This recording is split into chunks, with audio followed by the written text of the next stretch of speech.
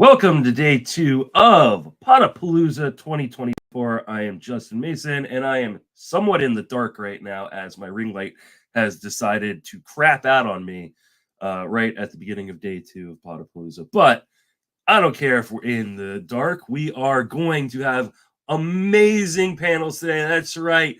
10 hours, day 2. Let's go. And good morning to Yancey Eaton. As always, we have a bunch of fantastic panels today. We are raising money for Fantasy Cares. We've got a ton of prizes that we're going to give out after the live stream is over. At this point, we have raised over $2,000 for Podapallooza. And if you combine that with the money that we have raised through TGFBI participants and TGFBI satellite participants, we have raised over $8,000 through TGFBI and Podapallooza already this draft season. So I appreciate everybody who came out yesterday and were on panels or watched or donated. I really, really appreciate everybody supporting this cause. Fantasy Cares is an amazing organization that raises money every year for a number of different charitable actions, but mostly for their Toys for Tots drive, which brings toys to 25 different cities around the country, tens of thousands of dollars worth of toys. And we're going to be giving them lots of money this year in order to increase that. So I appreciate everybody who's been supporting Podapallooza. We have a fantastic panel for you this morning. We're going to start off big. We're going to start off bold. We're going to do some bold predictions. And I'm going to bring in the panel right now. We have George Bissell, my friend. How you doing? What's going on, Justin? Real honor to be here. Appreciate all the work that you've done for Fantasy Cares. And this is a great annual tradition. I'm just happy to be a part of it. It's great to be here. Good to talk to you again. Yeah, it's great to talk to you every year. And we got to get together more often. I feel like we only get together like once or twice a year, and we gotta rectify that. But remind everybody where you can be reached on social media, and then plug all that you got going on. Yeah, so you can find me at Roto World. I'm the guy writing player news like 50 hours a week. We're at the busiest point of the season, so make sure you go check out the player news there over at Roto World. And also I'm over at Fantrax as well. Just started about a month ago doing Dynasty-centered content there. So the top 500 is up. If you want to check that out, give me your feedback. Really looking forward to that. So a lot going on, and it's an exciting time. So I'm excited to talk some bold predictions. This is going to be a good one. God bless you, Dynasty guys, who do all the heavy lifting for us simple redraft folks that play in Dynasty or have to talk about it every once in a while. Joining us as well is Michael. How you doing, my friend? Hey, Justin, doing well. Excited to be here. Echoing what George just said. I mean, amazing cause. Can't believe you're ready for another 10-hour day. Crushed it on day one. It all goes for a good cause. I've listened to this for years. Happy to be a part of it now. Super excited to talk bold predictions too. Hey, one of the greatest parts about TGFBI and Podapallooza is I get to meet a lot of new people I haven't met in the industry, and Michael is one of them. I'm looking forward to chatting some bold predictions with you. Remind everybody where you can reach on social media and plug all that you do. Yeah, super easy. It's my name. It's at Michael Rippe on X, and that's where I put everything. You could also find me partnerships with Live Take Sports, do a number of shows regularly, segments at Let It Rip, and a number of partnerships through Sports as a Service. And excited for this because I think more and more people will be able to find not just my stuff, but the stuff you've got going on and grow the industry as a whole. So excited to be here talking the bold predictions. Absolutely. Joining us as well is Ryan McLaughlin. How you doing, my friend? What's up, Justin? Yeah, I echo the sentiments of George and Michael and say it's an honor. It's not hyperbolic to say it's like an honor to be here. I'm at Fantrax with George too. I started there like a year ago. Roto Daddy Doug Anderson has put me on starting pitching ranks, and been doing that with a friend of mine, Michael, and we've been working on those. That's pretty awesome. You can find me on is it Twitter? We can just keep calling it Twitter, right? Yeah, I call it Twitter just because I don't like change. I hate it so much. But I'm not good in the currency of the fantasy baseball landscape. That is Twitter, but at LDP Loogie Down Productions. KRS-One, don't hit me with the cease and desist. And then I also I've been working with Eno on two events. We're doing like live Rates and Barrels podcasts in March at our other half Domino Park location. So that's been another thing. So yeah, I don't know. Somehow I found myself in the fantasy baseball content world, and it's really exciting and also extremely nerve-wracking. Well, you know what? I found myself in the fantasy industry by accident too. It doesn't matter how you get here. We're glad you're here. All right, let's jump into some bold predictions. I'll start with you, Ryan. Give me your first bold prediction. All right, I'm going to come out of the gate kind of hot. I'm from St. Louis, so I'm an NL Central guy. And I'm going to say that by the end of the year, Joey Ortiz ends with more FWAR than Jackson Chourio. That's my bold prediction. I don't think I could say he's going to be the better fantasy player, but I think overall, Joey Ortiz is going to have a better effect on the Brewers than Jackson Chourio. Wow, like we are starting off hot right there.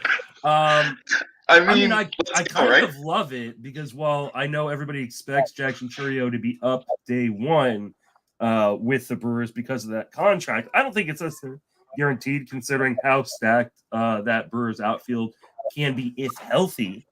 And Chourio's had struggle with swing and miss in the minor leagues. I know he was a lot better last year and made a lot of improvements, but doesn't mean he can't regress a little bit. Prospect growth isn't linear, right? We hear that all the time. Right. I think George is a little upset about it, though. Here's what I'll say.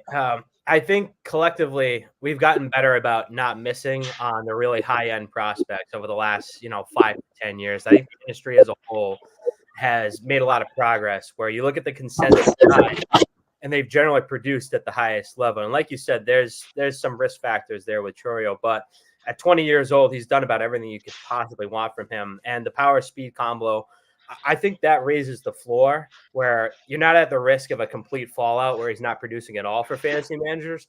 So I think that insulates a little bit of a risk there. And also the other thing is Sal Frelick has been playing third base a little bit. Yeah. So that's a development in camp. So if he's going to be playing there a lot, that cuts into Ortiz's playing time. I don't know if he'll be able to accumulate enough numbers to really outproduce someone like Chourio, but we'll see. I think it's a fascinating bold prediction. And if you're looking at the late rounds of a draft, that's an awesome dart throw. I struggle with, and I guess you're right. We do have the Bryce Terang, the Sal Freliks. Yeah. Like we have this sort of amoebic Brewers team where it feels like it's like Cardinals on steroids, where they can just use old Cardinals on steroids where they could just play people wherever they wanted. But like I do find it interesting that every projection system has Ortiz for like 300 plate appearances, and I'm like I struggled to see the Brewers, even from just a PR standpoint, trade for these two guys and then hide one of them on the back. Like I don't know. I feel like he's going to get some run, but go ahead. No, I a lot of these big trades. Sometimes I don't like. I'm in Boston, so obviously the Mookie Betts trade, everybody remembers. Like that just didn't work out at all. So sometimes these deals don't play out the way you expect. I just think there's a lot of guys that they have in the mix. Like Andrew Monasterio needs to play a little bit. Sure. Like guys who are out of options. Like unless they're going to flat out release them, it's actually the same problem in Baltimore where he's coming from. It's like unless you want to flat out Jorge, like you have to figure out how to play all these guys. I think we're having a little trouble with somebody's audio. I'm just gonna check something real quick and see if that is who the culprit is.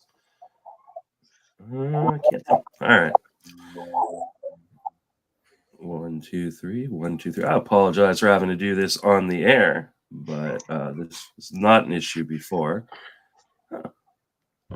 I can't tell who it is, but all right, we'll figure it out. All right, George, why don't you go ahead and give your first bold prediction? Sure, I'm going to stay in the NL Central with another prospect, Victor Scott II. And I tell you, there were a lot of guys I was considering for this, but he really stands out as sort of a dark horse to lead the league in steals. Because I look at the situation where Tommy Edman is coming off wrist surgery. Dylan Carlson's coming off ankle surgery. Now, if any of those guys have setbacks, are there any other options for the Cardinals to start the year? I really question that. And Scott's a guy who had 94 steals in the minors last year between high A and double A. So it's 80 grade speed. And the concern, I think, for a lot of fantasy managers is this another one-trick pony like Billy Hamilton, Esteury Ruiz type of situation? And if you look at Scott's exit velocity numbers, he actually hits the ball pretty hard. If you were to take out all the bunt hits that he has that count towards his exit velocity, I think his numbers would actually end up being a lot higher. So we saw it in spring training yesterday on Saturday. He had a 96-mile-an-hour line drive for a hit. So he's a guy who's, I think, making improvements. And one of the quotes he had in the offseason was that last year he was a sprinter who plays baseball. Now he's becoming a baseball player who runs. So I just look at the situation where we know the talent's there. And if the opportunity arises, we kind of know what he can do. So I think the stolen base ceiling is pretty massive. And I think he could be pretty impactful for fantasy managers. And he's a guy who's probably going to go undrafted in every league this year for redraft purposes. I mean, I don't know enough about Victor Scott other than kind of his earlier prospect pedigree. So I'm not going to like sit here and be like, oh yeah, I totally see it. Or I have no idea. Because honestly, I have no idea. I'm not going to pretend like I do. I'm going to do some digging. I saw him, hit that ball yesterday. I heard a lot of people talking about him now. Like, okay, got to go watch some film. Got to go dig into the numbers. Anybody have any thoughts on Victor Scott? It's a deep pull right there. I mean, at the end of the day, it comes down to, right, can he get on base enough to steal those bases? All right. So can he get the hits? Can he make the contact at the major league level to get on base to steal all those bases? But like Justin said, I'm gonna have to dig a little bit deeper here because now he's on my board for a little bit more research. Yeah. So he batted 303 in the minors last year, and like you said, the on base skills are always a concern. But I think from any of the scouts or evaluators that I sort of follow on this stuff, they've all said the hit tool is better than a guy like Ruiz, who was able to steal, 50 plus bases in the majors last year. So as long as that on base percentage is around 300, I think he's usable for a fantasy perspective. And, I just think it's a good situation. I spend a lot of time like monitoring the news, writing player blurbs, and just the sense I get is that there's a lot of concern right now with Tommy Edman coming off that surgery. I don't know if they want to push him at the outset of the year. And the same thing with Dylan Carlson, who frankly has been very underwhelming for a couple of years now. So if he gets the opportunity, he's a guy who could take advantage of it. And if you're looking for those like late round breakout type of guys, it's about talent and opportunity. And I think he sort of fits both of those bills. As a lifelong Cardinals fan, now more fantasy fan, I'm upset that I missed my buy low opportunity on Victor Scott second in all my dynasty leagues. Yeah, you're not going to get him anymore. No, every time you check in, you're like, "What about Victor Scott?" People are like, "Oh no, I really like him." I can't remember, but I feel like either there's been talk of him talking about like hit instructors in the minors, and I feel like there's been a lot of discussions on he has turned himself, like you said, from like a Rabbit, a Ruiz, into more of a complete player. And I do think that the uncertainty of Dylan Carlson is he's a big fade, but they can't run Edman. Edman showed well in center, really well last year. And then Newbar, I guess, could play, but he's got these injury concerns that have now surrounded him. So I think there is like kind of this sort of clear path for Victor Scott to just ascend pretty quickly to center in St. Louis. Yeah, I'm not coming on here saying he's Mookie Betts or anything like that right out of the gate. For sure. But he was a Gold Glover in the minor leagues last year. The defensive ability is there. And like Michael said, I mean, if he can get on base, we know he can steal bases. That's a guy who can make an impact for fantasy managers. So that's just something I look at. It's an interesting situation to monitor because I think the buzz could start to build if Edman's not playing in 3 weeks and all of a sudden Victor Scott looks like he's going to be in there on opening day. Mm-hmm. The Cardinals have like I'm not going to make this a Cardinals chat, but they're with Burleson, Carlson, Nootbaar, Donovan, Edmund. It's like this. I don't know really. Like they traded O'Neal, and it seemed to feel like that was like the logjam that was let loose. But I don't know. I'm interested to see how it kind of plays out through spring. Feels like they have one more outfielder either to move or cut or demote or something. I don't know what it is, but Yeah, there's like tons of guys on the fringes of their roster, like Alec Burleson, Luke and Baker. It's like, what do you do with all these guys? Like somebody has to go. It's kind of like the Luke Voigt situation a couple years ago. It's like eventually someone's gonna get included. Oh, the Cardinals. Chaim Bloom's gonna fix it all. Don't worry. Don't worry. It's gonna be fine. It's gonna be fine. As a Red Sox fan, I have my doubts, but we'll see. I knew that was coming. All right, Michael, why don't you give us your first bold prediction? Yeah, well, guys, you guys hit us with a couple of deeper level names. I'm going to try to bring it back to a bold prediction that I think fits with someone that everybody knows, and that's catcher Mitch Garver. You know, he's a guy, we've known him for a while. He got a big contract, 2 years. He's settled now in Seattle. Finished strong last year in Texas, and I'm making this bold because I think he stays healthy, and I think he gets over those 100 games. And where he's going at the catcher position, which has gotten deeper all of a sudden quickly, right? It used to be, oh, there's not a lot of depth at catcher. Now it feels like there's a lot of depth. And this is the guy that I'm targeting in most of my drafts. He's number 16 at the catcher position off the board, over 200th drafted. And I like it if he can get over 100 games. I actually prefer him to Cal Raleigh, who's going about 75 slots higher than him. And the number 7 catcher. So Mitch Garver at number 16 ADP from a catcher position. I think he has the opportunity to not only catch a little bit, but play DH fully in Seattle. With Julio there, I think he has the opportunity to kind of get those numbers. He's a power hitter. And again, this is bold because I think he's undervalued, but also bold because I think he stays healthier longer than he really ever has in his career.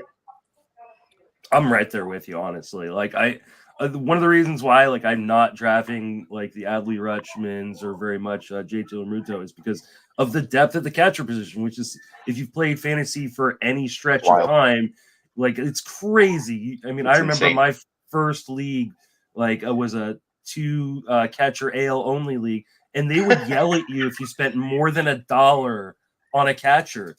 And now we've got a lot of catchers return a lot of value, and so you don't need to spend up at the catcher position maybe the way you did a few years ago. So I love the call. Yeah, love it.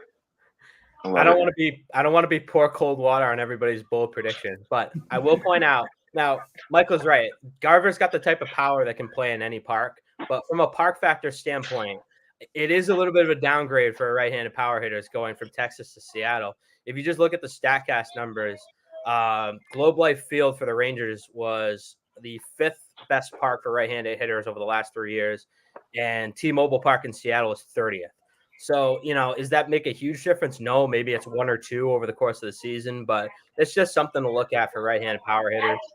We've had guys succeed there before, like Mitch Haniger's put up huge numbers in that park. So, yeah, I think Garver can still produce in that, but it's something to look at over the course of the year, I think.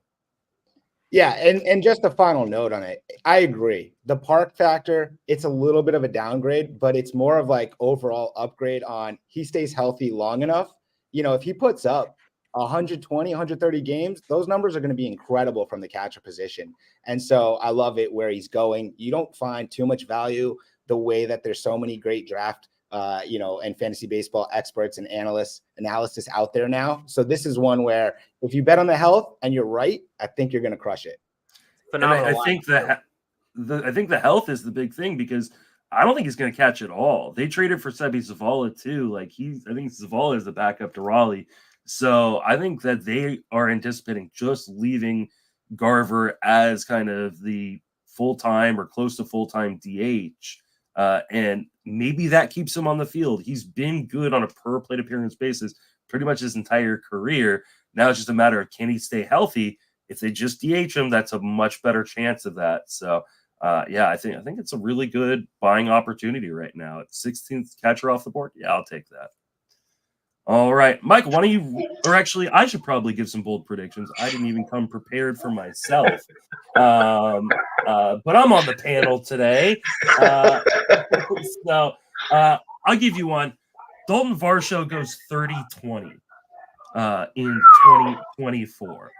Varsho is a guy that I've never liked. I hated him as a prospect. I had a source within the organization, the Diamondbacks organization, that told me that nobody except the general manager thought that Dalton Varsho was a catcher. I thought he was going to be a very overrated prospect. But that's because I didn't think he could catch. I thought he was going to have to move out from behind the plate. He has. I know last year was kind of a transition year in Toronto, but the underlying skills were actually better than they've been his entire career. I think we're going to see power, speed from Varsho playing in the outfield in Toronto this year. And I don't know, I know he had a down year, but he still went 2016. Average, never going to be great, but man, 30-20 from a guy you're getting after pick like 150, I'll take it all day. I don't hate it. I'm with you though. Like, I'm a Varsho, like, get out of here. Don't need it. I have no time for Dalton Varsho, but I like, and I guess it kind of always falls into everyone has the right price. But like, yeah, if you can get him in a nice spot, that's a nice upside for sure. I'm gonna inject some negativity. There we go. I'm ready. I was ready for it. Boston guy on brand. I love it. I love it so much. I have to do it. Probably gonna hit towards the bottom of the lineup. The value of the stolen bases, I think, is diminished with the league-wide uptick. There's just more guys running, so I think his sort of skill set in a guy who could steal 20 bases as maybe he gets catcher eligibility was a lot more appealing, I think, like a year or two ago. But I will say there's a lot of uncertainty in that Toronto lineup where he could easily find his way more towards the top. Like if a guy like George Springer gets hurt and they have to mix up the lineup, maybe he ends up batting more towards the top. So I like the call, and it feels like we're always early on these guys. Like Varsho was a fantasy darling years ago, it feels like. So maybe we were just all very early on it, and Justin's right. The offensive numbers are sort of trending in the right direction if you look under the hood at all the advanced metrics. So I kind of like it. And there's not a lot of competition for at-bats in that outfield. They've kind of settled things there. So a little bit of negativity, but I like the call. Appreciate it. All right, Michael, why don't you give your second bold prediction? I love George. You bring it back right at the end there. It's a perfect merging. This is good. It's like a compliment sandwich. It's the best. It's so good. Well done. So let's another guy who was on Texas for a period last year and now was traded late last season, and that's Cole Ragans. Ryan, you talked about Georgia's kind of volatile team at the start here, and so I'm looking at Cole Ragans, pitcher, Kansas City, right? Because he was excellent with the Royals last year, emerging as a potential future ace and one of the best pitchers in baseball, and where you can get him this year at around 28, 29 starting pitcher overall. He went 5-2, 2.64 ERA, 89 strikeouts. I love strikeouts in 71 innings pitched in Kansas City last season. Now he's going to get a full season. You've got a weak AL Central when you think about the offenses he's going to be going against comparatively to the league speaking. So we'll get more matchups there. I like his numbers.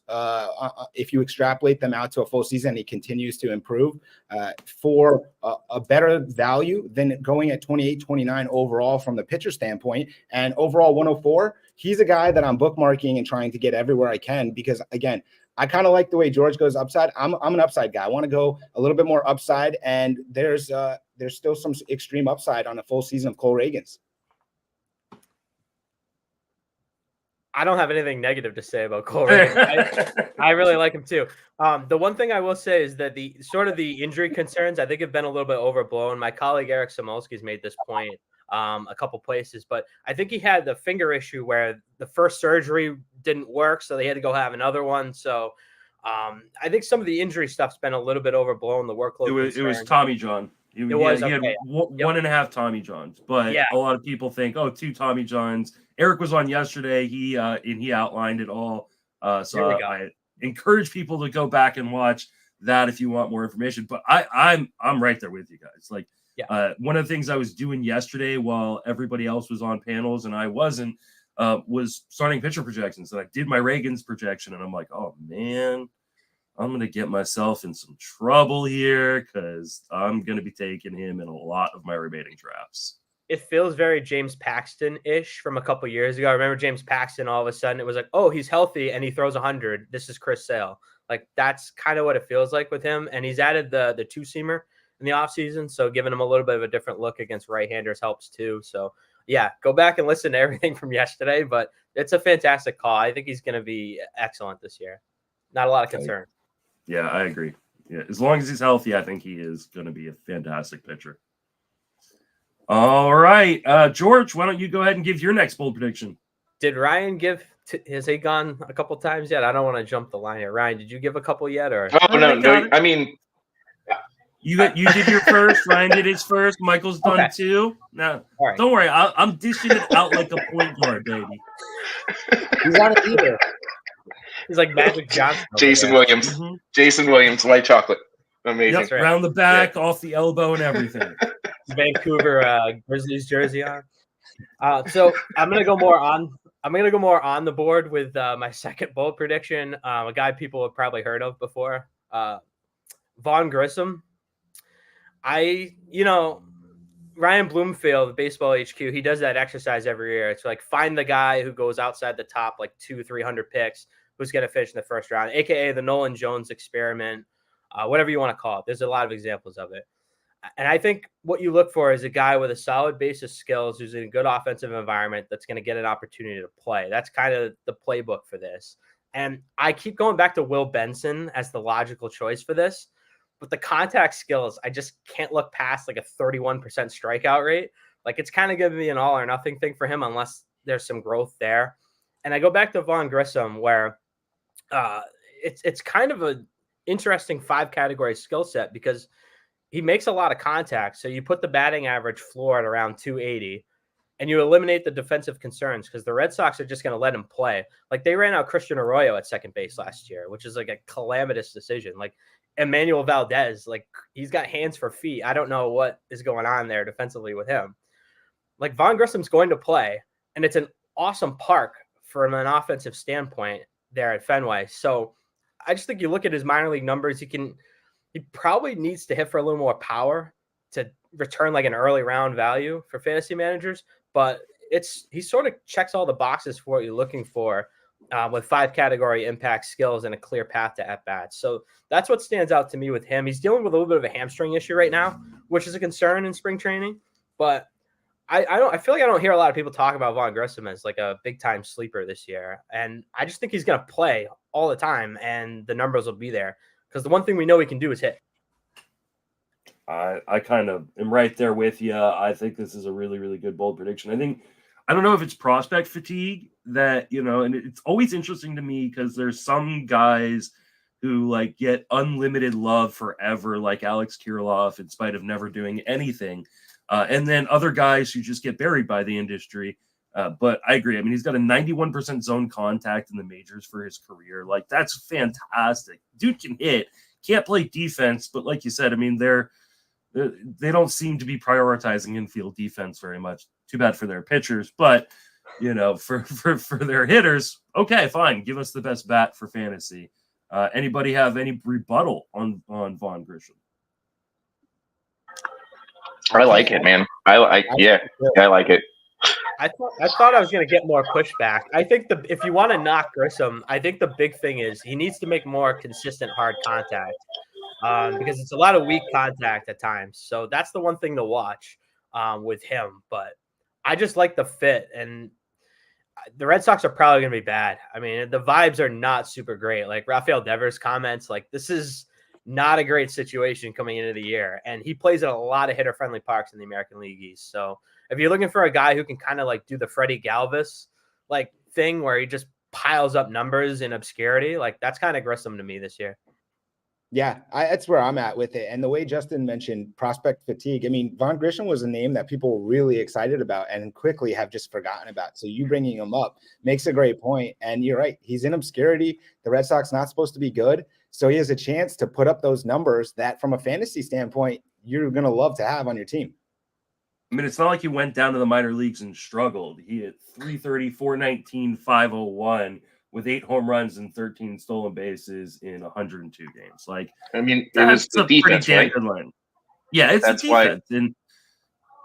Yeah. Who are the Braves rolling out? Shoemake, Braden. What was the guy's name? Shoemake, yeah, who they traded to the White Sox. Well, originally he was a shortstop, and they just decided Orlando Arcia's defense was just Right, which is understandable. But I will say it's a bad sign if you worked with Ron Washington on your defense and then it didn't work out, because that guy he turned Marcus Semien into like one of the best players of baseball. So, but I think that like that Semien sort of career arc is kind of what could happen here with Grissom, or maybe it takes a trade and a change of scenery. A better environment for him, that it unlocks everything. Because like he was terrible defensively, but we don't care as fantasy managers what he does defensively. Doesn't matter. So and the Red Sox don't seem to care either. So he's going to play and he's going to hit. All right, Ryan, go ahead and give your second bold prediction. All right. Okay. So because it is 2024 and this is fantasy baseball, we need to talk about Cole Reagans twice because. Because that's who we all want to talk about. But okay, my bold prediction is that this year's Cole Reagans is Sawyer Gibson Long. That's my bold prediction. We're gonna pull him into the spotlight a little bit here. But besides both of them having amazing mustaches, there's a lot of similarities between some of their stats. Their stuff pluses are Gibson Long's at 113 over Reagan's 101. Reagan's barely edged him in location plus, and then pitching plus the same. Reagan's 104 to Gibson Long's 102. But I just everyone. This is like the thing, right? Who's going to be the next guy that is going to win me my fantasy leagues? I can get off the wire. And I think if you're going to take a shot on any, I could like read off this list of stats, but I don't think that's the best. I think I have a nice enough voice, but no one wants to hear me read that much. Yeah, it's like the ice cream headache when you throw all the numbers out like once. It's like, Right. You're like, oh, okay. Yeah, you can feel people's eyes glazing over. Like you can just, they're like, oh, okay. So I think it's interesting. I think he's going to have run. I think he's in an amazing park for said run. I know that the bullpen or the rotation has become a little crowded with the Maeda, with the Flaherty, with Skubal obviously leading the way. But that's my bold prediction. So get on the Gibson Long mustache right now. Get on there. Michael, you want to jump in? Do you have any? Yeah, I mean it's a pretty bold prediction. That's all I got. Okay. Here comes the cold water. That's what you're there for, man. Love it. Perfect. I like Sawyer Gibson Long, but here's the issue. He's currently dealing with a left groin strain, which pushes back his throwing program, I think, a little bit, puts him behind the 8-ball. And if you think Casey Mize is going to be in the rotation at some point early on in the year, coming off Tommy John, where he's scheduled to make his spring training debut this coming week. So Mize might actually be ahead of him in terms of like building up a workload to start the year. So if Reese Olson's in the rotation and Mize is coming back, like I'm not sure he has a spot. So that's my concern is the innings. It's not a talent thing. I just think like, then again, you're betting on the health of like Kenta Maeda at almost 40 years old and Jack Flaherty, who's been inconsistent. So, and Matt Manning's missed time with freak issues. So like you could see a path to him getting a rotation spot.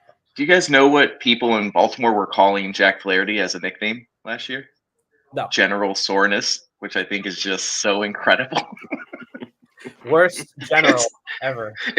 He's man, I gotta say, as a Cardinals fan, the Jack Flaherty descent into like kind of being a shithead and also like losing it has been sad to watch. Paul in the chat saying to be this year's Reagans, he only needs about 80 innings in the second half. So that actually technically kind of works. Also, I'd like to point out that I'm being trolled in the chat for some of my apparent catchphrases. Apparently Yancey's taking a shot every time I say all right, and he blacked out yesterday doing that. So, and then and my wife added on to that.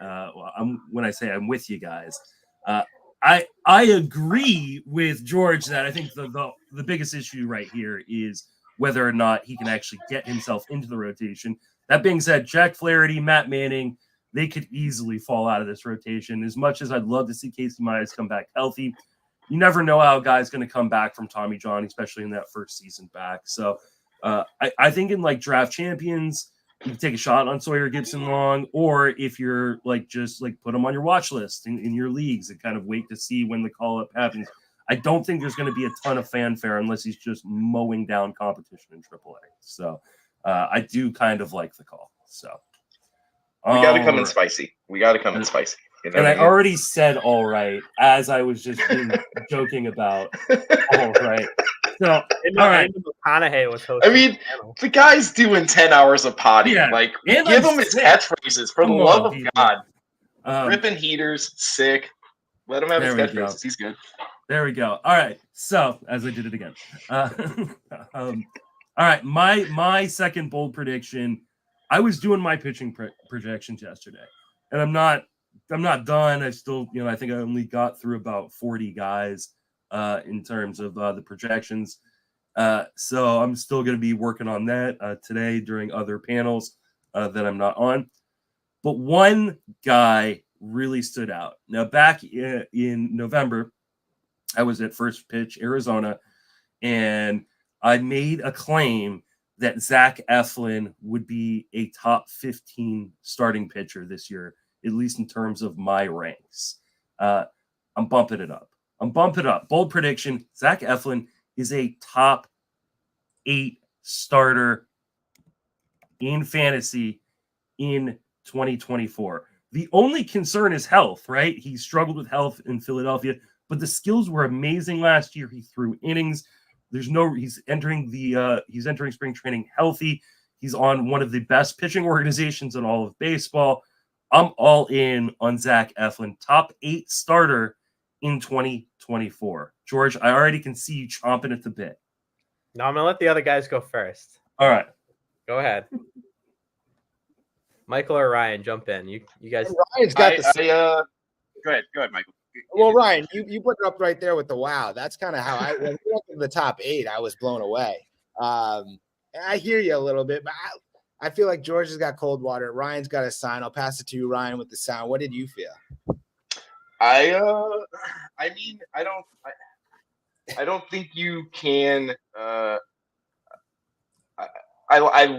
think that it's possible, right? It's like if things fall into place and Eflin could get there, but man, top 8 is like that's like Szechuan spicy, man. And I think. And Ryan, let me just add the wow that you put up. I was going to say that really he could get into the top 8 if you change his last name to Gallon. Nice. I like that. Nice. I actually don't have a ton of issues with this one at all. Actually, he graded out really spectacularly in the Roto World projections, which are in the draft guide that came out a couple weeks ago. I'm with Justin. Anytime you run any kind of projections with him, he grades out near the top. Like you're talking like a floor of like a top 20 guy. So I think worst case scenario, when you look at where he's being drafted, he's probably going to return that and the profit will be there too. It's kind of getting to the point with Tampa Bay where when a guy gets traded there, when you look at like what Aaron Savali did in the second half last year after the trade deadline, where anytime they get moved there, you kind of have to be in. Ryan Pepiot is another guy who I think is interesting. I think the control backslides for him a little bit, which will lead to some regression in the run prevention department. But Eflin was phenomenal last year, and there's no reason to think he can't do this again. He's only 29, and if we're going to sit here and say every pitcher has durability concerns and health issues, then what do you really, it's not that much of a risk for where he's being drafted. So I really like the call. Eflin, I think, is I could see a top 10 finish. It could happen.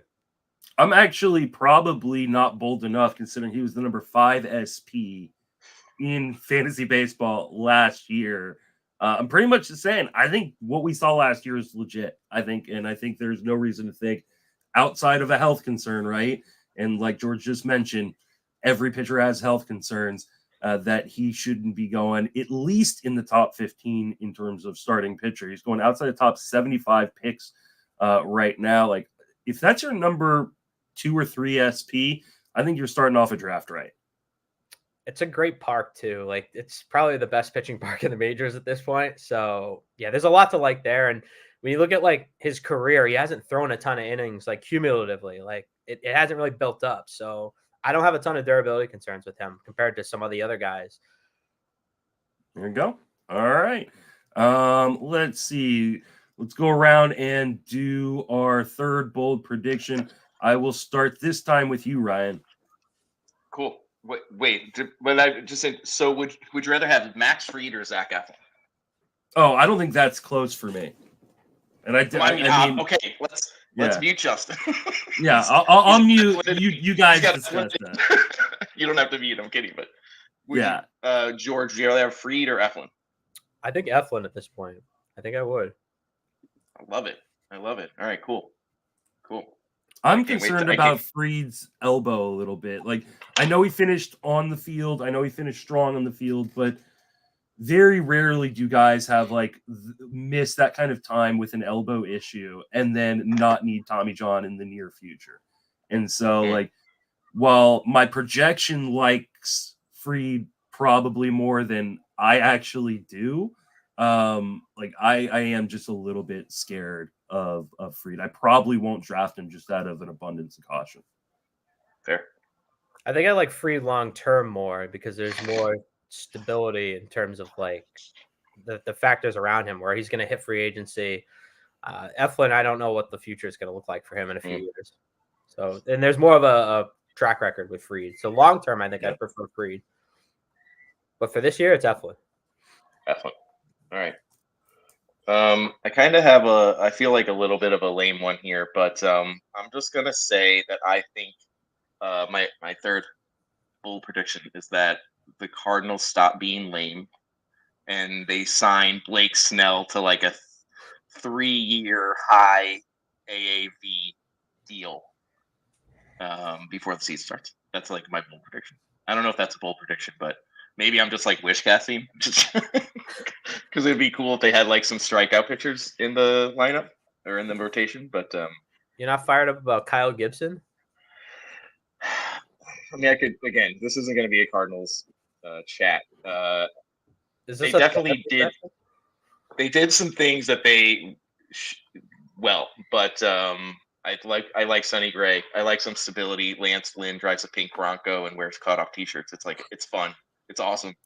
But I would love to see some strikeout ability in the rotation. That'd be great. And maybe a better left-handed presence than Steven Matz. So, Justin, did you guys yesterday spend a lot of time talking about Blake Snell's control issues and how much fantasy managers should be concerned about that? Or because I feel like that's the point of conversation everyone has to have with him, right? I mean, for me, the control issue is a big thing. For me, it's just the long history of health issues. I mean, dude has always struggled to stay healthy. Last year in a contract year, he, was able to do it, and I don't know if it's a matter of just pitching through anything that bothered him, but I just can never project Blake Snell for more than 140 innings. And so for me, that's the reason why I wouldn't touch Blake Snell if I was a team. I know the Giants have been closely linked as a team that could jump in on Blake Snell. I do not want that at all. I know it's a great park and everything, but the health history to me, it just scares the crap out of me. So earlier this morning, we saw Cody Bellinger sign basically 3 one-year deals with the Cubs with all the opt-outs. I think Blake Snell could do something similar where it's a 5-year deal, but there's an opt-out after every year. So that's a possibility. I think, like you said, Justin, if you pair the injury history with the control issues where that amount of walks, it amplifies the risk and lowers your margin for error. You kind of have to strike out a ton of guys and be perfect to make that work long term. So yeah, there's a lot of concerns with Snell, but last year was historic. You got to give the dude his credit. Last year was incredible. Yeah, I mean it was, but do we excuse 5 years of injury proneness over this 1 year? I mean, I guess, and in some ways I'm a little bit of a hypocrite, right? I'm willing to excuse Eflin's injury past, but I'm not willing to excuse Blake Snell's. But I guess I'm just fine with being a hypocrite. Whatever. I think the most boring starting pitcher preview ever would be like, everyone's an injury risk, and then we just sign off and we're done. Like, yeah. I should do that. It just comes the with whole thing. I'm now taking notes for future podcasts. So Feel free to use that. Yeah. Michael, why don't you give us your third bold prediction? Yeah, and this one's not going to be too bold, but I think we have to look at Jose Altuve, second base position. And now, obviously, with Mookie Betts, full-time second base, he's at the top of the board. I'd like to come here and say Jose Altuve is going to be number one second baseman. I can't do it. I got to put him at number two, but I think that gives you the value there, right? Because he's going as the number four second baseman. I think he'll perform better this season with a full season than both Semien and Ozzie Albies. And you can get him for a discount compared to the two. 10, 15 picks later, he's going around, 35, I think, in drafts right now. And remember, he was hurt in the World Baseball Classic, missed a large portion to start the season last year, but his numbers were fantastic when he came back. He gets a full season and he's usually healthy. I think he's going to put it all together for a massive year this year. He got paid in the offseason. He said he feels great. Most players do when they're coming into spring training, but he's got the kind of game that ages well, I think, especially for fantasy, that park. He's a guy I love that is one of your top tier players, but you're still getting a value and he can outperform. So Jose Altuve for me, second base, I'm trying to get him instead of going for Semien or Albies. I don't mind it. He just has to stay healthy. He's struggled to stay on the field consistently over the course of the last few years. But if he stays healthy, I can totally see that.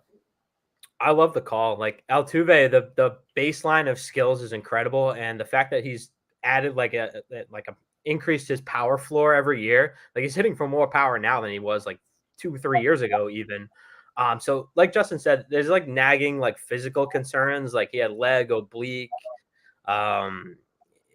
knee issues at times last year. So as long as like the nagging physical stuff doesn't like bring down his effectiveness overall, like he's going to keep doing this for a couple more years at least. Yeah, they just signed him a long-term deal. He's going to be doing in Houston. So, yeah, got no problem. George, why don't you give us your next bold prediction? All right, I'll go quick. Chase Silseth. I don't think anyone talks about him at all. Has anyone talked about him anywhere? Like, I tried to go way off. I love Chase Silseth. Okay, good. I wanted to do Joe Boyle, but I can't look past like the 7 walks per 9 in the minors. That's just it made my eyes hurt just thinking about it. Chase Silseth was, I think, mismanaged last year, if I can say that. Like it comes with the territory when it comes with the Angels, but they don't do a lot of things well. And they kind of shuffled him back and forth between a relief role and a starting role at the outset of last year. And then when they finally gave him an opportunity after the All-Star break, he had a 3.21 ERA with a 30% strikeout rate in 33 innings. It was only 7 starts because he ended up missing a month when his teammate hit him in the head and he got a concussion on a rundown. So, look, a lot of things went poorly for him, but I like the changes he made in the second half where he kind of ditched the cutter and is going with a 4-seam sinker slider mix. I just think he's pretty much locked into their starting rotation to start the year. And he was pretty good last year. So I like him as like a late round dart throw. I think he finishes like a borderline top 50, 60 pitcher for fantasy purposes. Like that's bold considering I don't think anyone's going to draft him unless you're in a really, really deep league. So typically I get to pour cold water this time. So typically I don't care about spring training at all, right? Like usually spring training is just one of those things I kind of just throw out and like, but what outside of just kind of keeping track of like guys' strikeout rates and things like that from a hitter's perspective and from a pitcher's perspective and walk rates and things like that, there are a number of guys that I'll put on a list and I go, I want to watch this guy hit. I want to watch this guy pitch because I want to see something in the profile, whether I want to see a change, whether I want to see, can he consistently repeat mechanics that maybe we saw last year or that he changed in the offseason. Chase Silseth's one of those guys because for me, there are a lot of times where he is just so hittable, especially with a fastball. And that worries me, especially if you don't have like a dominant pitch in the profile. So for me, like I'm not in yet, but I could be drawn into Chase Silseth if I'm watching spring training this year and I go, okay, he's actually got like a fastball that doesn't just like feel like something you hit at batting practice. So I looked at this specifically because like I anticipated this being the argument against him. Like you said, Justin, that's exactly what the concern is. And the expected slugging on his fastball actually was down last year. So he is making a little bit of improvement, but he's got to stay away from barrels. Like he's got to be a little more effective at missing bats in order to really make that jump. But when I look at guys who fit the profile of they could go from completely off the radar to being relevant, I think he kind of fits the bill because the opportunity is there for him. There's not a lot of competition for starts anymore. And I think they really screwed up with how they managed him last year. And it was such a weird year that I think you got to throw it out completely and just look ahead to this year. Wait, the Angels mismanaged something? Yeah, exactly. It's shocking. Just unreal. Never. I remember I've been like kind of watching Silseth because he was the first player from that draft to reach the majors. And I remember that always kind of stuck out to me. And he's always around. Like he's one of those guys that's like always on the wire. He's always around. But like as he starts to put it together, I think, and like you said, at some point you get into a place where you're like, okay, I just need to find guys that are going to have innings available to them. Right. At some point in drafts, you're like, who's going to have the volume that I can start to use, And I think he's like a perfect candidate for that. Oh, we got a question in the chat about Joe Boyle's walk rate because the automated strike zone. I think his walk rate in AAA was still like over 6. So I know it was only 16 innings, but dude's going to walk a lot of guys. He's insanely talented, but the walks are going to be astronomical, I think. And he still plays on the A's, so wins won't be easy to come by. All right, so we've got about 7 minutes or so before I've got to boot you all out of here and bring in the next crew. And I want to get to your guys' last bold prediction. So, George, why don't you just run it back and give us your last bold prediction? Zach Geloff is a top 5 fantasy second baseman this year. Whoa. Okay. Yeah. Now let me make the case. Geloff, love it. No, I'm going to do it real quick. I can do this in 30 seconds. Hitters in the second half last year. He debuted after the All-Star break. Hitters with a 250 average, 12 homers, and 10 steals. There are only 10 of them. Most of these guys are going to go in the first round. Ronald Acuna, Bobby Witt, Jose Ramirez, Francisco Lindor, Julio Rodriguez, Nolan Jones, Kyle Tucker, Luis Robert, Freddie Freeman, TJ Friedel. That's it. That's the list. So if the batting average is there, he's going to play, and I think the power-speed combo works. It's kind of a weird profile. It's like an Ozzie Albies, Brian Dozier. Like, he has to maximize his contact when he makes it in order to get to the power. But, yeah, I think he's pretty good. And I don't think anyone cares because he plays for the A's. All right, so now I'm just going to throw cold water on it. I'm going to do it very quick so we can get to everybody else's bold predictions. Zach Geloff was not a qualified hitter last year. Had he been, though, he would have had the worst zone contact in all of baseball. And he plays on the A's. I actually don't have a problem necessarily with drafting him. I'm probably not going to take him exactly where he's going, but I'm not going to beat up anybody who takes him around, pick 130, 140 where he's going because he's going to play every day. It's the A's. The A's suck. There's no one else to really replace him. But that batting average has Joey Galloian potential on the downside because of that inability to make contact in the zone. 74.7% last year. That is atrocious. I can't refute it, but when he does make contact, the barrel rate and the sweet spot percentage, is good. But everything else sucks about his batted ball profile. I can't refute that. So it really all has to work in order for him to be successful. Because, like you said, it's kind of going to be an all or nothing situation. It could collapse on him completely. I don't rule that out. But if it comes together, the numbers are actually going to be pretty special. All right, let's move on to other bold predictions. Ryan, why don't you give us your final bold prediction of the podcast or of the segment? Apparently, I'm a Tigers stan. I'm going to say that somehow the Tigers, all the Minnesota Twins injury risks hit and they collapse, and the Tigers ascend to the top of the Central. That's my bold prediction. I don't know if it's that bold. I feel like the Tigers are kind of the sleeper team. But I feel like if Green and Skubal hit, Torkelson comes into his own and keeps going. Maybe Bias chips in. Kerry Carpenter has some growth, I think, and it will kind of depend on Minnesota Twins collapsing a bit, though. Paul Sporer is in agreement. I swear to God, I'm not doing this for Paul Sporer. I'm not. Yeah. I was like, as a longtime listener, I felt like you were just doing that right for Paul. I thought like you were right there. I'm going to actually say, like, I don't mind that one at all. However, I'm going to rebut with my last bold prediction, which is that the Kansas City Royals win the division. No. The Royals have improved their bullpen. They've improved their starting rotation. That offense is young and upcoming. If you're looking for a long shot, last year I predicted that the Arizona Diamondbacks would win the NL West. They fell short of that, but made it to the World Series. I like the Kansas City Royals as a dark horse this year. I'm just going to say I will show you receipts of me texting various friends being like, what should my fourth prediction be? And then this morning I threw in Tigers win the Central because I was like, I just need 4.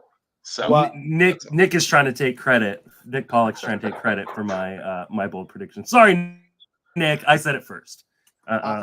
Should I go put a wager in on the Twins to win the division now? Is that what I should do right after we or the Guardians? Yeah, one of the two. So 100%. I love that bold prediction, Justin, because that means Cole Reagans is going to be right at the top leading them there.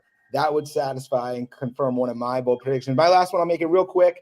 It's Juan Soto is going to be the top fantasy player this season. That's bold because it's tough with Acuna, right? But Juan Soto, this guy is going to put it all together this year. It's his contract year. He's in New York. You got Judge. You got that short right field porch. He's going 40 homers, 100-plus runs, 100-plus RBIs, gets the average back up to over 300. He's the number 1 fantasy player in baseball this season. Well, Nick Pollock likes that one. He says Michael is my new favorite. He also said that he said this the Royals thing on a podcast 2 weeks ago. Buddy, you got to start listening to Sleeper in the Bus because I said it well over a month ago that the Royals were going to win the division. So I like that we're simpatico, though. I love the Juan Soto call. I think the lack of stolen bases may hurt him a little bit, but we're in kind of a time where stolen bases don't quite matter as much. So I think he definitely could be the top player in fantasy, especially if he's using that short porch. Ryan's got his Joey Ortiz truther sign. Guys, this has been a fantastic panel, a great way to start things off. I'm going to give you guys each an opportunity to let everybody know where you're at on social media, plug any work you got going on. Ryan, why don't you lead us off? Hey, you can find me at LDP on Twitter and writing up that Sawyer Gibson long take about the next Cole Reagans too. If you're ever in Philadelphia, I'm the chef at Other Half there, and we're doing live Raisin Barrels in New York City at the end of March. So you'll find me there. If you guys ever are around, please come say hi, and I'll buy you a burger. I'll be in New York in, I don't know, 2.5 weeks. So hit me up. We'll go have lunch or something. I'd love to do that. All right. Yeah, for sure. George, remind everybody where you reached and what you do. Yeah, so you can find me at Roto World pretty much all the time. We have the draft guide. It's out now. It's got Shohei Ohtani on the cover. It looks beautiful. We're giving one of these away as part of the Fantasy Cares contribution. So if you're donating, helping out the cause, you're in the running for it. It's awesome. And you can find me also at Fantrax Dynasty stuff there on X at George Bissell. We appreciate all that. Appreciate you guys donating prizes. Michael, remind everybody where you reached and what you do. Yeah, that's awesome, George, that you guys are giving that away and everyone else giving stuff away. I mean, amazing weekend. Justin's crushing it. You can find me at Michael Rippe on X as part of Sports as a Service and Live Take Sports, weekly segments, and much more coming. Love to be here today. It's been a pleasure. Great conversation. And also, shout out to everyone in the industry. I've listened for years to all the podcasts nonstop. So just being a part of it has been exciting and excited for this year's TG FBI. Can't wait. Thanks, Justin.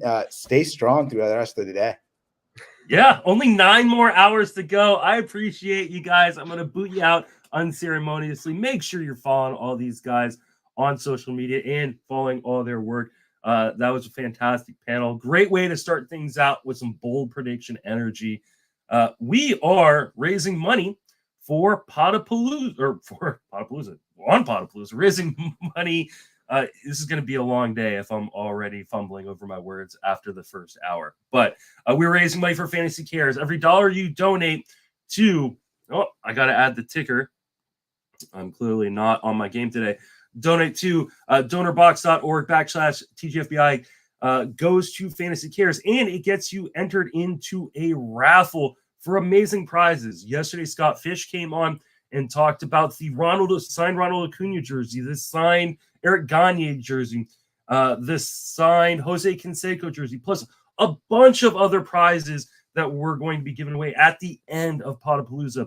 So far, we've raised over $2,000 during Podapallooza. If you add that into the money that we've raised through TGFBI participants and TGFBI satellite participants, we've raised over $8,000 so far this draft season. And one of the prizes I'm giving away is for every $1,000 we raise, we will give away a spot in next year's TGFBI, right? So if you've always wanted to be in TGFBI and you haven't won a satellite league, you're not in the industry, this is the only way you can get in. Donate, win the raffle, get in to next year's TGFBI. We are going to just jump right back in to another panel, a great panel with some legends in the fantasy industry, starting off with our host, who's going to be Steve Gardner. How you doing, my friend? Doing great, Justin. Thank you very much for having me. I'm really looking forward to this. I'm looking forward to this as well. I'm actually going to stay on the panel, but I'm going to move into the analyst chair and let you host because I want to talk about auction strategies.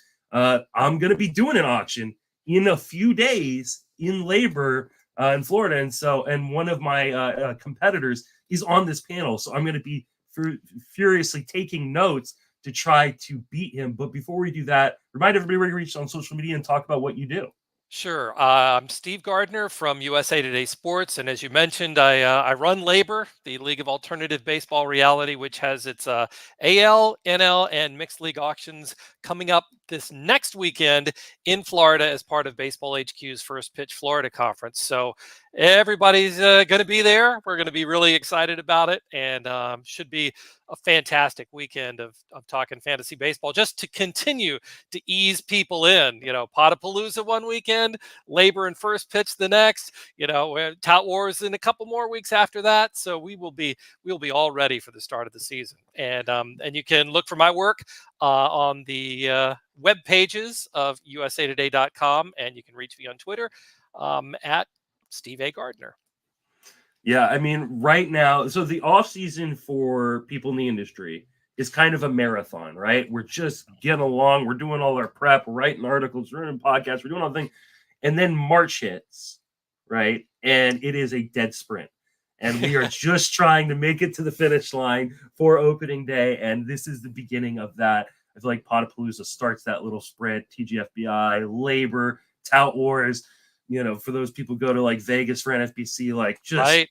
It is like just nonstop. And then home league somewhere in there, yeah, where we exactly.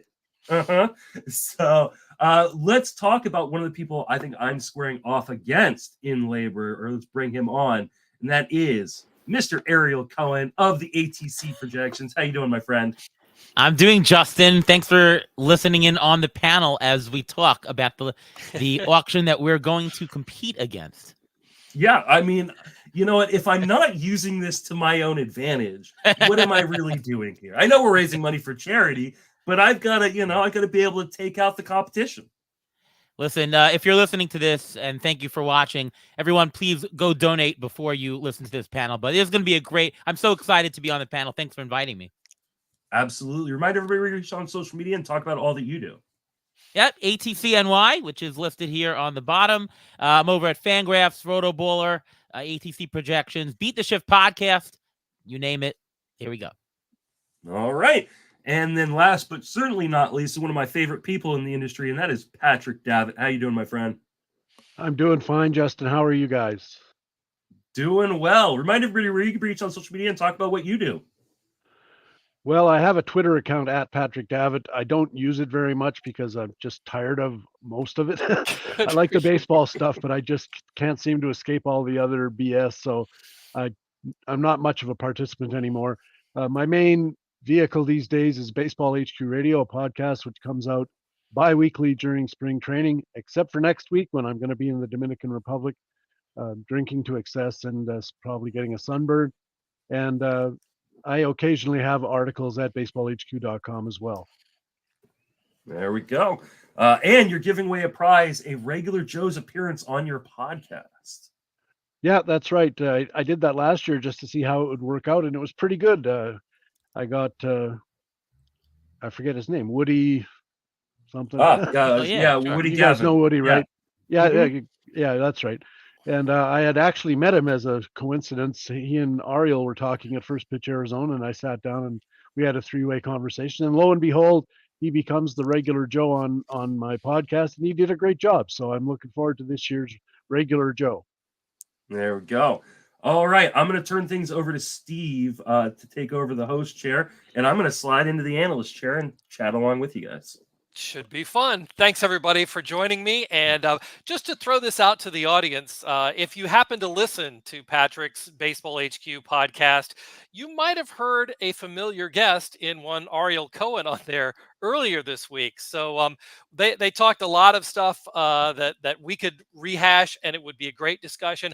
I'm going to try and maybe take it in a different direction and see if we can get some more insights out of these fine gentlemen and give Justin a little bit more base of knowledge for what's going to happen in labor coming up. All right, guys, let's talk first of all about some of the, why do we do fantasy auctions? Why do we like them? I'll start, Ariel, with you first. What is it? You make a lot of your ATC projections work for not only straight drafts, but also auction drafts. Which of those do you like better, and why is it auction? I definitely like auction better. Listen, I think that auctions are more American. Sorry for the Canadian here, Patrick, but I think that auctions, you have the ability to come in at any time. So, it's more fair. If you don't get the first pick, you ain't getting Ronald Acuna unless you somehow, I don't know, tie up the guy who has the first pick or something like that. It's much more fair, right? You want him, you get him, you pay for him. You're in on the action every single pick. If you're at the end, you might have to wait 30 picks for your next pick. It's a lot more boring, in my opinion. You also can construct your team very differently. In a snake draft, you have to take one first rounder, one second rounder, one third round. I can do this all day. One 10th rounder, one 12th rounder. In an auction, I was afraid you were gonna. Yeah, in an auction, you could take 4 first rounders if you wanted. You could take 4 0 first rounders and 4 fourth rounders. It's more freedom. It's do what you want. It's more American. That's the way I see auctions, and it's a lot more fun. And for those people who think it's so long, it's longer than snake draft. Not that much longer. It's actually much quicker than you think, especially the online ones. Patrick, is it also very Canadian? Can you say? We can share, right? Well, sure. I mean, I don't think auctions, there's Dutch auctions I've heard of, and in various places I've lived, there's auctions everywhere. So I think everybody's used to the idea. I'll echo what Ariel said, that the main thing I like about auctions and why I prefer them is that, we talk a lot in snake drafts about our roster builds, and our builds are constrained by the fact that we have to pick a first rounder, second rounder, and I could go on all day with that, but we know what I mean. And instead, I can build with a bunch of $10 players, or I can build with 3 $30 players and 3 $2 players. Those decisions are up to me. And even more interesting is that those decisions are fluid and dynamic based on what else everybody else is doing at the table. And I know that in a snake draft, what other people are doing in the draft sometimes affects what you're going to do with your next pick, but it's not at the same level of detail. You're just kind of grabbing from a clump of 15 guys, your next, however many guys you have between your next pick and the current pick.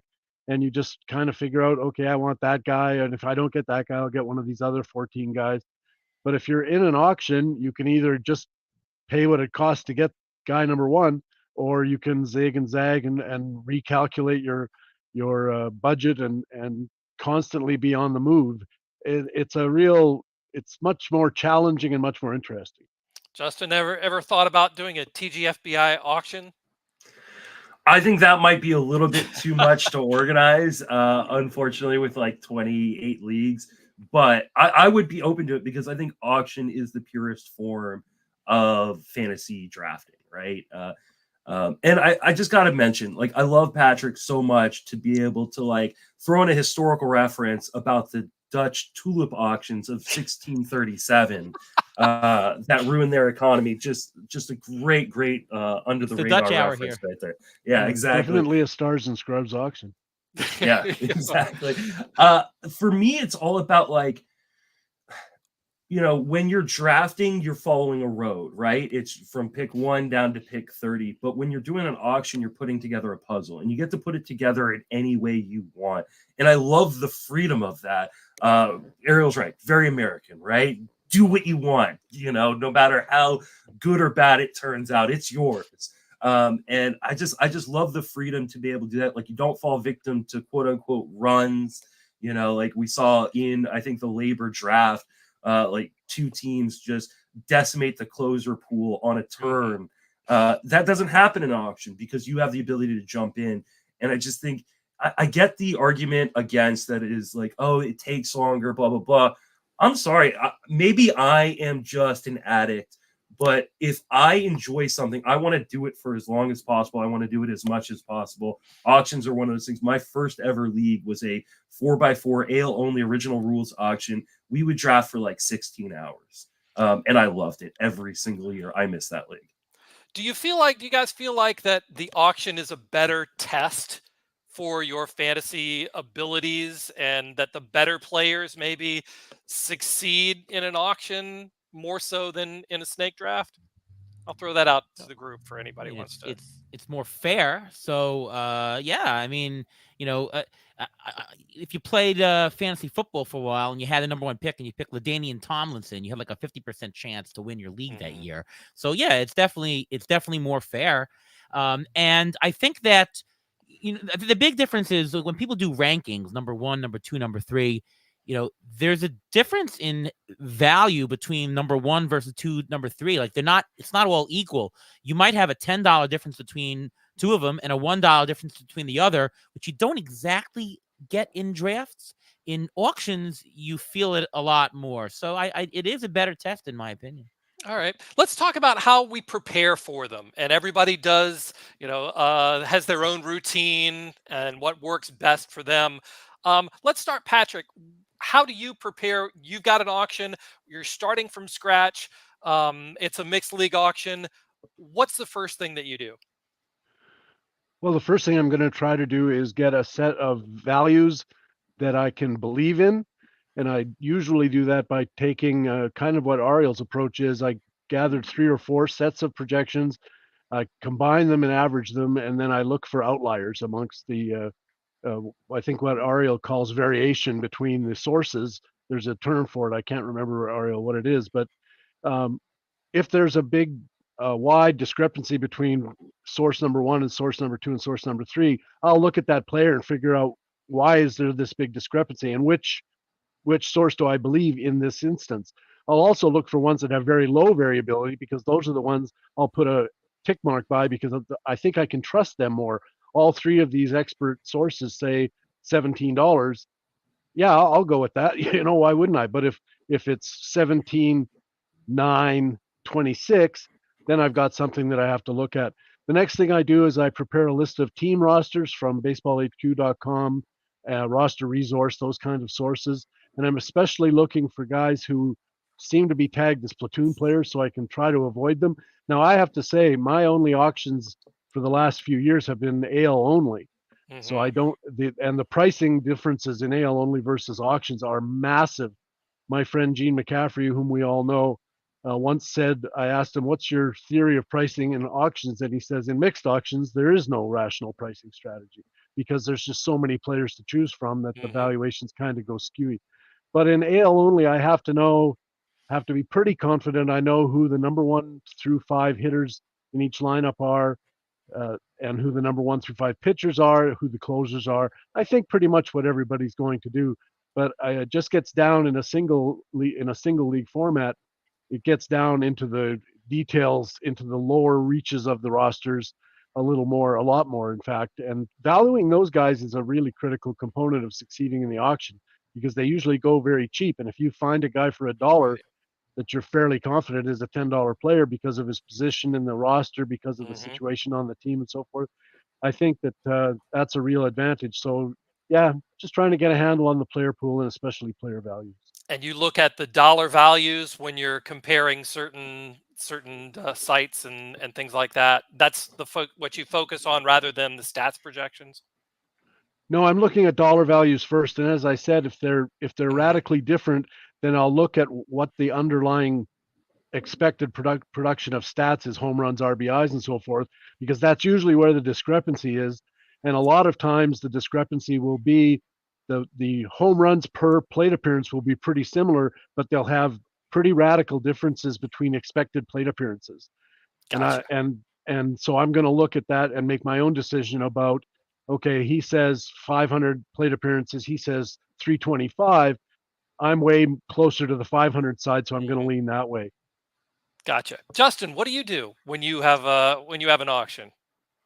So very similar to Patrick, I think my auction strategy starts with projections, right? I do my own projections. I highly recommend you don't do your own projections.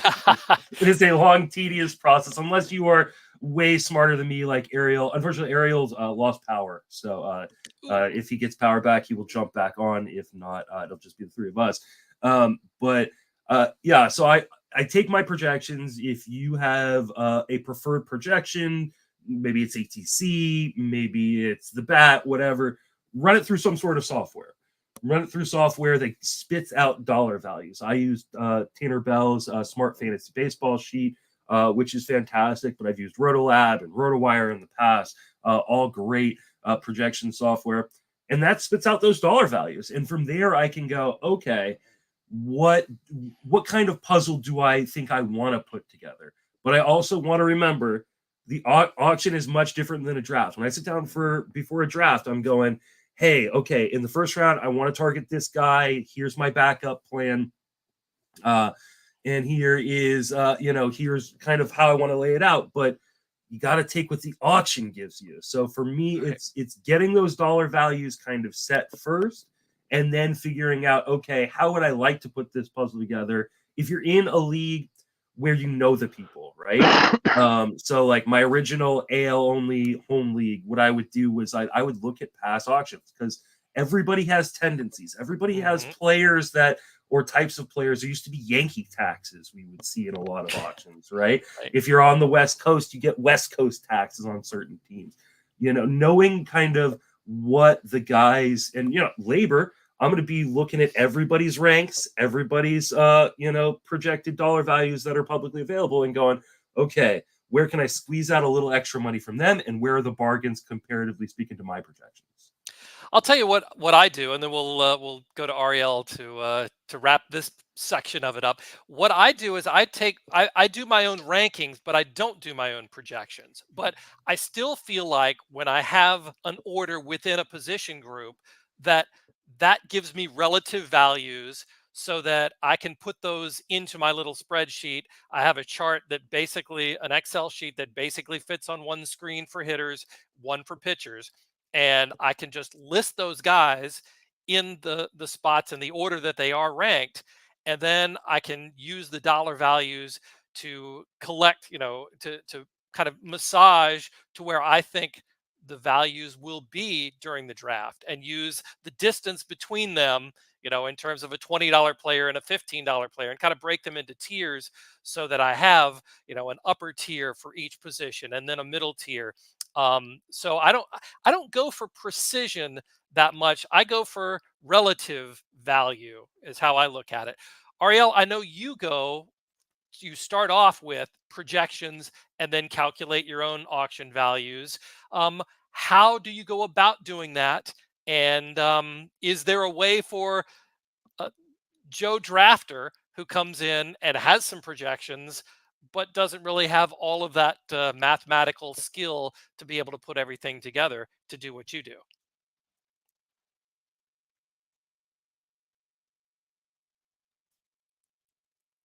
We can't hear you. You're Not on coming mute, through. as the old saying goes. Okay, here we go. There we go. Yes. The power went out at my house, so everything just completely went there. Anyways, thank goodness they're on Fangraphs. There is the Fangraphs auction calculator, and you can actually go to it. It's under the projections tab, auction calculator. You put in your league format, whatever it is. You choose your projection system that you want to do, ATC, Steamer, whatever you like. And it will give you some pretty good auction values. I do a little bit different. I might adjust things a certain way, add some risk adjustment, but for the most people, that works perfectly fine, and that gets you anyways within $2-3 of a value, anyways. But I think what's more important than, or actually just as important as the auction values, is you need to get a sense of the market values.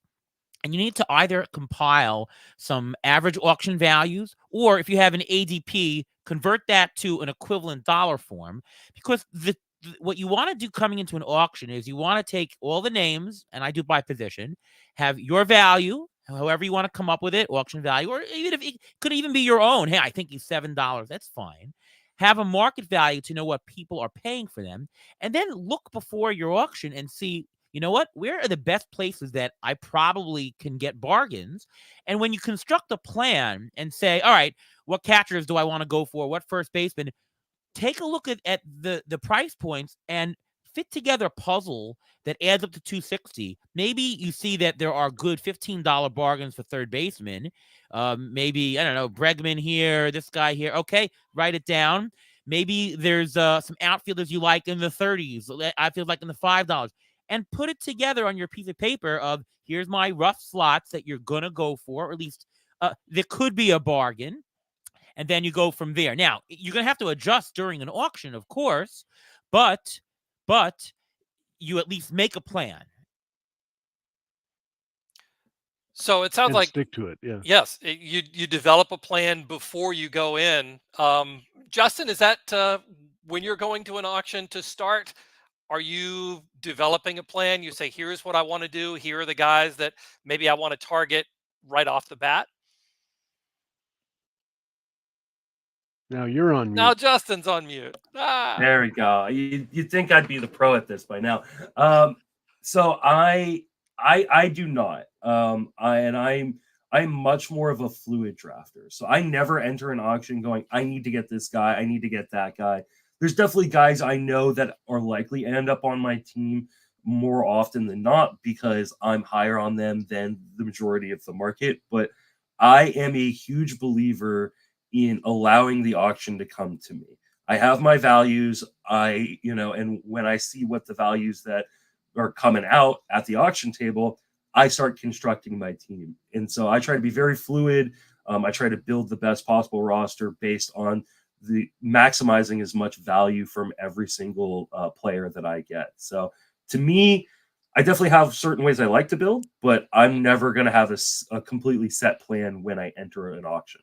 Patrick, how about you going in? Do you have a plan?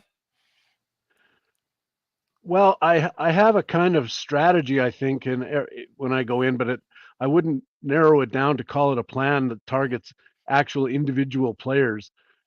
I think about things like my hitter-pitcher split, which I set for the auction calculators at 68-32 because that's what my league has traditionally been. But when I look at my league, I also know that some guys are as high as 75-25 or as low as 50-50. So I don't expect that those prices are going to be reflective of every individual in the draft, but that's how it's going to work out at the end. And then I kind of decide, well, how much dollars I do make a budget for slots, not for positions. And I say, okay, I want to get 3 guys who are $20. I want to get 4 guys who are 15 and so on down the list on hitters and pitchers. And it all adds up to roughly 68-32 in percentage terms.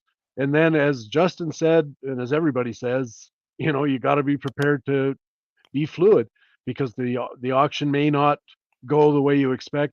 Last year at Tout, I had an idea about how many wanted to get a couple of closers, and the first 3 closers came out, and they were all $25, $24, and that was way outside outside my budget. And I thought, well, I could bid 26 or I could bid 23 or whatever the case might be, and then make an adjustment at some other slot. But I didn't feel like I wanted to. I thought I'll just wait, and I ended up getting Clay Holmes for 12, which is not a bad get under the circumstances. Half the price, but way more than half the save. So you have to be excruciatingly patient, I think, is one of the things that really rewards you at auctions, and sticking to your guns. Like, decide what you want to do and do it, and don't get roped into, as I did last year, a stupid, idiotic Christian Javier for $21. How can I turn that down? Well, you've already got 2 $20 pitchers, idiot. You don't need a $21 Christian Javier.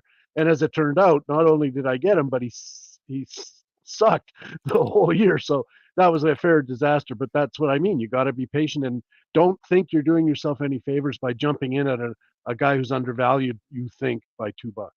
Yeah, one of the things what I've ended up doing, my strategy has evolved to where, like you guys, I set my budget, but I use position groups. So where I figure out I'm going to spend, a total of $18 at catcher, and then I'll put that down, in a preliminary spot on my spreadsheet. And I want to spend, this amount on first base, third base, and corner infield. This much on middle infielders, this much on outfielders, this much on, top 3 starting pitchers.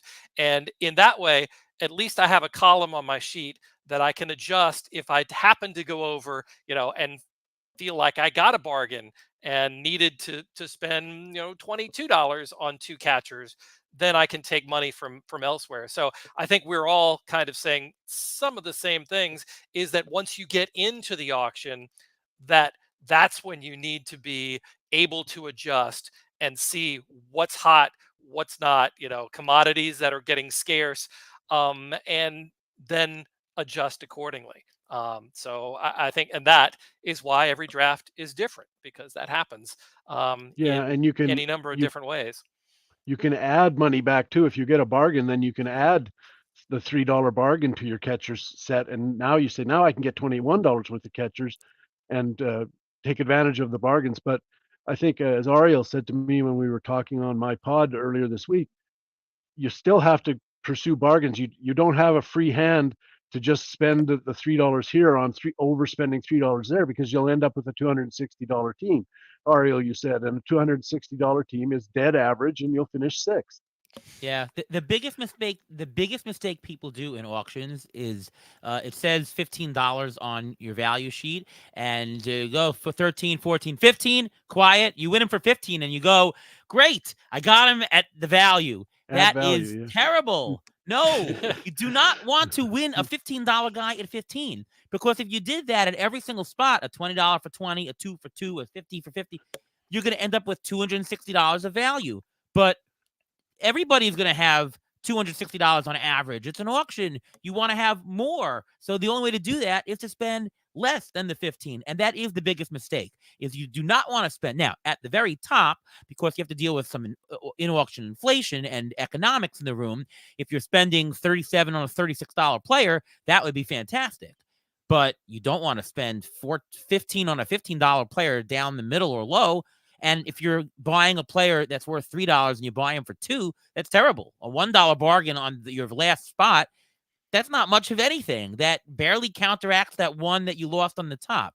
So you got to earn more profit as you go down in the auction. You got to get bigger bargains as you go down. And that's the question. When you say, should I buy this guy? The auction comes up. The question is, hey, if I spend $9 on this guy, is it a bigger bargain than I think I'm going to get later for that spot? If I go down to $6, can I get a bigger bargain? You always have to ask your question, is this the best bargain I can get? And sometimes you don't know. Sometimes you make your best guess. But if you do enough of these, you get practice and you'll know where the bargains lie. That leads me to the next question. How strict are you when it comes to your values that you have on your sheet of paper? And when do you start deviating? I think that's a real question for in-auction strategy, because maybe you get a couple of bargains early and you've got some extra money theoretically to spend. How strict do you stick to those? Well, I mean, Larry Schechter will tell you that if it's a $19 player, if you spend any more than $18.99, then Right. that's no good.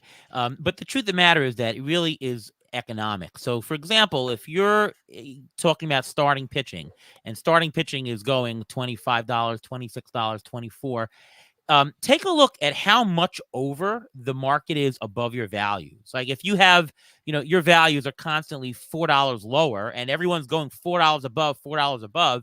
The truth of the matter is you can go $2 above your values because that is a relative market discount. If everybody's paying $4 over and you're only paying $2 at the top, it's not about you being over, it's about you being under the market premium.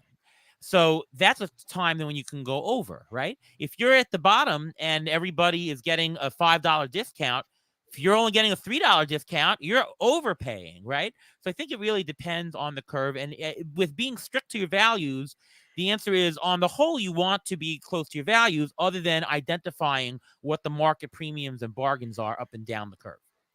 Other thoughts, you guys? Justin, Patrick? Yeah, I'm going to half-heartedly disagree just a little bit. I thought I could tell. I was your reaction to what he was saying. So, and this is why I think it's really, really important to run your preferred projection system through some sort of calculator, whether it's auction calculator, Fangraphs, or RotoLab, or the Smart Fantasy Baseball one that I use, because there's like in a 12-team league with $260 budget, there's $3,120 available, right? That is what the entire pool is going to be as long as everybody spends their money. Which means if starting pitching is going $2 more at the top, more than what you want, maybe you just need to adjust and be okay with playing the middle of the starting pitcher pool because you're going to get a lot of discounts in that middle round. Now, this takes some dedication. It takes some gall, I guess. But if you look at what I did in Tout Wars last year, I didn't get a single player in the first hour and a half. The radio was talking about why isn't Justin getting any players? He's got the first break, I had no players, but I was able to dominate the middle section of that draft because there is a set amount of money that can be spent at that auction. And if the top, the cream of the crop is going for $2 more, I don't think you necessarily should adjust to that. I think you should wait until you're getting those discounts later. So I think there's a difference though between the market being $2 over and $5-6 over. When the market is $5-6 over, certainly you don't want to go $4 over because exactly what you say, you're going to be able to get everything in the middle. You're going to scoop up those bargains. But if the market is only $2 over, what you're actually going to find in the middle is that everyone's going to be overpaying for the middle because $2 over at the top is a very, very small inflation. It's a very cold draft. That's a very astute room. You're going to be fighting for so many people in the middle because nobody's really going way over their values. And you're not going to be able to get the big bargains at the bottom because it's only $2 over. So I think the degree of overness also tells you whether you should be being very conservative or whether you should say, you know what, $2 over, if I don't get in on something, I am going to be pinched. I'm going to have too much money and not enough players to go around. There's going to be a demand issue in the middle. Yeah, you're going to be inflating your own draft at that point. And I can tell you from experience that when you're in a draft that has 3 or 4 guys who are adopting the approach Justin did, I'm just laying off early for an hour or more, then all 3 or 4 of them get to the middle and they all have the same idea. And now, even though the whole draft can't bid against them, they can bid against each other, and they do. And the number of bargains they get in that middle ground, I mean, it's pretty good. They save $1 here and $1 there. By my projections, I think, I would have liked to get that guy for that price, but nobody's getting any $17 players for $8 because too many people have the same idea. And that goes for any kind of draft approach. In Tout Wars for the last 2 years, Doug Dennis has won the league by not drafting any starting pitchers. Mm-hmm. He gets 2 closers, which he pays whatever the market bears. He wants those 2 top closers, and then he gets a bunch of setup guys and Lima guys, and knows that he's going to lose wins and strikeouts, but he's going to win everything else, because he spends $210 on his offense while we're all struggling a lot at 170 or 172 or whatever. And he's he's pretty judicious. He's a smart player. He knows what players he wants, and he's willing to overbid for in that hitting round. And every year somebody says, why doesn't somebody else try this? And it's because we all know if anybody else tries it, everybody who tries it fails. Because if two people are pursuing that strategy, it can't work. Any kind of strategy where you're delaying your purchasing or laying off or something, it's excellent if you're the only one doing it. Otherwise, it can be really problematic. Having said that, I agree with the general idea of what Justin says. Don't overpay your values. And if you have to wait, then wait. But don't think you're getting a ton of huge bargains in the middle, because typically you won't. I'm not advocating to do this like intentionally. But that for me, like in Tout Wars, like that is how the auction felt. Everybody was spending money early, and I was like, I'm not going to $5-7 over, because I know that means there's less money in the pool. For a couple years ago in Tout Wars, it was the exact opposite. Everybody laid off early, and all the bargains were in the beginning. And I drafted a very stars and scrubby team because that's where the values were. For me, it's just a matter of I put, for me, it's 6 months. For other people, it'll be a few weeks or a month of time into prepping my values, prepping for my auction. I'm not then going to abandon them at the draft table, or at least I try not to abandon them at the draft table. Sometimes I make mistakes like everybody else. Were you playing in a 15-team mixed league or a 12-team? Yeah, that was a 15-team mixed league, yeah. Okay, well, the bargain structure and the pricing structure, as I said before, in 15-team leagues is radically different than it is in AL or NL onlys. Absolutely. And you have a lot more flexibility to do what Justin says, because there's a lot more players in that middle tier. And in that instance, I think you are almost guaranteed to get bargains. Yeah. In an AL only league where the pool is half the size, well, even less than half the size, considering the ratio of players to owners.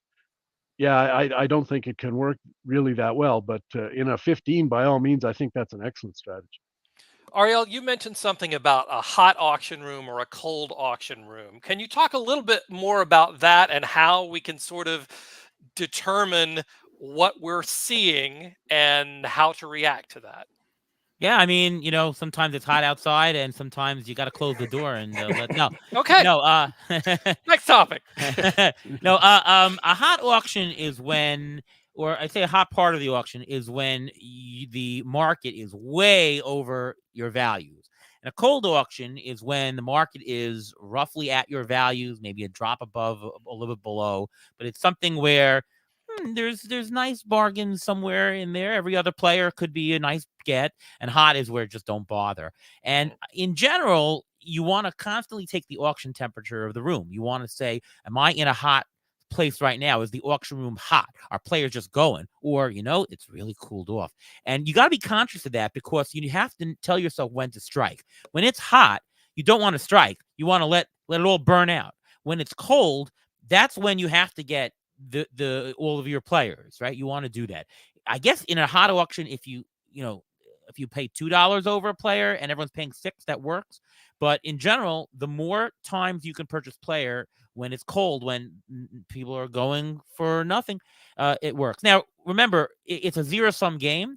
So if it's very hot at some point, it's going to be very cold at some point. If it's just lukewarm, it's going to be cold. So you have to gauge just how much flexibility you have on the bargains up or down by the auction temperature. And that's something to constantly be aware of. Don't just sit there and, I missed on this player. Just say, wait a minute. Am I in a hot section? Or am I in a cold section? I can wait. And it's a mental thing that tells you to be patient, right? A lot of people have the issue in waiting. You don't have a player for 4 rounds like Justin did, but Justin was very patient because he thought it was such a hot room. And if it's very hot, there's going to be a cold place in the middle, and that's where you live. And that's what Justin did. So it's very important to constantly know where you are and how hot the prices are.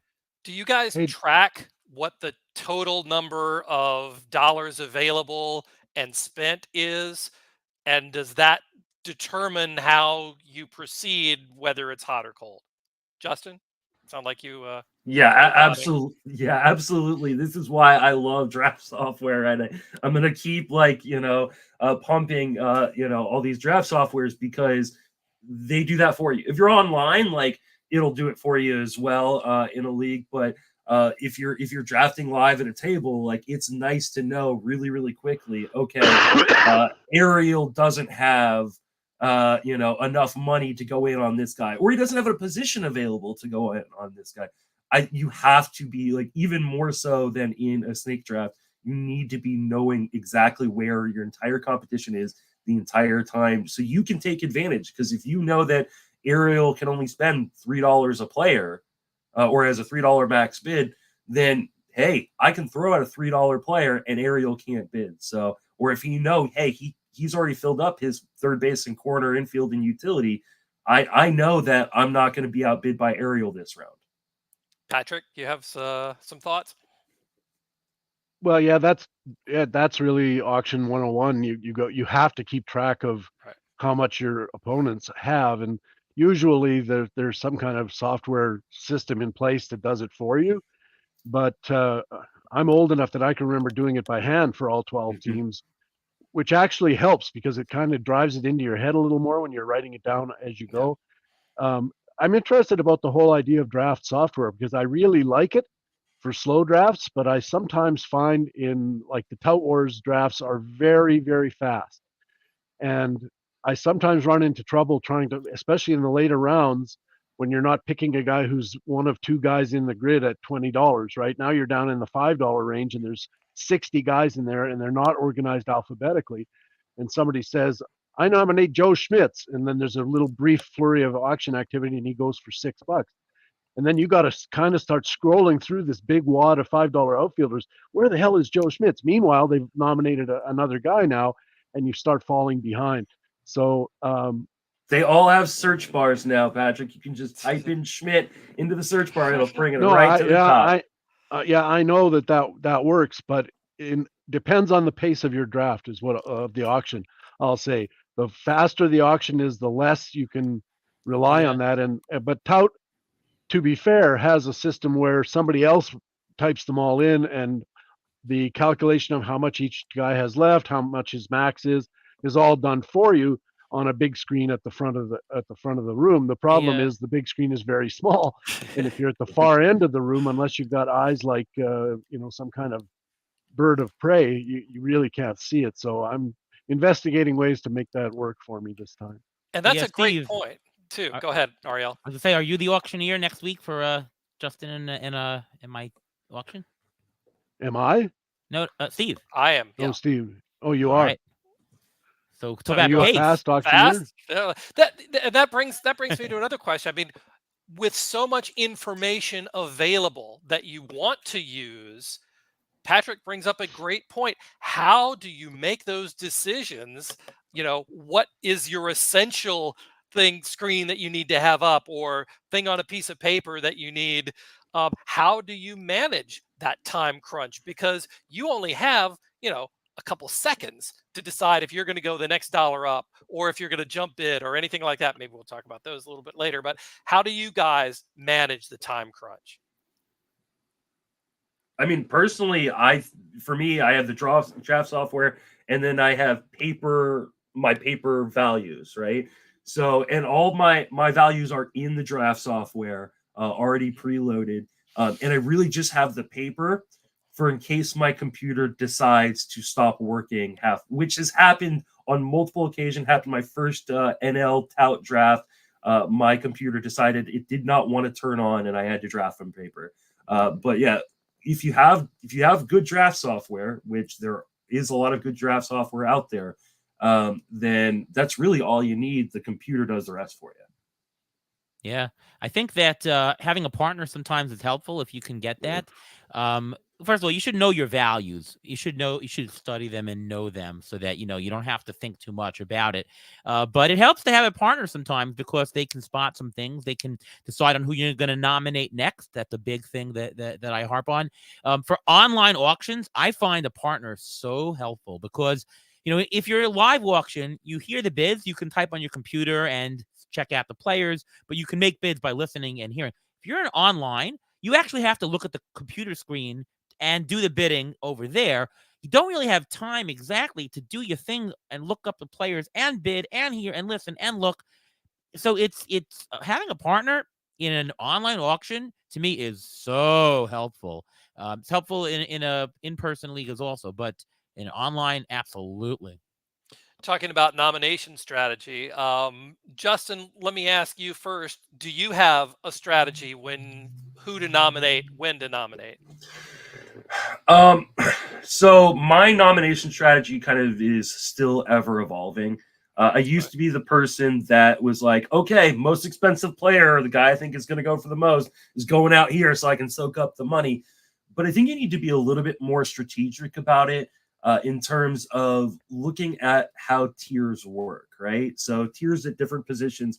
Because I think what ends up happening is everybody goes, well, I'm going to throw out the guy at the top of the tier. If you want one of those guys in the tier, you may want to throw out the guy at the bottom of the tier and see if you can get a discount.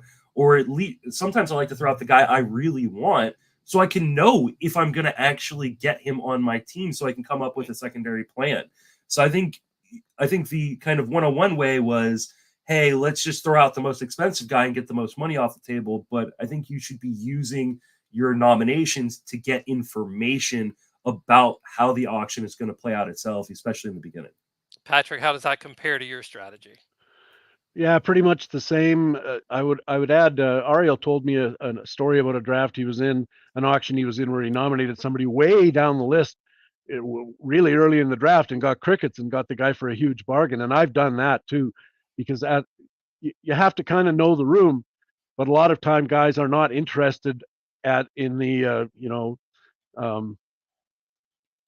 Kevin Biggios of the world. If you wanted him, God knows why you would, but if you wanted him for your roster for whatever reason, roster build, and you threw him out in the first or second round for $2, a lot of guys are going to go, I'm not spending any money now because I got my eye on, Gunnar Henderson or something like that, and you can't get it. The problem is if there are people in the draft who follow Ariel's sort of approach, which is that player's a $7 bargain at that price, I'm going to bid, even though it's way out of the time element. So it can work, but don't count on it. That's what I'll say. And if somebody else in the room does bid, now you know that you've got a shark in the pool with you. So you have to keep that in mind for the rest of the draft. It reminds me of one of the labor drafts when we were out in Arizona and we had just seen a game where the Giants were playing and Eugenio Velez stole like a couple of bases and had a fabulous game. And I think it was Doug Dennis, but somebody brought him up like right off the bat in the first 2 or 3 nominations. And the bidding went through the roof because everybody had just watched him play in that game and was so enamored with what he'd done.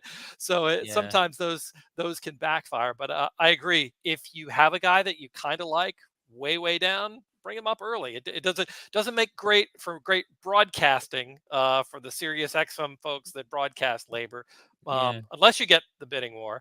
But it is good strategy. So Ariel, you've made a lot of presentations and talked a lot about everything. So I've saved you for the cleanup slot. Tell us about your approach to nomination strategy and finding those hot spots. So when you play chess, Magnus Carlsen will tell you that when you make a move, the most important thing is to have a purpose, right? The purpose could be, hey, there's a free piece to capture. I have to defend my something. I just need to develop a piece. I'm going to make an incremental gain here, slide this guy over, get ready for a second move. Whatever it is, there's going to be a purpose. Just to say, let's get money off the board, that maybe if you have bought 4 high-priced players, yes, I would agree. You want to be back in the middle of the pack. You want to get a high guy off the board. But you might be in a situation in the auction. Actually, most of the time I'm in this situation where, I really need to know whether I can get this player because I spot a potential $5 bargain with this guy. But I also spot a $3 bargain with this other guy. Obviously, I'd rather have the $5 bargain. So you might want to get that guy out early because if God forbid, if that other guy who only could be a $3 bargain comes up, you won't know whether you should take that $3 bargain or leave it for something better, right? You want the information. Let's say Luis Castillo is your big guy. You really like, your plan might revolve around that. You might want to get that information out sooner. you might be in a situation where, I've just bought a high-priced first baseman. I got Freddie Freeman. Well, I want to get money off the board, but actually, you want to create those tiers. Don't just nominate the guy up, nominate some guy in the middle, and now create more tiers and slice it up so that it looks like there's demand for this one and this one. You create artificial inflation. There's so many reasons to nominate. I need a closer. It's the only one guy. Well, I better nominate a closer before there's just not many left, and now I got to overpay. Right? There's so many reasons to nominate. You got to come up with priorities. There's 4 things I have priorities for, and nominate the best priority. That's all I can tell you, is that you got to just plan what you think you're not. But between picks, I'm thinking of who my next nomination is. I think that's a very underappreciated thing in auction strategy. Yep, very much so. Looking toward the end game, how do you all approach that? Do you like to save money and kind of have the hammer to get whatever guy you want, or do you want to go maybe buy early and avoid all the bidding wars and take essentially what you can get? Justin, tell us how you approach it. So, I mean, a lot of it for me depends on how my auction has gone, right? Like if I've already spent a bunch of my money, then I've gotten my extracted value early on. But often where I'm at, because like I said, I stay true to my values and I tend to play it a little bit more conservatively, is I usually have the hammer. What you don't want to do is have 5 players left and have like $45 to do it, because then you're just giving up all that extracted value that you may have gotten through the draft. So for me, it's about, I prefer to have a little bit of extra money, at least $2 to $3 a player for my last few picks. But, it really just depends on how the auction has gone itself. Patrick? Yeah, I'm the same, but I think this is one of the main area where there's a huge difference in strategy between 15-team mixed and 12-team single league. Mm-hmm. Because at the end of a 12-team single league auction, or snake draft for that matter, but at the very end of it, the player pool is pretty grim. And I know that there are guys who end up, like I do sometimes because I'm stupid, with $6 to get my last 5 players, and it's just a disaster. You end up with guys like what the hell was that guy's name? Jeter Downs. I had to draft one year, and I knew he wasn't even going to play, but I had to have I didn't have a shortstop, and I only had $1. And every dollar shortstop that I nominated was outbid by somebody else because they had managed their money better. This is quite a while ago, and in a 15-team auction, and I've played them, you don't run into that problem. Even at the bottom of the pool, you're still looking at pretty useful players, relatively not compared to the main part of the auction, but it really depends a lot. I'm way more willing to be aggressive early and penurious late in a 15 team than I am in a 12. Yeah, I don't mind. Mixed. Yeah, I don't mind having, a little small amount, but I do want to have the ability to go to $2 when somebody nominates somebody else for $1, because, there's a huge difference, at least it seems like, between bidding $2 and bidding $3 in the end game, because that just seems like it just hamstrings you completely. Ariel, how about your end game approach? Yeah, I think what everyone said is correct. I mean, Justin's right that it really depends. If you've gotten your bargains, then you don't really need the hammer, and you've gotten the value. Otherwise, sure, you want to do it. As far as the difference between leagues that Patrick's talking about, I think you really need to be cognizant of where the drop-off is. So in a mono league, in an NL only league, I find that playing time really goes down somewhere between like the $4 and the $2 players. Ideally, you don't want $1 or $2 players in a mono league auction, because the 4 gets so much more playing time. It's all about playing time there. So for that type of thing, I want to be done with the auction before. I don't need the $2 hammer in the end. I want to get my $4 or $5 guys and be done, right? I mean, we see Derek Carty doing this all the time, right? I would say that in a mixed 12-team league, if I end up and I'm the $1 guys, that's fine. If I have a $2 hammer, great, but I don't care, because I don't think there's a big difference between a $1 and $2 guy in a very shallow mixed league. So I don't care about the hammer, right? So I really think that the question really depends on the format. So both of you are correct. All right. Hey, Let's how about that? in our last few minutes, how about just some tips, auction tips that we may not have covered yet? Rules to live by, any of that pitfalls that you want to avoid. Why don't we go around the horn and just share whatever we have left over for the folks out there? Okay, well, I'll go first. There's something that when you read all the touting and expert columns on websites and in magazines and stuff that hardly anybody ever mentions is think very strongly about how you're going to prepare for your draft the night before. And I'm not talking about looking at your players or anything like that. I'm talking about getting 8 hours of sleep, getting up in time to have a fairly nutritious, healthy breakfast, having water so that you're hydrated, because most auctions are like your worst final at university or in high school, but 6 hours longer, or 5 hours longer. So I find it really helps. Back when I was young, I used to bring beer to the draft for all the guys. I had water. I had water for myself, and it paid off sometimes, because a couple of guys, hey, free beer. How can I turn that down? Well, you should. You should turn down the free beer, and you should look after yourself the night before and be ready in a health sense and in a sort of awareness, mental awareness sense for the draft. That's a great point. I used to do that. I used to love for Tout Wars, taking the long walk from wherever my hotel is to where the draft is, and just getting that fresh air, clear your mind, and get ready to go. As much tips. fresh air as you're going to get in New York City. That's true. Yeah, Get what I you mean, can. you should also go to the restroom before your auction. But yes, there's a lot of good tips with that. Get everyone drunk. That all's good. It's awesome. Yeah, no, I think that you just have to have some patience and just make sure that you do the smart thing. I really wanted that guy. Okay, you can really want a guy, but is that going to help your team? Get him in another draft. If you really want him.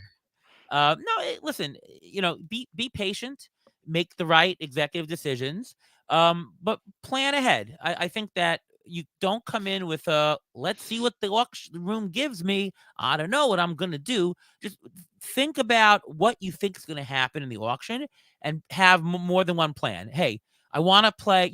Ideally, you want to play at any price point, right? Don't come with I'm going to get a $40 first baseman. Like, that's a terrible plan. Just say that, okay, my options at $40 are this and this. My options at $35 are this and this. My options at $30 are this and this. And just be prepared with options so that if the prices are good in one section, then great. If it's not good, you go to a different section and be able to pivot. Control the room. Don't let the room control you. Yes. And if I bid, everyone just stop bidding if you're in the same auction.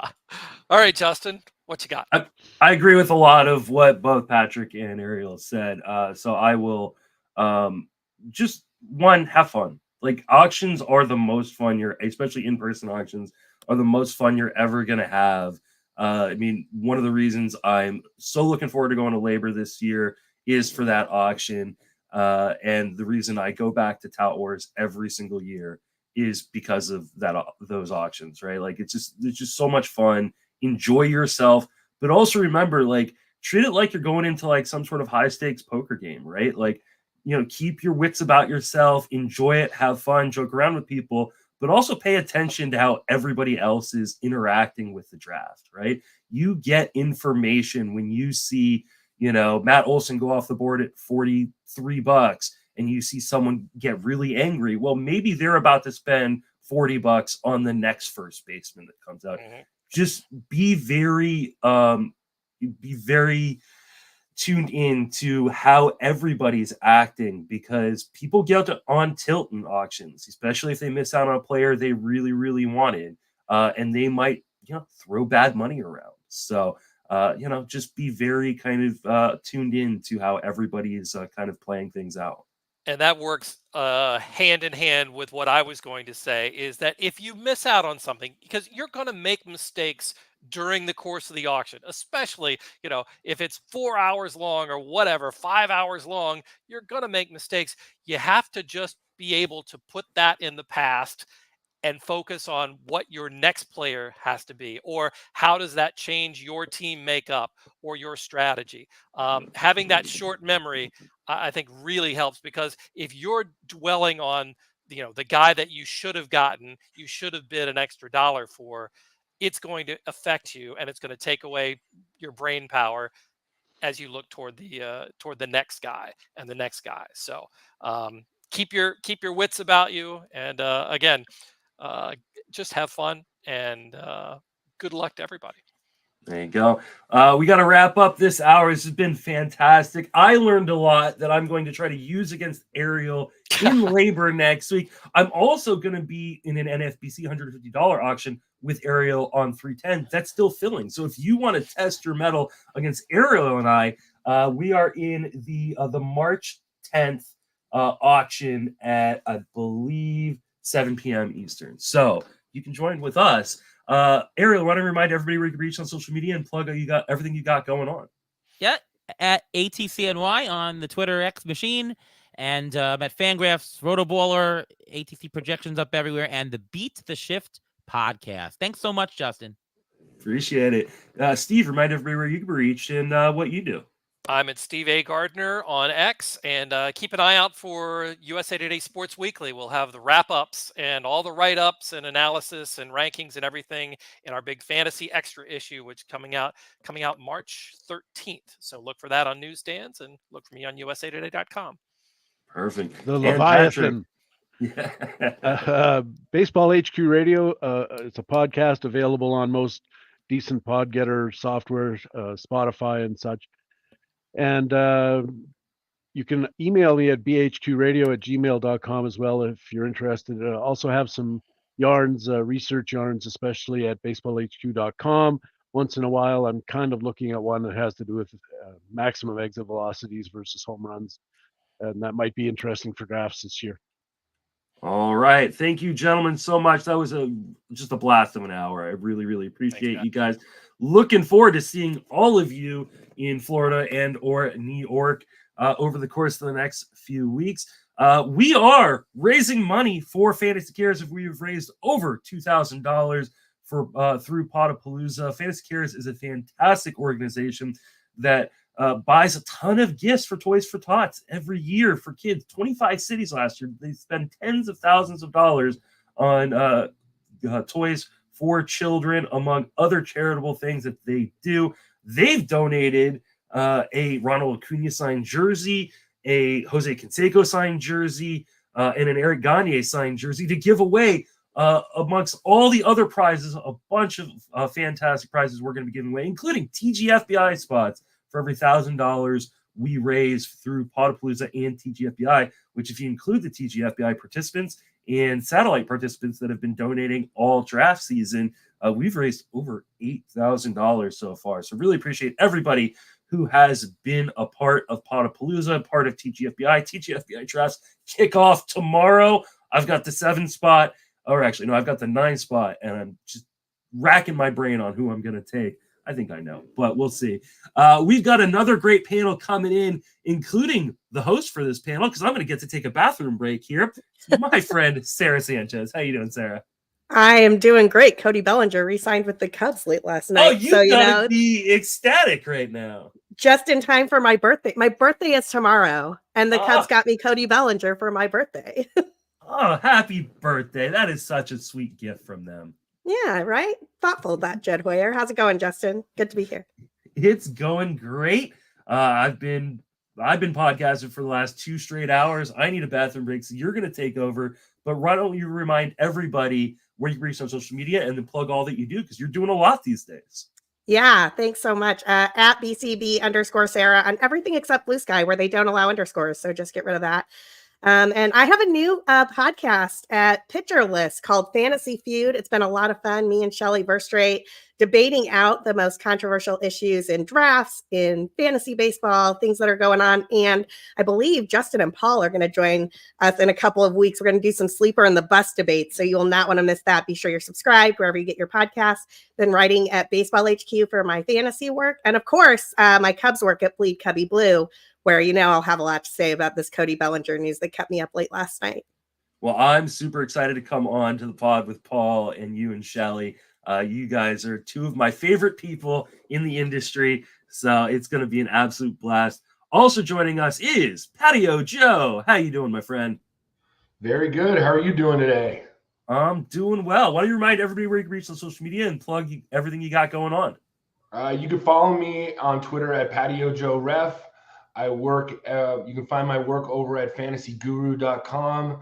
I write a host of articles on preseason articles about a topic that isn't really talked about much on here, head-to-head points. I'm very passionate about those leagues.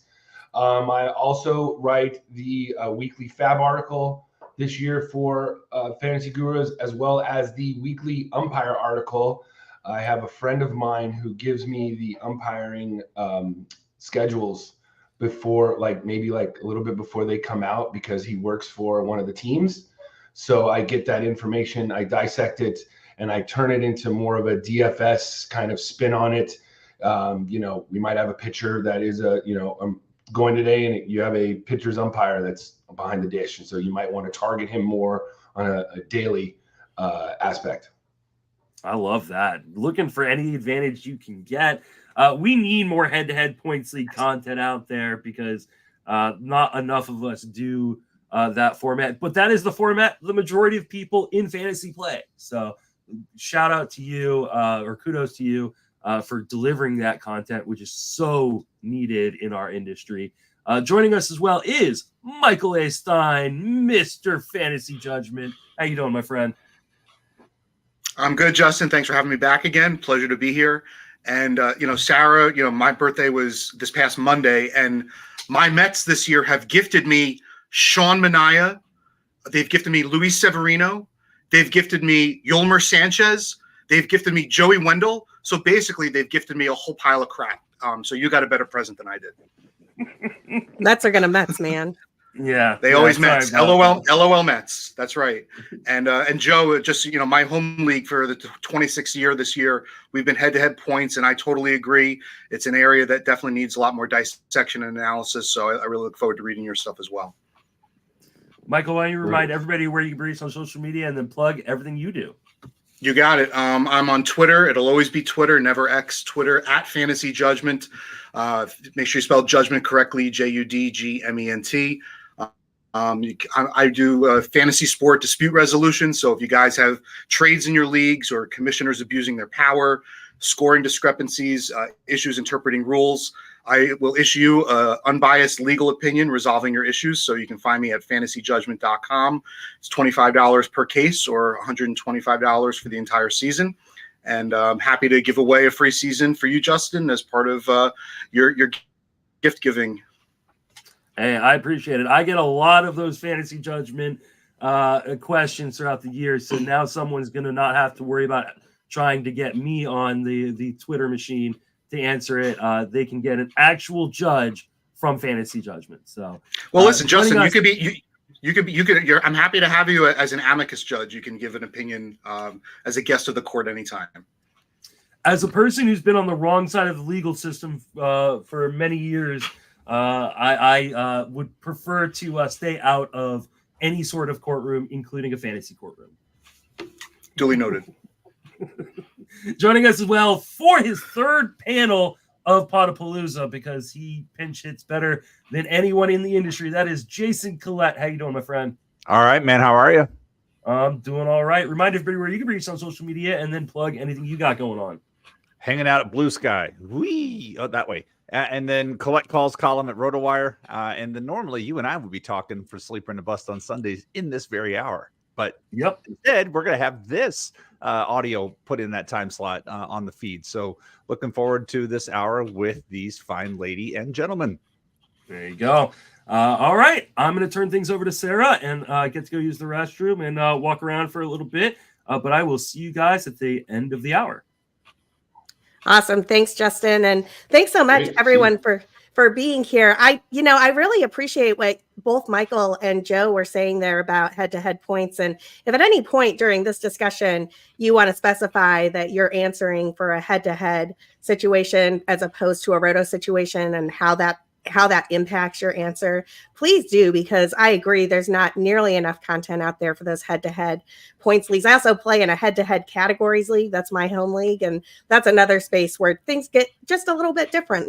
You might privilege some players over other guys. So definitely something to keep in mind. Always know the rules of your league. We are talking draft strategy here today, and I just wanted to start super broad at the very beginning, and then we'll work our way into some granular draft specific situations. But I'm curious for everyone here, what is the earliest draft you do and how do you prepare for it? I'll start with you, Michael. Well, we just started the Tout Wars draft and hold last week. So that's the earliest one that I do.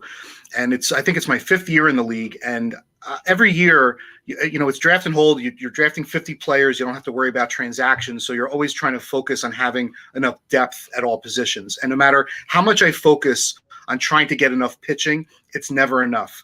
Last year, I lost Brandon Woodruff. I lost Justin Verlander. I basically the first top 4 starters that I drafted were gone before May. So I this year, instead of focusing on that, we're about 8 rounds into that draft. I've kind of pivoted. I have 3 pitchers so far. I have Gallen, Max Fried, and Alexis Diaz. And instead of focusing on the pitching staff, I've actually really beefed up my offense because they're at this point, all the pitchers that are left are kind of in the same, relatively the same range. So I will focus on that later on in the draft. But instead of prioritizing something that has failed me for the last few years, I'm really focusing on building up an offense and being versatile in all 5 of the categories that we have. Yeah, it's so interesting what you say about focusing on hitting versus focusing on pitching in a draft and hold. I was thinking this through for this hour. The earliest draft I do every year is a draft and hold at First Pitch Arizona, which is usually being drafted that first weekend in November. And I was looking back at my draft for this episode and realizing all the things I would do differently with what I know now. For example, no Shane Baz. I would not have taken Shane Baz in that draft where I took him, knowing that the Rays are going to do with him there. But that's part of just drafting really early, right? The Ronnie Mauricio pick that I made out there in Arizona looked great when I made it, and now that looks pretty terrible. Joe, what about you? What's the earliest draft you do, and how do you prepare for it? Well, after I take probably about a 2-week sports detox after football's over, I just have to, my brain is just fried. I referee high school football. I've done college. I'm in the fantasy football space too. So I just need to take a little bit of a break and kind of reset. But my first drafts probably won't be until right around this time, end of February, beginning of March. I'm trying to hone in on what strategies I want and such like that. So I don't really like drafting too early in baseball. Yeah, I wish that I wasn't drafting so early. I can't help myself. Those drafts open in November, those gladiators are going on in December and January, and I kind of just have to jump in. It's a nice way for me to get to know the board. But a lot of times I'm doing it even before the first projection systems are coming out. So it's really just off of feel and rankings and what I've been thinking about as the season ends, and it's a nice way to get to know the board. What about you, Jason? What is the earliest draft you do each year and why? Well, before I talk about that, I do have to show, because Danielle is in the house, I have to show her this. I still have this from First Pitch Arizona. So I'm showing her that. But the earliest one I do is XFL. And so XFL, for those that don't know, it's a dynasty league, and you can only draft with depth charts. That's all you're allowed to have. You have one sheet of paper, back and forth, no computers, no nothing. You're drafting with draft charts, so depth charts rather. So you have to have all that information in your head, and so you sometimes can see bargains, but you're allowed to keep forget how many, at least 15. And there's also a minor league draft, and we do the minor league draft at First Pitch Florida this next weekend, and so that's the earliest. And then I have usually a draft and hold right on the heels of that that I do as well. So I like that because you can find some pretty nice bargains. Sarah, you were saying oh, I wish I wouldn't have done that. But every now and then you're able to find some really nice bargains drafting that early before the ADP helium starts kicking in on certain guys. Yeah, that's true. You definitely can sort of project out. And, like I said, Ronnie Mauricio made a ton of sense before he tore his ACL. And now I'll just keep that in my back pocket for next year. And I would also, another point I would say is doing these early, deeper drafts helps you do research for the shallower ones. Like tonight, I'm in my first RotoWire OC, and so that's a 12-team mix. Everything I've done has been 15 and 18 teams so far. Now I'm moving to a 12. That's a different mindset, but it allows you, especially if you are in an AL or an NL only league, the fact that you're 750 players deep in a 50-team draft and hold, all of a sudden those are names down there in the late 40s that you will be rostering in your NL because you kind of have to. So I find it nice to use those deeper, earlier drafts to help me research for my mono leagues later in draft season. I think that's a great point. And I love the draft and hold format for that, because you do get that 50 rounds of really trying to dig deep into the different depth charts, and you sort of see where those fifth starters for the middling teams are going, those types of things where you can get some pitching bargains later. Speaking of bargains, I generally figure out my bargains based off of projection systems and values. I like using an auction calculator to try to put things together and see what those look like. Obviously, if you're drafting super early, those projection systems aren't out yet. So maybe you're going a little bit by feel or your own rankings. But I'm curious how everyone on this panel uses projections. If you have a favorite system, if you're kind of smashing them together and using an aggregate of different systems, or if you are wildly capable, unlike me, and you make your own. And I'll start with Joe on this question. Okay, well, I don't make my own projections. However, when it comes to projections, I'll use Steamer for times. But as in head-to-head points leagues, I feel like projections are very beneficial because head-to-head points leagues, there's not one standard league. Everybody's a little bit different. There's holds, there's doubles, there's triples. Everybody has different point values. So having a good projection system that you can like put in what categories you need, and then it spits out better numbers. Like for instance, I always use the example of Ellie Dela Cruz. He is one of the top 25, 50 players in a regular fantasy baseball league. But in head-to-head points, he strikes out too much for me. So he's down in like around 100. So you just need to know the league. So when it comes to projections for me, it's very, very beneficial in head-to-head points leagues. In other leagues, I don't necessarily put too much emphasis on them because, you can't predict an injury, you can't predict a trade, you can't predict a minor league call-up, and you can't predict the decisions like a manager is going to make or the front office, or how they're going to deal with a struggling player. So I kind of just I take a look at them, but I heed warning and not put too much emphasis in them. It's a great point about the head-to-head point systems and needing that auction calculator to really set those values, because you can specify what that point system looks like and how those values are calculated. And yeah, different players have radically different values in those different situations. I actually have my tout draft on Tuesday. It's the special categories one that is like saves and holds and innings pitched instead of wins. And so I have to run an entirely different set of numbers for that, right? Like every other draft that I've done this year does not use those categories, and it changes how I'm going to approach the middle rounds in particular and how I'm going to approach closers. It's a great point about knowing your system and making sure you use those projection systems wisely for that. Jason, what about you? What's your preference with projection systems? So I forgot to say, I'm the opposite of Joe and Michael. I don't do any points leagues. So everything I'm talking about is standard roto. I have never done points, and I don't know. I may try it one of these times, but I've never done it. So just putting that out there. But especially when early drafting, as you said, Sarah, Steamer is usually the only one that's there. I tend to like. One of my favorite tools out there is Tanner Bell's projection aggregator. If you go to smartfantasybaseball.com, you download it. I think it's $15. But what I love about it is it allows you to pull in your 5 favorite projection systems. And then you can take a nice look. And the Fangraphs pages has it where you can see Steamer, you can see Bat, and you can see Zips, you can see ATC. But like if those aren't in your favorite kind of projection systems, you have the ability to pull it in the aggregator, and you can get a singular view of the line, or you can get a view. You can go in and say, okay, what are these 5 things saying? And then from that view, if I see a player, I'm like, wow, somebody has Teoscar Hernandez for 39 home runs, and somebody's got him for 28. I want to look at both of those. I want to see why the system is thinking 39. I also want to see why it's 38, because projections, for the most part, tend to be very tight. There's not a lot of variability on the whole, but I like to look at the end. Who's on the high, who's on the low, and then have my research go from there. But on these early drafts, you're kind of stuck with last year's dollar values and what you thought about that player. And if you're a big fan of looking for rebounds, as I am, I love looking at guys that disappointed and moving them up my draft chart because their market value tends to be lower in early drafts. That's where I usually start.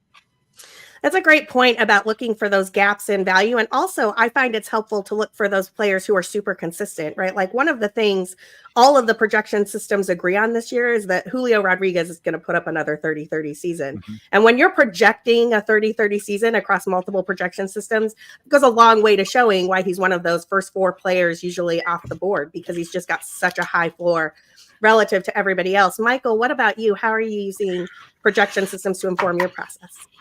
Well, Joe actually stole my thunder. I literally had written down Ellie De La Cruz and talking about him in a head-to-head points league, because everything Joe said is exactly correct. He is very minimized in a head-to-head points league because of those strikeouts. In my league, it's -1 point. And when you look at the guys that tend to strike out 150, 200 times, they may have very sexy stats, home runs, RBIs, whatever, but it gets completely negated if they strike out all the time. So in that sense, he's minimized. I really don't use a lot of projections in my roto leagues. I will look at trends. I will look at, what people have done if they're coming off injuries, bounce back years, a contract year. But, someone like Cody Bellinger, your birthday present, Sara, look at his track over the last 3 years. How could you possibly, project anything for him? Now he's got a comfortable 3-year deal. He's getting paid well.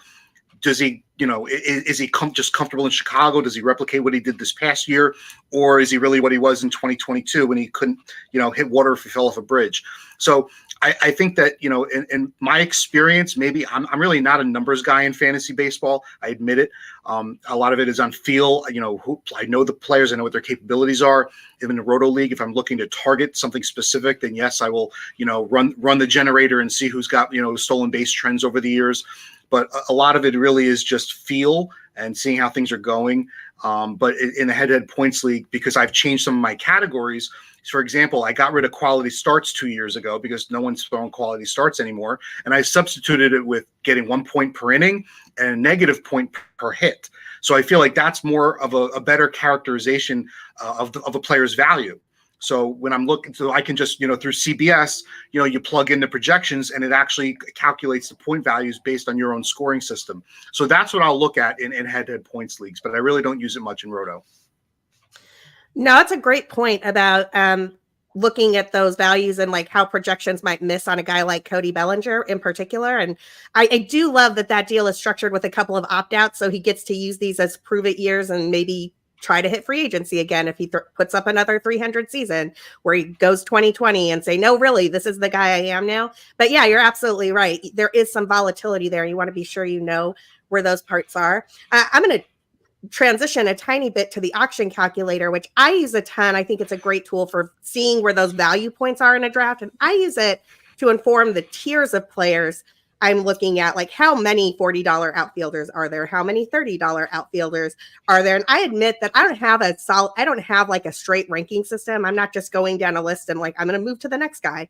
I'm looking I want one of these 5 $20 outfielders in this range, and I'll just take whichever one happens to come to me.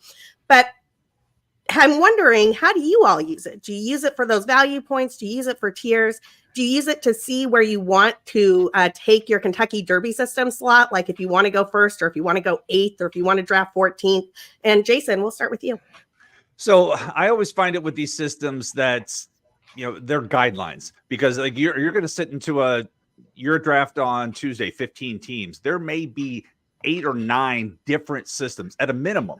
Everybody may have their own. Somebody may be using something, let's say several using ATC, since Ariel was on the last session, but there's going to be 8 or 9 different things. And like I said earlier, the projections are sometimes rather close, but you do have some extremes. So where you may have Bellinger valued at $25, somebody else may have him at $29. So you're going to see that. You should get a feel for that early. So it's always nice to have those values when you're sitting down, because you start seeing go over. You're like, all right, I guess people are going to be doing this, and you can help, but you can identify things before getting too late into the draft. Like, oh, this is not going the way I thought. So I always use them as guidelines. Like I know Larry Schechter is very like, hey, if I have this guy projected at 19, I'm not going to say $20. Larry has his own system. That's the way he's done things, and I've played against him for years.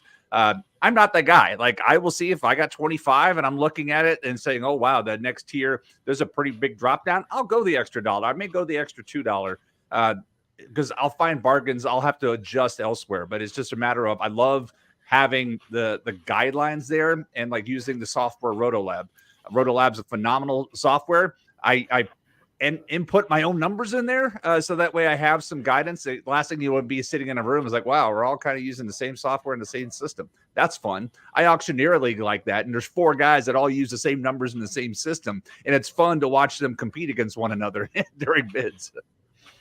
Yeah, it's a great point you make about draft software and being able to input it to see what is happening in the room and also to keep track of what is going on with your own system.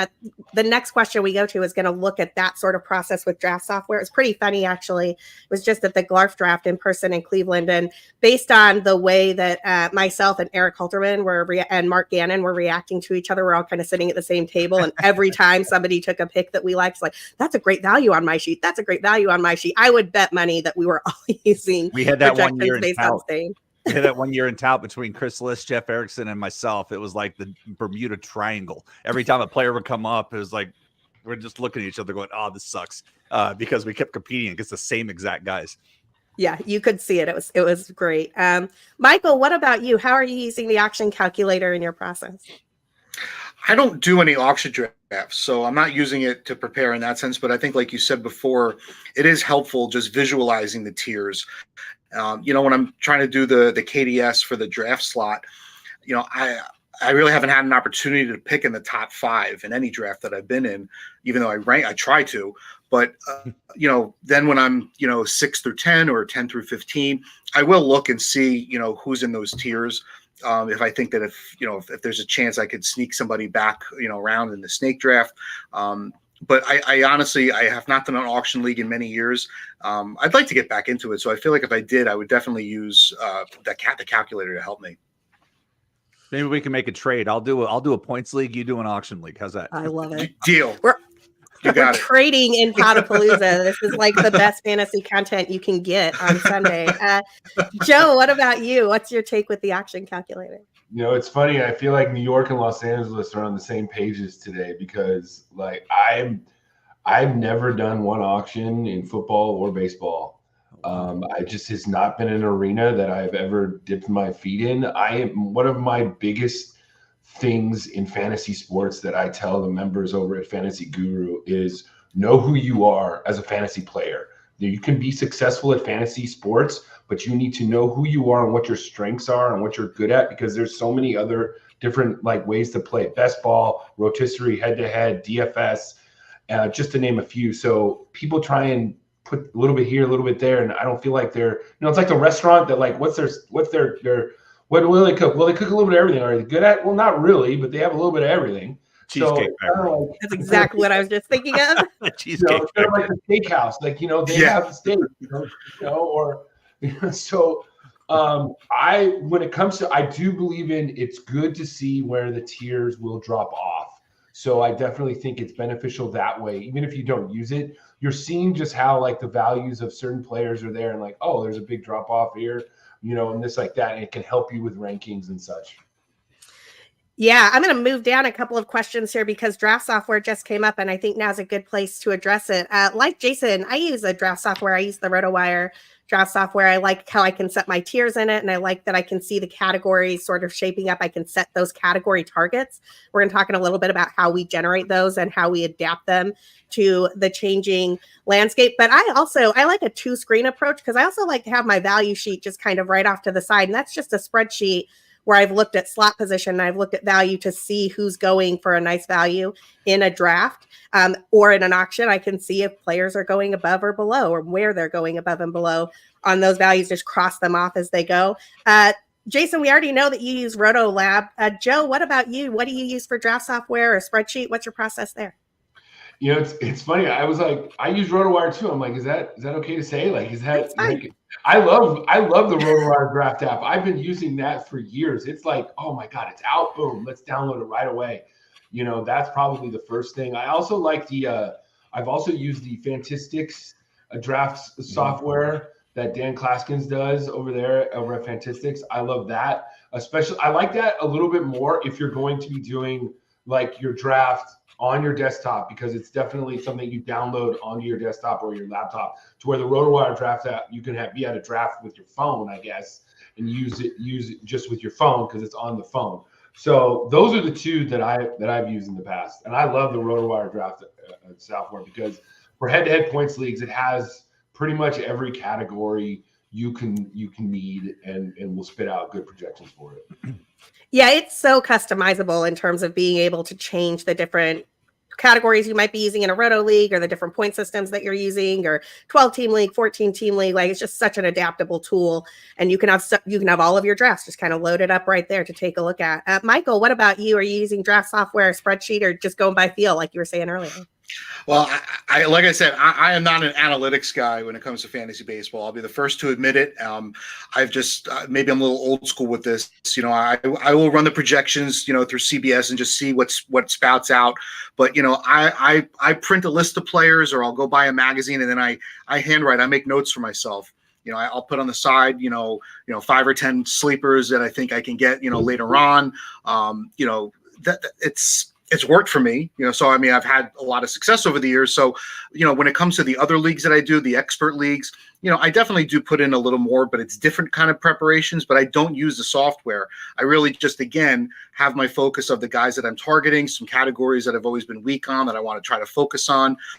And, I'm sure we'll talk about this, over the next half hour, but, when it comes to drafting, it's an art and it's not a science, because you just don't know how things are going to go. And I feel like rather than pigeonhole myself into, well, I have to do X, Y, and Z, I kind of allow myself the flexibility to pivot and improvise. Because if something happens that I didn't plan for, I don't want to be stuck on my sheet looking at, well, then I have to do this, I have to do this. I want to go off script. So I do allow myself that latitude to kind of veer away from what I'm intending on doing and versus what I need to do. I'm so glad you mentioned that. I've been talking about this a lot recently on Fantasy Feud, because we've been reviewing some of the drafts that Shelly and I have been doing early this season. And I've been calling this the choose your own adventure draft strategy. Like, I like to think I'm very modular in terms of how I think of a draft. If I get a starting pitcher in round 4, then I will do this following thing. If I miss on a stolen base guy in round 1 or 2, I'm going to take Nico Horner in round 5, because I know that he's got 50 bags sitting there in round 5, right? And I like to think in terms of an if-then scenario, and not all of those then scenarios show up, right? Like, some of them just kind of get discarded because you get some other dude or something falls in your lap and you take care of that need. Yep. Speaking of, one of the ways that gets sort of changed year to year with this is the changing landscape. And I think in 2023 in particular, we had a lot of new rules and a lot of changes, some of which are going to trickle in to 2024. I think in particular, stolen bases could go up even higher. I don't think every team in the league really maximized the new rules on stolen bases. And I think the teams that did saw a huge profit from it. But I'm curious for you, Jason, how are the categories themselves impacting your draft prep, particularly for the things like stolen bases that changed because of the rules, or wins that are getting more scarce, but really any category looking at the landscape? Well, this is a unique season compared to recent ones. We have the only thing changing are those awful uniforms. We have no rules changes. We have no baseball changes that we know of. We have no pandemic shortening the season. We don't have any changes. And so this is really the first stable-ish type of season that we have. And so that's actually refreshing to be able to come into the season and be like, okay, cool. Let's see that. And like changing landscape, like you think through things. A team needs to be able to cover 1,458 innings to get through a regular season, assuming there are no extra inning games, but roughly 1,450 innings, right? And it used to be 1,000 from your starters and 450 from your bullpen. Those days are long gone. Now it's like, okay, can my staff get me to 900 innings? And you can look at some of these staffs right now and be like, no, it's not going to happen. I was just looking at Tampa Bay. I made this comment last night. I have no idea how Tampa Bay is getting to 900 innings out of their starting pitchers. So maybe Blake Snell can sign a belly-like contract and come back home, and then with opt-outs every year. But that's a crazy thing. So I look at it to say So obviously stolen base landscape has changed, so we have to adjust for that. And wins are more distributed. We had 8, 9 middle relievers win 8 to 12 games last year. Like a guy like Colin Poche, 12 wins in 60 innings. Ian Jabot was like 8, 9, 10 wins and similar things. So look for those types of opportunities. Look for that change of landscapes. It used to be, I'm just drafting starting pitchers, closers, and closer specs. And if you go in with that mindset, you're going to miss out on the new sweet spot of finding those middle relievers with good ratios that are piling up wins. That's a great point on the middle relievers. And one of the guys that I like late in drafts who goes surprisingly late and has a really good value in the auction calculator is Matt Strom with the Phillies. Yeah. He was one of those guys getting those 2-3 middle relief inning appearances. He strikes out a lot of guys. The ratios are really good, and you can get a lot of wins that way. And Matt Strom, I think, has more fantasy value than where he is currently going in drafts. Michael, what about you? How are you evaluating last year's landscape with this year's categories? Yeah, I totally agree with Jason. The trends of starting pitching is definitely affecting the way I'm drafting. Like I said, rather than focus on really accumulating a lot of depth in pitching in this in the draft and hold for the tout, I took Gallen and Fried in the 3rd and 4th round, and I kind of just punted on pitching for the next several rounds because it's very rare. There's only a handful of guys that are going to go 5-6 innings and even qualify for a win. And then on top of that, you've got to look for those teams that have the good bullpens, including those middle relievers and a closer to lock it down. So I totally agree. And having those middle relievers available later in drafts to get the vulture wins or get the holds in any, in any format, the ratios are going to work, and in points leagues especially too. So I think it opens the door for a lot more available players that do have value. And I would also add the stolen base category as well. You're going to see a lot more players with the new rules, have 20, 30, 40 stolen bases, which is just going to increase their values. So I think it's good overall for fantasy baseball to have so many more players that are going to be heavy contributors in some of those, more scarce categories.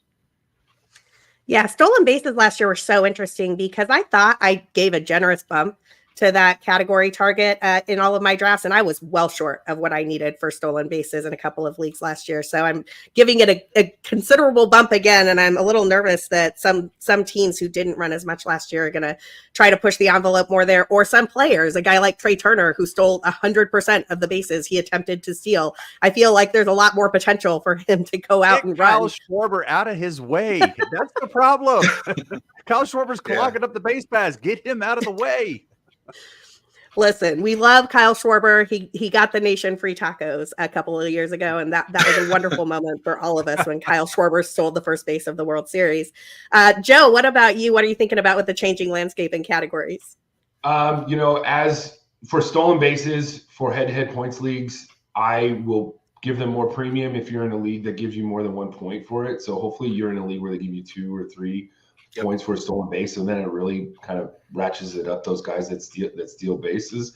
But as for pitching, I realize that there's not as many guys that are throwing quality starts, but if you are targeting the guys that do, that means they're going to be giving you innings, probably a lower ERA, chances for a win. So you have them, and more strikeouts. So you have them maybe helping out in multiple categories if you can have those guys that do give you the quality starts.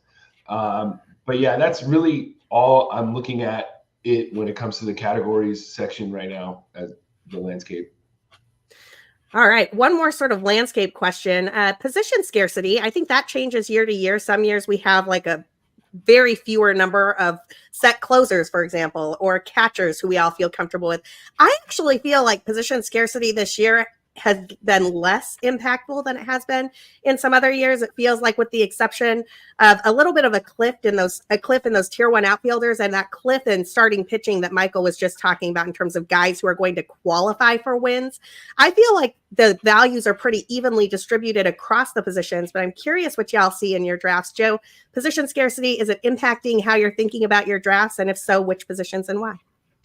I mean, the only position right now that, just looking at the board, that I feel like is a little bit light is like third base. There just doesn't seem to be too many options like at third base that I'm looking at compared to the other positions. So I feel like you might have to put a little bit more premium on the third base position earlier in your drafts to get one of those guys. A couple, maybe it was an hour ago, they were talking about how catcher is pretty deep this year when they're normally the years are a little bit weak. So, the relief is just so volatile. So, hopefully everybody's in a league that gets, if you're in a points league that holds, that definitely, gives you a wider player pool they get selected with when it comes to relief. But yeah, third base for me seems to be the one position I feel like is a little scarce this year. Now, that's a great call out because there is kind of a cliff right around Alex Bregman where if you haven't gotten your third baseman by that point, I find myself going, oh, what exactly is my plan at this position? Jason, what about you? Are there positions that you're particularly worried about this season? In a mixed league, no. Honestly, I have not. All the drafts I've done so far have been mixed league, and position scarcity has not even crossed my mind. Now, in an AL or an NL only format, absolutely. First and third base, there are some cliffs. If you don't get up to if you don't, top 5 or 6, and if you don't want to pay that or use that early draft capital, then let it slide. There are some things elsewhere, but in a mono league, it crosses my mind, but it's never like oh my God, I need to reach and get this guy. I look at it and say, okay, I'm down to, let's use catcher for an example. All right, it's Mitch Garver or Jonah Heim. Am I cool with, do I overpay for that? Or do I just wait and go get Danny Jansen or take a shot with Bo Naylor later on? So I'm fine with that. But I don't let position scarcity move the needle for me at all in mixed league formats. And I give it a little credence in mono leagues, but not much. Yeah, really great call out on mono leagues. I was talking to someone who plays in an AL mono league, and they were describing the first base situation to me. And I was like, oh, that is kind of a disaster after Vladimir Guerrero Jr., because all of those really top tier first basemen are playing in the NL right now. So great shout out on the mono league question. I agree with both of you on catcher. I find that even in 2 catcher leagues, I feel pretty comfortable waiting on catcher and not forcing the issue this season. I think there's some interesting names who are going late that you can take with like your final round pick as well. Michael, position scarcity, is there any place that you find it impacting your draft so far? Yeah, well, I guess, Joe's been stealing my notes here because third base is what I had written down as well. I think after, Austin Riley would be, obviously the guy that you target, really early. But after that, the Machado, the Bregman, Arenado, Muncy, like all those guys, once you're past them, then it's just a crapshoot and you might as well wait a little while. I mean, there is a significant drop off, but then you have several guys that are all kind of equivalent with each other. So that's a situation I'm in right now in Tout Wars. I missed out on Muncy and Arenado, and I'm looking at it, and there's Josh Young and Jamer Candelario. They're fine, but I'm not going to go reach for them at this point. So I feel like I can wait a little longer. Maybe try to get Brett Beatty, on a bounce back year. Gamble on him. There's plenty of options. So as long as you're not panicked, but you do have to notice that the third base is pretty weak. When historically, back in the day, that used to be one of the strongest positions. And then, and first base too. I mean, I really feel like first base is very top heavy as well. That used to be another premium position you'd see. But, after the first 5 or 6, there is a big drop off, and then everyone else is kind of in the same boat. So if you don't get those top players, you don't need to panic, but you don't want to overspend because there are a lot of options later on. Yeah, Brett Beatty is a great call out for late and like a draft and holder when you're looking for a third base option there. Another guy I really like around that spot is Michael Garcia, who's leading off for the Royals, and I think is pretty interesting bat with a little bit of speed. Let's do a quick lightning round. Kentucky Derby system, when you're setting where you want to draft, I'm curious what your top priorities are for KDS this year. And if you are mocking particular positions or if you're more just thinking about it in terms of being at the ends or being in the middle. I'll start with this one. Obviously, I want to get the number 1 pick because Ronald Acuna Jr. is God tier in fantasy above everybody else. But if I can't get the number 1 pick, I probably just will take any of those first 5 picks before moving to the middle. And I don't really want to draft off the back end. Joe, what about you? As you're setting your KDS, do you have a preference for where you draft this season? Yeah, definitely 1 to 4 would be my preference. But I don't mind going, being in the back also. Just because I like having the back-to-back picks, and you can really like kind of fill a need. If you have like 2 spots coming, you can kind of like almost project, okay, I'm going to get 2 of these 4 players for sure. I got 2 of these 4 players no matter what happens. So I kind of like that. And then once the draft starts, if you're at the end, you got God mode, but then you're waiting, 24 more picks, and now you're going back to back too. So it's basically you either get God mode or you're in the back with us. In the draft tomorrow, I'm 11th, which is probably like one of the worst places, I think, because you're like just outside the back and you're not even really in the middle. So that is kind of unfortunate, but yeah, 1 through 4 are in the back. Yeah, I just drafted the Glarf draft. I was drafting 12th, and that position is really tough because you don't know who is going to fall to you. The player that you're going to get probably is a 4-tool guy, not a 5-tool guy, or you could kind of reach for like a Jose Ramirez or a Trey Turner and get the 5-tool guy instead. I agree with you. That particular position is not my favorite, but I also love what you said about drafting at the ends, and I find that it frees me up a little bit to ignore ADP and just sort of take the players that I want for my build because, like, I don't know if catchers are going to make it back to me, so I'll just start the catcher run and see what happens. Michael, what about you when you're thinking about KDS and where you want to draft? What are your priorities this season?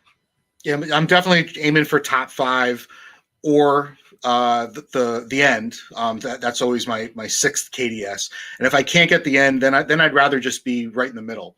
So, I'm most of the leagues I'm doing this year are 15 or 16 teams, and I've ended up at 8 in a lot of them, and that's you're still going to get a top player, and you're always equidistant away. So you don't have to wait 25, 30 picks for the next one to go. So if I can't get the very beginning or the absolute end, I'd rather just be right in the middle and, not have to go too long without a pick. Yeah, definitely hear that. And I've drafted from both of those positions this year. It's been comfortable at any point, but I did love taking Ronald Acuna Jr. in my first draft of the season. Jason, how about you? Where do you want to draft this season? Yeah, Sarah, I'm like you. I've gone every KDS. I've said 1 to 5, and then kind of danced around from there. I am picking 1 in TGFBI. It's the only time I've scored 1.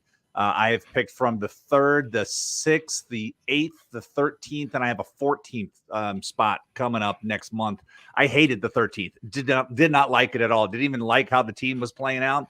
But you made a great point about picking on the end, being able to jump ADP. Like even in the I'm in the 13th round where I'm picking 3rd, and something you talked about in the podcast that you had with Shelly, and I forgot the guess, maybe it was Adam, where you were like super upset about getting jumped on Christopher Morel. I took him with pick 13.3 because I really wanted Eduardo Rodriguez there because I was trying to draft some balance for pitching. I was like, okay, Rodriguez is going to come back. He didn't. He went 2 picks before me. And so I was like, I don't like the rest of these pitchers right now, and I don't feel like I need to reach. But there's Morel, a guy that I don't kind of need, but I really also like. I'm just going to take him, and then I'll worry about how I address the pitching later. Yeah, that Christopher Morel snipe was brutal because it meant that I had to take both Tommy Edman and Nolan Gorman to make up for what I wanted out of Christopher Morel, which was funny because apparently Adam had Nolan Gorman at the top of his queue, so I sniped him right back. But it's a great point that you can sort of move around what you're going to do with ADP as you get to certain rounds, and that actually goes straight to our next question. And I wonder how much where you're drafting impacts this. I find that somewhere along about the 11th or 12th round, I'm willing to jettison ADP more than I am early in a draft. Like early in a draft, I don't want to get too far away from where the rest of the board is. But once we get to a certain point, I'm just going to go get the guys that I want to get to build my team. When does that happen for you, Jason? It sounds like it happened for you in that draft right around the 13th round. And does it change if you're towards the middle or the end? I think it's like a sliding scale about what are your team needs versus ADP. So it's like, again, I made it earlier. It's a reference point. It should not be like, this is where I have to draft by this. Sure, you may come out with a great Fantasy Pros grade on the site afterwards, but who cares? It's like, just go ahead and take what you need. If there's a guy that you need and it's around early, especially if you're towards the end, there's a good chance that guy's not going to be back there. And that's really what I use ADP as a guy is like, what's the percentage chance that this guy is going to be here? And in the 12th round on that 12.13 pick, I took Jonah Heim because I'm looking at 2 teams but in front of me, and both of them only had I was like, okay, maybe somebody will double tap a catcher. And typically the team on the turn is always the one that double taps the catcher. And sure enough, one of them did. I really like Heim this year, even though he had a great year, even a little bit of aggression. He's still going to have a good year. I thought he was the best guy left on the board at the position. I wanted to address it. So I went ahead and did that. What it cost me was Eduardo Rodriguez, who I thought would wait another round and I'd be able to get him. No, he went the next pick after the double tap catcher.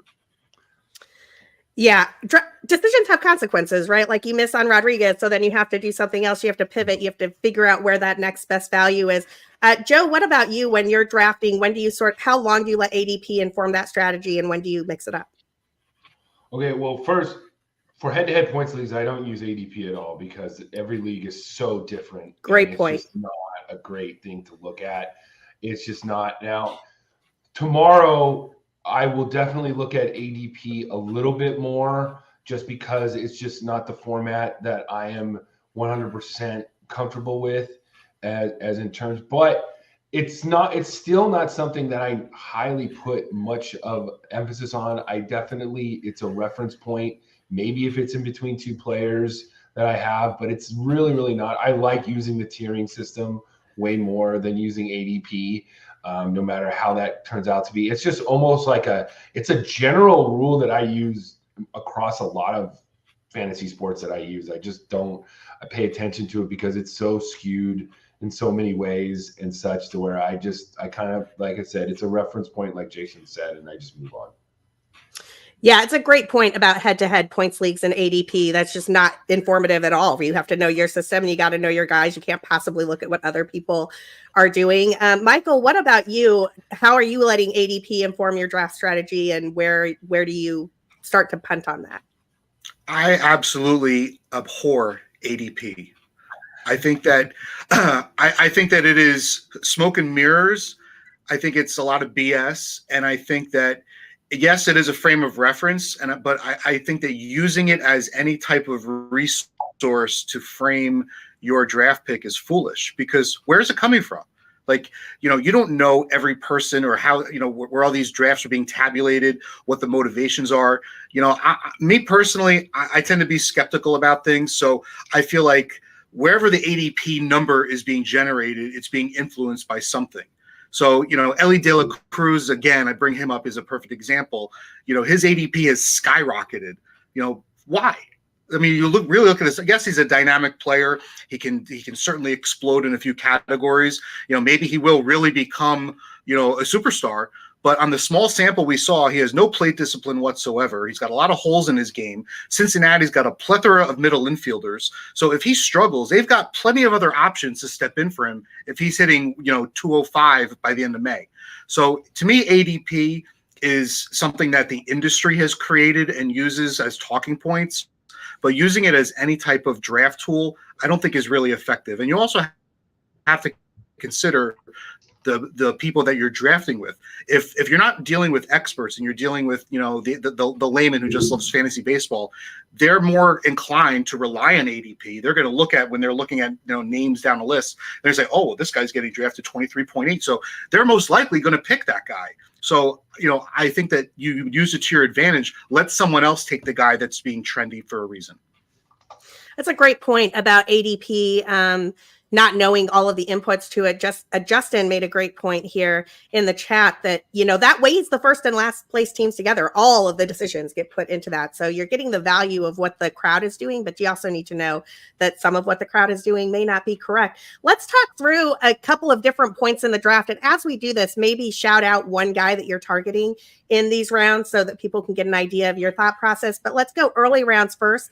I do try to plan out the first 4 rounds of any draft. And obviously I have to change things as if like a bunch of pitchers go earlier than I thought, then I'm probably not going to wait until round 4 to take my starting pitcher. So it's a little bit modular, but I like to have a plan of what I'm going to do with those first 4 picks and how I'm going to fill category needs. And I kind of like to stick to my plan, even if it means I don't take the most valuable player off the board. I recognize that that's a little bit unorthodox. Joe, what about you? What's your early round strategy? Is there one person you're targeting there?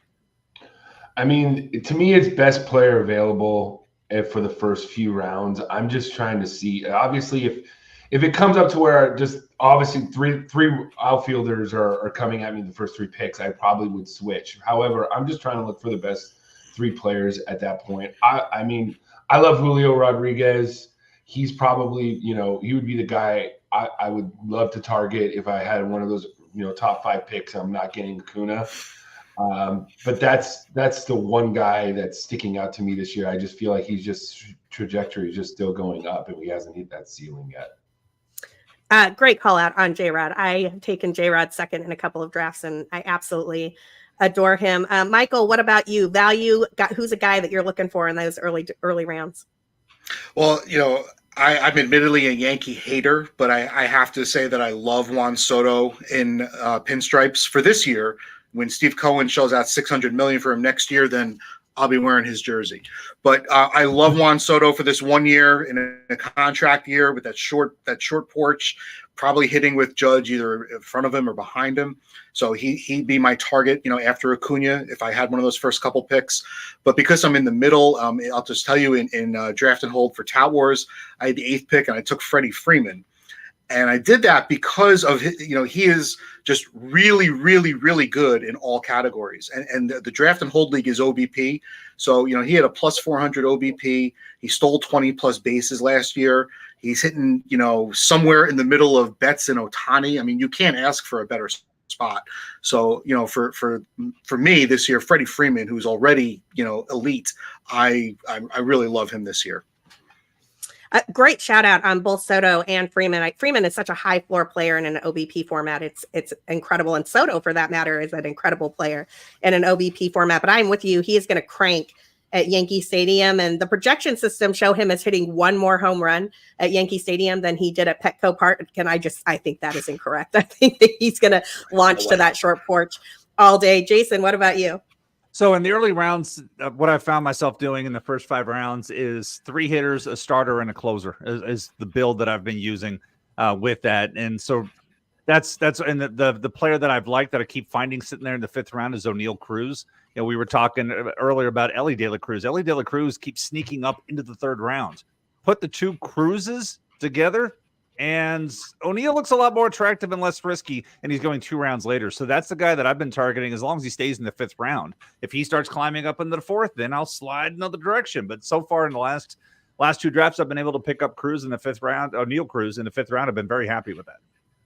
I also find O'Neal Cruz to be the more interesting of the Cruzes going in the first 10 rounds. And it's all of the reasons people like Ellie are the same reasons we were super high on O'Neal Cruz a couple of years ago, the sprint speed, and he hits the ball really hard, and he's a toolsy guy and all of that jazz. And I feel like we've slept a little bit on the fact that they are functionally the same player with the same flaws, and one of them goes, 40 picks later. Mm-hmm.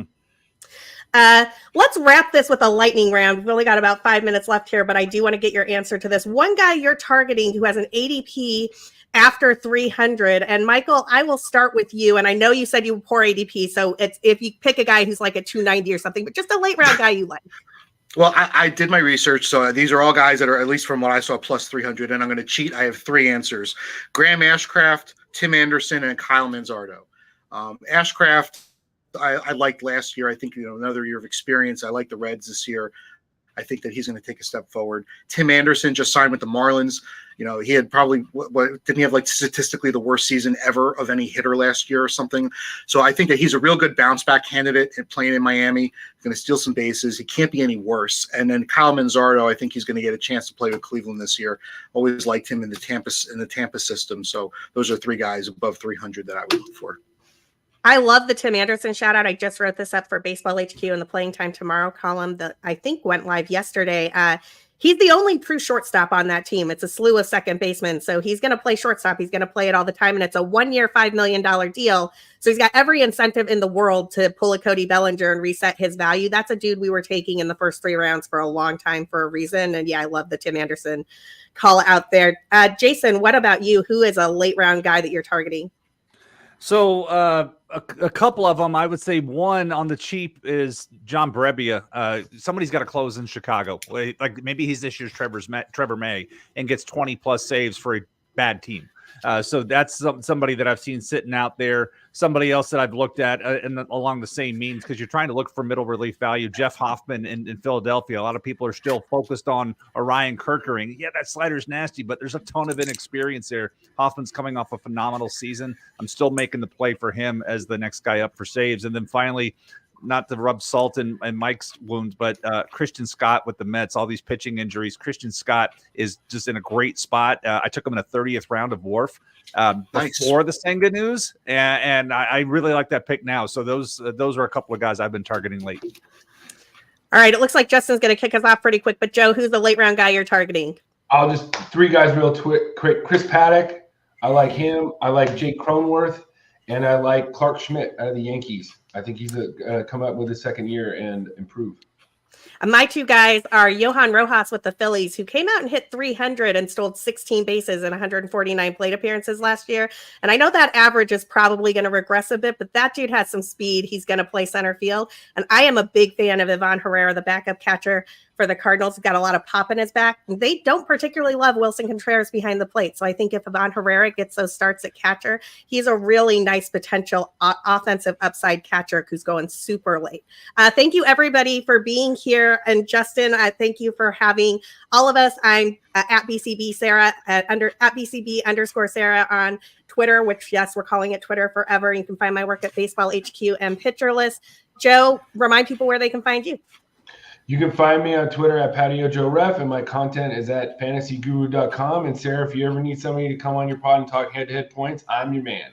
All of you are coming on, getting invites to Fantasy Feud, so just wait for them in your DMs. Michael, remind people where they can find you. You can find me on at Twitter at Fantasy Judgment. You can go to fantasyjudgment.com if you want to read some previous decisions from over the years. If you want to submit a case, you can go to fantasyjudgment.com. And I will piggyback on Joe's invitation to talk about head-to-head points as well. We seem to share a brain in that sense, so happy to do that. And always a pleasure to be here, Justin. Thanks for having us. Awesome. And Jason, where can people find you and your wonderful work? So find me on the Sleeper in the Bus podcast on Sundays. Find me there on Blue Sky, hanging out, and then the Collette Calls column weekly. And if you're coming to First Pitch Florida, come say hi. There we go. Great panel, guys. It was fantastic. And lady, it was fantastic to hear you guys drop some draft strategy knowledge. I'm going to unfortunately boot you all out, as I have to do, because we're bringing on a new panel here shortly.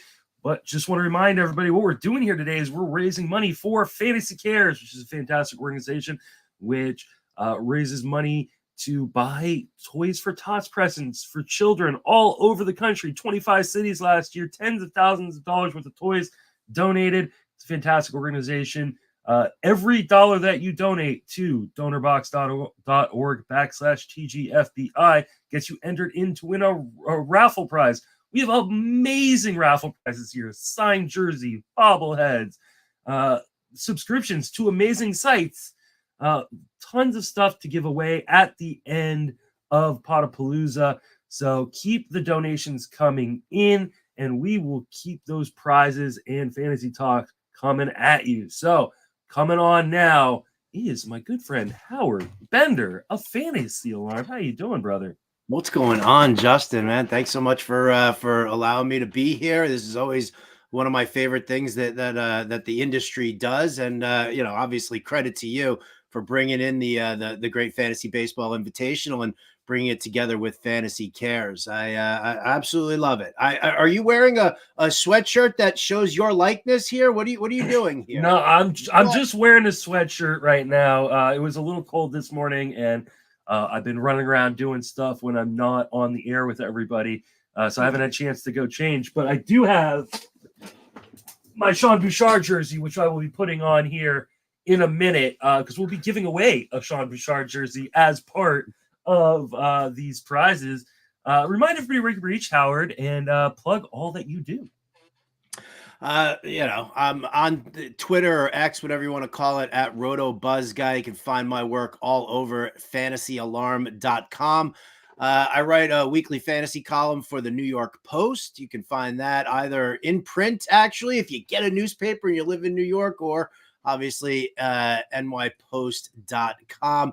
And of course, you can hear me on SiriusXM Fantasy Sports Radio Monday through Friday, channel 87 from 6 to 8 p.m. Eastern, co-hosting with the GM Jim Bowden. So a lot of great baseball talk going on over there right now. I'm gonna have to get a paper copy of the New York Post when I'm in New York in a few weeks, so I can have you sign it. So that is going to be the plan. Coming on as well is Matthew. How you doing, sir? Good. Thanks for having me. Absolutely. Remind everybody where you can be reached on social media and plug all that you do.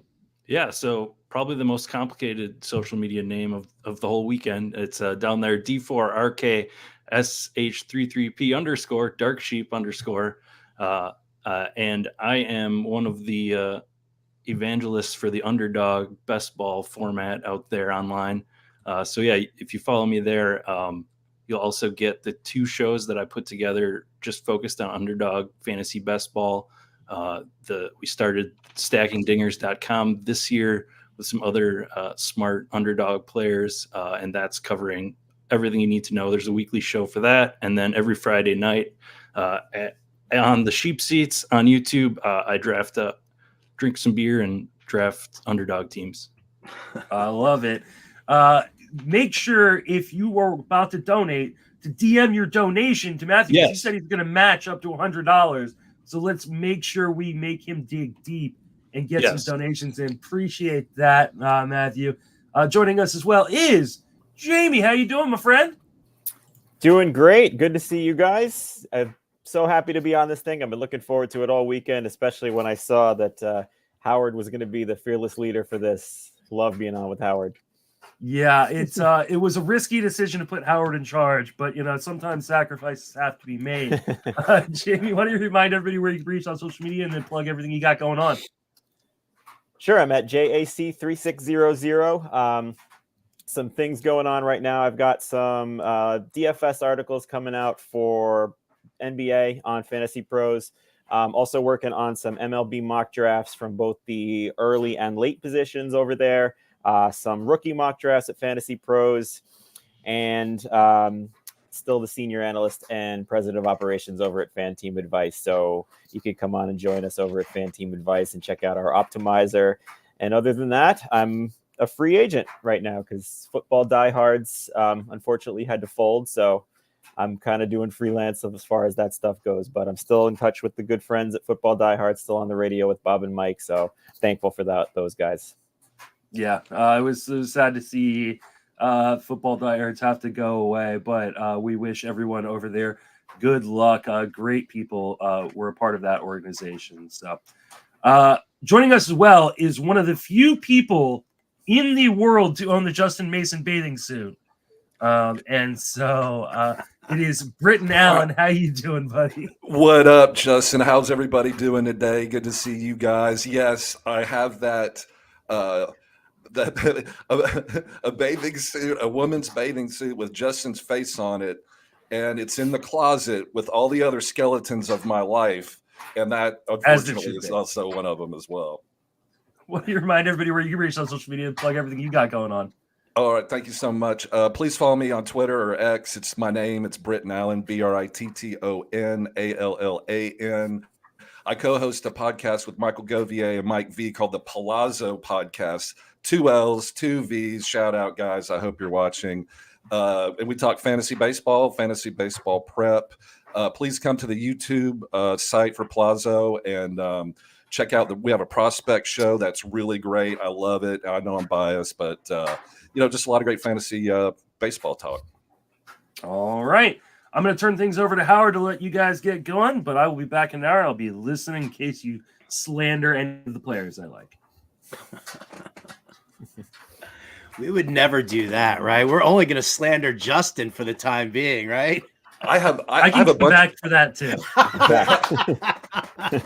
I have a couple players I want to slander, but can I first ask Matthew? Your background is really interesting. It looks like some type of apocalypse situation. Yeah. Are you okay? I'm okay. It's just some random AI generated art that I made. That's awesome. I love it. Actually, my logo is also AI art generated. So sorry to you artists out there. Are we all wearing your Twitter handle? Are we all wearing some sort of baseball paraphernalia here? I see a jersey over there. What do we got, Britton? This is a blue shirt, man, but it's got a collar on it because I know you write for the New York Post, and I wanted to try to impress you, so I wore a shirt with a collar on it. So fancy. Jamie, what jersey are you rocking? I'm repping the pinstripes. First televised game that's going on right now. And I must say, Juan Soto looks glorious in pinstripes. He does. That makes me, I want to hug you. Now. I'm coming for Tout Wars, Virtual. Jamie. So we're going to have to get a nice, long, awkward hug in there. Matthew, how about you? It's AI generated. Was there no baseball reference there? No, it's just my little logo that I've got everywhere. All right, beautiful. We should pimp that out. For me, it's Matty O hits dingers, courtesy of RotoWare. Do I gotta sit up here? There it is. I feel like you're flashing us or something. You're Nobody needs to see you're that. showing us the goods, Howard. Just got in a different category on YouTube. Although I'll tell you what, I don't know. I haven't weighed myself, but my wife says I've dropped about 50 to 60 pounds. So I am on the comeback trail here as well, which is perfectly appropriate for what we've got going on here today for everybody out there. And again, thank you so much for tuning in here to Podapallooza. Love having you all there. The scroll at the bottom, please make those donations to Fantasy Cares.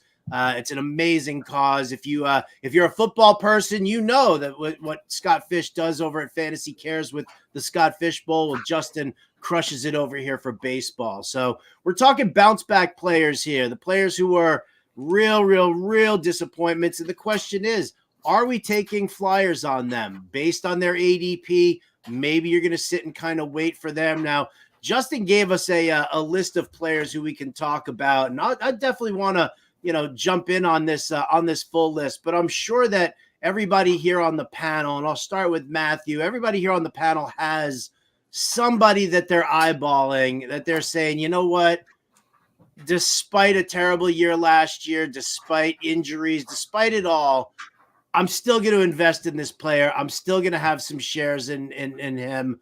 So Matthew, I'll start with you. Who's your number one bounce back candidate? Yeah, so this might be cheating, but mine's actually Vlad Guerrero Jr. He didn't have a terrible year last year, but I think the balance on what people think he is from last year to when he had his true breakout is just skewed at this point. Obviously, I just think he has the ability to return you first round value, no matter the format, and he's not going there. So it's not like a super deep dive, but I think he's my number one target as far as a bounce back guy. Gonna give him that shot one more time. I got you. Jamie, how about you? Well, my top guy is on our list, so I'll wait till that comes. No, around. serve it up. We listen. We got an hour here, baby. Let's have some fun with this. Who do you got? No rules, Jamie. True. Yes. So, I do like Christian Javier a lot.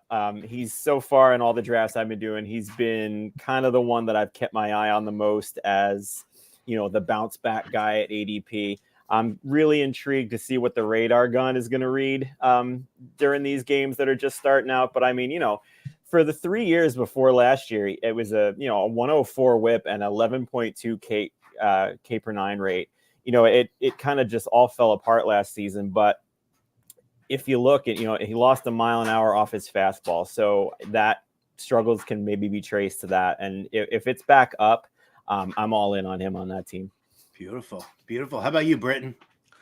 I want Trevor Story to be a bounce back player. He signed that big 6-year, $140 million contract with the Boston Red Sox.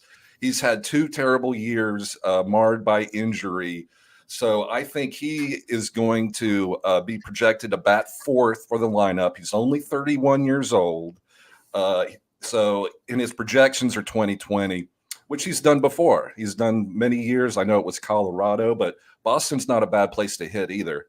And you can get him on the cheap. His ADP is 200 or 150 or something crazy like that. So give me the cleanup hitter for Boston Red Sox. He's going to play every day. He's not going to get benched. He's not going to get set down. He's going to play every day.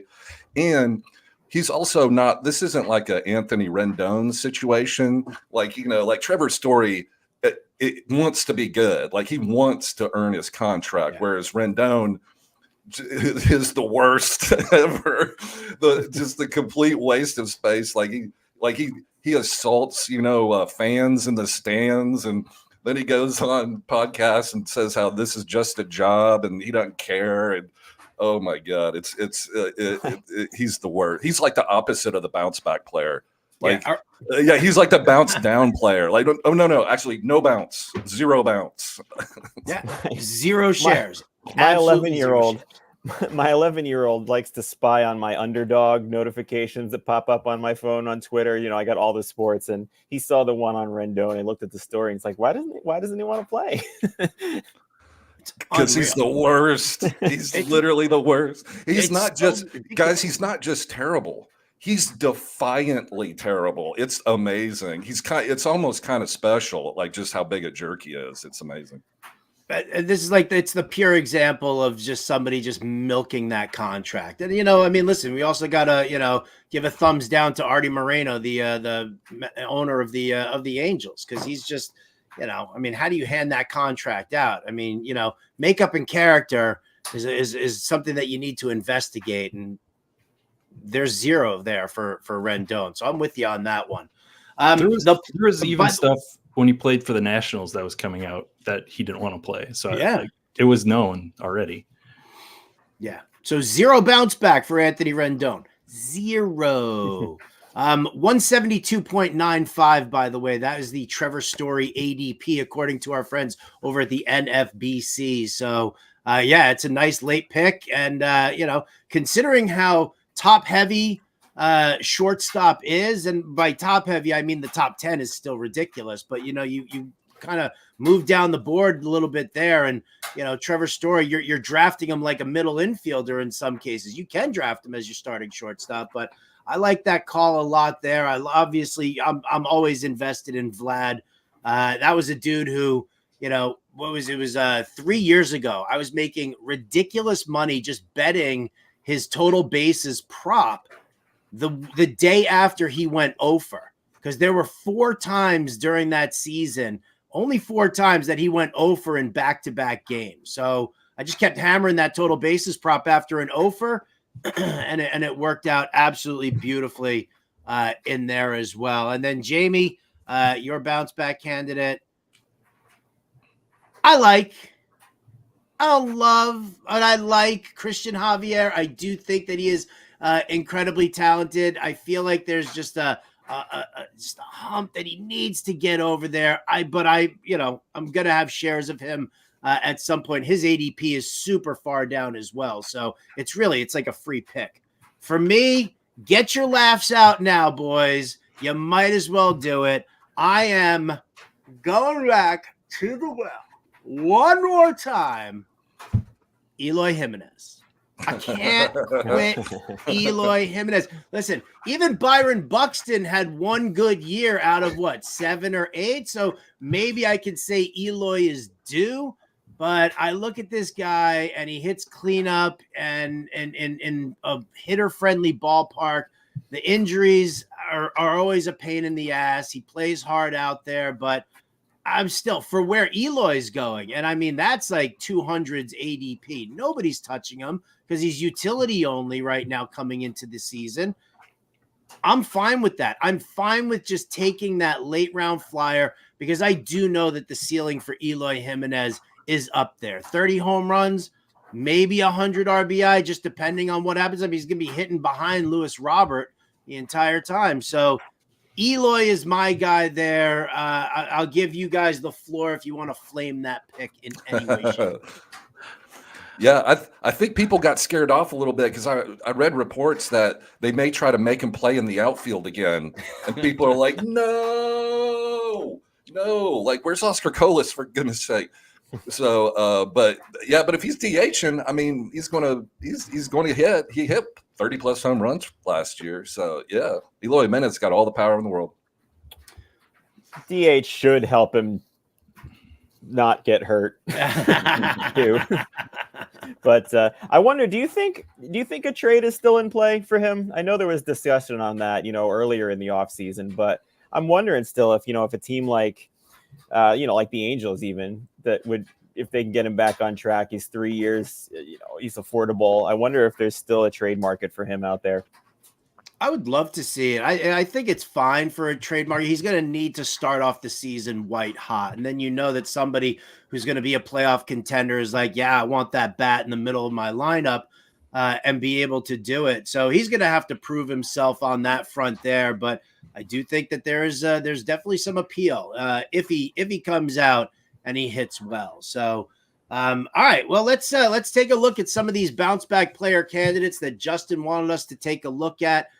We'll start first here with Tim Anderson, recently signed by the Marlins, and the Marlins did report that if they do sign, they even said it, if they sign Tim Anderson, he is their starting shortstop. He will bat second in that lineup behind Luis Ariz. Here's a guy who was a 300 hitter. Now, one of the things that, he had a lot of personal issues going on over the past 2 years. And, it's not something that you need to really get into or anything like that. I know he also can't take a punch. We've all seen that video of him there. But, Tim Anderson, if he can go back to hitting 300, if he's going to sit there and, batting in back of Luis Ariz, maybe you get like Jazz Chisholm hitting behind him. There is a possibility here, but the question is do you believe it or do you not? I'll start with Britton this time. Do you believe in Tim Anderson? Absolutely not. And I've done exhaustive research, mathematics, science, and all signs point to Tim Anderson being a straight up bust. Now, he's real cheap, so I guess he can't be a bust by that definition. But so when a professional player gets clocked in the face by another player, that player's career is essentially over if you look at the facts. And of course, I'm talking about when Rougned Odor smacked Jose Bautista in the face.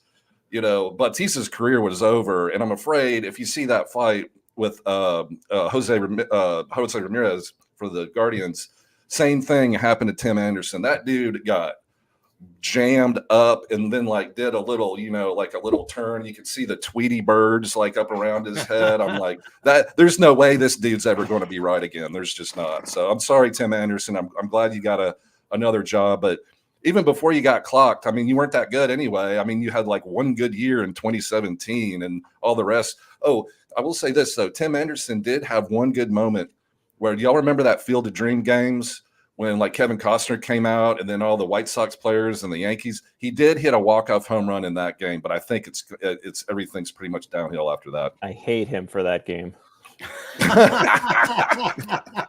Don't hold back, baby. Why? What's the matter? Oh, yeah. If I recall, the Yankees came back in that one too, and Judge hit one, and then he stole all the thunder with the walk off into the corn with that. I'm trying to remember the details, but the balls were flying in the corn that evening. Yeah, it was it was a good place to hit apparently. What about you, Matt? How about a little Tim Anderson? Is he going to find his way onto your roster somewhere? I am out. Yeah, like you said, he's had some personal stuff going on for a few years now, but if you look, he hasn't been good when he's played, and the max EV, the EV, never good on him. You're getting what out of him? For Roto, you're getting average. He doesn't steal bases. And how long is he batting second on that? If he's slumping and we don't see, if we see what we saw last year in Chicago, how long is he batting second? He's penciled in there now, but I don't really trust it. He's 30 years old. I don't know how much more is there for him to get to. All right. ADP sitting in the 320s. If you're sitting there in the 26th, 27th round, maybe you want to take a shot. These guys don't want to take a shot. I might. There's always that opportunity. I mean, one of the things that I think that we kind of forget about is that these guys are human beings. These guys aren't just, hey, going out on the field and playing. They have lives going on. I mean, I'm out here in the Bay Area, and while I'm not going to make any excuses because, he ate his way into a lack of a career, but that's Pablo Sandoval. And a lot of people were jumping all over his drop. He had that 1 year in between 2 years that was really, really bad, and people were down on him. And one of the things that happened that really wasn't publicized was that his mom's house went up in flames, lost everything. The whole family was losing a whole ton of stuff there, and that really kind of weighed in on on it. And I think that listen, for Tim Anderson, yeah, I'm sure a lot of the stuff that he brings on himself, but when you're in your 30s, I don't know how old you guys are, but I'm in my 50s right now, and I know that in my 20s, I was an ass. Of course I was, right? Who wasn't an ass in their 20s? So you kind of, you tend to mature and you kind of dig deep, and maybe Tim Anderson sees this as a potential, let me kind of try and resurge a career. Maybe not. We'll move around to the rest of the list here. Here's a guy who I will just say it right off the bat. I am out 100%. I do not believe in any kind of a bounce back for Lance Lynn. I get it. You want to grab some cheap strikeouts or something like that. But I mean, this dude's ERA is somewhere in the stratosphere. We saw it last season. I don't care going back, playing for the Cardinals, and that he's going to be the third starter behind Sonny Gray and maybe even Kyle Gibbs. I'm not buying Lance Lynn, but Jamie, maybe you are buying Lance Lynn and can tell me why not. No, I'm not either. And unlike Tim Anderson, who I'm okay with just because of how cheap he is, it's a no risk thing. Lynn right now is not cheap enough for me. And if you look at all the underlying peripherals, he's only got a 35% ground ball rate last year, which was a career low, a 19% homer to fly ball rate. All the underlying, the FIP indicates that ERA is real. You're right. There's strikeouts to be had, but when it comes at the expense of all the other things that could go wrong for a 36-year-old pitcher, he's a pass for me. All right. Matt, how about you? Lance? Yeah, I think he is a format guy. I don't want him any roto, but on Underdog, you can get him in it's a 20-round draft there on Underdog, and you can get him in the 17th or 18th round. And the nice thing about best ball is that I don't have to figure out when he's going to have those high strikeout games. I can just have him there sitting there, and I'm not getting the bad parts of him. So if you think there's some strikeout left there and it matches your format, that you're not trying to guess when those good games are going to come, I think it's worthwhile. But I think I also have concerns with just, we kind of think of him as this bulk guy, but 36, he's going to be 37. How long does that last? Even, you think about his frame and you think, oh, these guys last, they go deep in games, but even if he's going deep in games, how much has that age and body going to hold up? All right. Well, Britton, Lance Lynn's mom is actually watching this stream right now. So is it a clean sweep of no to her son, or are you going to be the champion of Lance Lynn?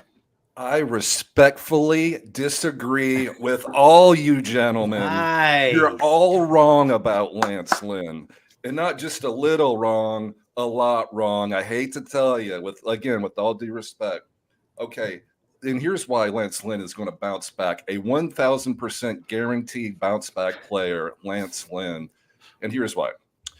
He's Are mean you all as right? shit. Blink twice, Britton. Is Lance Lynn's mom back there? He is a mean, dark, angry man. Now, if you've seen him on the mound, he's yelling after every pitch. He pitches with anger, much like the Sith Lords of Star Wars, Anakin Skywalker, the other guy. So they channel their anger, and then they pull out the red lightsaber and they start messing stuff up, right? Well, that's what Lance Lynn is going to do. He had a bad season, but he still threw a ton of strikes. He can still throw strikes. He's going to channel his anger. He's going to yell. Remember that one? He was having one bad game. Well, he had lots of bad games, frankly. But he had one bad game, and he went to the dugout and started yelling at the first base coach or something. What's he doing to you, man? I don't know. But so he's just out there. He's angry. He's 37, but that's not that old when you're feeding off your anger, on a day-to-day basis. So I love Lance Lynn to come back. throw, maybe, it's going to be a high 3 ERA, but he's going to throw strikes. You get him. Nobody in the world wants Lance Lynn. Yeah, I love Lance Lynn for a decent bounce back this year. Is there a pink Bronco parked outside your house? Or Is that what that is? I'm kind of wondering here about, is that like a perfect candidate for a mic'd up moment just so we could hear him? Because I have a sneaking suspicion that when he's yelling, it's more of like, God, I'm so stupid. I can't believe I threw that stupid pitch. Yeah, he's literally every single pitch. He's mad. He's rumbling. He's yelling. He puts his glove up and he starts yelling in it like a crazy man. That's exactly what I want. Give me that Ricky Vaughn coming in the manager's office throwing stuff around. That's Lance Lynn. I think he's gonna bounce. Lance Lynn's not going out like this, guys. He's not going out on this. He's not. That's not in his makeup. He's going to bounce back. I really like Lance Lynn. Well, then let's hit some of these veteran pitchers who are on our list here. Two in particular. Number one, Lucas Giolito. He plays for the Red Sox now. Again, he's a good strikeout pitcher, but the rest of it is kind of a nightmare. Not to mention the fact that, listen, I'll say this. If Boston has any hope of winning on Patriots Day, they cannot start Lucas Giolito. The boy does not pitch well during day games. But we got Giolito as a strikeout specialist. He's dropping down further on. He's like, mid to late rounds. I think I see him going around the 16th, 17th round, things like that. The other one, though, is Aaron Nola. Going much higher in drafts, did not have a good season last year, has technically been bumped down to as the number 2 with Zach Wheeler being the ace of the staff. So, let's kill two birds with one stone. We'll talk Nola, we'll talk Giolito.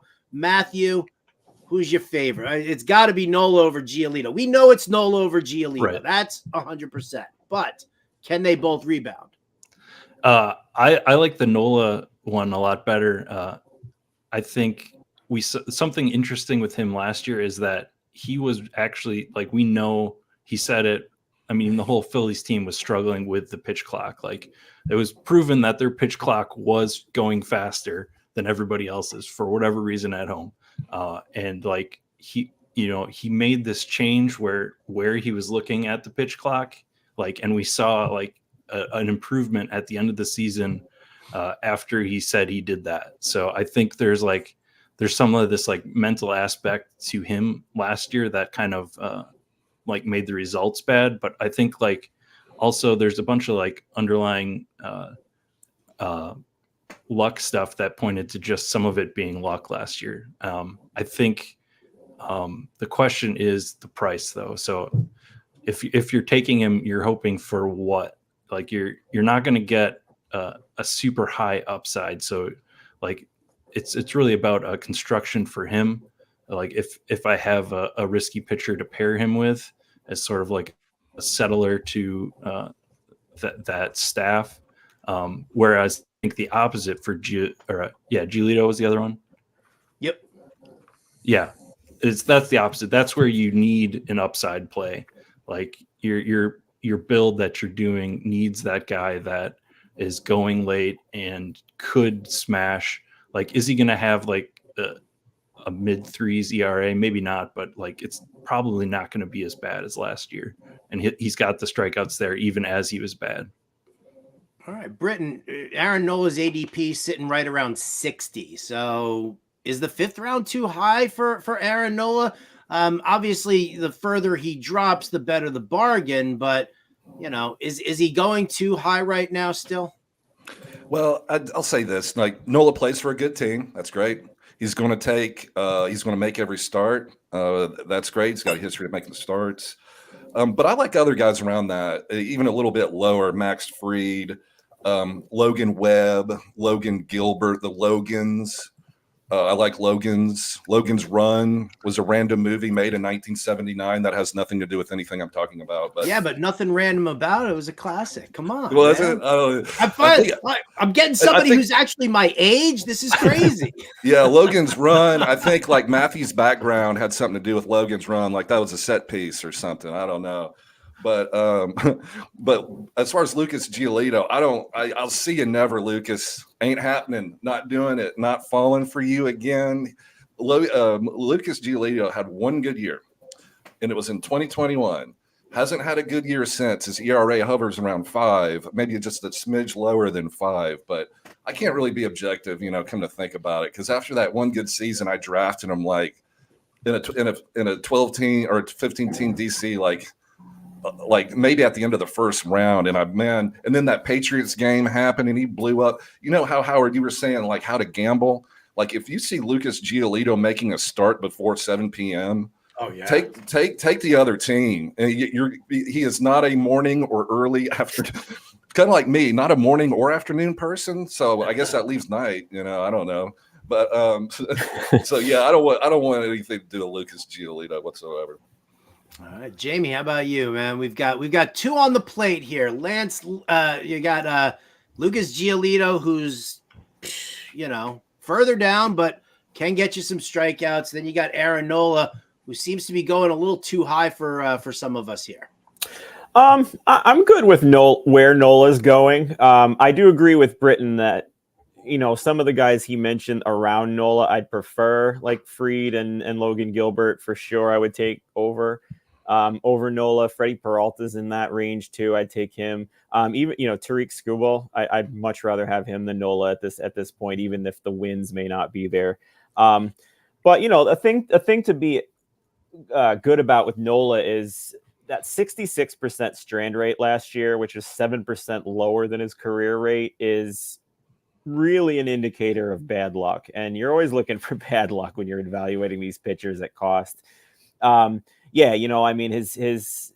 home run rate was up, and especially his home run to fly ball rate was a second, the second highest of his career. But the xFIP and the FIP were lower. His WAR was okay. So I'm good with taking him there if those guys go early and there's a pitching run. Not upset if I get Nola. As far as Giolito goes, I'm out too. I think it's too risky. All the peripheral stats that I mentioned with Lance Lynn is basically a carbon copy for Giolito, where his ground ball rate's too low, his fly ball rate's too high. The strand rate really was actually higher than his career rate, the last 5 years. So you can imagine that there might even be more regression coming. So I guess the thing he's got going for him better than Lynn is that he's 7 years younger, but I'm not big on Giolito in that park.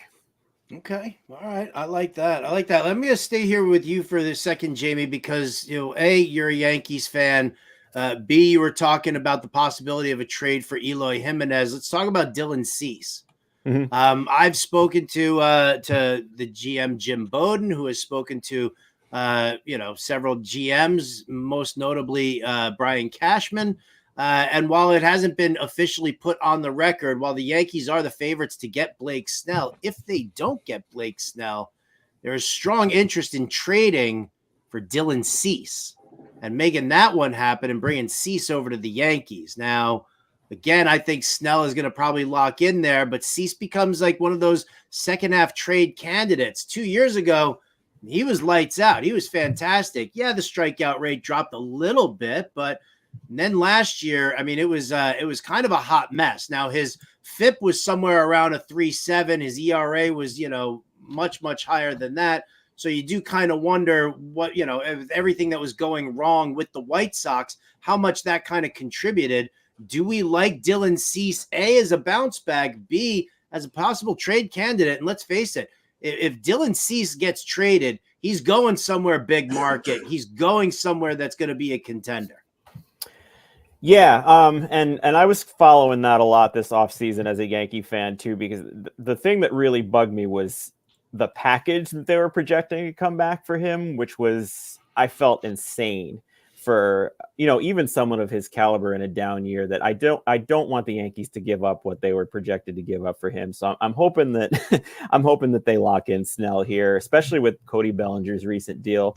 It looks like maybe Snell can come at a team friendly thing. So I would much prefer that than giving up the farm for Cease. But as far as Cease goes for fantasy, the thing that stood out to me the most was his BABIP going up 70 points from 260 to 330, and which was the highest in baseball among qualified starting pitchers last year. So I don't know how much of that we can, attribute to him giving up harder contact, or if it was just the terrible White Sox defense behind him. I mean, we talked about Tim Anderson earlier, who was the worst defensive shortstop as far as defensive run save goes. So I think there's a lot of things going in Cease's favor for a bounce back. His ADP is going to be something to watch for there.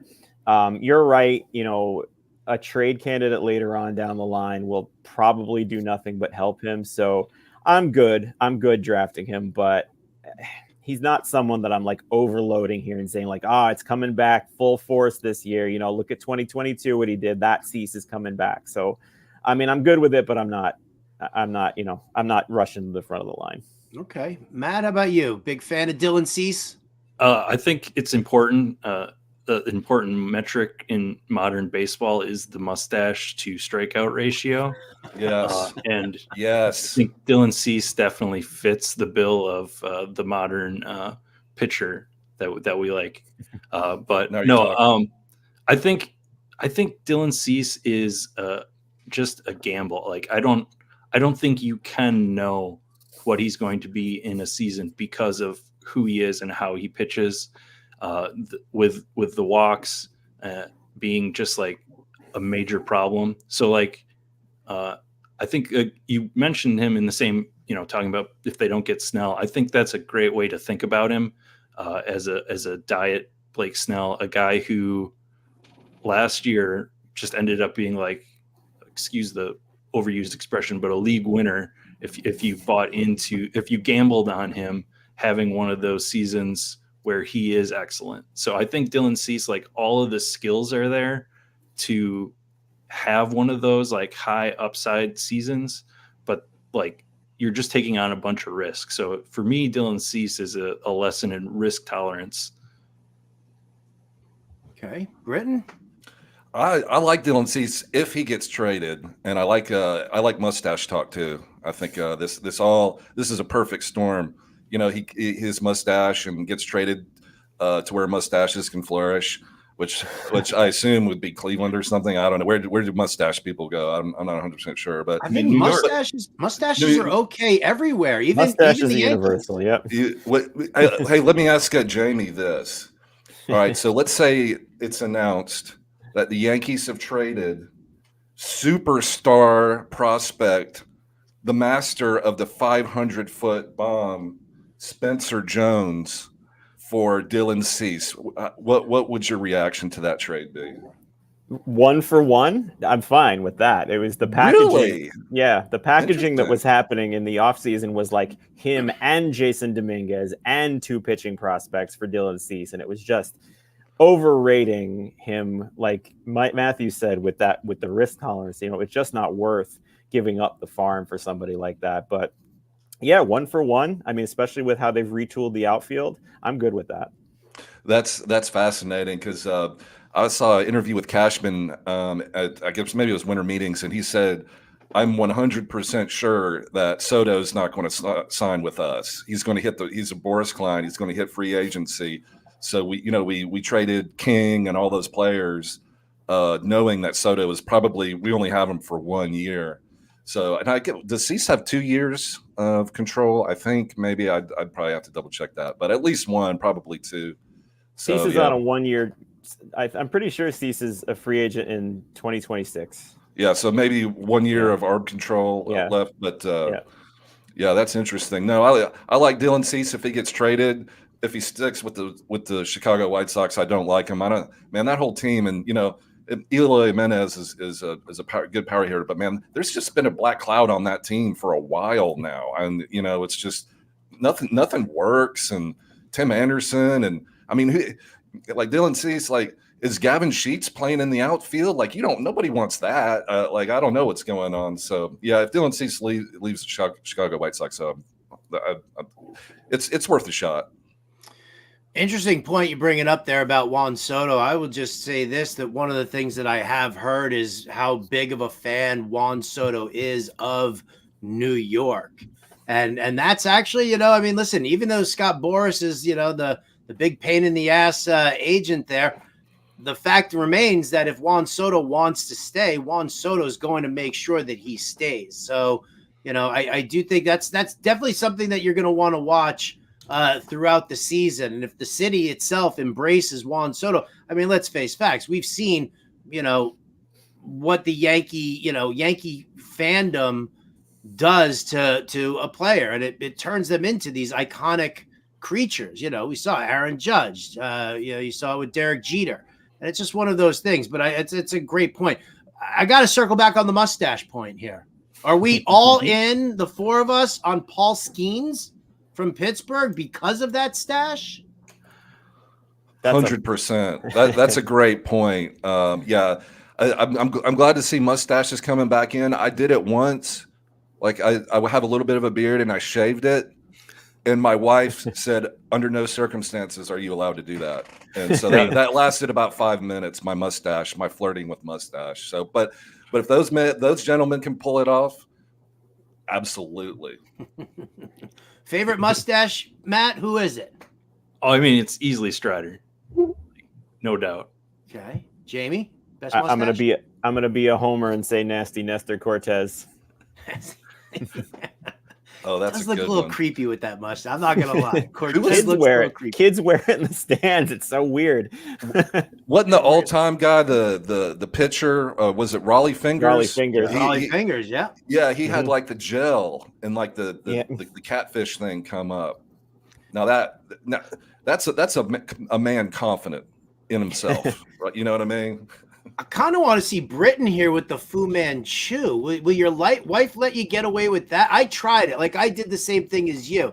And I tried and I shaved out the Fu Manchu and she got really pissed off at me for it. And so, of course, I was a son of a bitch. And I was like, all right, let me go fix that. And I went with the regular mustache. And then she was like, that looks even worse. Dear Lord, grow your beard back. And so I went to the bathroom again and, just to be a smart ass, I did. I shaved out the little Hitler stash just for her to see it for like 5 seconds. Oh, the little patch? Yeah, just like a little bit right there underneath. Yeah, that's scary. At least say Charlie Chaplin.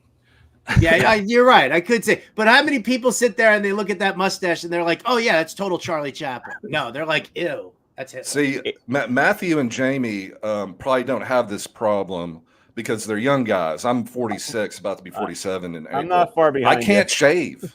I cannot shave because if I shave, all you see is a lot of face. Yeah. And it's just face everywhere. And you don't want to see face everywhere once you get to a certain age. So, yeah, this beard, I'm afraid the beard's not going anywhere. It's the same for me. Also, it also covers up the extra chins that I got floating on underneath there as well. So, Paul Skeens, it's not holding him back at all. Who's his girlfriend's like the Olympic gymnast or something, right? They're like a sports power couple. She's cute. He's not getting held back by that thing at all. In fact, I think it's pushing him forward. Well, also the idea of a guaranteed starting pitcher contract and not too distant that future. Might have something to do with it. Doesn't hurt that situation. My wife's like, "You're a fantasy analyst," and that no, not with that mustache. All right, let's move on to some position players here. Let's talk about some of the names that we've got sitting on the list. We'll go behind the plate here because here was a guy who I was actually very much in on. And that was Tyler Stevenson. He was hitting at the top of the order, but this was before the Reds started bringing everybody up. Once all of a sudden the kids started coming up and you see Stevenson start to drop in the batting order, I think he's projected to hit maybe 7th or 8th in the lineup this year. But, you kind of look at it almost in the way that you look at Colorado when you got somebody hitting in Cincinnati. It's always like you get that extra look just because of the ballpark there. Stevenson's super late. He's got 20 home run power. He does not typically hit for a low batting average, but, again, we've seen him struggle over the past couple of seasons. Do we believe in a guy like Tyler Stevenson in order to wait on the catcher position? Because let's face facts. If it's, you get Adley Rutschman at the top, and then you've got like Will Smith and, maybe you could say JT Realmuto and William Contreras. But I don't know about you guys. I mean, I'm still trying to champion the one catcher leagues and get us to stop the nonsense of a 2-catcher league. But I'm sure the four of us all play in enough 2-catcher leagues that does Stevenson move the needle at all? Dealer's choice. Who wants to start? Oh, that was a lot of pressure, Howard. See that? Jamie, you just spoke up first. You get to go. All right, yeah. None of us wanted to break the seal on Tyler Stevenson there. So, I mean, the 1-catcher, 2-catcher point is, I think, really relevant for him. I'm not interested at all in 1-catcher leagues. 2-catcher leagues, sure. I think the thing just to note on him, first and foremost, is I think maybe patience is a good thing to have with him this year. If there's a reason that he'll bounce back, it's because in 2022, the guy was decimated by injuries, like multiple different ones. He had concussion, he had broken thumb, and that wasn't even the worst one, right? One was like a chest bone or a collarbone or something like that. So, I mean, that's a lost year. And then 2023, I mean, you can attribute a down year to that. That's hard to come back from, all that injuries in a year, especially when you're behind the plate. There was a rotation at catcher. He stopped playing first, essentially. So, yeah, I think in 2024, if we're to assume he's fully healed, he's fine. He's fine to take as maybe the back end of the top 10, 12 catchers there. Yeah, I'm totally with you. I think the value is right on him as your catcher 2, not touching as a first catcher. I think you look at if you're looking at his Fangraphs page, you see some really good seasons, and then you look at the sample size on those seasons, and they're smaller. But if you compare last year, then if you look at that, his expected stats. They match from previous seasons to what he did last year. So I think what he did last year is similar to what you're getting, but I think it's fine for the cost. And if you play on underdog, you don't have to take any catchers if you don't want. Really? Isn't that nice? Isn't that fancy? It's like playing on FanDuel. Tyler Stevenson, man, he was exciting for as a prospect because he's got that body. He's athletic built. He hit for good average, and you figure, oh well, he's going to come up in Cincinnati and start getting in some power, and it just didn't happen for whatever reason. And I think Jamie is right going over the injuries. He had bad concussion things going on, and when you're a catcher back there every day, and somebody Marcelo Zuna is whacking you with the back end of his stroke, it's like. It sucks. Taylor Stevenson, everything was lined up, and it just didn't work out. So you're right. I don't think. I mean, he's young, but yeah, I think it's time to kind of look elsewhere. Okay. All right. Yeah. I mean, I'm in on him as a possible second catcher there. It just depends on where it goes. Now, there are 2 guys out there who had both the catcher and outfield eligibility last year, which, of course, when you get somebody who's not working behind the plate and they start getting those regular at bats in the outfield, well, then the value's there, and you use them as catcher. Dalton Varsho and MJ Melendez. Now, these could very well have been 2 of the most disappointing players that you picked up as a catcher last year, and it was atrocious. And I kept, it was funny because I sit there and I'm in the Fantasy Alarm Discord. And, you get guys who are they're still in on these players and they're wondering. And I'm like, you can't use them in the outfield based on the way they're playing right now. You can't use them in the outfield. If you put them behind the plate, great. But if you've got another catcher who's hitting better than them, then these guys don't belong on your roster. Now they've both lost their catcher eligibility. And the question is can they bounce back? Varsho's in Toronto. They've moved the fences a little bit over there, so it's kind of affected certain things. And then Melendez over in Kansas City. I mean, I can't possibly think that this guy's going to hit 202 again. I might be exaggerating at the 202, but then again, I might not be. So, look at that. In Yahoo, Justin Mason's telling us in Yahoo, Melendez is catcher eligible. So, Britton, I'll start with you there. Yeah, I think. Would you even think about it? Yeah, I think MJ Melendez has a good shot. They're going to play him. And I know he switched from catcher to outfield, so there's an adjustment there, physically, mentally, everything else that goes along with it. But they're committed to him. And if you look at his StatCats page, he hits the ball hard. MJ Melendez got a lot unlucky, and I think that's going to even out. Plus, he's super talented. He's very positive. I mean, he's got the look of somebody that's going to be successful. But Dalton Varsho is a horse of a different color. I don't even know what that means. But no, you look at Dalton Varsho's page, it is permafrost.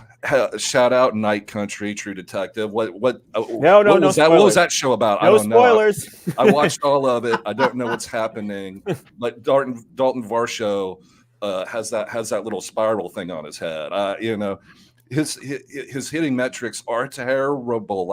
And he's 27. Okay, he's not a young guy. I mean, 27 is young to me, but but in real life baseball world, like 27, you pretty much are what you are. And he's not a good hitter. Now he can play outfield because he's an outstanding outfielder, and his athleticism, they'll keep him in the fold. But man, he can't hit, and that's just it. He can't hit, and Melendez can. So I'm definitely on the Melendez train. Matt, you tapping into either of these guys? Are you believing in Melendez as well? Yeah. So I think the key thing that on these guys is like how we adjust our expectations. And how the market adjusts comparatively to that. So like how much in Roto were we taking them, or how much of their value was that catcher position, and how much of it is now lost that they don't have that. Obviously on Yahoo still, that doesn't really count. But so like how do we adjust our expectations of these guys? And then like how far down the board do they go because everybody else is adjusting similar? I do think, I mean, I'm with Britton on MJ Melendez. Like he hits the ball hard, but he's not good on defense. So like, how often is he going to get a pinch hit for? Like maybe it doesn't matter so much on the Royals. I don't know. I know earlier there was on the hot takes part, there was some Royals love that they're going to maybe win that division, but maybe it doesn't matter if they're doing well. Like how much defensive replacement do you get on MJ Melendez?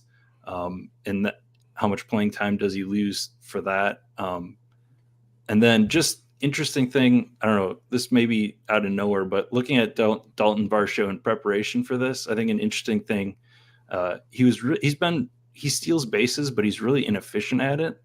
Like he got caught 6 times in 2022 and had 16 steals. And then last year he got caught 7 times with 17 steals.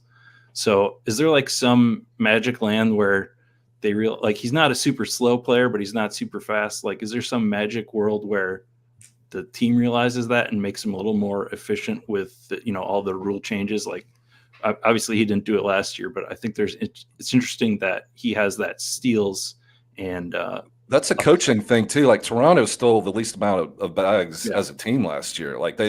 But Bo Bichette had like 3 or something crazy. Like for whatever reason, I think they tell those guys don't run, and then Varsho just does it anyway and gets thrown out. Whatever. Yeah, and part of it for me on Varsho is just I think that whole team. Like we started with Vlad, and now we're on Varsho. Like I think that whole team, he can benefit from a whole bounce back for that whole offense. Jamie, how about you?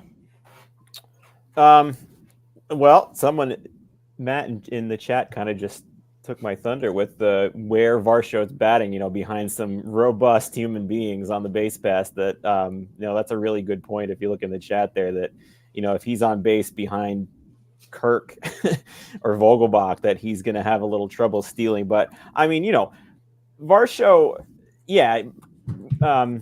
Britton is right that Varsho is not a good hitter. I mean, you've got to understand that going in. Is a career 229 average, a career 298 on base percentage is not anything that's going to be something that you want to be targeting. But I mean, the fact of the matter is his ADP is around 211 according to Fantasy Pros, and he was near a 2020 player last year. And the year before that he was as well.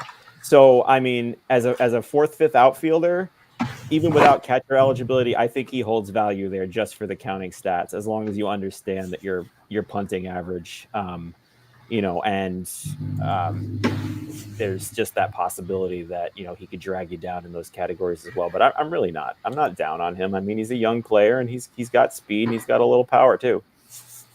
Right on. Well, look who's in here again. It's good old guys, Mason. You guys were clearly not listening to the bold predictions panel in which I said Dalton Varsho is going to go 30-20 this year. He made massive improvements in zone contact that were just not reflected in the overall line. He's going to have a massive season. At least I hope he does. I've drafted him on every single team. So. Guys, you did a great job with this panel. Appreciate all of you coming on. I want to give yourselves an opportunity to promote yourselves. So, Jamie, why don't we start with you? Yeah, thanks again for having me on, Justin, and for putting all this together. I really appreciate the invite all the time. This is still one of the most fun baseball leagues to be a part of with this community. You can find me on Twitter at JAC3600, talking all sorts of fantasy sports. And right now, the majority of my content can be found at Fantasy Pros until I land a regular gig with someone else right now. But Fantasy Pros, DFS NBA every Saturday. And DFS MLB will be coming when the season starts, and some mock drafts from the early and late positions coming this week. Awesome. Matthew, where can people reach you and promote all your work? Yeah, so I'm on Twitter at D4RKSH33P_. And you can find my work at stackingdingers.com and the Sheep Seats on YouTube. And everybody should come try out Underdog Best Ball this year, and definitely have some videos out there on Stacking Dingers that will do the introduction for you. And my DMs are always open if you're interested in learning. And Britton. Thank you very much, Justin, for having me on. Howard, Jamie, Matthew, it was a pleasure talking with you guys. It was a lot of fun. Please follow me on X. It's my name, Britton Allan, BrittonAllan, and also the Plaza podcast with Michael Govier, Mike V, comes out once a week. We do draft prep. If you would come to the YouTube channel and click subscribe, that would be great. But I also, before I forget, Justin, I have this Mike Trout autographed baseball card. So please donate to Fantasy Cares. It's top certified right there. I bought this as part of a little set that came out in 2019. I still have the box, and I even have the shipping receipt. So donate some money. You win this card.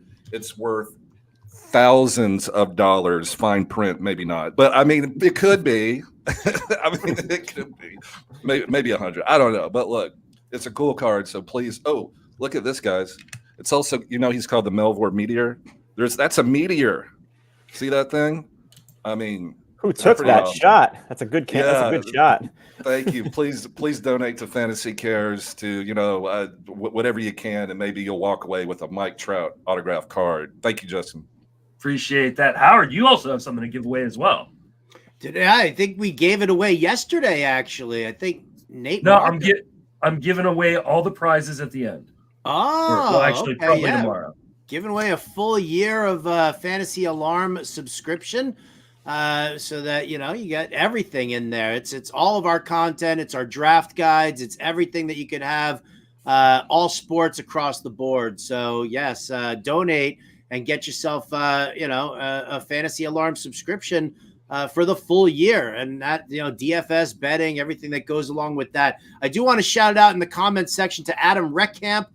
In honor of Britton's Mike Trout card, because Adam Reckcamp is actually calling for a Mike Trout bounce back year this year, playing to be traded out of LA. We'll see if he's playing to be traded out of LA, but nevertheless, I love him so much. Again, find me at RotoBuzzGuy on Twitter. Give all these guys a follow. I just made sure that I was following everybody there as well.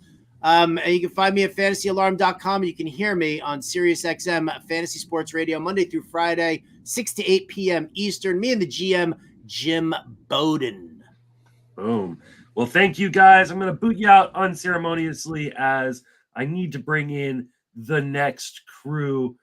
We are raising money for Fantasy Cares. If you want to win that Fantasy Alarm subscription, if you want to win that Mike Trout signed baseball card, if you want to win signed jerseys or bobbleheads or other subscriptions, amazing things, donate to donorbox.org/TGFBI. Every dollar you donate gets you a raffle ticket to win those prizes. And then we're going to donate all that money to Fantasy Cares because they do a fantastic job buying Toys for Tots presents in 25 cities around the country, tens of thousands of dollars worth of toys every year. And we're going to add to that total. We have already raised $2,200 or over $2,200 so far this weekend. And when we add that in with all the TGFBI participants and TGFBI satellite participants that have donated, we've raised over $8,000. So I really appreciate everybody who's been contributing to this cause and been a part of the panels or been watching the panels or donating. I really, really appreciate everybody being a part of Podapallooza 2024. We are going to bring in a new panel. We have Greg Jewett. How you doing, my friend? I'm all right. How are you? I'm doing well. Remind everybody to reach on social media and then plug everything you got going on. Well, I don't have anything going on.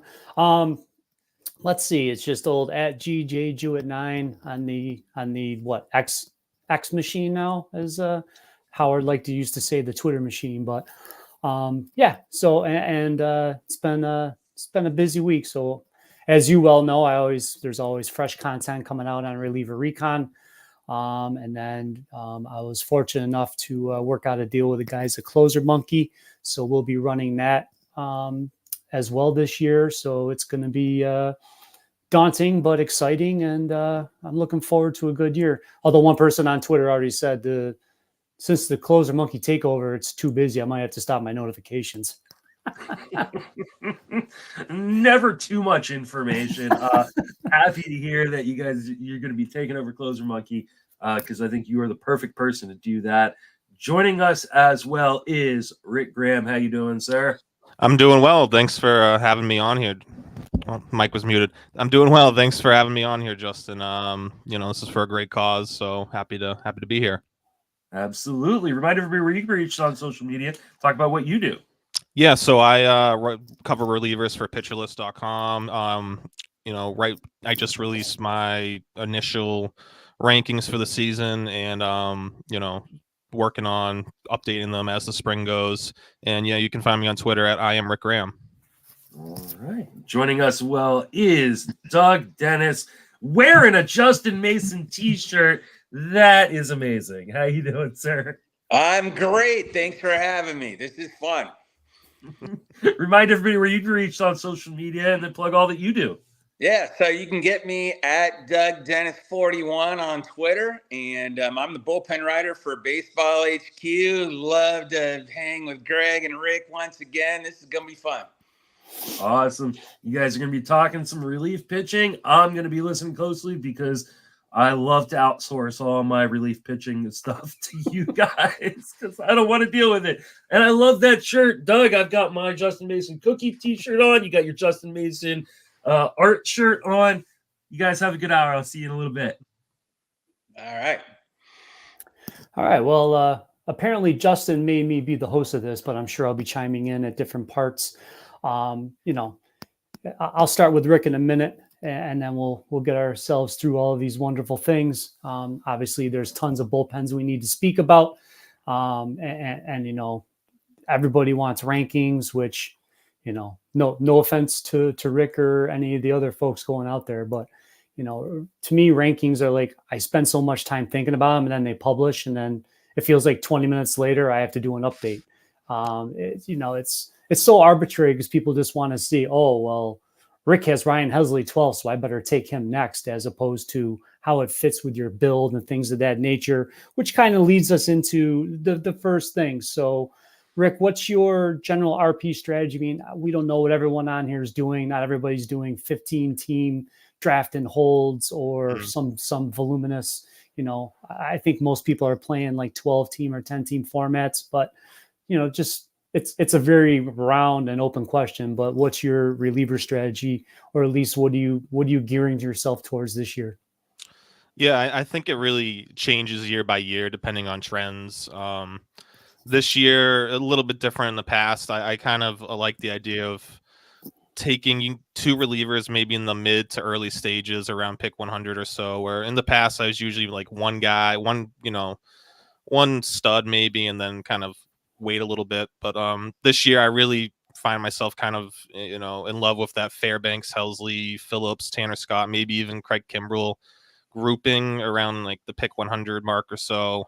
I would, if I end up with 2 of them and then, a third reliever after pick 200, like, to take a shot on Robert Stevenson, Robert Suarez, Mason Miller, if Alvarado falls that far. That's kind of what I'm looking at this year. And then I like to take 4 relievers usually. So I'll take a shot at someone at the end of the draft, like Hunter Harvey, John Brebbia, Hector Neris, maybe. That's kind of where I've been looking this year. But yeah, it really does change year to year, because last year this wasn't exactly my thought process. Cool. As some of you should or may know, Doug here makes a living out of running his Lima program, and I see that article dropped today at Baseball HQ with his high leverage relievers that produce really good ratios, and it's a way to create a pocket of strategy to let him load up in bats. I know the guys in Tout haven't figured this out yet, so hopefully I'm not giving too much away, Doug. But what's your general strategy, or I don't want to say general, what's your strategy for this year with relievers? Yeah, it depends on what league, obviously, and the rules and everything else. I mean, Tout is weird because there's no innings requirement, so why get a starter? I mean, it works out, I don't know why. If one other team does it, though, then both of us come in the middle or worse. So, I'm hope they don't do it. But, if we stick to like NFBC or something like a Draft Champions or whatever, I tend to go right where Rick's talking. I don't want to spend my second, third, fourth, round pick on a reliever ever.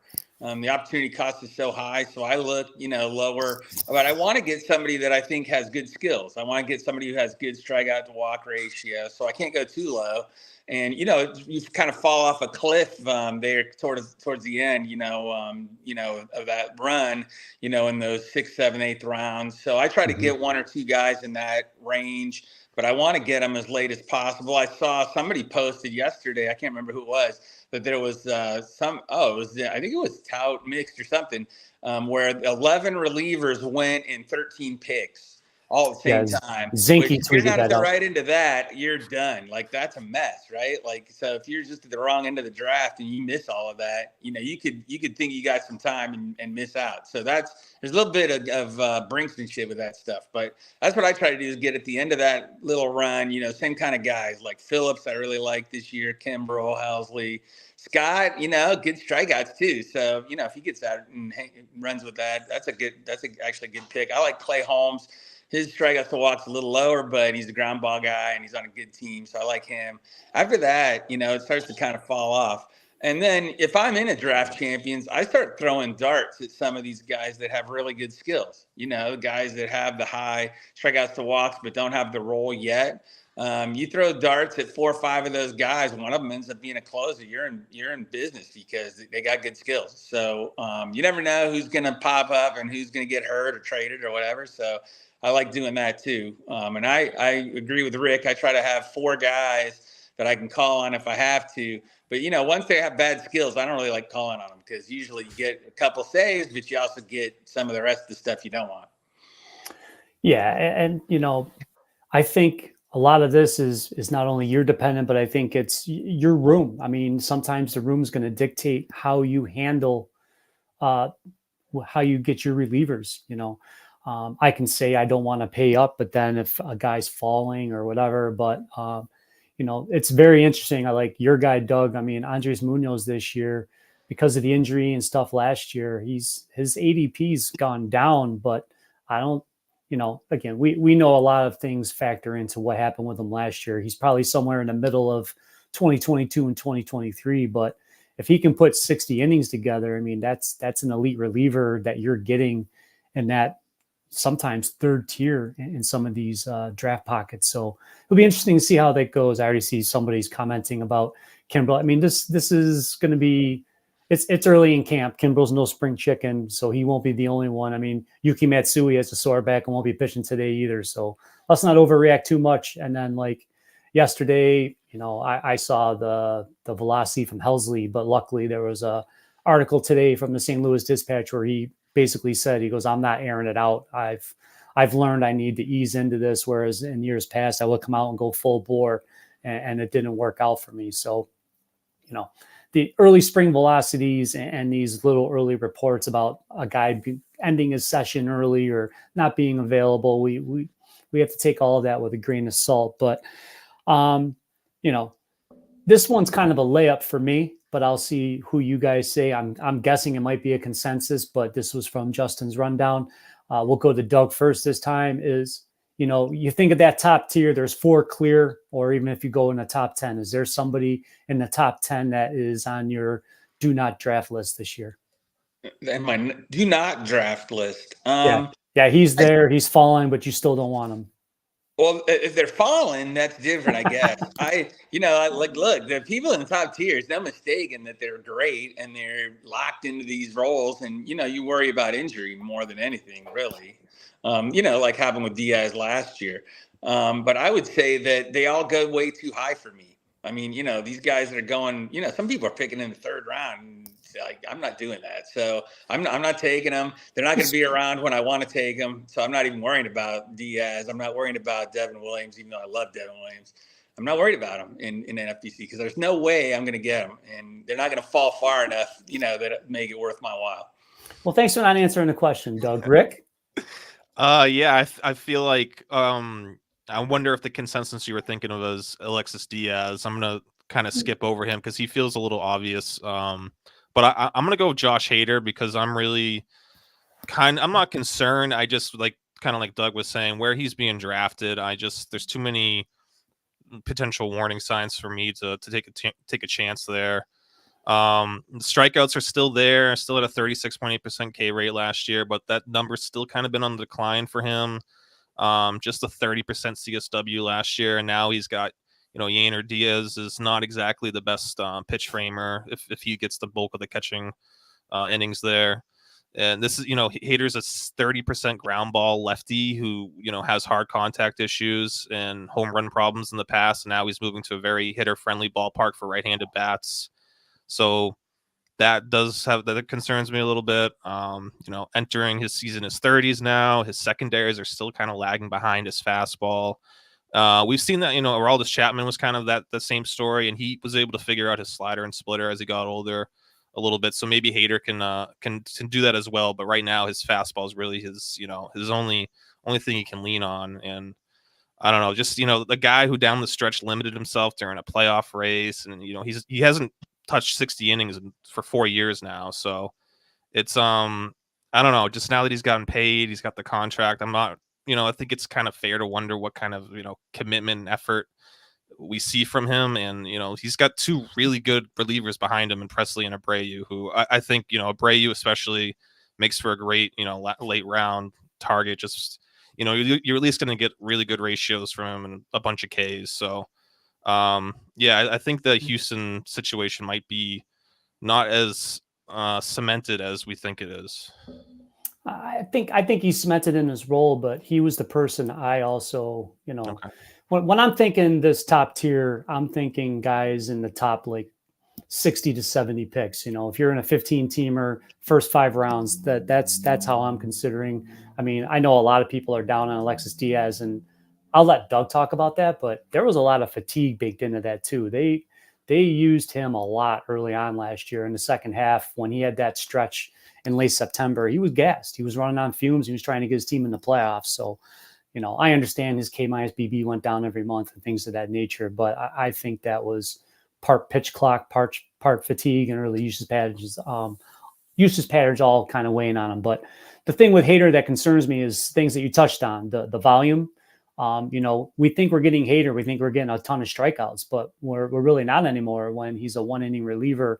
And his walk rate keeps creeping up. I mean, 3 years in a row, it's gone up. So, I mean, and there's potential for Houston to win a bunch of games by 5 runs or more. I mean, I know their lineup's not as deep, but that top 4 that they have is just phenomenal. So, there was a fluky year a couple of years ago where Ryan Presley didn't fare as well in fantasy because Houston won so many games that they didn't need a save. It capped his save totals. So, and not being able to go back to back often or 3 in a row, things of that nature, the hater rules that San Diego, it was strange how San Diego wrote about that so many times. The Tribune, the writers there really pounded on that. They made it a point of emphasis.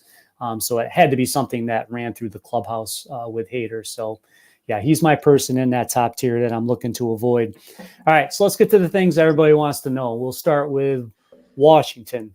We can go rapid fire. You can give your thoughts. So Rick, you'll go first this time. More saves this year, Harvey or Finnegan or somebody I'm not mentioning? I know it's, Finnegan is right now the closer heading into opening day, but I'm fading him. And last year I think I was wrong. I had the same feeling, and I guess he technically was a success last year, but it was really, he bookended the season very poorly. In the middle, he was pretty good. So I think this is the year Harvey gets a chance. As long as he stays healthy, that's always been his issue. It just comes down to staying healthy. And I think, if Finnegan starts off rocky, I think Harvey, where he's going right now, could be a real bargain. Yeah, I do not mind getting Harvey as my third reliever in a build, just especially with the ratio. Mm-hmm. The ratio results he provided last year were really good. I mean, he was one of the few relievers with a whip below 1. Doug, any thoughts on this?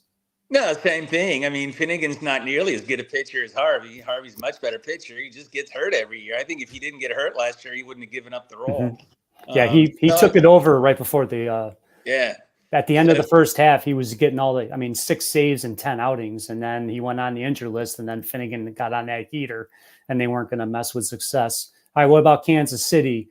Will Smith, James MacArthur, John Schreiber, or just letting somebody else handle this issue, Doug?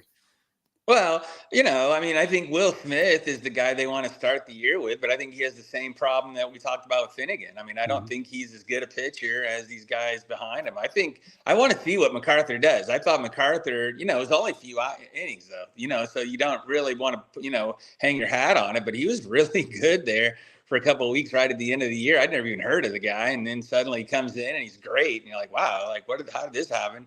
But can I believe it? I'm not sure yet. But if he can do that again, he'll quickly take over, I think. And if neither of them pitch well, then I like Schreiber. I mean, Schreiber has a 20% strikeouts to over walk, or about strikeouts minus walks. I don't hate him.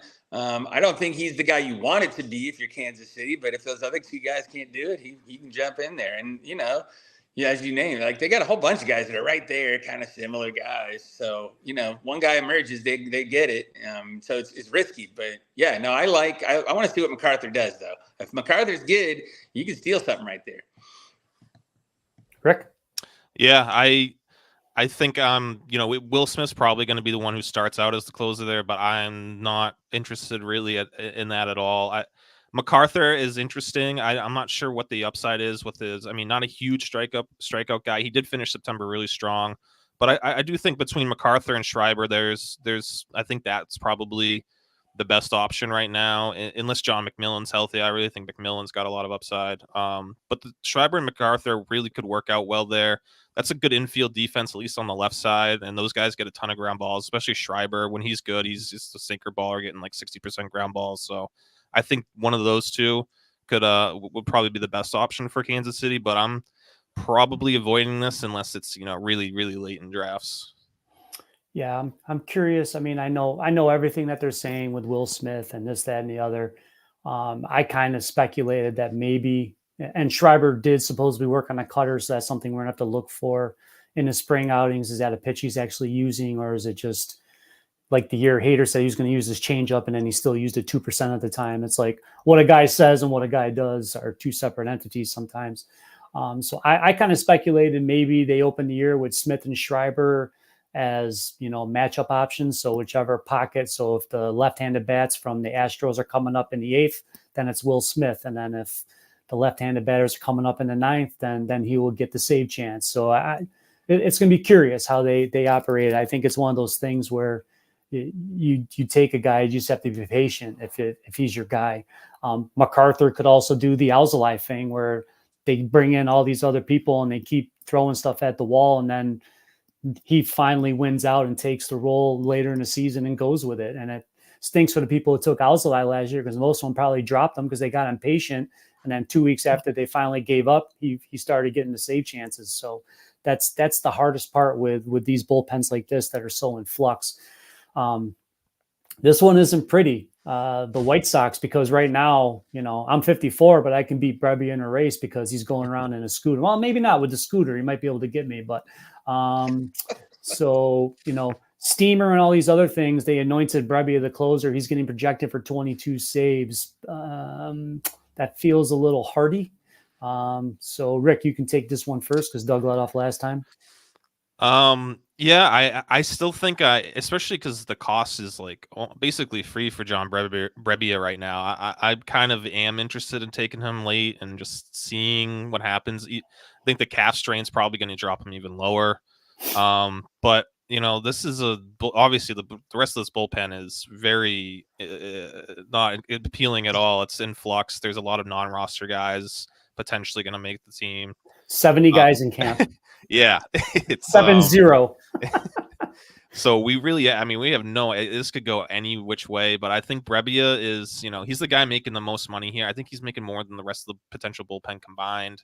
And he's also been a pretty good pitcher. He's got a career 3.41 ERA, 1.19 WHIP, 25.5% K rate, and last year he got his K rate to 29%. Just the lack of competition and the fact that he was the guy that they spent some money on. I think if he's healthy, which I'm hoping a calf strain at this point, I'm hoping he can be ready for opening day.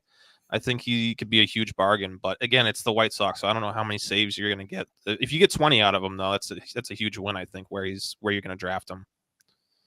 Doug? Yeah, no, I think the real issue is the team is so terrible. How many saves you're really going to get anyway. But yeah, Brebbia is much better than the other options. I read the blurb yesterday, made me laugh. Oh, Brebbia is hurt, but don't worry, we got Tim Hill. Like Tim Hill's got like a 7% strikeouts minus walks. Like, are you kidding me? That's who we got. Brebbia seems pretty locked in if that's who we got. I do like Prelander Baroa. I don't know. He's got to work his way on the team first, and then he's got to pitch and leverage second. He's got to succeed and all that stuff. But I like that arm. That's an arm that could take over. That's an arm that could pass Brebbia in a second if all things go right. So you got to worry about him if you get Brebbia. But Brebbia's free right now, and now he's even more free because he's in a boot. I just think it's funny. Free and then more free than free. That's pretty free. But if I got him, I might throw a dart at Baroa because I think Baroa could take over. Yeah, I'm a Prelander guy, but we got to see how he does. He's still young. The stuff, though, is, everyone can say, oh, his stuff is electric. And yeah, okay, his manager, Griffel, said the same thing when he saw him, but we have to do it in game situations and we have to do it against major league hitters, and the things of that nature. And I see somebody chiming in with Crochet, but the team's already said they want to lengthen him to be a starter eventually. I don't know that he has the DNA to handle that, but that's another story for another day. Yeah, for the number of saves that will be available versus the number of arms that could procure them. Yeah, this will likely be somebody else's headache in most of my builds, with the exception of if I'm in a draft and hold, I would definitely take a late round flyer on Baroa and hope I get some second half save opportunities. Heck, remember last year, Brian Shaw appeared 5 days in a row, for God's sakes, when they had no one left. And of course, he's an NRI too. So, if you got a pulse, you got a chance to catch on with this bullpen. Let's move on to the Angels. This one isn't as sexy. And, the team and Ron Washington's made it pretty clear. They said Carlos Estevez is going to be our guy at the beginning of the season. And the fantasy community keeps wish casting Robert Stevenson ahead of him. So we'll make this one simple. More saves this year, Estevez or Stevenson? Doug? Stevenson. I just, listen, Ron Washington can do whatever he wants. He can pick whoever he wants. But if he gets his brains beat in, as I expect he probably will, then he's going to have to make a change. And, these guys can go. It's not like Estevez can't, hold it all year. This has happened before. I remember Jose Mesa having a couple of years in a row of really terrible everything and, saving 30 games each year. So it's not like impossible. But that's what we're talking about. We're talking about guys not nearly as good as Stevenson. And so I'd be shocked if there's not a change made sooner than later. And when I say sooner than later, I mean at least by May 1st. Yeah, I think people seem to forget. I mean, I know Estevez had that wonderful run after he struggled early on, but he was giving up save chances to Jose Quijada.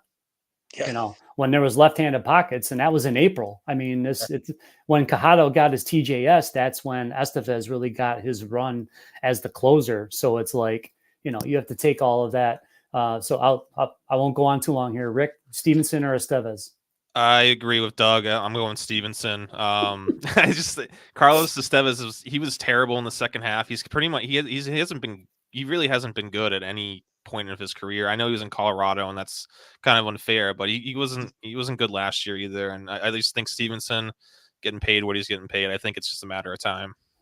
Well, what I don't understand is like Estevez he used 3 pitches when he was in Colorado. And then the Angels removed one of his most effective pitches and made him a 2-pitch pitcher. And it's like, why would you make a guy that just throws heat predictable? And then they were trying to teach him to throw at the top of the zone. I mean, they had this guy spinning all season long. And yeah, the second half, of course, I think a lot of relievers hit the wall in the second half last year. I think the pitch clock really, you know, they're not going to say it out loud, but I think the pitch clock really caused mental and physical fatigue for these relievers because they just weren't used to the pace of the game. And then it just made those outings feel even tougher, especially when you're dealing with traffic. But all right, Texas Rangers, Rick, the clerk or the field? I will take the field just based off, you know, the early comments from Bochy. It sounds like he's not naming a closer. He's just naming high leverage guys. So it's too much risk with Leclerc. And, you know, the rest of the guys, I mean, Robertson, you know, might be the next favorite, but, you know, his age and how he finished last year with the Marlins is a concern. So I like, you know, deep leagues. I mean, Josh Sporer, you know, he's another free guy, or, you know, in 16 teamers, you can probably get him really late. I think Sporer might have the best, you know, stuff and upside there. So I would throw a dart there. And, you know, maybe even if Kirby Yates can fix his command. Last year, his command was terrible. But, you know, coming back from, you know, surgery, that typically happens. So maybe he can, you know, get right this year. And you know, that's another potential, you know, really deep target to look at here. Doug, Leclerc of the field? Well, you know, I mean, Bruce Bochy likes to have one guy, but he can't find one guy even now. He's like, well, you know, I don't have one guy, but I wish I did have one guy. I mean, that's kind of what he's saying. I think that none of them are going to have 15 saves. How about that? I mean, I think whether Leclerc has 14 and the next best is like 8, whatever, you know, I don't know. But yeah, I don't really want any of these guys. If I had to pick one, God, you know, I don't know. I guess I'd take Leclerc, but I'd be sad. Well, it's funny you say that, Doug, because when I tried to do like, I did projections for saves, holds, and solds for every team for our subscribers at Recon. And I used it based on what they've done in the last 3 years, based on those numbers per win, their projected win total from 3 different things. I blended that all together and tried to come up with like a reasonable number, because not everybody in the league is going to get 32 saves. Like, you know, it's when you're doing your projections on Fangraphs, I get it. You want to save time. You're not going to go through the minutia of figuring all that out. But when I did that, I think I put Leclerc with 14. I gave Robertson like 10. I think I gave Sporer like 7. You know, I dispersed them. I wasn't going to give a high number to one of these relievers just unless one of them shows me something in spring or Bochy comes out and says, that's my ride or die. I just have a hard time doing that. And I will say for everybody, if you're in the Dynasty League, you better go get Emilio Teado sooner rather than later, because that kid is phenomenal. He did a nice job yesterday. A throwing error made his line look worse than it would have. I think he was out in the AFL. He was the AFL reliever of the year, 19-3 K to BB in 11 innings.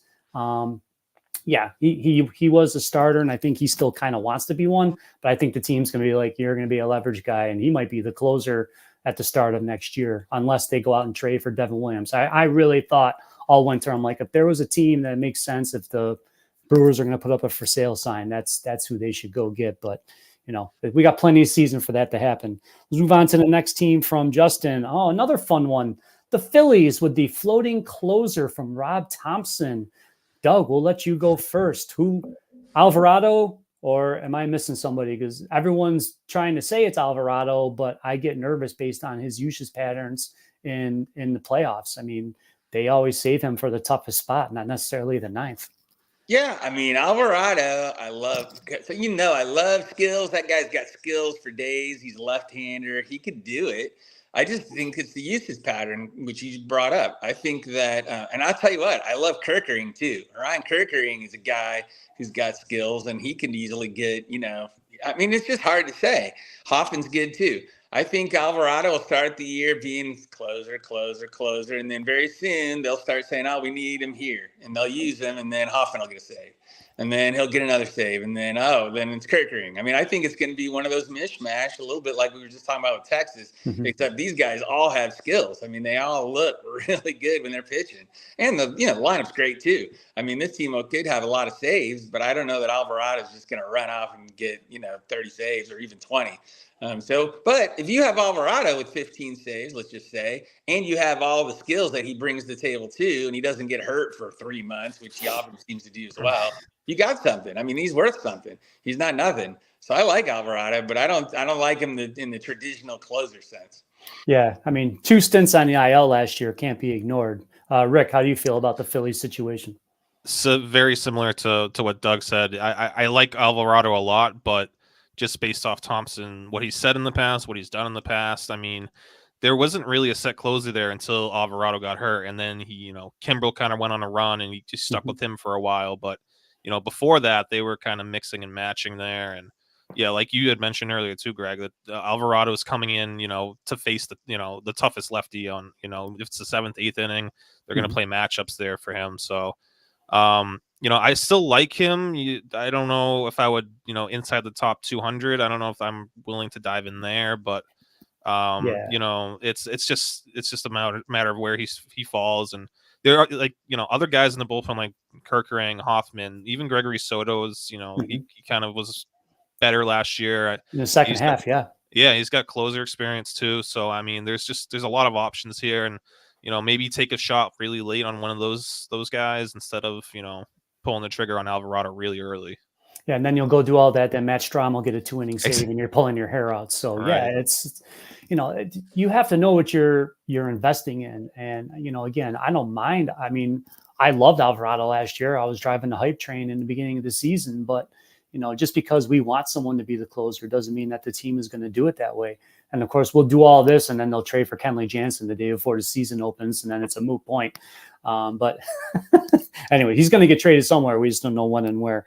All right, next on the list, San Diego. If you go by the first spring outings, then Yuki Matsui is the closer. But what say you, Rick? Is it can you trust one of these guys, or is this another let somebody else get the gray hair? I think they want Robert Suarez to start the year as a closer and kind of ease Matsui into it, and especially now that he's dealing with the back issue, we'll see how much that sets him back. But I think Suarez gets the first crack, and I like Suarez a lot. I mean, he was battling injuries last year, but the year before he was unreal. He could be real value, where he's going. There's a lot of between Matsui and just staying healthy, and Suarez is getting up there in age too, but he's got the stuff to be a really good closer, and he's getting paid like one. I mean, they gave him that kind of at the time ridiculous extension that kind of came out of nowhere, but he's getting paid a lot of money. So I wonder if they start the year with him as the closer and see what Matsui ease Matsui kind of into potentially taking over down the stretch. Doug? Well, I think in a perfect world, San Diego would love Suarez to be the closer and Matsui to be that guy who gets all the tough guys out in a perfect world. I don't have a good read on San Diego. I look at this and I'm like, man, Suarez scares me. I mean, last year was rough. His projection is mixed. I mean, I don't love it, but I don't know enough about Matsui, and I don't know enough about Woo Suk Go. I love his name, but I don't know anything about him other than that. I mean, I don't know. I mean, I look at the projections and it's just sort of like, I don't know. I probably am not going to touch this bullpen unless I'm just throwing a dart late, at somebody. The whole thing with Matsui being a little bit like, oh, my back hurts or whatever right now, I could care less about stuff like that. But I do think I don't know. I think Suarez probably leads them in saves, but I'm not very excited about it. Yeah, my only concern with Matsui is that, he looked fantastic in his first outing against Gavin Lux, who hasn't played baseball in a year, Chris Owings, and Ande Pages. So, that's not exactly like he went through Freeman, Mookie, and Shohei, but we don't expect him to at this point either. There's going to be usually these guys that come in from the MPB. There's a learning curve like the first couple of months. So if you're taking Matsui, you better be willing to just kind of shelve him until he gets an opportunity for those save chances. I just don't know. I just can't. I have a hard time seeing on day one, opening day, the Padres run out Matsui for the save opportunity. And again, look at his frame. I mean, nothing against the guy, but he's an inch taller than me, and I'm not a very big guy. Back-to-back outings with that pitch clock that he's not used to from Japan. We talked about the guys last year having to adjust to it. All the people that are new to the United States this year are going to have to go through that adjustment period too. I think he's going to have a hard time going on back-to-back days. So, I think this will be a shared leverage pathway if Suarez struggles early on. And they even said Peralta could get some save chances. Wandy, he used to do that with the Yankees too. They would just throw him out there sometimes when nobody else could go, and he would gut it through and get the save. So, yeah, this is it could be a troublesome bullpen for many people going down the road. Last and probably least as well, because they're in the same bucket as the White Sox as far as save opportunities.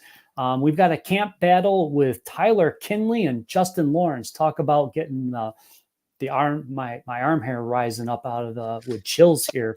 Doug, do you have a lean here, or is this you're just going to punt it down the road?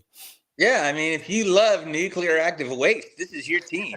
There's no way I would touch these guys. I don't think anything of them. I will say, I shouldn't say that out loud because I did do a draft champions in January and took Kinley with my last pick, but I don't like it. Last pick, yeah. Use him. If I have to use him, I don't want to use him. I think it's bad for me. I could just see putting him out there, no saves and like 2 bad outings or something like that. No, they're terrible. They're all double-digit negative value. So no, don't do it. Go if you have to punt saves, but don't take a Rockies guy. Come on. Yeah, Rick. Yeah, I'm completely avoiding this as well, and unless it's after pick 600, maybe I'll take a shot on Lawrence or Kinley. It's just there's not a lot of skills here. It's the ballpark factor, the team factor. It's just I don't want really anything to do with it. I'll give everybody the dynasty bonus here. Jaden Hill. Oh.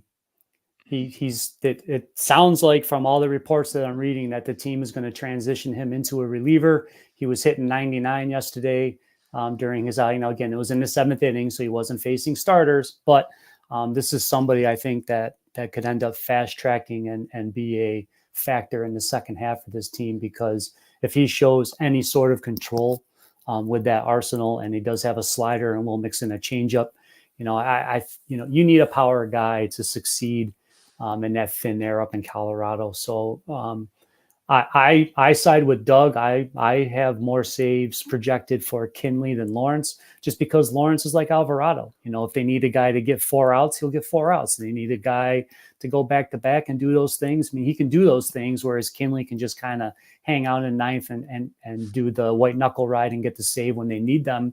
And they can use Lawrence whenever they need him the most in the biggest moment of a game when they're trying to get one of their 55 wins. So, I think that's where we are with the Rockies. I see a couple of questions popping up in the thing, but first I wanted to get through some of the stuff that you guys DM me about that you wanted to speak about, because we do have about 20 minutes here before Justin comes in after pounding a Marlboro and kicks us off. So let's see. One of the questions we were kind of kicking back and forth was the advent of what you're seeing a lot more teams say hybrid reliever. And what we mean by a hybrid is a guy that is capable of logging multiple innings, whether he's a follower after an opener and he can pitch like the second, third, and maybe the fourth one time through the order, or a guy that comes in when there's 2 outs in the 5th inning and he can vulture a win. I guess what I'm using this as a premise is what Michael King did last year, a guy that opens the year as a reliever, builds up his pitch count, and then finishes the year possibly as a starter. Michael King was active for me during the Tout Wars head-to-head when I was able to beat Frank in the head-to-head championship. I had Pavetta and Michael King going in that matchup, because at the end of the year, those guys were providing huge values, especially in leagues where they had reliever eligibility. So I could put them in my reliever spot in our matchup. And that's a game changer when you're getting that amount of points from those kinds of people. So Rick, we'll let you go first. Is there a guy of this like hybrid ilk that you're kind of keeping an eye on or tucking away in your last pick in drafts? Yeah, I mean, I guess it kind of depends on league context a little bit, but the first name that comes to mind is Matt Strom, who we talked about a little bit with the Phillies. Context. He started some games last year, but he really was dominant as a reliever, and he's not going to come in. He's going to come in all situations, and you should be able to help you with ratios, a little strikeout help, get some wins here and there. Outside of that, it's like, you look at some of the guys who are being stretched out this spring, who probably won't make the rotation. So like a Garrett Whitlock, AJ Puck, maybe, Aaron Ashby or DL Hall in Milwaukee, depending on how that rotation shakes out. Or, Yariel Rodriguez in Toronto, and even Trevor Richards in Toronto, who last year had 105 strikeouts in 56 games. The ERA wasn't great, but the strikeouts are definitely interesting. As a guy who can go multiple innings and maybe vulture some wins. Doug? Yeah, I mean, you mentioned some of the names that I'm thinking about, Strom and Puck in particular. First of all, I think there's not going to be a King. I mean, King is a gold standard in a way. I mean, I don't see somebody just rising up and being a great starter and King had great numbers anyway going in as a reliever. So, but I do like these. I think there's value to these guys that can come in, and vulture wins. And I think, especially lefties like Puck and Strom can do that in games where maybe they start a right-hander, get that lineup the way they want it, and then throw these guys in earlier. And, and they can throw, not 50 innings. They could throw, 70, 80, 90 innings. So I like those two guys.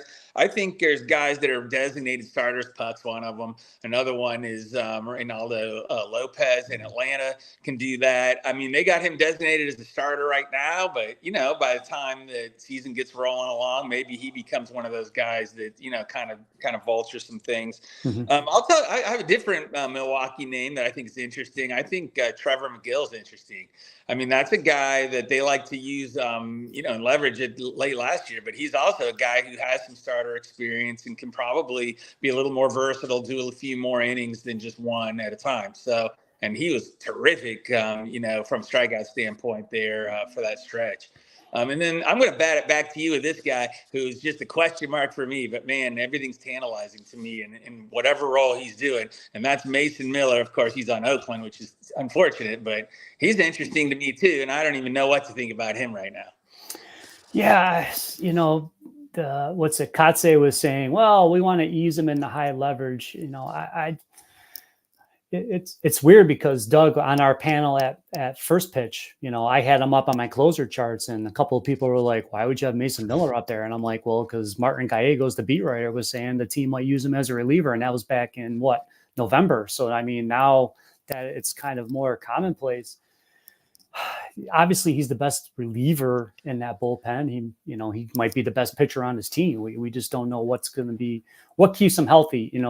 Yohan Duran had the same kind of like issue of staying healthy, logging innings as a starter, which kind of forced him into the bullpen. And I don't know that Minnesota was sold on keeping him as a reliever, but once he did what he did, they were like, well, we're not going to mess with this. So I think Miller could be that same sort of a thing where this year they kind of use him early on as what I call the highest leverage reliever, where he's getting those biggest moments and racking up strikeouts, and then he eventually gets save chances, and then he may not give them back. But at this, as we both intimated, how many saves is Oakland going to generate? Now, again, Trevor May caught fire in the second half. He was on my main event team. I'm not proud that I had to use him as my closer at different points, but every save matters in those contests, and you got a guy that's getting them. You just kind of got to hop on board and go with it. So,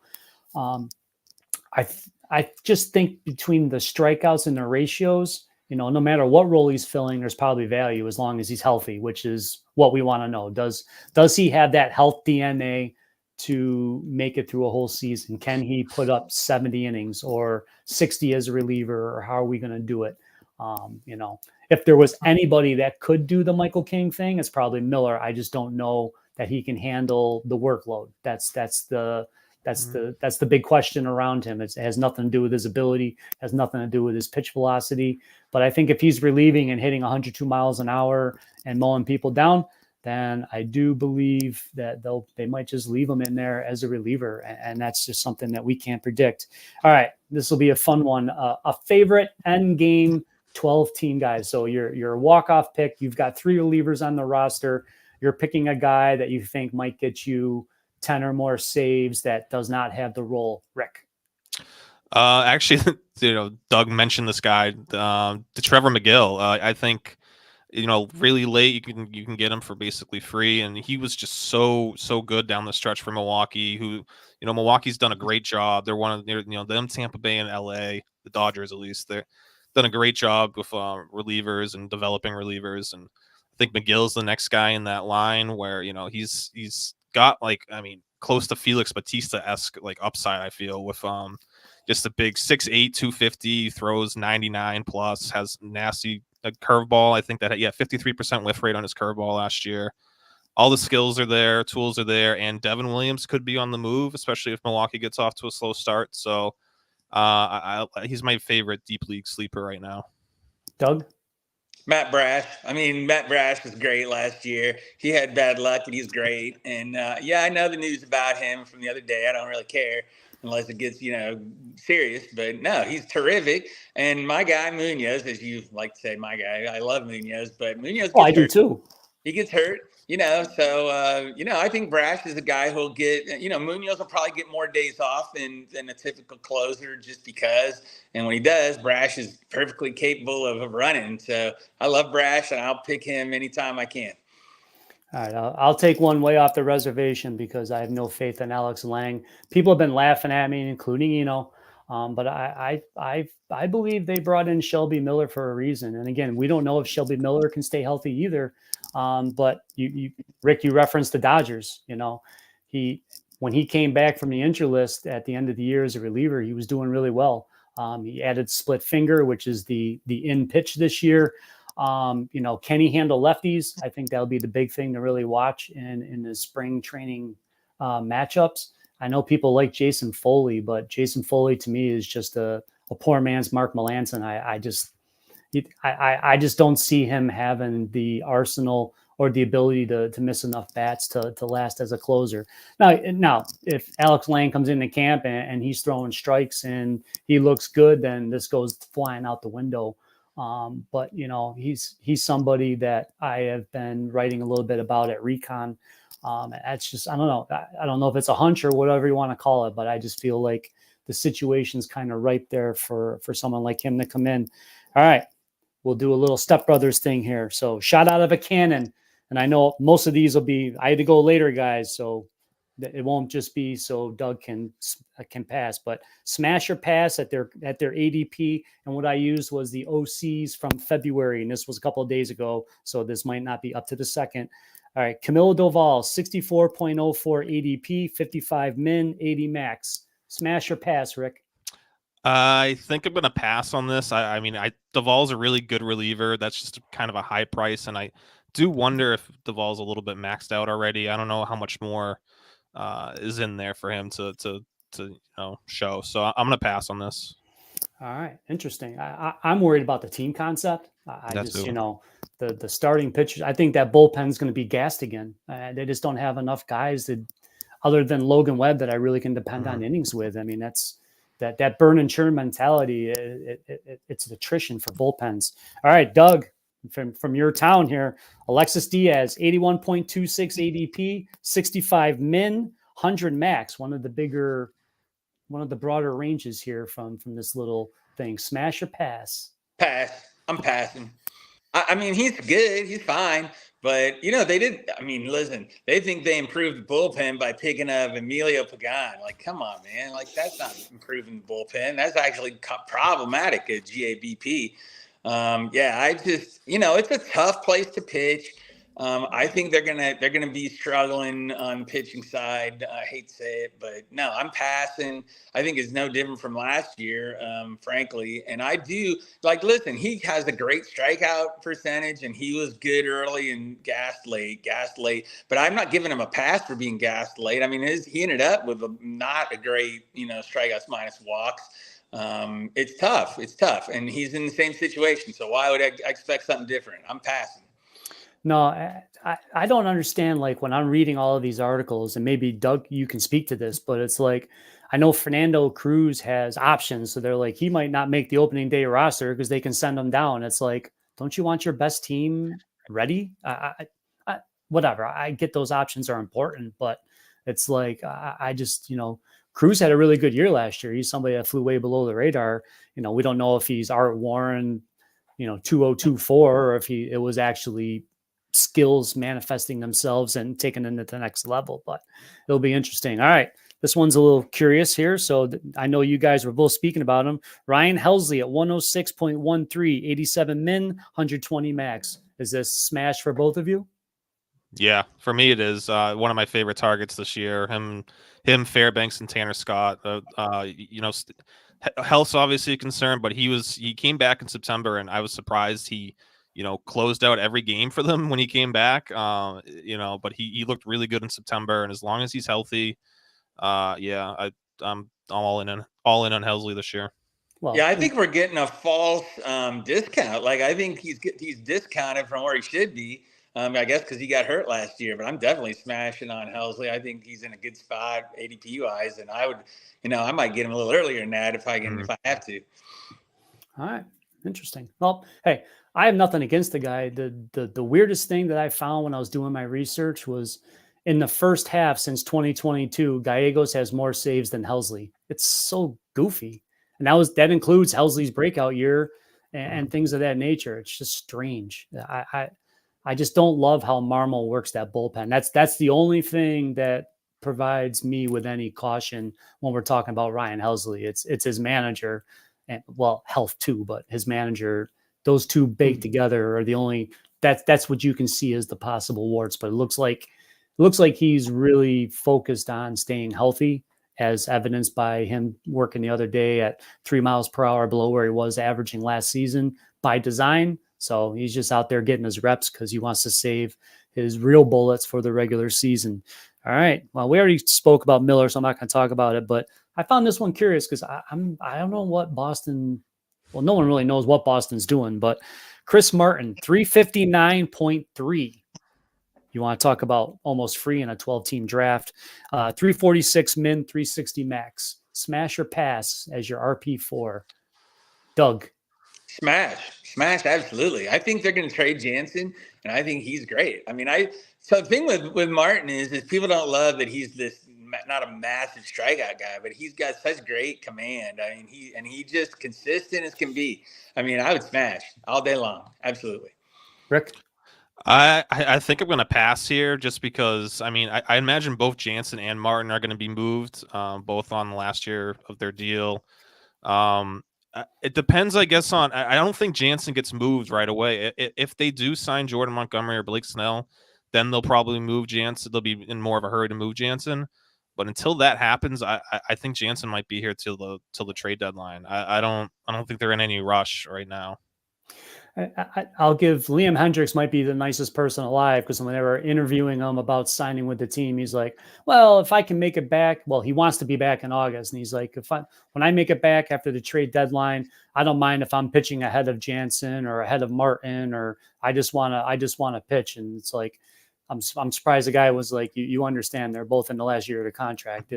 Martin and Jansen will not be a Red Sox when you're activated, but ergo, the whole timing sets up for Hendriks as well.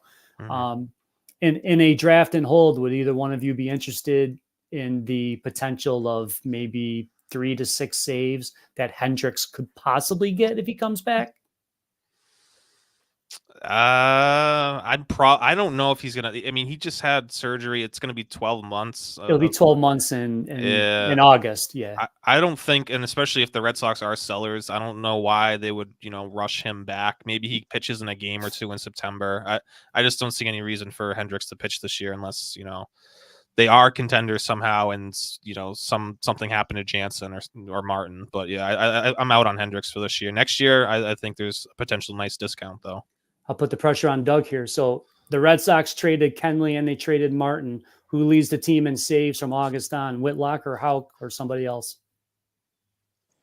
Somebody else, but I don't know who.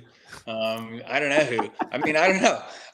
Look, they got a lot of different guys that are all kind of whatever. Whitlock could, but I just feel like he's overqualified for that. I don't know. I would use him in multiple innings. I wouldn't bet against Hendricks having some in September. I wouldn't bet against it because that guy's weird and capable of doing things that humans normally can't do. I don't know. I wouldn't want to pay a lot though. I'd want him to be free. Yeah, I would. There's a dart I would throw maybe. I don't know. The rest of these guys are just kind of like, okay, I guess. I guess I'd say this too, and this isn't impossible. If they're trading Jansen and Martin, as we expect they will, they could get something back. They get something back that is cool. Who knows? I don't know. This is what the Seattle does all the time. They just sort of shuffle the deck, and then whoever they want, they put a new guy in. Tampa does that too. I don't know. They could try that. I don't know. It's weird. I can't imagine it being Whitlock or anybody else. I just can't even see it. I don't know. Whitlock could. He's capable, but I don't know. No, I just at that point, if there's nobody else available, if you're trading those guys, you gotta be. I just don't know. I can't figure out Whitlock and Houck as starters. There's so many questions with Boston. It's so. The other thing too is if they're in contention, they're thinking in one way, and if they're out of contention, they're thinking a totally different way too. All right, guys, what a fantastic panel once again. You guys kill it every year with these relief pitchers. Always a pleasure to have you guys on. I want to give yourselves a chance to promote yourselves a little bit. Greg, why don't you remind everybody where you reach on social media, plug your work, and then you're giving away a prize.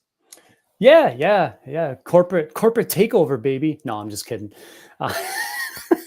That was maybe my favorite tweet with the whole closer monkey announcement with some guys. Like, I can't believe a corporation's taking this over. It's like me and 3 other guys. But yeah, anyways, at GJEWETT9, I'll be having rankings up soon for The Athletic. I do daily content at Reliever Recon. Next on tap will be the main event primer with all of the stuff about reliever pockets and what happened with the top 25 last year and how you can plan on handling saves in your upcoming NFBC drafts. And then we also were fortunate enough to work out a deal with the great people. The first people who ever really founded a niche in fantasy, Closer Monkey. They're the OGs. They did this stuff before anybody thought it was cool or worthwhile to have somebody dedicated to their site covering closers. But yes, so we will also be doing stuff for Close Monkey. I went through and updated the bullpen depth charts there the other day, and they do offer a premium service where you get stuff directly to you in an email versus the links that they do a lot of stuff for free. So that's why they want you to go to the site and click on the things. But the premium, and I texted Jason and said, Patreon's clunky. It's hard for me to give a free membership at Patreon because I have to send you the money and then you have to sign up. It's kind of it's clunky. So, but with Closer Monkey, so I told him whoever the lucky person is, I just get your email. You'll get put into the premium list. So every day on the recaps, those will get directly emailed right to you. So I'm giving away one of those memberships to the revamped site. So Closer Monkey will be operated by Reliever Recon this year. We're excited with the opportunity. They got the distribution, so hopefully we can get our work out to more people in the world, and it'll be a wonderful opportunity. And I thank Justin for he's been a supporter of Reliever Recon since we got launched. Rick does great work at Pitcher List, and Doug is another one of the OGs. He's been doing this stuff at Baseball HQ probably longer than Closer Monkey was in existence. So it's cool to be on a panel with these guys, and I welcome this new opportunity. All right, we appreciate you as well, Rick. Remind everybody where you can reach on social media and plug all your work. Yeah, Greg said, it's always nice to talk relievers with Doug and Greg. It's the two the goats of the relievers. So you can find me on Pitcher List. I do the reliever rankings there. You can find me on Twitter at I am Rick Graham, and looking forward to spring training and seeing how things shake out in the reliever world. And Doug, finish this out. Yeah, thanks. I'm at Baseball HQ. I'm the relief pitching writer there. I have been since 1999. I'm a 20th century. That's where I started. It was way back in the caveman days. I'm on Twitter at DougDennis41, and hopefully I'll see people, if not in Tampa with First Pitch Florida, then maybe in New York with Tout Wars. Yep, I'll see you in both places. I'm going to unceremoniously boot you guys all out. I really appreciate you. Yancey pointed out all three panelists are wearing glasses and very sharp. I don't know if that's always the case because we do have someone who wears glasses on the next panel that is not very sharp. So, but we'll get to him in a minute and the rest of that panel. We are raising money for Fantasy Cares through this Podapallooza live stream. So far, we have raised, as I update, we have raised over $2,300 this weekend, and that brings us up to $8,500 through TGFBI and Podapallooza. Really, really appreciate everybody who's been donating. Keep those donations coming in at donorbox.org/TGFBI. Every dollar you donate helps us give presents to kids because Fantasy Cares donates a lot of presents for Toys for Tots, over tens of thousands of dollars every year, over 25 cities around America. It's a fantastic organization that I'm happy to be paired up with. And every dollar you donate gets your raffle ticket to win some of these amazing prizes, like the Reliever Recon, the Closer Monkey subscription that Greg was just talking about, plus signed jerseys, bobbleheads, subscriptions to other sites, just a ton of amazing things. But let's bring in our next panel because we have a stacked panel. Speaking of those glasses, Paul Sporer is back. How you doing, my friend? I'm well. How's it going? It's going all right. Why don't you remind everybody where you can be reached on social media and plug everything you got going on? You can find me on Twitter at Sporer.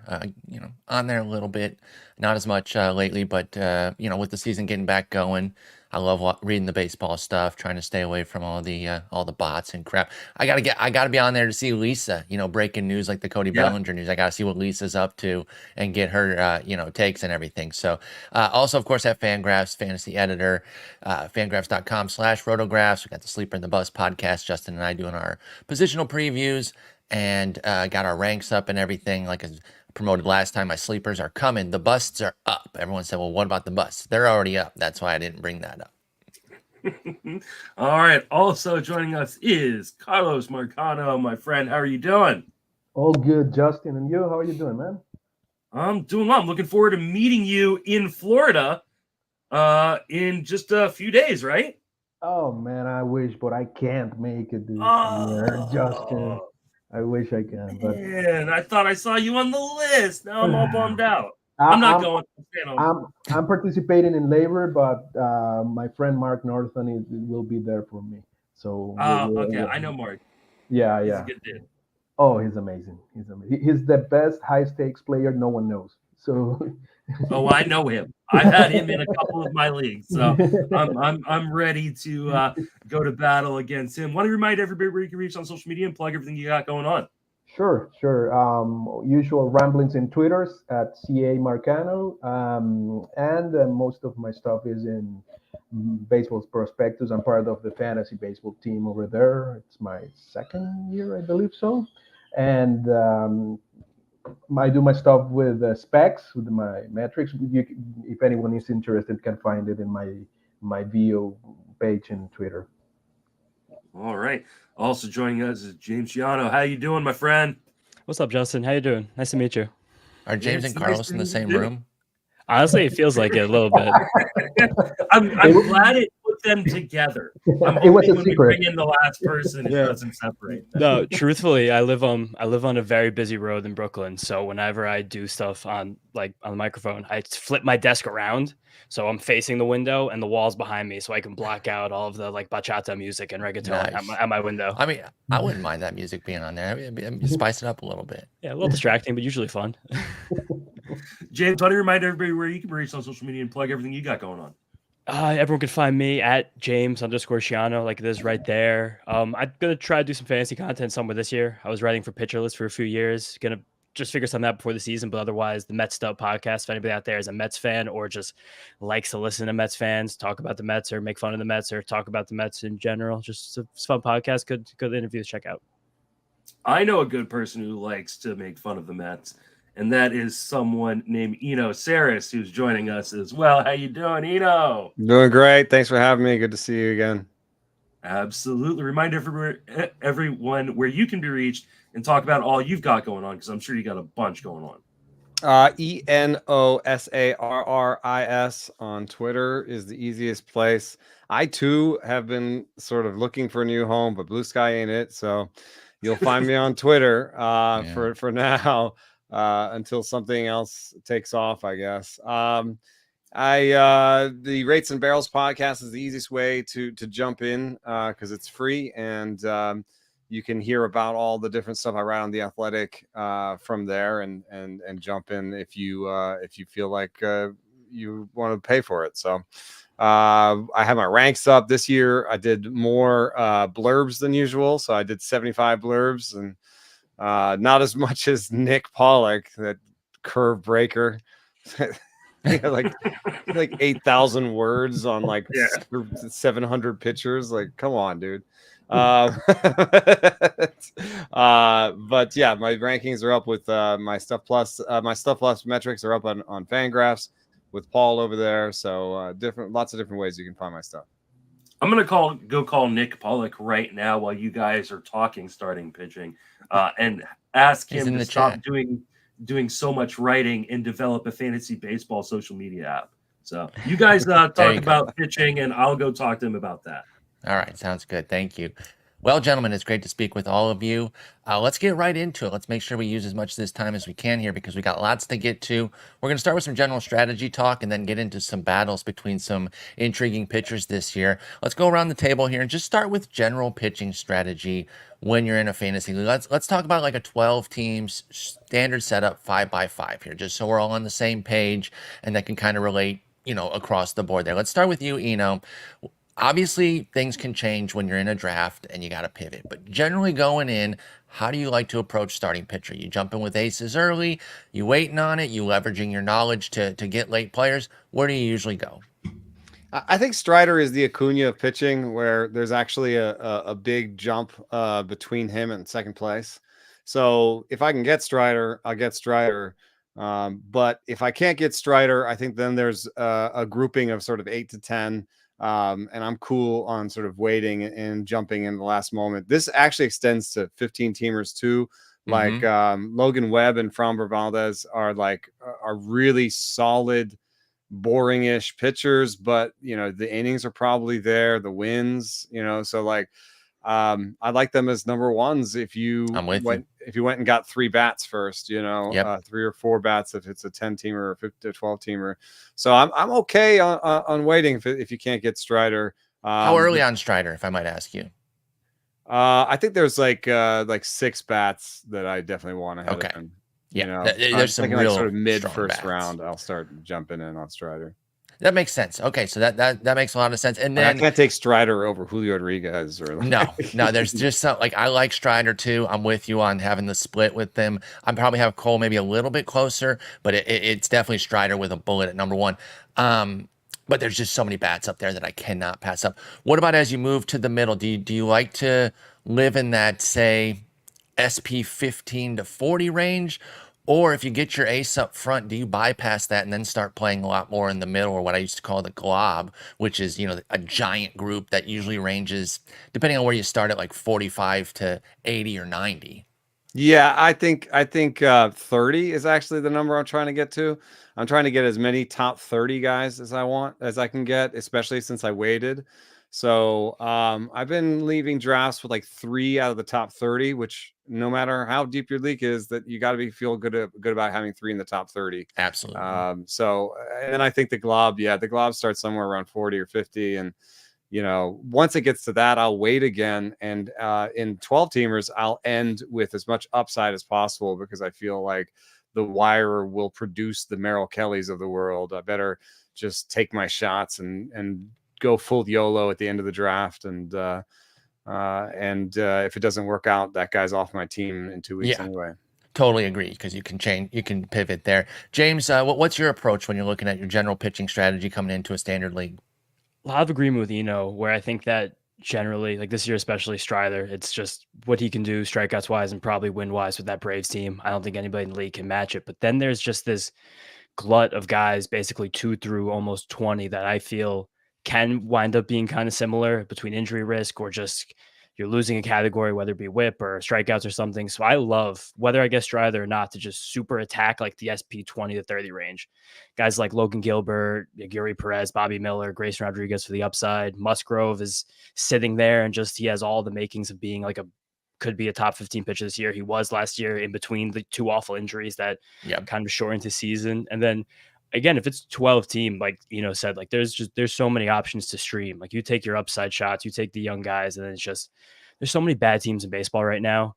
And there's just so many opportunities to hunt games in Oakland, in Miami, in either of the central divisions besides even in Chicago, like guaranteed rates a good hitter's park, but I'll still take a lot of pitchers against that garbage lineup. So yeah, I'm totally with you there. Not afraid of Nicky Lopez? I'm really not. I know that sounds crazy. Carlos. Oh, sorry. Go ahead. Finish up, James. No, I was gonna say that team is so bad that I almost think they're just gonna be sunk down with everything. But then there's even just that tier of like that, like the glob you guys are saying, where like, do I want like Dylan Cease or Tanner Bybee, or would I rather take the shot on like the Josh Young or like the Torkelson to give me that, like someone who could be like a true like first 5-round contributor besides a pitcher who like has some flaws, but also there's probably a guy just as good like 50, 75 picks later. Yeah, especially if you don't really see a big comeback for Cease, you can definitely replicate his profile later, even if it's not at that same volume. Carlos, you sweeping it where you got Strider number 1 big, and then you kind of living in that top 20 range, or do you have a different approach at all? I'm usually a hitter heavy guy at the beginning, so I tend to pass pitchers on the first couple of rounds and then move my way up to whatever is around. I like the idea of having Logan Webb as an SP1, as mentioned, and his ADP is really, really sweet, the way it's moving around lately. And I think there's plenty of good choices around 20 to SP30. So you can still skip the first couple of rounds and get some good guys. Absolutely. There's a lot of different ways to approach it too with pitching, and that's kind of the beauty of pitching. Let's talk top 10 here. Now, you guys might have looked at ADP a little bit differently, so I'm going to give you the top 10 names because we're going to ask who's most likely to bust within the top 10. And we're not talking injury necessarily, because that could literally happen to anybody. We're talking about putting up a full season, which is at least 162 innings, so they qualify for the ERA title, and they just come in with some 4-something ERA, pretty much, and like a, maybe 130 whip. So it's Spencer Strider, Garrett Cole, Corbin Burns, Zach Wheeler, Kevin Gausman, Luis Castillo, George Kirby, Pablo Lopez, Zach Gallen, and Tyler Glasnow. If you're on like Yamamoto or Skubal and Nola, because they're like right there and you looked at ADP a little bit differently than me, that's totally fine. But let's start with you on this one, Carlos. Who's your biggest potential bust here that you're trying to avoid? I'm taking Gallen. I think the guy took a small step backward in every single ERA estimator last season. I mean, FIP, Sierra, DRA, XRA, each one of them, especially in PCRA, which is one I love a lot because it's based on contact. He had a big increase there, and also this happened while he faced like a third of his starts. He faced the 10 last teams in terms of hitting capabilities during the year. So that caught my attention. That's a big red flag over there. His stuff and location plus numbers are still above average, but they took also step backwards there. The fastball, it was down at a complete 1 mile per hour less than the previous year. So as things start piling up, there is a trend there that I don't like a lot. So it's possible that he will have a big regress for this year. I could certainly see it. He also had the big innings total too, and you never know coming off a big playoff, how a guy's going to respond. Eno and I, way back in the day before everyone started hating him in the booth, had John Smoltz on our podcast. This was back when he was on the desk and everyone loved him. And we talked to him about that, and he said that those counted as like a 1.5. You should really be looking at it at a playoff inning if you're kind of calculating what it does to a pitcher's arm. You should probably put like a 1.5 accelerator on it. And I've heard that repeated from other guys. Verlander's talked about that. And so you're talking 243 regular with the accelerator. All of a sudden, you're thinking like 260 plus there for Gallen, and we just don't know how he's going to respond to that. Maybe he's fine, but we don't know. So I understand that pick there with Gallen as a bust. What about you? Your top 10 bust here that you're trying to stay away from? I love the dude. He's a character. He's nice. His story has been great. But Kevin Gausman has 2 pitches, and those 2 pitches, that just makes him really dependent on his fastball velocity in my mind, because what you see if you look at the aging trends for aging curves for pitchers, for starters and relievers, starters are traditionally lose velo about the same as relievers, but their strikeout rate stays higher. Relievers, as they age and they lose velo, their strikeout rate just goes in the tank. And my theory on why that is that starters have more pitches. So they're not as dependent on their fastball velocity. They can mix it up. They can do the old pitcher strategy of throwing the slider 40% of the time, or doing this or doing that. But Gausman's maxed out all that stuff. He can't really throw the splitter anymore, And in terms of learning a new pitch, I've been waiting a long time for him to learn a breaking ball. And absolutely, I think every year he's like, this is a good breaking ball. And I'm like, no, Kevin, it's not. Stop, Kevin. It's not. It never is. So that just makes me nervous. Most of the guys that you see around him have larger arsenals. And that just makes me trust them a little better. Yeah, and that, the 2 years with the BABIP, and again, I bring this up a lot on our podcast, Sleeper in the Buzz. He had like a 40-point drop in BABIP, which normally you'd be like, that's amazing. And he was still third worst because he was so bad the year before at 363 and then dropped it to 341. And I did really break up. That's another thing is that it's something that Alex Chamberlain has been really researching, is how much pitchers can control the ball in play. I know this is a thing that's been researched for a really long time. And even Alex, I don't think, would say that they control it a lot. So we're trying to really parse a little bit of control they might have. But people that look for this quality of contact seem to think that Kevin Gausman allows hard contact, and that he's deserved a lot of those batting average on balls in play. And then you got it on the turf, kind of making it worse. I said 341, by the way. 321 would be the 40-plus point drop there. And James, wrap it up. Top 10 busts. We got Gausman and Gallen so far. You doubling up on one of those or going elsewhere? Yeah, I had both my notes for this prompt was Gausman and Gallen. So yeah, I think it is funny. Just to go, I'll fill in the cracks a little bit, some what you guys didn't mention, but Gallen actually talked in spring training, I think last week, about purposefully dialing back his workload this year because of the playoff inning. So I think just hearing him say that in February, and we've known he's been pitching for, I think, 2 years now in the partially torn UCL, and he's a bit of an undersized pitcher just in general. He's kind of slight. He's got the little skinny Zach Gallen shoulders. I think that there's definitely concern that he's going to get skipped. Maybe he's going to have a couple more 4 or 5 inning appearances in the 6-7 he was used to, especially as that team was grinding down the stretch through September and August to try and make it to the playoffs. So I feel like there's going to be just a step back there from workload, which take him out of the top 10. And Gausman, just like everything said, has never been a third pitch. We're going on years of just fastballs down the middle that get pelted. Last year was the highest walk rate since his metamorphosis, the worst quality of contact since his metamorphosis, and just division sucks. The outfield defense is still good, which helps him because it's just uber fly ball pitcher, but just seeing him being drafted ahead of like Luis Castillo, George Kirby, Pablo Lopez, all have better parks, all have better schedules, all have more weapons, all have better commands. It doesn't really make sense right now for him as the SP6 ahead of those guys. Yeah, and as I kind of like battle test my rankings in the drafts I've been in, I never land on either of them, which I think means it's time to move them down a little bit. I kind of had them where the consensus was going, and if I'm not doing that, I don't really want to rank them there. James, let's stay with you for this next one here. Who's your favorite starting pitcher going after pick 300? So we're getting into the gambles here. Who do you like to lean on? And you're putting on multiple teams.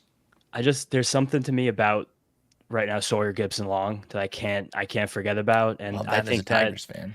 Yeah, I feel like if he was a bigger prospect or just wasn't this weird lanky dude with long hair and a mustache, or threw 96 instead of 93, with the results he got down the stretch last year, he'd have helium like out the wazoo. But that Tigers rotation is so feeble in front of him. I think he is SP7 that rotation right now, even going into spring training with the groin injury they talked about last week. But Maeda, Skubal, Flaherty, Mize, Manning, there's no way even 3 of those guys I feel like make it to May 15th as it's a useful starters. long season too. Yeah, and Gibson got to 120 innings at all levels last year, and that stretch at the end, he was so good with the Tigers. He had 30% strikeout rate, 20% K- walk.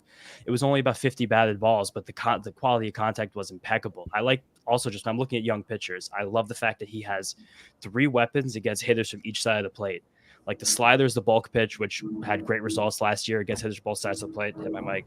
Sinker is great. He's not scared to throw the fastball on top of the zone. The changeup is a weapon that Nick Pollock is obsessed with, and he's getting me obsessed with it too because of how good it looks. It's just the defense is going to be good. The park is going to be good. I know the new stuff plus update kind of nerfed him went from 113 to a 99, but I just watching him pitch, there's so many weapons. He has so many ways to get hitters both sides out, and the situation's so good that I love leaving drafts with him as one of the last guys. Great guy to have in DCs too. And barring a couple big injuries for the Tigers in spring, which I obviously don't hope happens as a fan of the team, I don't see a skyrocket in his price. So you can get Sawyer Gipson long really cheap. If you're still doing drafting holds with the 50 rounds, he's a great guy to put on there because you're really hoping to kind of get him maybe going in June.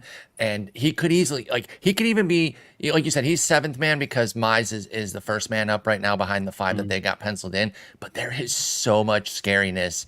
Even Skubal, who I'm very, very excited about, he's coming off an 80-inning season. And then you got Flaherty, Maeda with their injuries. Matt Manning couldn't strike any of us out. And Reese Olson, we don't really know what's going on with him. And then Mize, of course, returning from TJ. So there's an avenue there for Sawyer Gipson long. Been hearing him talked about a lot here on Podapallooza. And as a Tigers fan, it juices me up because, you always want to check yourself that you're overrating a team favorite. But hearing all the smart people talk about him, I'm like, yes, okay, Sawyer Gipson long is a real thing here, and I'm excited about him. Carlos, let's jump to you. Favorite starting pitcher going after pick 300? Well, I'm shooting for the moon here because this is someone that will probably raise a few eyebrows, but it's actually Ranger Suarez. And I like that. Justin's going to like that too. Yeah, I mean, it is a long shot. Let's start there, of course. But I'm looking the way I see it is that there's a lot of upside there. Everybody seems to be worried about Suarez's health, but except the Phillies. The Phillies are keeping him in his rotation. It looks like they are counting on him, and they are the people that are closer to him than us, right? So they might be know a thing or two. He was uneven last year, very, very uneven, but he also had a really difficult injury, that strained elbow injury, which of course is a concern moving forward on, but he still pitched 120 innings, and then he had that crazy run in the playoffs, right? 193 ERA, 0.8 WHIP, and 19 Ks in 18 innings pitch, and his FIP and Sierra numbers were like crazy good for the. He finished the year with a bang, and his velo was a little bit better by the end of the year. It's still not great. But he started to look a little bit like 2021 vintage Suarez, So I love the raw potential. It's a matter of things align and click the right way for him in 2024. He could be for something, Yeah, I still like Ranger Suarez. He's a guy that I've always had some interest in. I kind of benefited from that big run that he had coming out of the bullpen a couple years ago. Yeah. He took advantage. Obviously, he had a really nice schedule there too. But, when you get that run from somebody, maybe helps you win a league or secure a money spot, you feel a little bit better about them, right? So I've always kind of rooted for him. Even though it's unrelated, real quick, because I saw it in the chat, since we are talking Phillies, can I get a quick thought from everybody on Christopher Sanchez, who's also in that Phillies rotation there? Carlos, can we start with you real quick? Oh, sure. Well, I had him for our next point. Then you skip your thoughts on him. Okay. And we'll bring it up when you bring him up. Sorry about that, but I just didn't want to ignore that question there because I do love Christopher Sanchez. So let's continue on with the post 300 guys here. Eno, who's your guy? He's kind of boring, but he's in a major league rotation for a good team in a good pitcher's park and should get some wins. So that alone makes him interesting. Dean Kramer is also interesting just because he has 4 or 5 pitches. None of them is a really great one. You know, he might be lacking an out pitch. That would be why it doesn't work out. Yeah, it's that kitchen sink approach, though, right? Yeah, he just throws everything at you. He commands them well. The fastball, the four-seam fastball, and the cutter are his bread and butter. But by the end of the season, he's throwing his curve harder, and I hear that he's working on a splitter. You know, the splitter in this case wouldn't be something that he has to depend on for strikes, and so something that he could throw in 2 strike counts would be better than his current changeup, which I think is maybe turfable. But even if the splitter doesn't work out, just improving that curveball to the point where he can be 4-seam, sinker, cutter, curve, I think that's enough of a wide enough arsenal, given the command he has, given these other things. Sometimes we forget about, I think this is a reverse Graham Ashcraft. Last year I was kind of into Graham Ashcraft because the Stuff Plus was so good, but I forgot, team's not going to give him wins. Ballpark's not going to be forgiving. He has 2 pitches, and each of those pitches is only good against one hand. I think James was bringing up, like, having weapons against both hands is super important because you're kind of a different pitcher against each-handedness. And that was a great call out. And that Ashcraft struggled with that. He finally found some footing down the stretch, but if you took a lot of that beating, most of the teams that drafted Graham Ashcraft never got the goodness because they long cut him. Yeah. And that just adds the frustration, right? It's one thing, when a guy burns you early on and you stick with him, if it's like a higher end pick, but if it's one of these gamble picks and you cut him and then he goes on to do well, oh God, that's so frustrating. But I like the Kramer call out because he's got a chance now to pitch because of both the Bradish and Means injuries. Both are going to start on the IL. The Bradish injury is much more scary to me than the Means one, but both are problematic.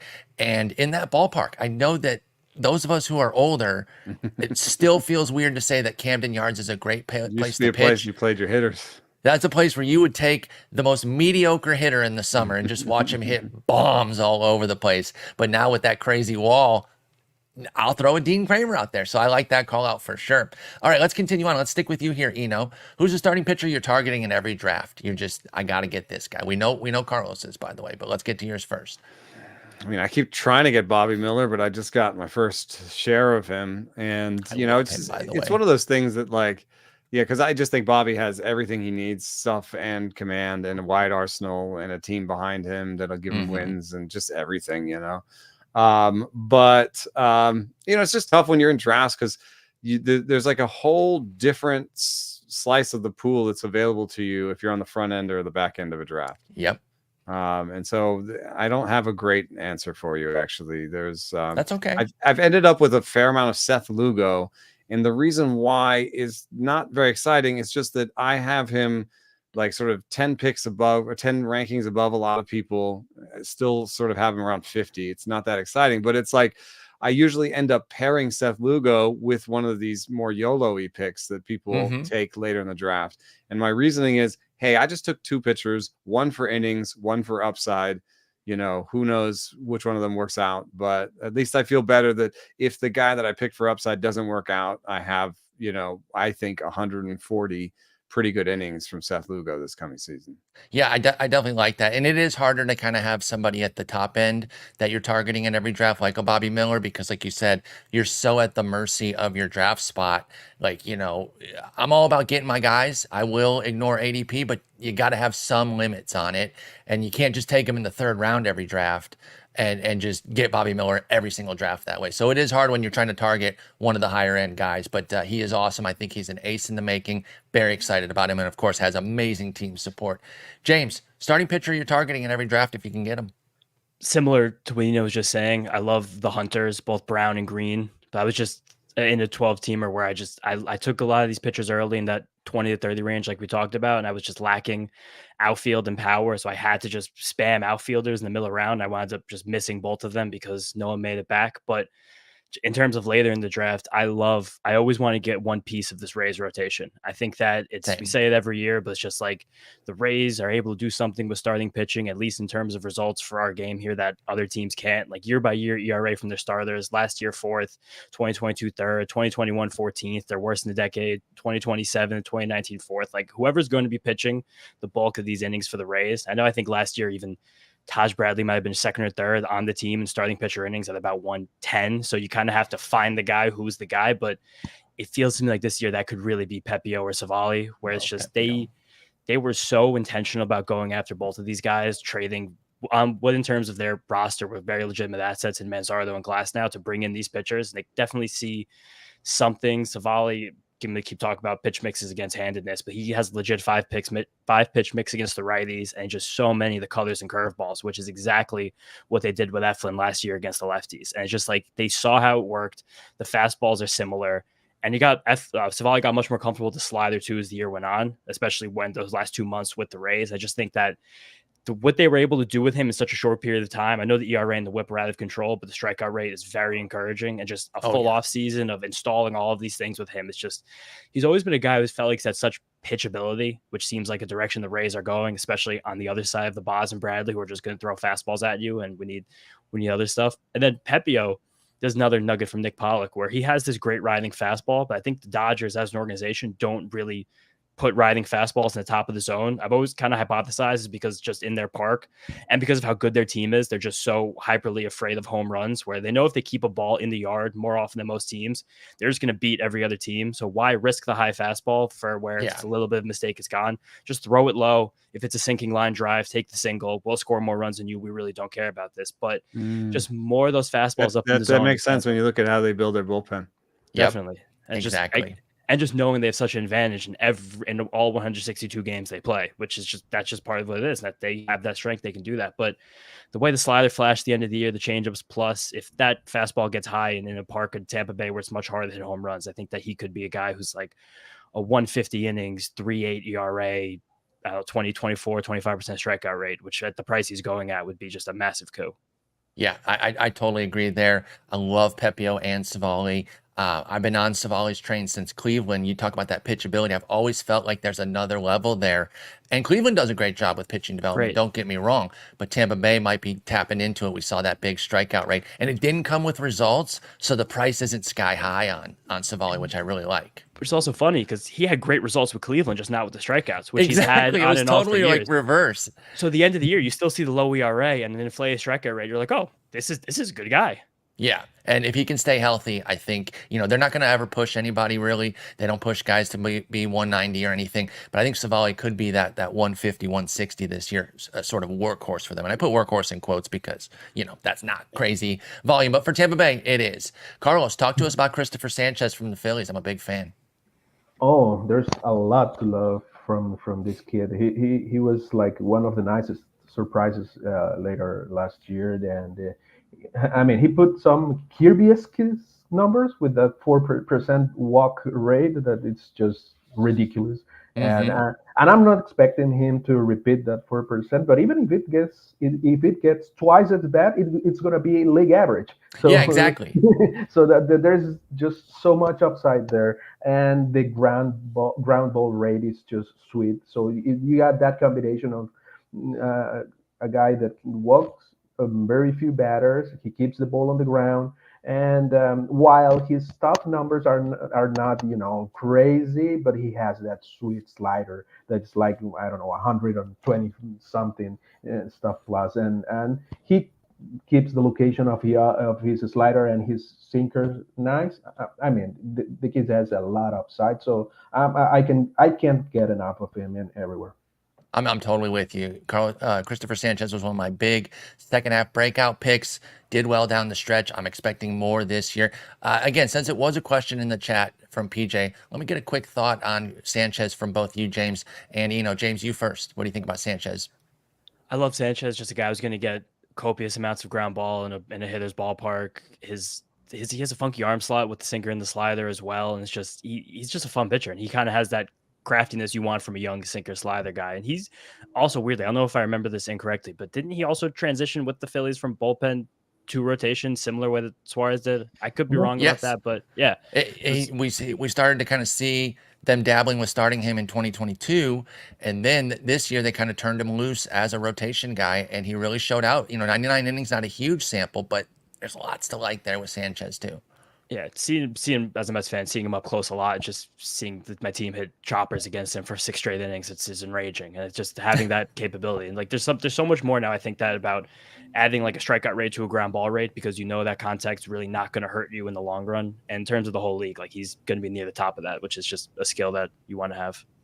Totally agree. And I'm a sucker for younger guys with changeups. And he's not super young. He's going to be age 27 this year, but he's young in terms of his career in that he just has 152 major league innings. You co-signing the Christopher Sanchez love fest that we're having here. Yeah, he was one of the largest risers when we updated Stuff Plus. He now has, I think, maybe the best changeup among starting pitchers by Stuff Plus. So, that was a big change in the model.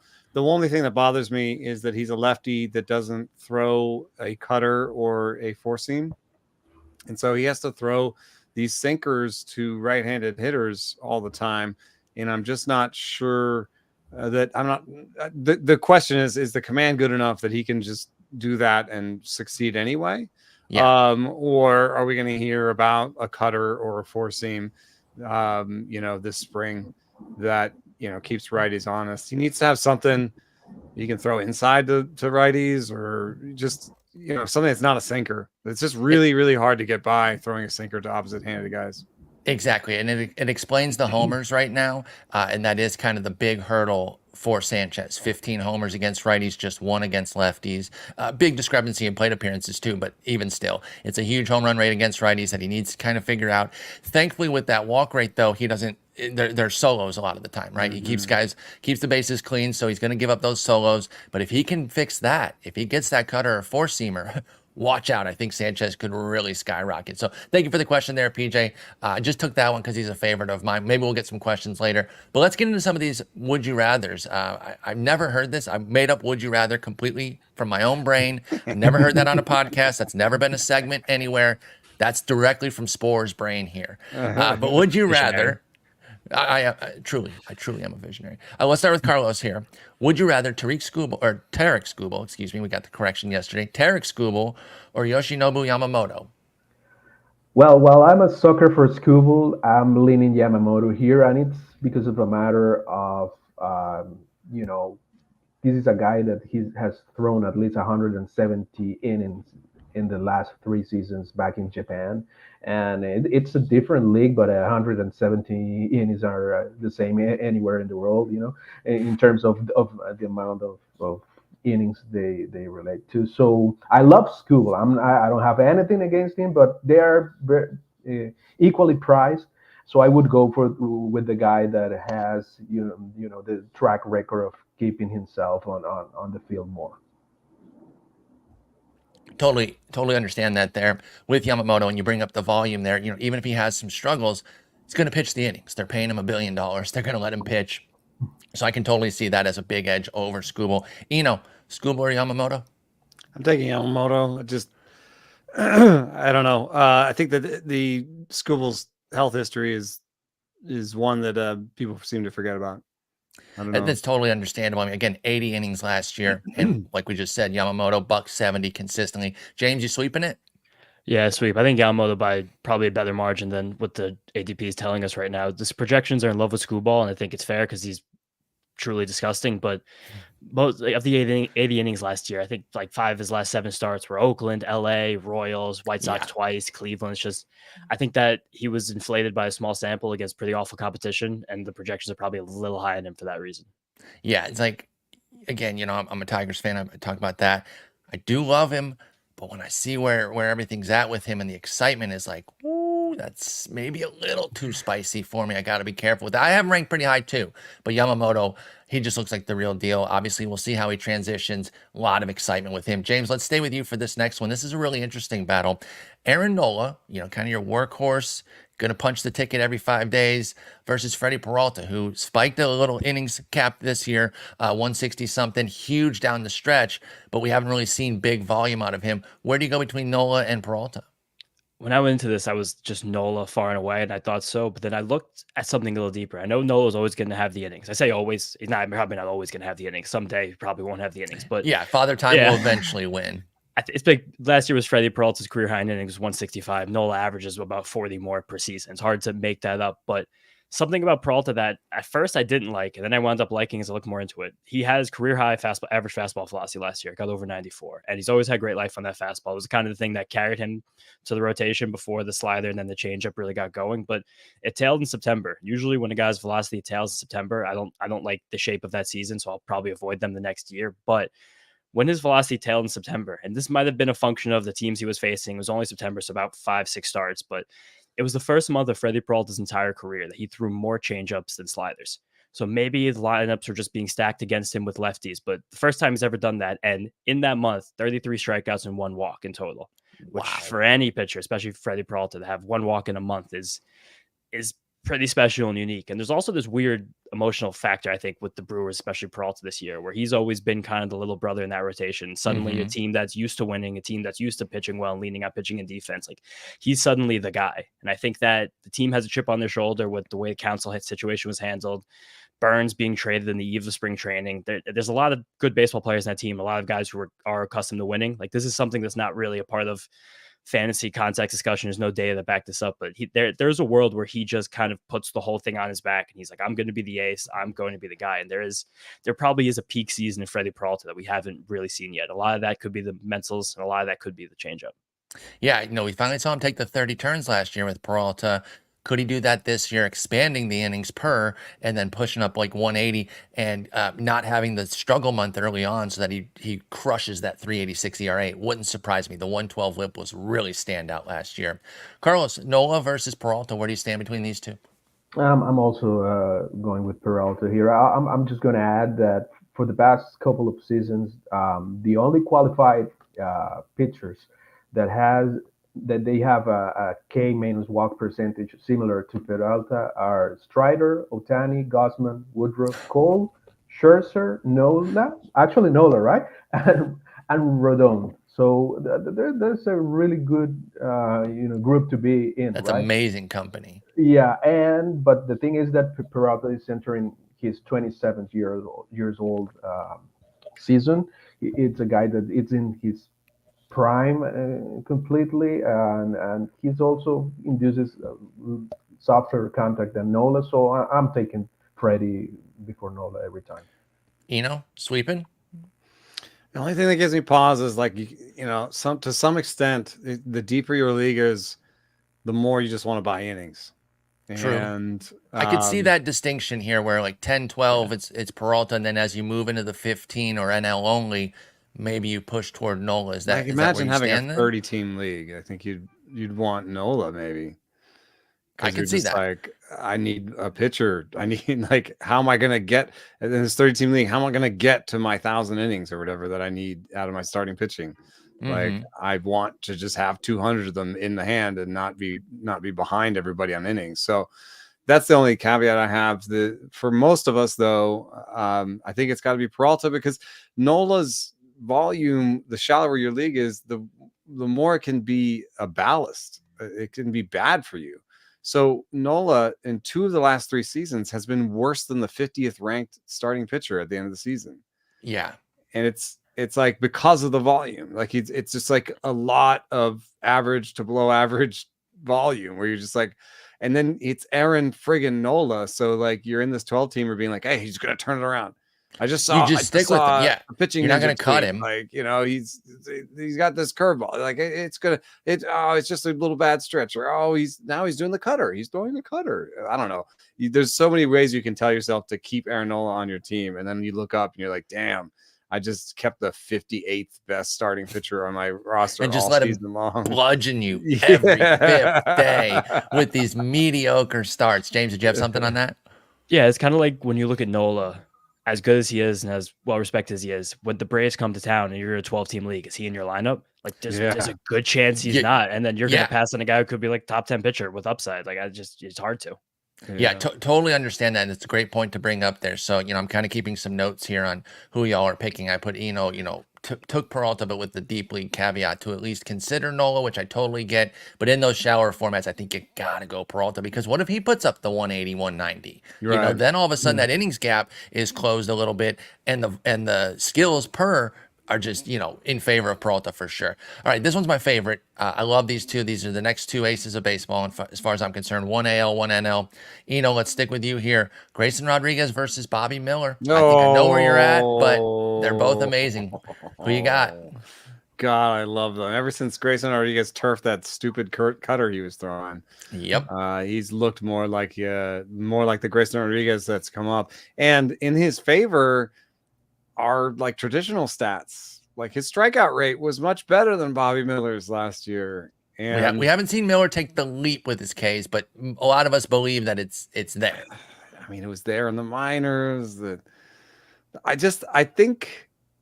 think Bobby Miller's arsenal is wider, and they both throw 98.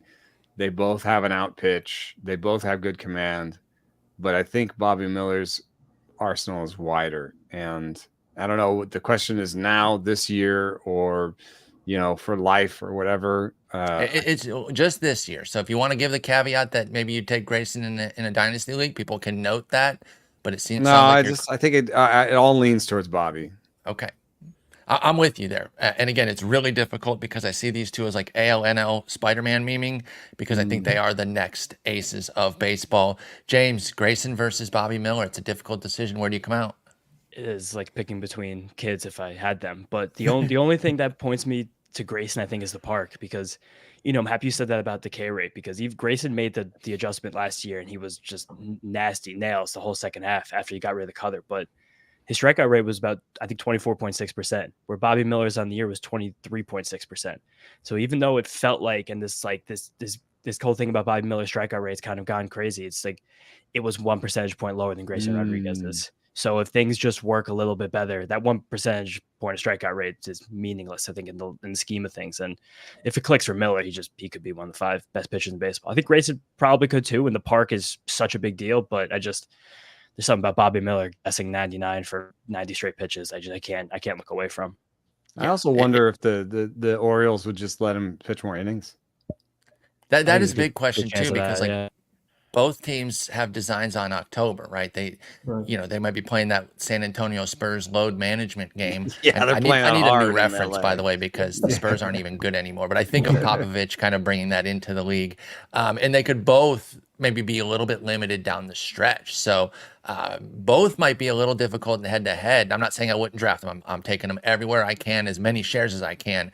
But I wonder if maybe Grayson and Miller get a little bit of slowdown down the stretch, just to protect them for October, where their starts are more 4 or 5 innings instead of the 6, 7 that they can both do. Or I bet they won't have many 2-start weeks this year. Yeah. Let them sit out that second start. You know, start Monday, but not start that Sunday as well. So I could definitely see something like that. Carlos, you gonna sweep it for Miller, or are you gonna jump in for Grayson? Man, yeah, I'm gonna go. James with Miller. James kind of took Grayson. I thought he started Grayson and then shifted to Miller.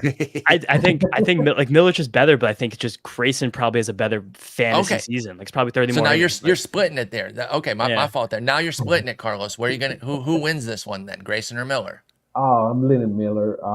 And it's not because I see it, you know, a huge difference, because if you look at their profiles, it's like twin brothers. In a lot of ways, Miller induces a little bit more of softer contact, but we know that's not precisely the best thing to lean on to decide, because it's not fully dependable on the pitcher. So, but I'm leaning with the guy that is in the team with 100+ wins guaranteed for fantasy, purposes. So that would be the Baltimore is gonna be great, but not Dodgers great. So I'm leaning with the guy in the winningest team. That's totally understandable. We got 10 minutes left. We got a bunch of these, so I'm going to skip this next one, Luzardo versus Eflin. It's an interesting one, but I want to make sure we get to some of these later ones for some of our deeper league folks. But let's go with Tanner Bybee and Cole Reagans. So let's stay with you here on this one, Carlos, and start between Bibee and Reagans. Their ADPs are right next to each other. I think they're the 31st and 32nd pitchers off the board, both in that AL Central, so neither has a real big edge there. Although I guess, Reagans can't face the Royals, although a lot of people like the Royals, so I shouldn't be downing their offense. People like them. But where do you go, Reagans or Bibee, Carlos? If I don't take Reagans, Nick might have a fit or something. So no, but be in some trouble. Yeah, but honestly, I'm taking Reagans. I think I love Tanner, and I think he's raw talented. He's amazing, but he is raw yet. So I'm taking the guy that have seasoned a little bit more for the past couple of seasons. Totally understand that. Reagans v. Bibee, where are we coming out?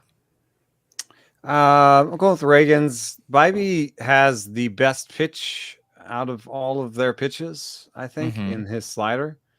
But Reagans has out pitches, I'm pretty sure. So he does. I don't think it's like trying to compare Dean Kramer to Graham Ashcraft or anything.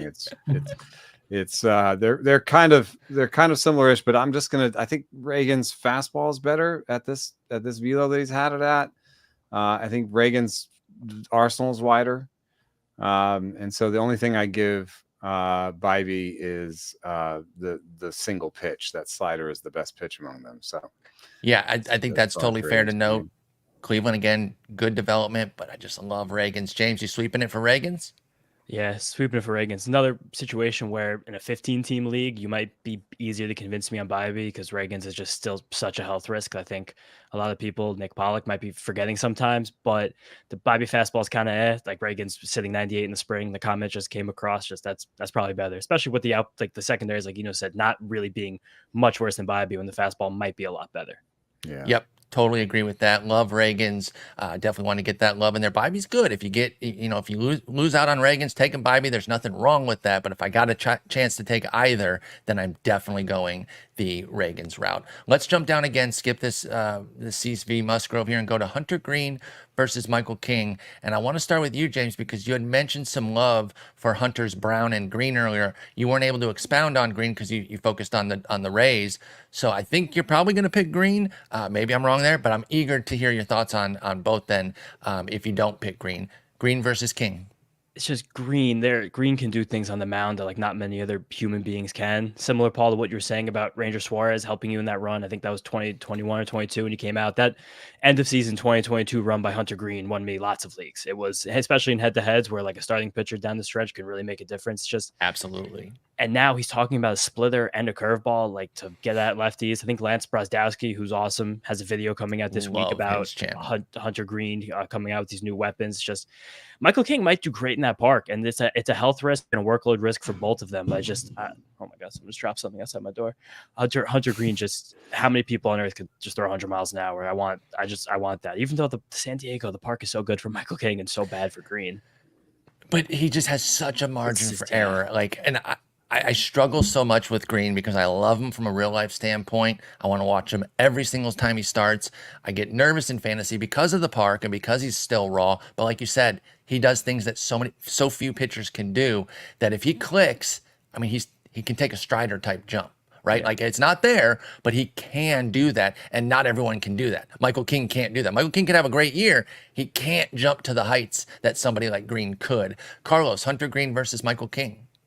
Oh, Green the whole way. I mean, I've loved him for a while, and I've been burned by him for a while too. But as James said, he has all the things in place to be a great pitcher. It's just a matter of things, clicking the right way. And we're all anxious about this new pitch that he's working on. So that might be what makes him, go all the way up, right? So Green all the way.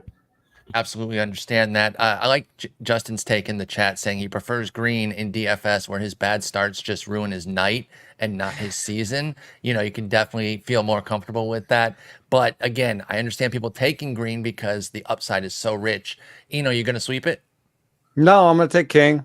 Boom. The switch. Sky Coltman did an interesting little bit of mini research on Twitter the other day where he just said like, hey, take all the guys you think are horses and they've had, 200 innings, over the last 3 years, average 200 innings. Guess what? They're going to average, 170 this coming season. And take all the guys that you think average or horses that average 180. They're down to 150, 160. So I tend to think that guys in this band, King and Green, that there's virtually no difference in terms of innings.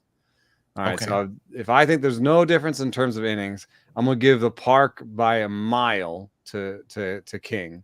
Definitely. In terms of wins, I think it could be even. I think these are both okay I lean teams. King. I still think San Diego's a bit better. Yeah, and then bullpen. in terms of stuff, I think it. Green has the sort of wow you stuff, but he does have that smaller arsenal. So I may look stupid because if Green does throw a curveball this year, or a changeup, like that could be. You're right. That could be what vaults him into ace-like status right away. But if he's also thrown the curveball and the change a long time in his career and never really thrown it. You know what I mean? Like he's had it. He's thrown it in the minors. He's done this before. But then when it comes to games, he just does the fastball and slider. So it's kind of like I'll believe it when I see it to some degree. I have King like 4 ranks above Green, so it's not much of a difference. But I'll take King. It has a lot to do with stuff necessarily outside of their control, like their park and what's going on with that. Yeah, totally understand picking King here. Like I said, I struggle with Green actually pulling the trigger in a fantasy draft. But boy, I understand the people that want to stay committed and they don't want to jump off the train for when he finally has the breakout. I've had guys like that before where I just stay committed. Let's get one more in here, and it'll be one line from everybody because I want these two injured lefties. Carlos Rodon versus Chris Sale. Both have already debuted in spring. Rodon threw today, threw 48 pitches, 5 strikeouts in 2 2/3. Sale threw, I think, the other day, if I recall correctly. Both are already moving up their board. Where are you going, Rodon or Sale? Rodon. I think the upside's better at this point in his career, and the velo was there last year, so I think it's just needs to be healthy to command his pitches better. Totally understand. James, Rodon or Sale? I truthfully like them both. I just think that the Yankees probably have more to lose in the regular season than the Braves, so I think they probably ride Rodon a little harder, and I want that blower upside for workload from him. And Carlos, finish it off, Rodon v. Sale. Yeah, Rodon for the sweep. Definitely, he's the guy that could bring a better return that Sale at this stage in their careers. I like hearing that because Greg Martin and I were in a $400 DC, and we just took Rodon after Sale. Sale was really jumped up, so we just took Rodon, and definitely happy about that. All right, that'll do it, gentlemen. Thank you so much. Excellent work there. Carlos, James, wonderful talking with you. Justin, I don't know if you saw in the rundown, but I took notes on who they all picked for everything. I don't know if you have any use for that, but I will take use of that when I put it up on the Sleeper in the Bus feed here in the next couple days after I'm done editing all 20 hours of Podapallooza so in the podcast form. Thank you guys so much. That was fantastic. It was perfect to listen to while I did pitcher projections like Kyle Freeland and Patrick Corbin, which you guys didn't talk about for some reason. Weirdly. Why didn't we do a Freeland v. Corbin for the 30-team league that mentioned? Yeah. Oh my God, that was depressing. All right. Before you guys take off, I want to give you a chance to promote yourself. So tell everybody where you reached and what you're doing. I think the funnest thing would be to join us on the live stream on Fridays at noon. Is it 1 Eastern? 1 Eastern. 1 Eastern. We got Trevor May on the podcast this year. Love and we're that. doing kind of like explainery, like things where we go pitch by pitch, and Trevor's giving us all the insight on what it's like to actually implement some of the stuff we talk about. So try us on the live stream. It's on YouTube. Rates and Barrels is the feed. Check us out. All right. James, why don't you go next? Just James Schiano on Twitter. Lots of pitcher talk and Mets talk on there, and then Mets Stuff podcast. We actually also had Trevor May on last week, and he accidentally told us about the Rates and Barrels thing before you guys announced it. So we were like, I can't put this out yet. And luckily that afternoon, your guys' episode, you said, I was like, all right, cool, publish. I was like, I don't want to break this news, but yeah, it was funny. He's the best. Carlos. Just regularly on Twitter, at CA Marcano, and on Baseball Prospectus almost twice a week for the baseball season. All right. And Paul, finish this out. On Twitter at Sporer, also on Twitch, twitch.tv/Sporer. I'll be bringing my Boxes and Bowls series back like 3 times a week, where I review the box scores in the morning, hanging out, drinking some Red Bull, although I probably need to quit it. I think it's killing me, y'all. I'm going to die from Red Bull. Also, Sleeper in the Bust on Fangraphs with Justin. We'll be back doing our pitching preview part 3 tomorrow. We're getting through it. We're probably going to do 50 episodes on pitchers, but we're getting through it. Hey, we're making good progress. I know. You said that yesterday too, and it is true. We are actually the outfield one. We took some time on because we had a couple that we had to be shorter with. But yeah, we're making it through the pitchers, and I love talking pitchers, so I don't even mind if we do 6 episodes. Yeah, and I'm I've used a lot of these panels that I'm not on to actually do my starting pitcher projections. I'm 53 deep right now, so You're moving. You're sticking and moving. Go. I'm hoping by the time I get to Florida, I'll have every starting pitcher projected out. So Justin, I'm about to make you happy. I think I'm about to take TJ Friedel in the Tout Wars draft and hold here. Absolutely, you should. You guys, I gotta jet you out of here. Unfortunately, unceremoniously, as I need to move on to the next panel. But before we do that, just want to remind everybody what we're doing here today, which is raising money for Fantasy Cares. DonorBox.org/TGFBI gets you entered into raffles to win a bunch of amazing prizes like signed jerseys and unsigned jerseys and bobbleheads and RotoWear t-shirts and things like that. Entries into NFBC contests and subscriptions to amazing sites around the industry. Every dollar you donate gets you entered into that raffle. We are currently at over $2,500 for the weekend. Really, really appreciate everybody donating. If you add that into what we have raised so far through TGFBI participants donations and satellite participant donations, we're at over $8,700 for the draft season. Really, really appreciate it. It's going to buy a lot of gifts through Fantasy Cares for Toys for Tots this December. So really, really appreciate everybody doing that. Let's bring in our next panel. Hosting, good buddy of mine, one of my favorite people in the industry, Frank Stampfl. How you doing? I'm doing great, Justin. Thank you so much for having us. Obviously, a great cause that you do every single year here with Podapallooza. Getting hyped for TGFBI, obviously starting tomorrow as well. Thank you for having me. Excited to be here, buddy. Remind everybody where you can be reached on social media. Plug all your work. Yeah, so you can find me on Twitter, X. I have no idea what we're doing anymore with it, but at Roto_Frank. You can listen to me on the Fantasy Baseball Today podcast. We're obviously ramping things up 5 times per week right now. As we get into March, 6 podcasts per week. We also have a 5-minute podcast, Fantasy Baseball Today in 5. That's where you can find all my work. All right, let's bring in Mike. How you doing, Mike? Cannot hear you. Check to see if you're. I'll bring you back in a second. I'll bring someone else who's not muted. B-Don, my buddy. Hey, what's up? How's it going, Justin? How you doing? Good. Remind everybody where you can reach on social media and plug all your work. I'm on Twitter at RazBdon, the Razball Fantasy Baseball Podcast. You can find it wherever you get your podcast. We're on youtube.com/RazballFantasy. And occasionally I write or post out my rankings, which I hate doing. So, I'm also working on projections. I heard you were struggling through your pitchers, finishing up your pitchers, and I can relate to that because I'm pretty much in the same spot. Yeah, it's a fun but brutal process. Definitely. Joining us as well is Marty Tallman. Hey. How you doing, my friend? Justin, I'm doing great. As always, thank you for setting this up. It's one of my favorite times of the year here. I'm like 15 drafts deep. I don't know what's going on, but yeah, you can find me at Triple Play Fantasy. We're doing the Fantasy Baseball podcast every week, and find me on Twitter at Marty_Tallman. All right. And Mike hopefully will be back, but I think he just went to go reset his computer. So I will let you guys kind of take control, and then Mike can introduce himself when he gets on. Marty, don't let me forget, I owe you a bet payoff because we had a bet on Xander Bogaerts versus someone else last year. So don't let me forget that I have to pay that off. Yeah. I was wrong. Xander Bogaerts was good last year, and I Against do all not odds. I do not welch out on my bets. And so I owe you a bet payoff. Let's talk later. Perfect. Here we are, guys. Happy to be here. Again, thanks again to Justin Mason for setting this up. Podapallooza, please go donate if you haven't already. If you have the means to do so, donorbox.org/TGFBI. It's a pleasure to be here with you guys, too. Met Marty out at First Pitch Arizona a couple years ago. Awesome dude.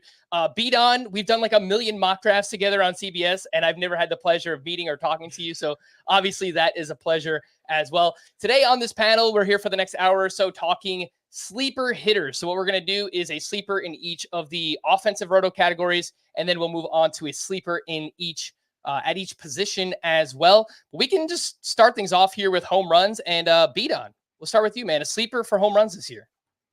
All right. Yeah, I'm going to go with a guy, and I'll start this off with I hate the term sleeper because I don't really know where the line is anymore on what a sleeper is and what's not. So the sleeper I'm going to go with on the home run side is actually somebody I feel like everybody in our game knows, but the ADP seems just absolutely ridiculous to me. He's going around 200, and that is Rhys Hoskins. He's always been a high 20, low home 30s home run guy, and he's back from injury. It wasn't an injury that has typically hurt players in regards to their power. He's still in a very favorable park, if not even a better park than where he was before. This just seems like an ADP win versus maybe somebody that we don't know about. And I'll save some of those guys maybe for when we get down to the positional area. Yeah, so Hoskins signed with the Brewers this offseason. The ADP, according to Fantasy Pros, is 185.6. I think it's just that he's been out of sight, out of mind for so long. He tore his ACL last year in spring training, but all indications are he's good to go, full strength. And we know when he's healthy, he's going to pop close to 30, if not 30-plus home runs. That is Rhys Hoskins. Marty, let's slide over to you, a sleeper in the home run category. Okay, so I have not started any of my 12-team drafts, so my sleepers are around 300 ADP or more. So starting with Eugenio Suarez, third baseman for the now Arizona Diamondbacks. He should be batting 5th or 6th in the lineup. So he's probably looking, if he stays healthy, 600 plate appearances. He's still barreling the ball 13.2% of the time.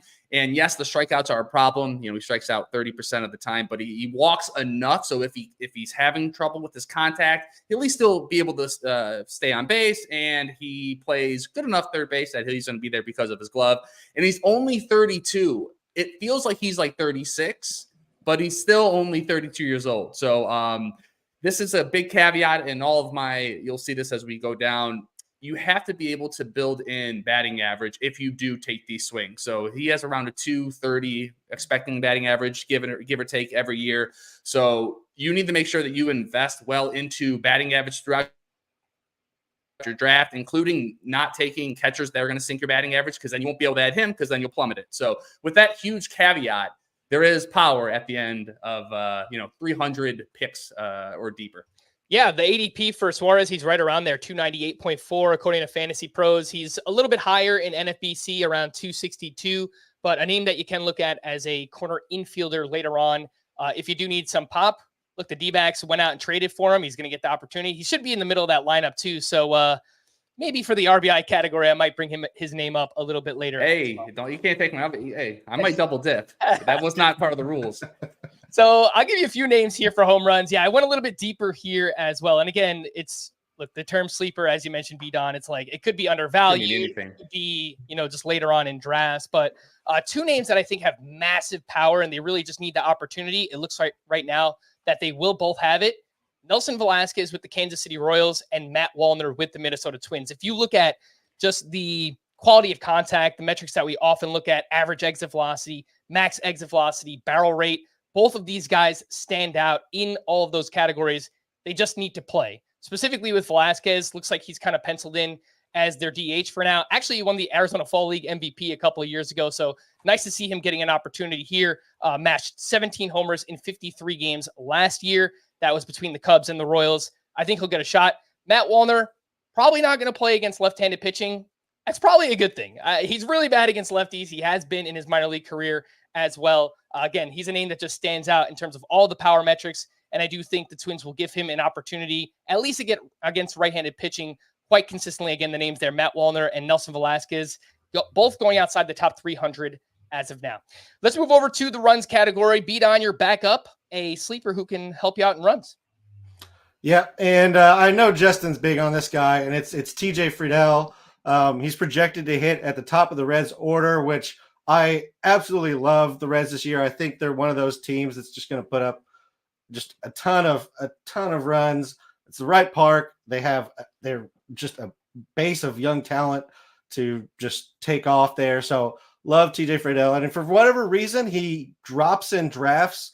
He's after pick 150 for whatever reason. I don't really understand it because he put up numbers last year. There's nothing really changed. And if anything, he missed some time due to hamstring and oblique issues. So you add a little bit more time in there, the numbers just continue to add up, and the offense is just going to continue to get better. Last year on the Razzball player rater, he was inside the top 85. So you can get him after 150, almost double what his player rater value was. I love some TJ Friedel, and it's one of the rare power speed combo guys that lasts past the first few rounds. Yeah, TJ Friedel, he's going pretty late in drafts, just outside the top 150, 153.8. But you mentioned how high he finished on the Razzball player rater last year. I've been a little bit more skeptical. He hits a lot of infield pop-ups, and the quality of contact and stuff is questionable for him. But for where he's going, you're not drafting him based on what he did last year. You're still getting him at a huge discount. So I acknowledge that there's a very real possibility that I am just completely wrong about Friedel this year. And he does provide quite a bit of runs hitting at the top of that Reds lineup. Marty, let's go to you. A sleeper in the runs category. Going to go deep here. Nolan Schanuel, first base, Los Angeles Angels of Anaheim, or whatever they're called. So he's projecting for about 470 plate appearances, strong side platoon. Last year hit a 280 XBA, and the Angels management's already said he's going to bat atop the lineup, probably second every day there. So he's projected for around 70 runs, with we're talking like 25 rounds or more in a deep league. So projects for 70 runs, 5 home runs, and a 271 average. He's not a very sexy pick, but I'm doing the exercise, he should be able to get you runs in theory.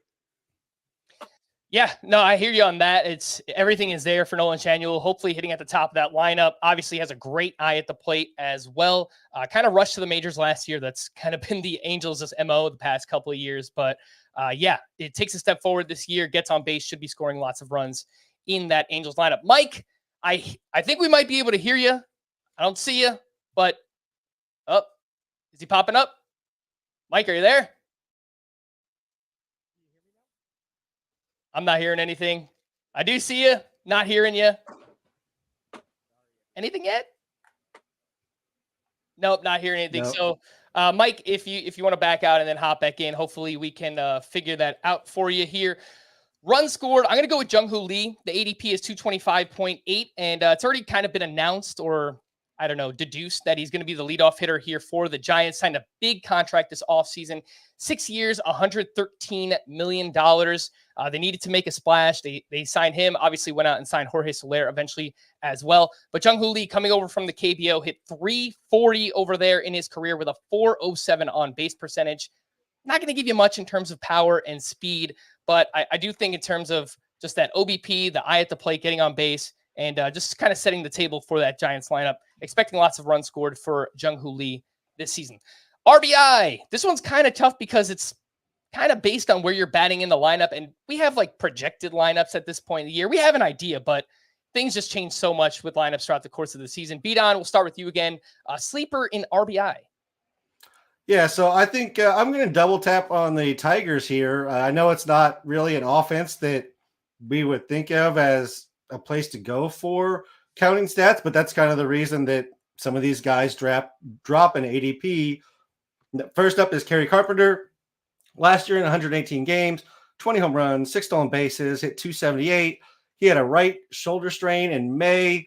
After his return, he had 98 games where he hit 289, 16 home runs, 6 stolen bases, hit 289. So, he's expected, at least projected wise, and you go look at the lineups, as you mentioned, nothing's really set.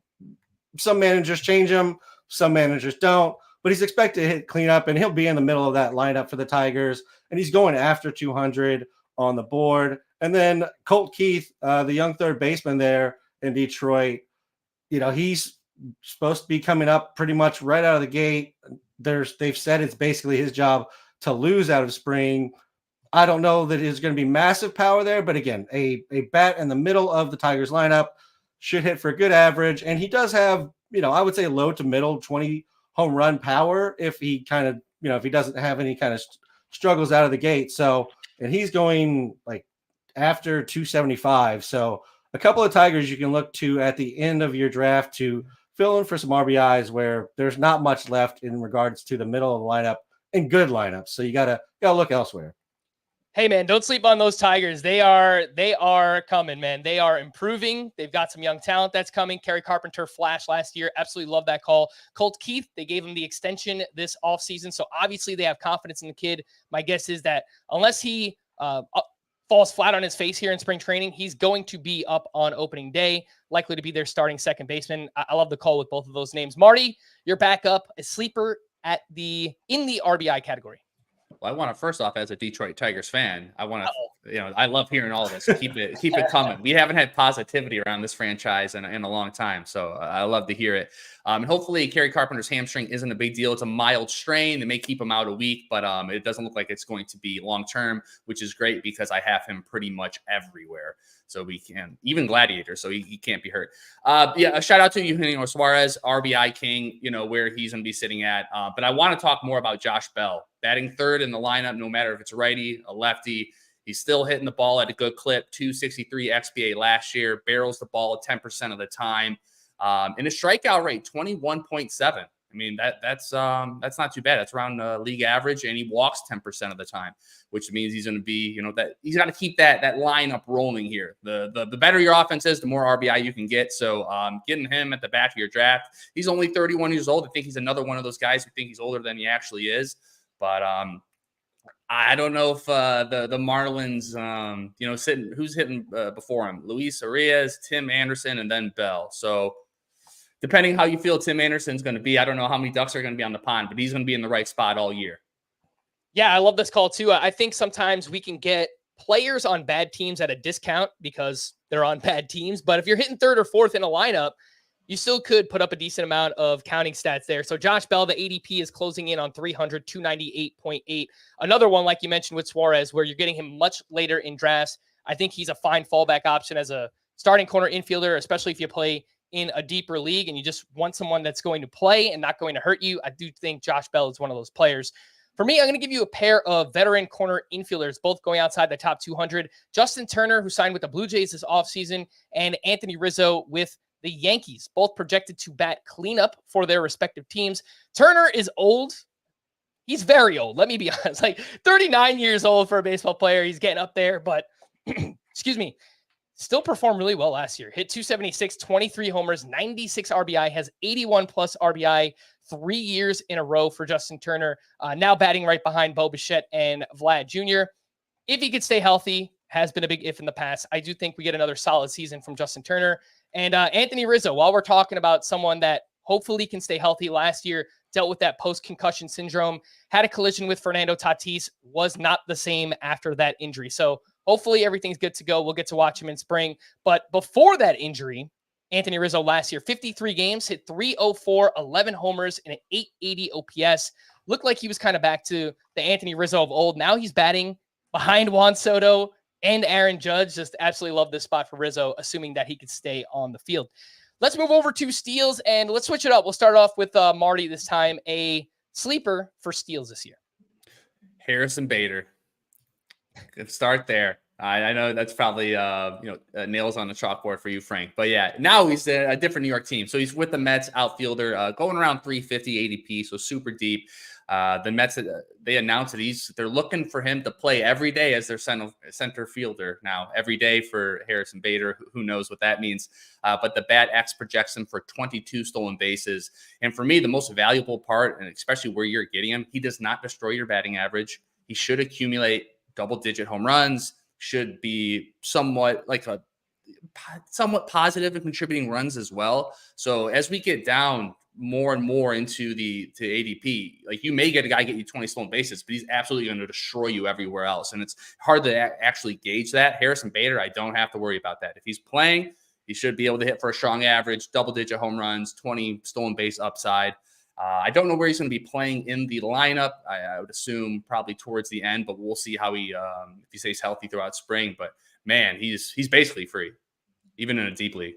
Yeah, I mean, speed has not been a question for Harrison Bader, like some of the other names we talked about. It's just the ability to stay on the field. And I think when he is on the field this year, you're likely going to get a good amount of speed from Harrison Bader. Bidon, let's move over to you. A sleeper for steals this year. I'm going with Michael Garcia. Last year in 123 games, he stole 23 bases. Kansas City as a team was third in stolen bases. And yes, just like under a third of that was Bobby Witt Jr. So I know somebody's saying that, but like even without Bobby Witt's steals, they would have been tied for 17th in stolen bases. So it's a team that's not afraid to utilize stolen bases in, our new rule set era. He's going after 200. And, you mentioned when you get speed at this late in the draft, after 200, a lot of times it comes with terrible average. He had 272 last year. I don't know that I believe he's a 272 hitter, but I don't think he's going to tank it either. I think a 260 is very within reach, and with his speed, a little bit of high BABIP, he could definitely, improve on that. With the Royals lineup, there's a possibility that he's projected hit ninth versus righties, but against lefties, he could definitely move up in the lineup and potentially even hit first if Melendez can't kind of figure out lefties. So there's possibility for some movement within the lineup even to get him into more at bats. I love this call, Bidon. Michael Garcia, the ADP 284.6. I actually wrote him down as one of my sleepers here for steals. He is going higher in the NFBC, 229. I've been making this kind of high-end comp for him where if everything works out, I could see a Nico Horner type season from Michael Garcia. He had 27 steals between the minors and the majors last year. He had 2 seasons of 35 plus steals in the minors as well. And again, the Royals are very aggressive. So I love the call on Michael Garcia. It looks like we have Mike. Mike, are we here? I think I made it in. Can you hear me? Yes, we hear you. We see you. Oh my God. What a nightmare scenario, everybody. Just like you. We're happy I'm glad to be here. Yeah, happy to have you on here for sure. If you want, I'll just kind of give you the floor and you can kind of catch up. We've done home runs, RBI, and steals. Wow. Okay. If you want to just jump in and give us each of your sleepers as in those categories, go ahead, go for it. All right. Well, yeah, I'll introduce myself as well first. So I am Mike Couillard from Razzball. You can find me there every week hosting the Cards and Categories podcast, which covers both baseball cards and fantasy baseball. So it's a well-rounded baseball podcast. I'll also be doing the waiver wires and fab article on Saturdays at Razzball. So I was there last year and it's been great working with Bidon and Gray, everybody else at Razzball. So I'll rattle through this real quick. For home runs, I have Brandon Drury. I don't know if anybody else had Brandon Drury, but all of the projections I think are far too low on what his power output could be. You can see he's put up 2 straight years of the magical 10% barrel rate. So I'm really loving that, as well as Angel Stadium actually, per Baseball Prospectus, plays up for homers as a right-handed bat. So I think all those factors, along with Brandon Drury just getting full playing time, is where it's at. Runs, I'm going to go with the guy that I've been in love with for a long time, and that's Chas McCormick. Same thing. The barrel rates have been improving up to double digits. And you look at who's batting in front of him for the Astros, those guys are not stalwarts of, health, in terms of Jose Abreu, Jose Altuve, Jordan. You could see Chas McCormick moving up in that lineup. RBIs, I went with Michael Harris II. He should be hitting 2nd or 6th in the Braves lineup. It's just a matter of moving up as Kalanick plays behind him. And here we go. Now I'm all caught up. Stolen bases. I'm actually going with Leody Taveras from the Texas Rangers, that he's got a 92 percentile sprint speed. I think there's going to be a lot of pressure on Leody Taveras to produce with Evan Carter and Wyatt Langford hanging around, that I think you could see Leody take a couple extra bases this year and maybe push up to 20, 25 bases. I absolutely love that call. I've done a few draft champions leagues where I wind up with Leody Taveras as my outfielder 4 or outfield 5. Again, that's a deeper 15-team league, and to get him that late, he's a great defender, so I think they're going to value that defense in center field. And I think he's a guy that could go like 15-15 if everything works out. I mean, could potentially provide 20-plus steals. Again, that is Leody Taveras. I mentioned Michael Garcia. I did want to give a shout-out to another name I had written down here for steals was Starling Marte, whose ADP is outside of the top 200.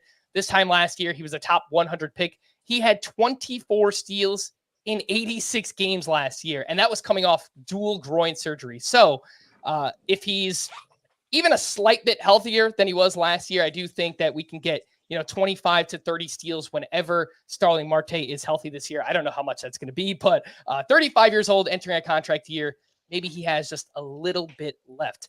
The batting average category, this one especially harder to find later on in drafts, but B-Don, we'll start off with you again. Batting average sleeper.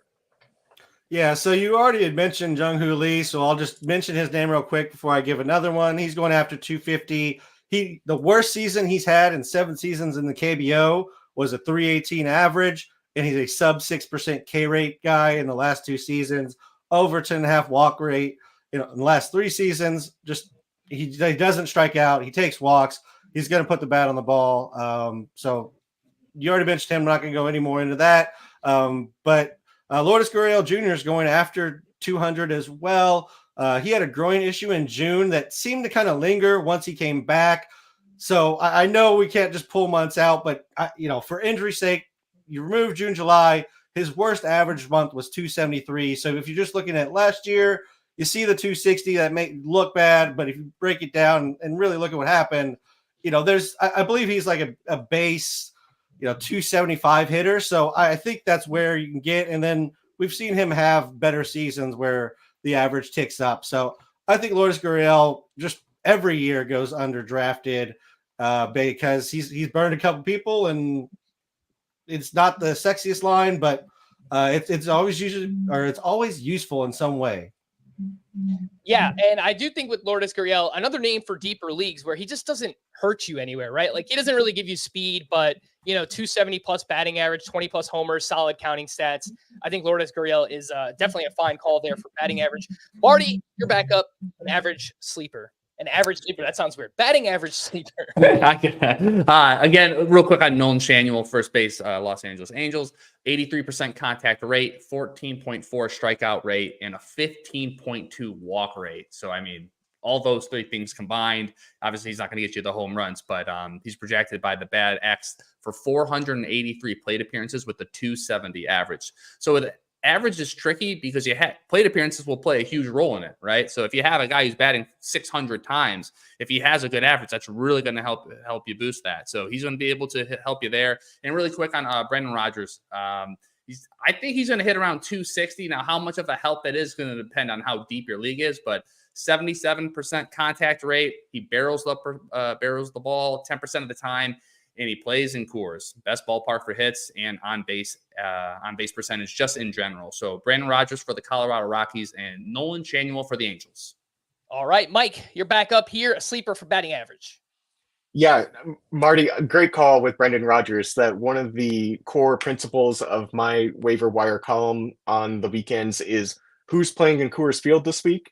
And that's actually where I'm going to go with my pick. I'm never going to be able to quit Charlie Blackmon as long as he's getting batting plate appearances at the top of the lineup in Colorado. And this is a guy who hit almost 280 there last year, 279, even while he was banged up in only 96 games, 413 plate appearances.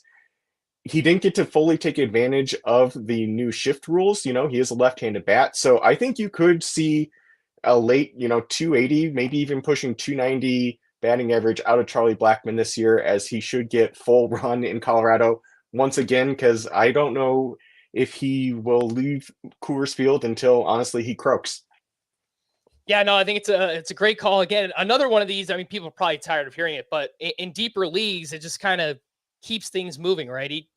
He's going to give you solid batting average, 10 to 15 home runs, solid counting stats whenever he plays. I think that's a fine call there. Brendan Donovan for me, for batting average. The ADP outside of the top 300 on Fantasy Pros, a little bit higher in the NFBC. It's 282, but he is a career 283 hitter across 221 games last year. The expected batting average for Donovan was 283, so pretty much in line with his career. He makes a lot of contact, does not strike out, made a swing change last year as well, started hitting for a little bit more power.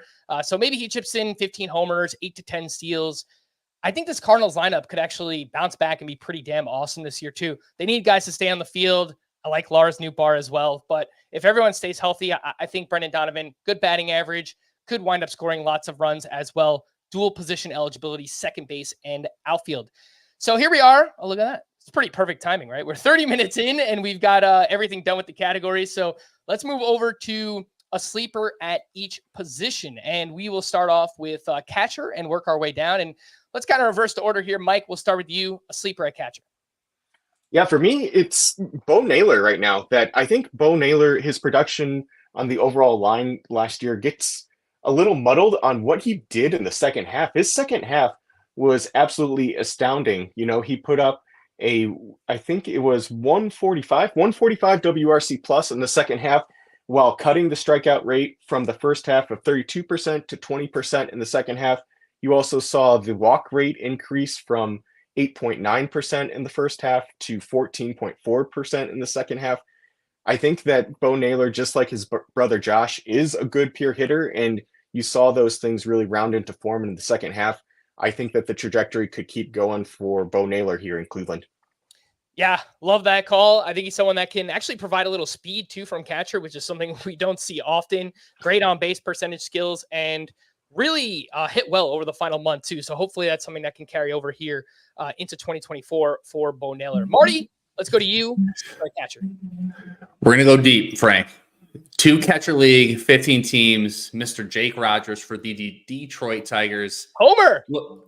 A little bit of a homer pick, but honestly, he's just basically free. He's going to kill your batting average. So like I talked about, make sure you already have, a Keeper Ruiz would be great to kind of offset that. Or, you chipped away at batting average throughout there. Now you just need 20 home runs. Out of all the catchers left, maybe Austin Wells, I think Jake Rogers is going to give you the opportunity to get the most home runs at his current ADP. He barrels the ball 12% of the time. He does strike out 32% of the time, so that's going to be a part. There's going to be stretches where he is cold. But for where he's going, he's going to play as much as possible. I'm not worried about Carson Kelly or anything like that. He's going to be the predominant catcher in Detroit, so plenty of batting averages or plate appearances. But yeah, he hits the ball hard. He should play a lot. And at that point in the draft, that's pretty much all you can look for a catcher. Yeah, and great facial hair too, Marty. I say if Jake Rogers pops 25 plus homers this year, you kind of just leave the handlebar. And just leave it out. Yeah. I like that. Let's go for it. Beat on. Up to you. Sleeper catcher.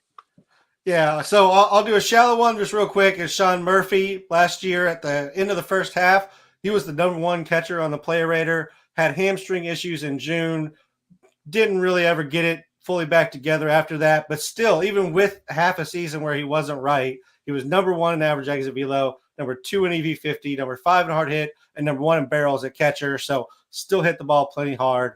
For deeper leagues, I love Ryan Jeffers. I'm grabbing him all over the place as my catcher 1 or catcher 2, just depending on, when I take a catcher. He's usually my catcher 1. If you listen to the podcast, I'm not taking catchers early. But last year, 96 games, hit 276, 14 home runs, 3 stolen bases. I mean, out of a catcher in 96 games, I'll take 275 and 15 home runs, absolutely. And he should get more at bats this year as he takes over for the primary catcher. He started every playoff game for them, so you could see they were trusting him not only to hit but to also catch the staff. The second half, K rate dropped 3 points, walk rate went up a little bit. Same BABIP, he hit 294 versus 256 in the first half. OPS was 778 versus 928 in the second half. I mean, Ryan Jeffers just continued to get better as the season went on, and it seems like the organization really has confidence in him. Yeah, that power seems like it's legit too. 13% career barrel rate for Ryan Jeffers. So absolutely love that call. A sleeper for me is going to be Mitch Garver, who signed with the Seattle Mariners this offseason. ADP well outside of the top 200. Last season hit 270 with 19 homers and 870 OPS. That OPS, by the way, first among catchers last year. Mitch Garver is a legit good hitter. 825 career OPS, just has to stay on the field. That's kind of been a constant theme here. He's never played more than 103 games in a season in his career. Signed to mostly be the team's DH. Hopefully that helps Mitch Garver stay on the field. But if he does, I think we'll get a solid batting average and a really good power there from Mitch Garver. First base, Mike, we'll come back to you. A sleeper at first base. Yeah, I'm going to go with Anthony Rizzo in New York. That he's going super late in drafts. You know, I'm looking at ADP data for at the beginning of February through today, and he's 272. That concussion really just knocked it out of Rizzo last year. You can see that through the beginning of the season towards when he suffered that concussion on May 28th, he had a 146 WRC plus, was slashing 304, 376, 505 with 11 homers.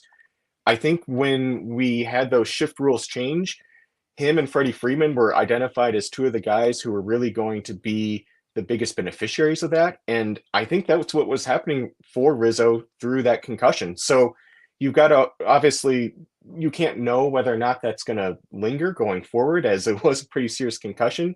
But I'm hoping that he took the time in the offseason to be able to heal and recover. And if he is, you're putting him in the middle of that Yankees lineup with Juan Soto, giving them an entire season without hitting into the shift. And I think you could be looking at a real big bounce back season for Anthony Rizzo at first base. You know, I love the call. Anyone watching, you see the Yankee stuff behind me here. I brought up Rizzo as a sleeper at RBI in the RBI category. So absolutely love that call for Rizzo. Marty, let's move over to you. Sleeper at first base. Ty France, first base, Seattle Mariner. Look, last year was rough. I mean, the power looks sapped. His contact skills went down a little bit. Struggled versus lefties. So I am buying into the bounce back. I have him projected for 17 homers, batting 269 with 72 runs, 58 RBIs, somewhere around 590 plate appearances. That's where he should be playing every day. And a big thing is, I don't know, it could go either way, but guys, he did go to Driveline. So maybe he increased his hand speed. Maybe that will lead into more barrels, and maybe that will get him over that 20 home run plateau. That I do not know, but I know he's going to play a lot. He's like for me, he's a really good corner infielder, you know, late in drafts. Yeah, I think another one here in deeper leagues where, if nothing else, you know Ty France is going to play. I love the call out to Driveline. We know his teammate JP Crawford went there last offseason, and that obviously helped him tap into more power. Ty France actually had more power in the minors back in the day. So I do wonder if he can kind of tap back into that. We get 20-plus homers with a solid batting average there from Ty France. Beat on. You're back up. Sleeper at first base. You're muted.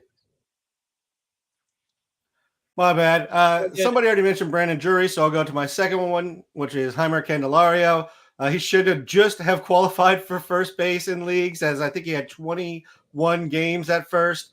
Went 22-8, 251 last year.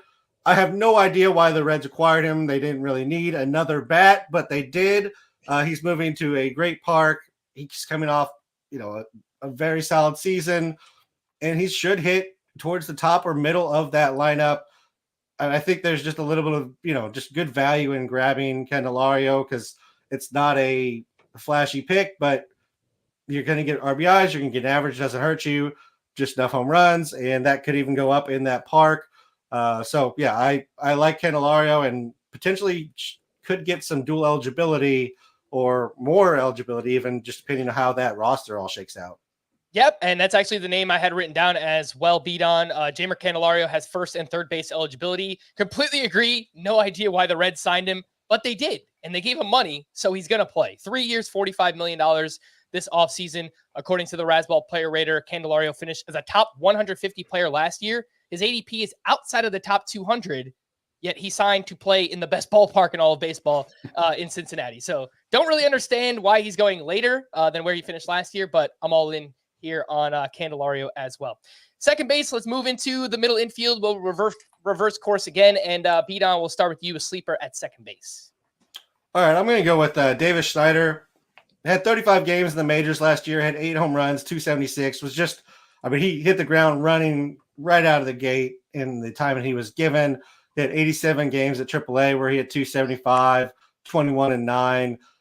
I mean, he should get most of the at-bats. I think there's a non-zero chance they don't give him a role, but that seems kind of ridiculous given, the way that team is moving.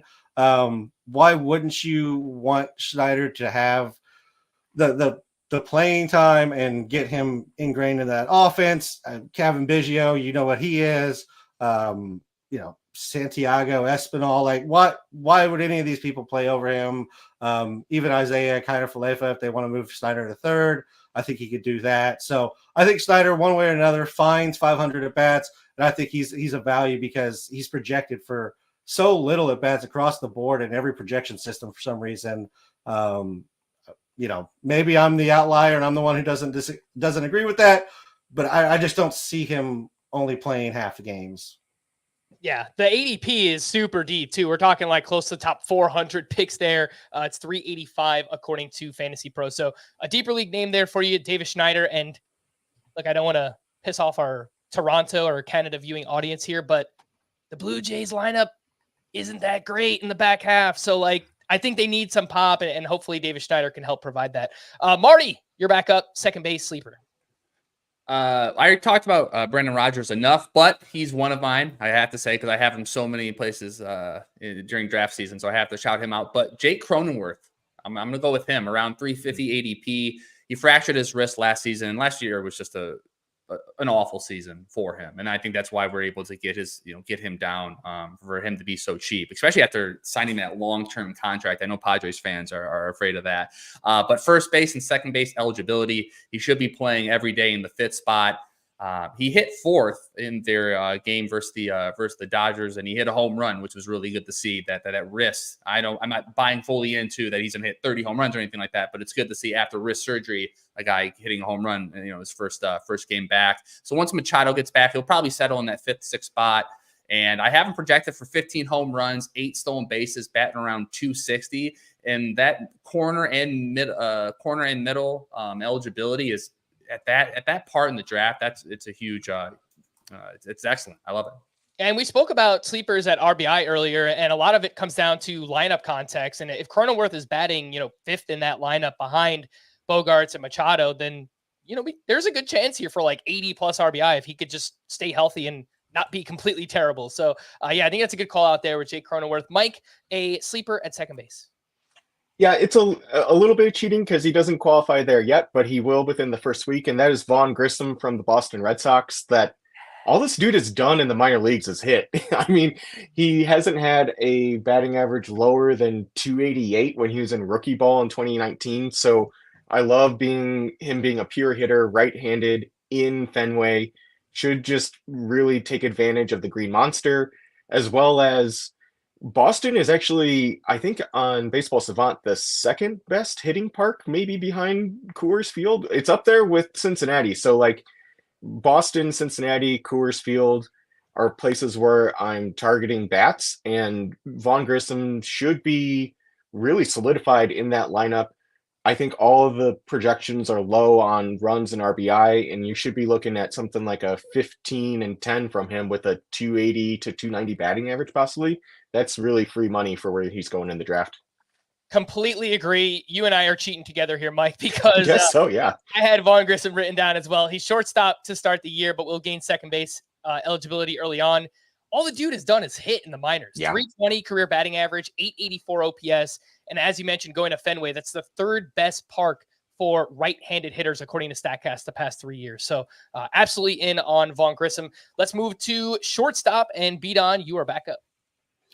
All right. I mean, there's any number of ways you can go at shortstop. There's so many fun people to take. I'm gonna go with a little nod to my podcast co-host Gray. I guess I'm the host. He's the guy everybody wants to hear, but he has him ranked very highly. I'm with him in regards to, I love O'Neal Cruz. 87 games in 2022. He had 17 home runs, 10 stolen bases. Yes, he only hit 233, but it was his first look at the majors. Fractures his ankle. If you owned him last year, you know how brutal that was. It's healed now. It's not an injury again that really affects careers, or at least we haven't seen it be a consistent career, injury. So I love someone O'Neal Cruz at ADP. He basically has the same kind of upside as Ellie De La Cruz, and this is kind of the argument Gray and I had. But you can get him later in the draft, which was basically my point. You don't have to reach for him, so it's just a great value there. And then I'll let everybody else. Everybody else seems to be going a little deeper. I'm sure they got a couple of the guys that I had marked here as well.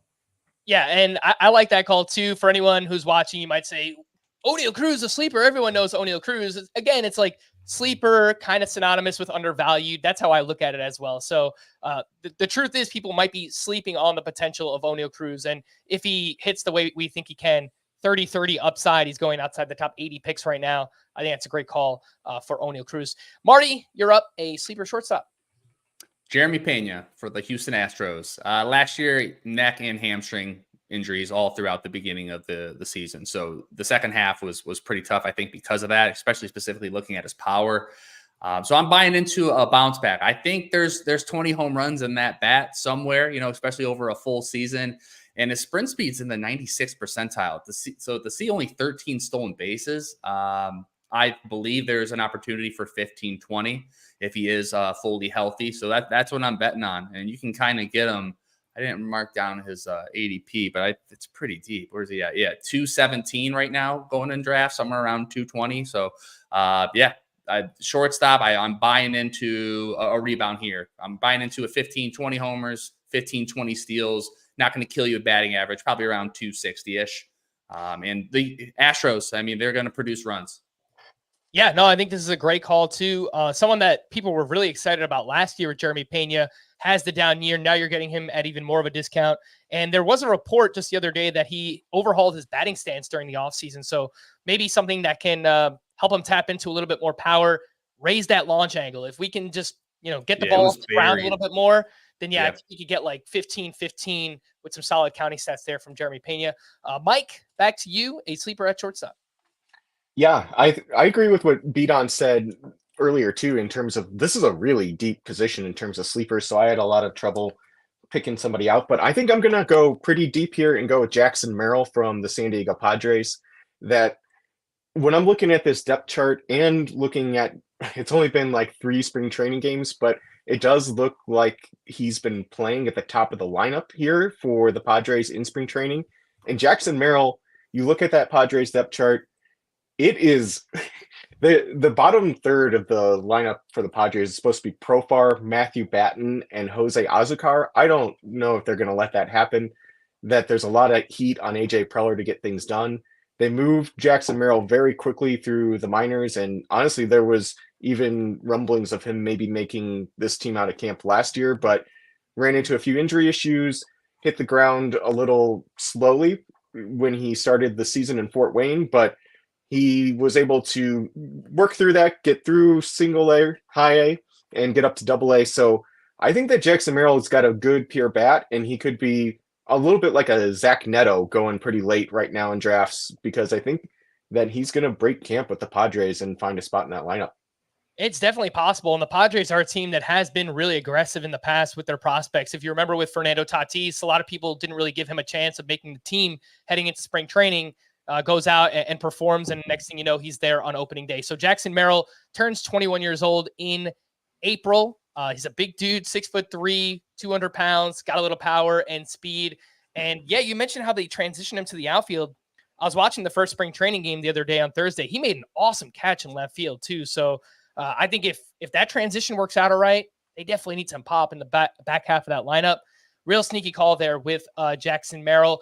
I'm going to go pretty deep here at shortstop, and he's actually a name that just signed recently with the Marlins, but it's Tim Anderson. And it's really, look at the ADP where he was last year. He was being drafted as a top 100 pick. He's left for dead now. The ADP is 368. This is really his last chance, last opportunity, I think, at a starting job. And he admitted last year he was playing through a knee injury. He's always playing through something. It seems like he's missed a lot of time in his career. The tiny sample size before he got hurt last year, 11 games, hit 298 with 5 stolen bases. So not going to give you much in the way of power, but can Tim Anderson get back to hitting 280 with 20, 25 home runs, going well outside the top 300?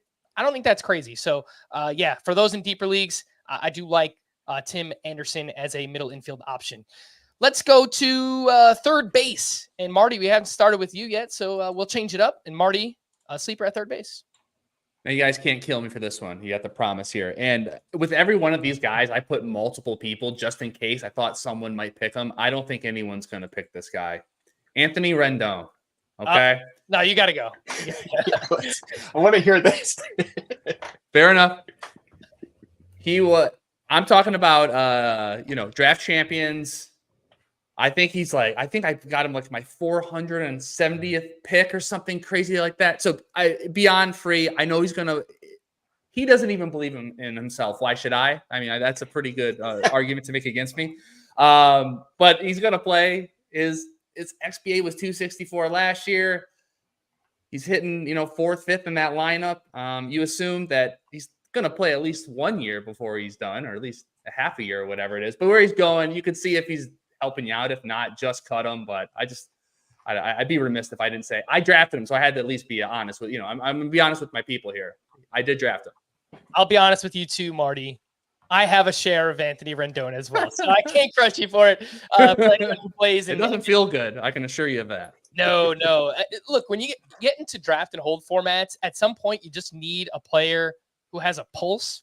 Yep. I guess you can argue, like, does Anthony Rendon have a pulse? Like, I don't even see. know. That's it. Yeah, look, he's getting paid a lot of money.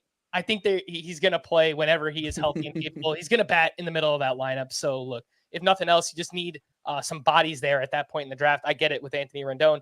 Mike, back to you, sleeper at third base. Yeah, for me, I'm going to go with Willie Castro from the Minnesota Twins. I think he's going to end up on just about all of my teams just because of his utility abilities. He can cover for you at third base, and there's lots of places he should qualify at shortstop, middle infield, and outfield that he's going to move around the diamond for the Twins as, Buxton will get hurt and Kirilloff will get hurt and everyone else that does get hurt in Minnesota will.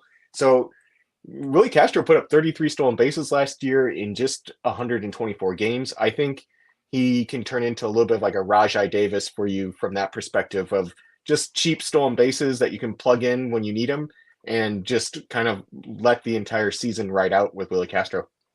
I think it's a great call too, going outside the top 300 in ADP. Just kind of a forgotten player right now is Willie Castro, and the Twins might have the most injury risk in all of baseball, just top to bottom with their lineup. So I think he will find a place to play. Beat on sleeper over at third base. Yeah. So I guess shallow league, I like Jake Berger. Power. I mean, I believe the power is completely legitimate. In deeper leagues, I like Michael Busch. He got traded to the Cubs. The Dodgers had nowhere to play him. Cubs traded some decent prospects to grab him. And he's at the age and developmental level where it doesn't make sense at all for him to go down to the minors for the Cubs. Like, this is why they traded for him. Even though they just signed Bellinger, it still seems like Bellinger's going to the outfield. Busch is going to stay at first base. I love the trade. I think that, Michael Busch is I don't know that's going to be a sexy fantasy line. It's probably going to be like low 20s home runs, no speed, 250, but sitting in the middle of the Cubs lineup, playing every day, and with upside because of his prospect pedigree. I like Michael Busch as a late first baseman or corner guy or bench guy if you're speculating late. Yeah, I love whenever, I've gone less for all of these positions and categories. I love when you guys bring up the player that I have written down, and Michael Busch is exactly who I had as well. So the ADP closer to 400, 381.8. Completely agree. Cubs went out and traded for Michael Busch, acquired him from the Dodgers. I think they want to see what he could do at the major league level. All he's done is crush in the minors. Last year, hit 323, 27 homers with a 431 on base percentage too. That a sneaky part of his game. If you play in any leagues with OBP as a category or points leagues where walks count, I think Michael Busch is especially a sleeper in those formats as well. Here we are. We've made it to the end. Outfielders, I say, plural, because if you have multiple names, there's obviously just so many outfielders to choose from. You can just rattle off as many as it can in the next couple of minutes. And Marty, we'll kind of end it up here with you, some sleepers in the outfield. All right, I'll start with my most favorite guy of the bunch, Wilyer Abreu. So I think he's in that that classic sense of a sleeper where, he didn't play too much last year, but when he did, I mean, he 268 XBA, he barreled the ball nearly 10% of the time, 2 home runs, only 76 at bats. He's going to be a strong side platoon for the Red Sox and potentially work his way in versus lefties. But super, super deep name there. Harrison Bader as well. I already kind of went into why I think the double-digit home runs and stolen bases will be there for him. Alec Thomas hitting at the back end of the Diamondbacks lineup. I think, again, 10-10 is there for him. And Austin Hayes, who I think is just slept on for just having a 270 batting average, 20 home runs. There's so much beauty in that lineup that he just gets completely forgotten. But he's going to hit 5th or 6th in that lineup until he gets, I guess, replaced. But yeah, they're all pretty deep guys. But Austin Hayes, I have him everywhere, so I had to mention. I think that's a great call out too. I think the National League version of Austin Hayes that I've kind of been touting as well is Brian De La Cruz, right? I mean, these are just kind of boring guys that are going to play for their team. They don't wow you, but hitting 260 plus with 20 plus home runs in the middle of their respective lineups. I like to call them on both Austin Hayes and Brian De La Cruz. Mike, we'll slide over to you. If you have one name, if you have multiple, go for it. Sleepers in the outfield. Yeah, I think my favorite is probably Evan Carter. Like, I was listening to a lot of the Podapallooza from last year, and people were really wary of like Corbin Carroll and his price last year, and just look where he ended up. I think Evan Carter's got that same talent level that I think when we come back around for fantasy season 2025, we'll all be kicking ourselves for why didn't we have Evan Carter higher, because it's just a really pure bat with a lot of stolen bases, a lot of speed. But I think there's lots of great sleepers here in the outfield for speed and power. I like Jared Kelenic moving to Atlanta a lot, just in terms of it's a good organization that develops hitters. Stone Garrett, I love in Washington for a power speed combo. And can't go without mentioning another Boston guy, Tyler O'Neill. I would have expected his draft price to jump a lot more, and I think that he's going to become a lot more comfortable in Boston, and he just won't have the clubhouse issues with Ollie Marmol. Yeah, I love that call as well. That was who I had written down in the outfield is Tyler O'Neill, ADP close to 250. I actually really just like this Red Sox lineup a lot this year. I mentioned Vaughn Grissom. O'Neill is someone, again, who's constantly dealing with injuries. He's entering a contract year. If there's something the data shows is that in contract years, players are more likely to stay on the field and try and, stick it out through injuries. So I do think that we could, see increased playing time, more games this year from Tyler O'Neill. And we know what he could do when he's healthy. We saw it 2021, hit 286, 34 homers, 15 steals. And it is, again, a great ballpark in Fenway for a right-handed bat. So absolutely in on Tyler O'Neill. Beat-on, take us home, man. Some sleepers in the outfield. Yeah, I love Brent Rooker. He's going after 275, 30 home runs last year, hit 246, top 50 in average exit velocity, EV50, hard hit rate. Home run the fly ball last year was in line with what he did within 2021 in his short time up. Granted, 2021 had probably like the second best bouncy balls versus other than 2019, but he still hit 30 home runs last year. It still looks in line with what he's done before. I love that pick there. I've actually not seen him go that late because somebody ultimately needs power, and 30 home run power is hard to find once you get into the 250s. So the guy that you may have to get before his ADP actually says, but love Brent Rooker. Wyatt Langford is a guy, just they haven't necessarily said he's going to play every day. He's in the DH, I think, on most projected lineups, but big power, big speed, great eye, OBP contributor. He can do everything across the board. I already mentioned TJ Friedel in Cincinnati. Also Jake Fraley in Cincinnati. Again, I'm just buying all pieces of the Reds offense. I'm basically just stacking the Reds offense in baseball like we do in football. If I can't get them, or if I can't get the Braves because they're too expensive, I'm going with the Reds as my backup. Cedric Mullins, before injury, 53 games. He had 263, 8 home runs, 13 stolen bases. Had like 3 groin injuries and a quad injury. Hit 205. I think the Cedric Mullins hate has gone way too far. And Jock Peterson in daily leagues, always value. There's always value in Jock Peterson in daily leagues. And Masataka Yoshida struggled in the second half. There's a lot of differences between Major League and Japanese in regards to the length of season, travel, all of that. I'm giving him a bit of a pass for that. I think he's another very solid outfielder, average, a little power, a little speed, but he's going to hit in the top of that lineup. I find it so convenient that Justin just happened to rejoin the room as soon as B-Don was hyping up Cedric Mullins and TJ Freeman. Yep. Unfortunately, we can't talk anymore about Cedric Mullins because we're a little over time, but want to give you guys an opportunity to promote yourselves real quick. Why don't you go ahead, B-Don, tell us where people could find you and what you do in the industry. On Twitter at RazBdon. I'm on the Razball Fantasy Baseball Podcast and the Razball Fantasy Football Podcast. I'm on with Gray on the baseball side. You can watch us on youtube.com/RazballFantasy. I may have occasional articles come up on Razball as well. That's what I'm doing, though. Thanks for having me, guys. A great cause. Absolutely. Mike, go ahead and tell people where they can reach you and what you do. Yeah, thanks again, Justin, for having me on. And you can reach me on Twitter/X and Blue Sky at mcool7. And then I'm also on Razball with B-Don. So I have a weekly podcast there called Cards and Categories that covers baseball cards and fantasy baseball.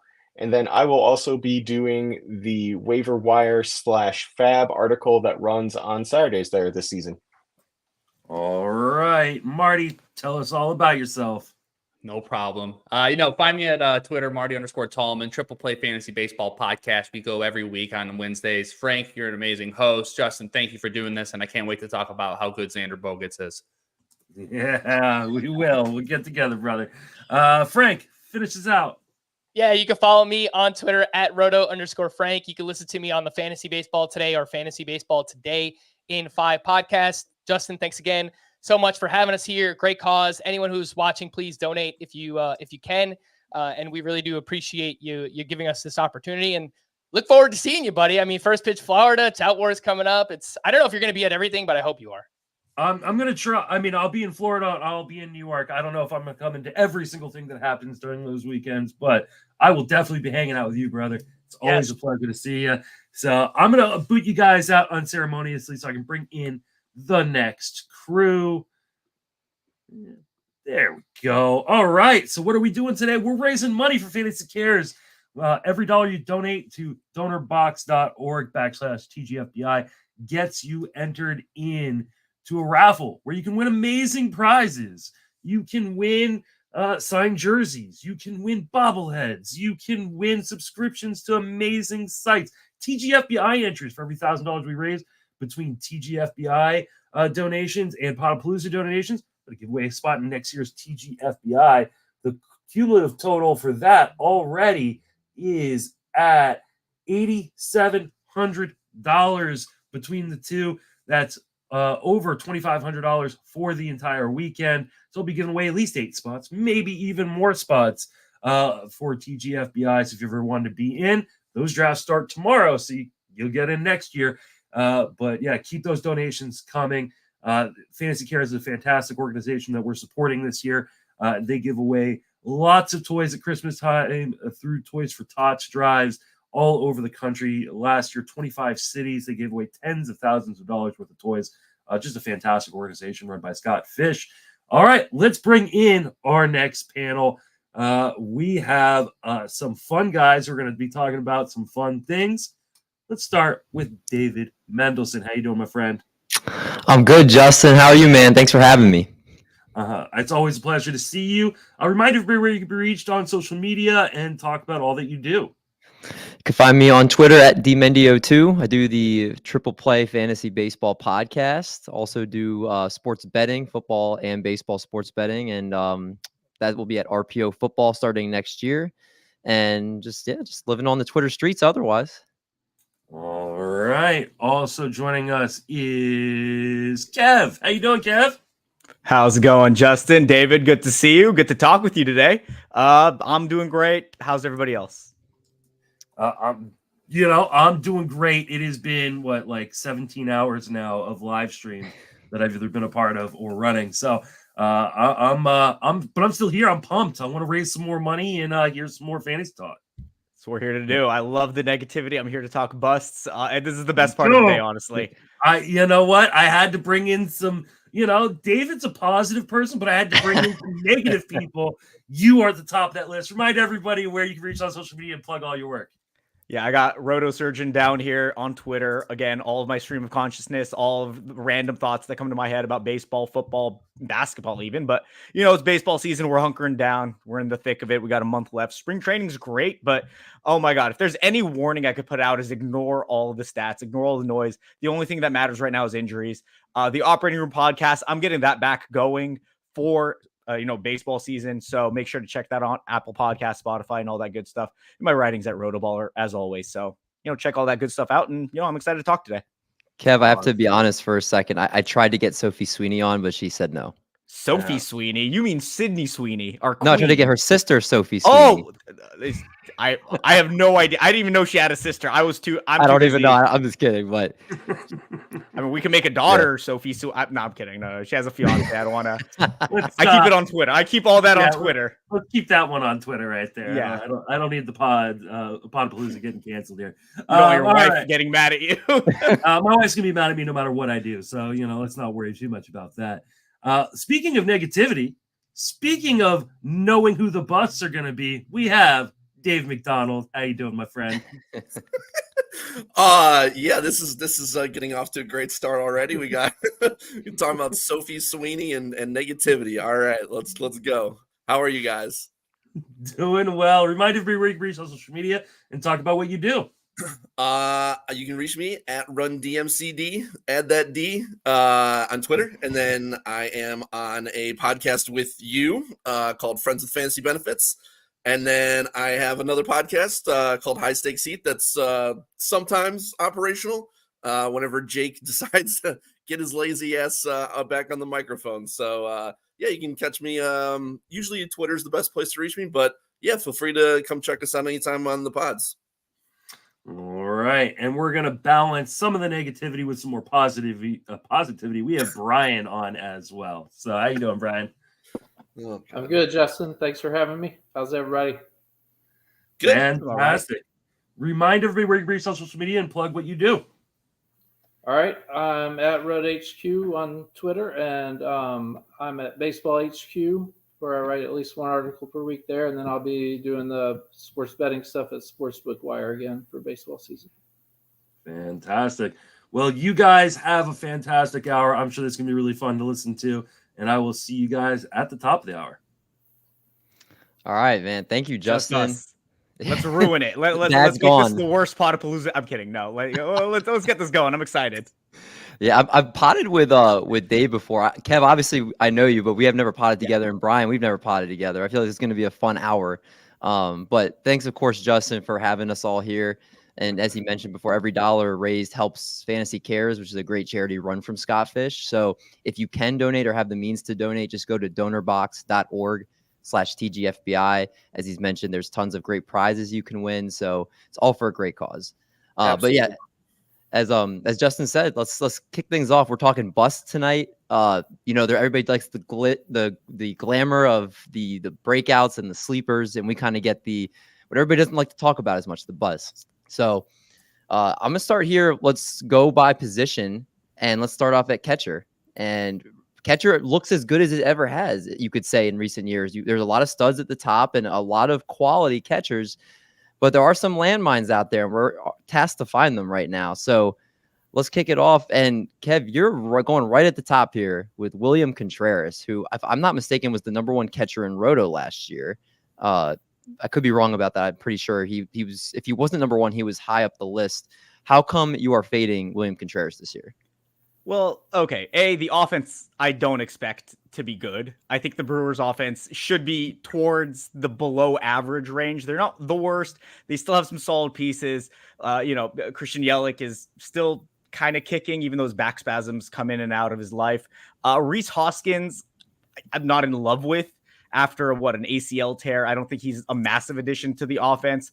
Overall, they've been selling. They just traded Corbin Burns. They lost Brandon Woodruff to I think a shoulder injury. So he's not going to be pitching for a while. Yeah. So I'm not a fan of the Brewers offense. William Contreras overperformed his ex-Woba by a good bit, by about 20 points last year. He steals a little bit, but he's not on the JT Real Muto, like 15 to 20 steal pace. He's more of like an 8 to 10 steal guy.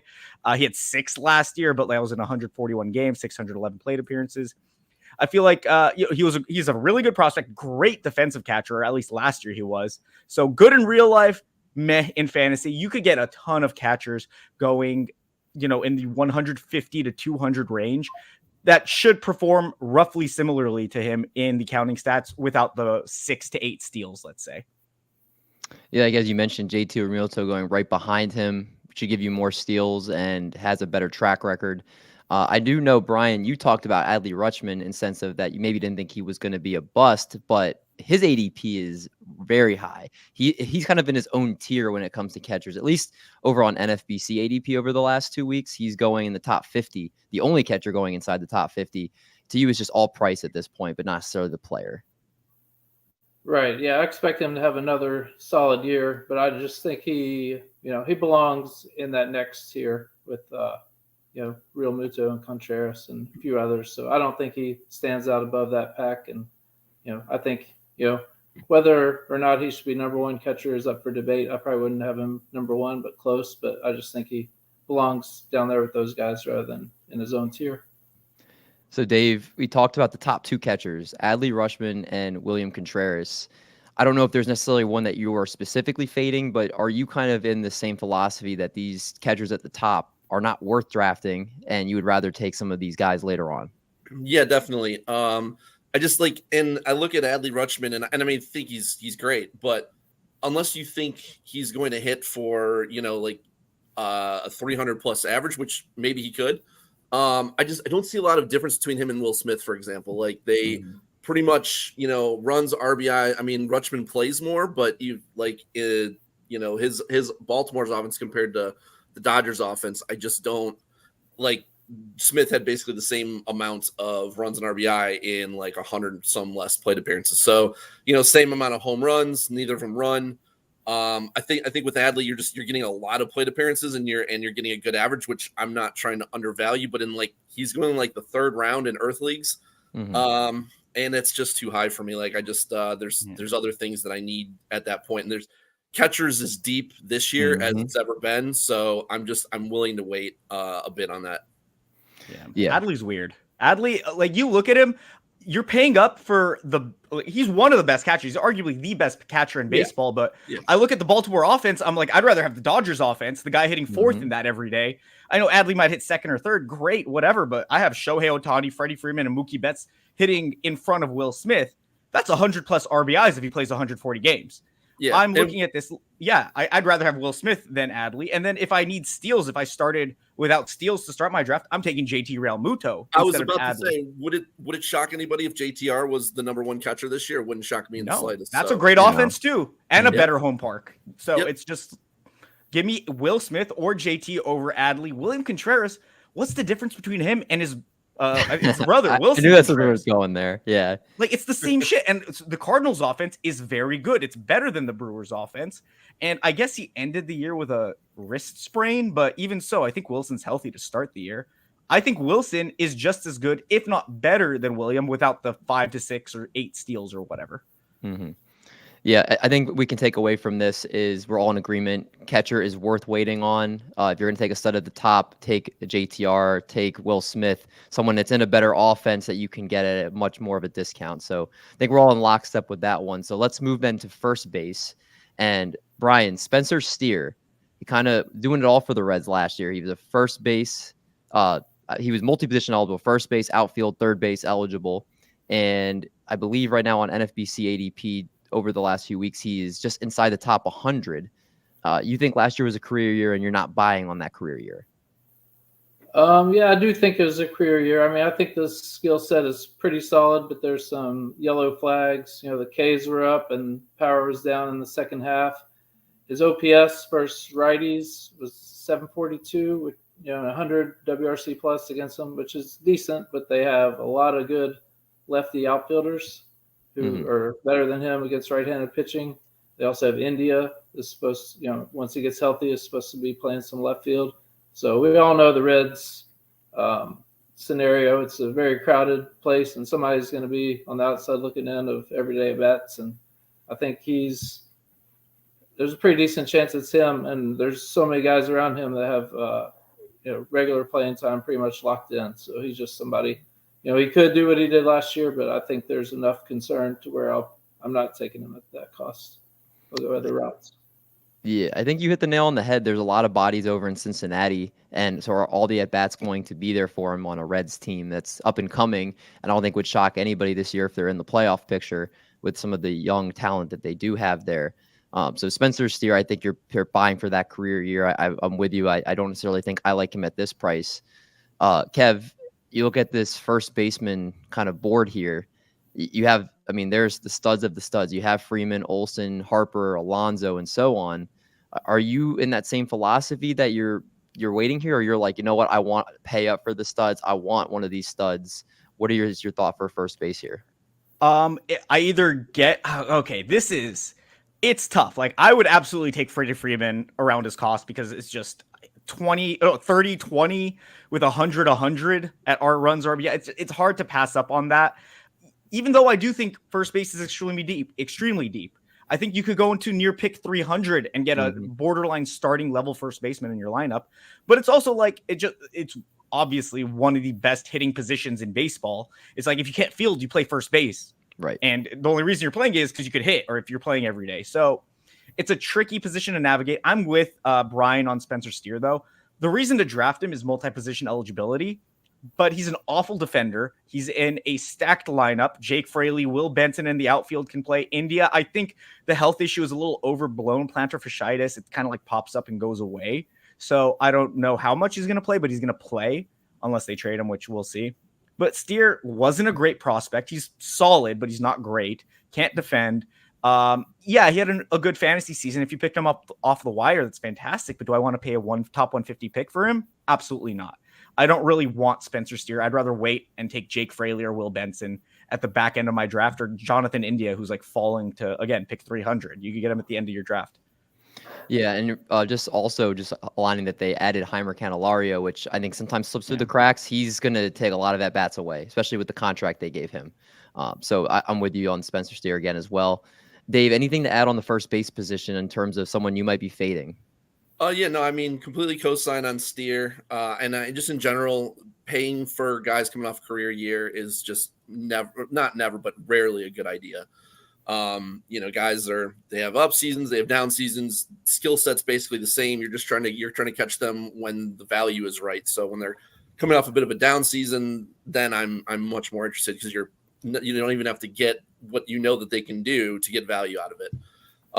First base, honestly, I like a lot of the guys too. And, Freddie Freeman, I love, because that elite average is, especially with the number of plate appearances he gives you, it's possibly the rarest resource out there is batting average. So it's something that I'm always willing to pay for. There's no one who super stands out to me other than Steer, other than maybe like Christian Encarnacion Strand right now, just because I don't know the playing time situation. So that's really, we've kind of covered that. There's a lot of bodies on the Reds, and right now, in February, I just don't know how much playing time he's going to get. Yeah, one last thing on Steer I want to point out. If you're playing him at first base in your lineups, you're going to lose that league. Like, he's not a guy you want playing at first base in your lineups. You play him in your outfield, that's a solid outfielder. But again, the price, I think he's going 115 in NFBC right now, which is way too high. Well, we have to respect Spencer Steer for one thing, that he's become the poster boy of the first base bust for this episode of the show. So respect him for that, but probably stay away from him in drafts. Let's talk middle infield, though. Second base, shortstop players here. There's a few names I want to get through here, because I thought some interesting names brought up here. Some with injuries, others maybe buying. They had some great years last year, but maybe just not buying the tax that's on them this year. I want to go to you, Dave, because Tommy Edman, somebody that just a few years ago was considered one of the up and coming, I don't want to say stars, but he was one of the guys that was going to be one of the top people for stolen bases, going to hit up top a nice Cards lineup. And he's just kind of fallen. And now it's to the point where he's just completely undraftable. Well, with Tommy Edman, it's just, he's coming off of wrist surgery. And, you saw it with, Tatis actually had a pretty good season coming back last year, but his power was still way down. Like, if you look at all the metrics, I'm expecting Tatis's power to be much better this year, by the way. But coming off of wrist surgery, that's always happens. The next season, your power's down. So not that you're drafting Tommy Edman for the power necessarily, but he could also hit at the bottom of that lineup at least part of the time. I think he'll probably hit up at the top versus lefties, but versus righties, he could hit 7, 8, 9, somewhere like that. And I'm just not buying on Edman this year. Yeah, I mean, does anybody think what do you guys think about the Cards lineup in general? Because you have the fact that it's probably one of the worst lineups in baseball. He's coming back from injury. He has the versatility aspect, which obviously is a plus, but when he was healthy, he didn't seem like he was a difference maker consistently week in and week out. And in one of those leagues, NFBC or any of those weekly leagues where you have to make a decision on him, I feel like most of the time you were leaving him in your lineup for the stolen base aspect of it. But I just feel like as a hitter, he's kind of just lost his luster. A career low 248 batting average. It's just, to me, I'm not interested. Right wrist inflammation. Again, I think you hit the nail on the head there, Dave. Did you call it the worst, one of the worst offenses in baseball, or did you mean one of the best? Because that's what it is. One of the best? Why would you say it's one of the best? The the St. Louis Cardinals, not the Arizona Cardinals in football.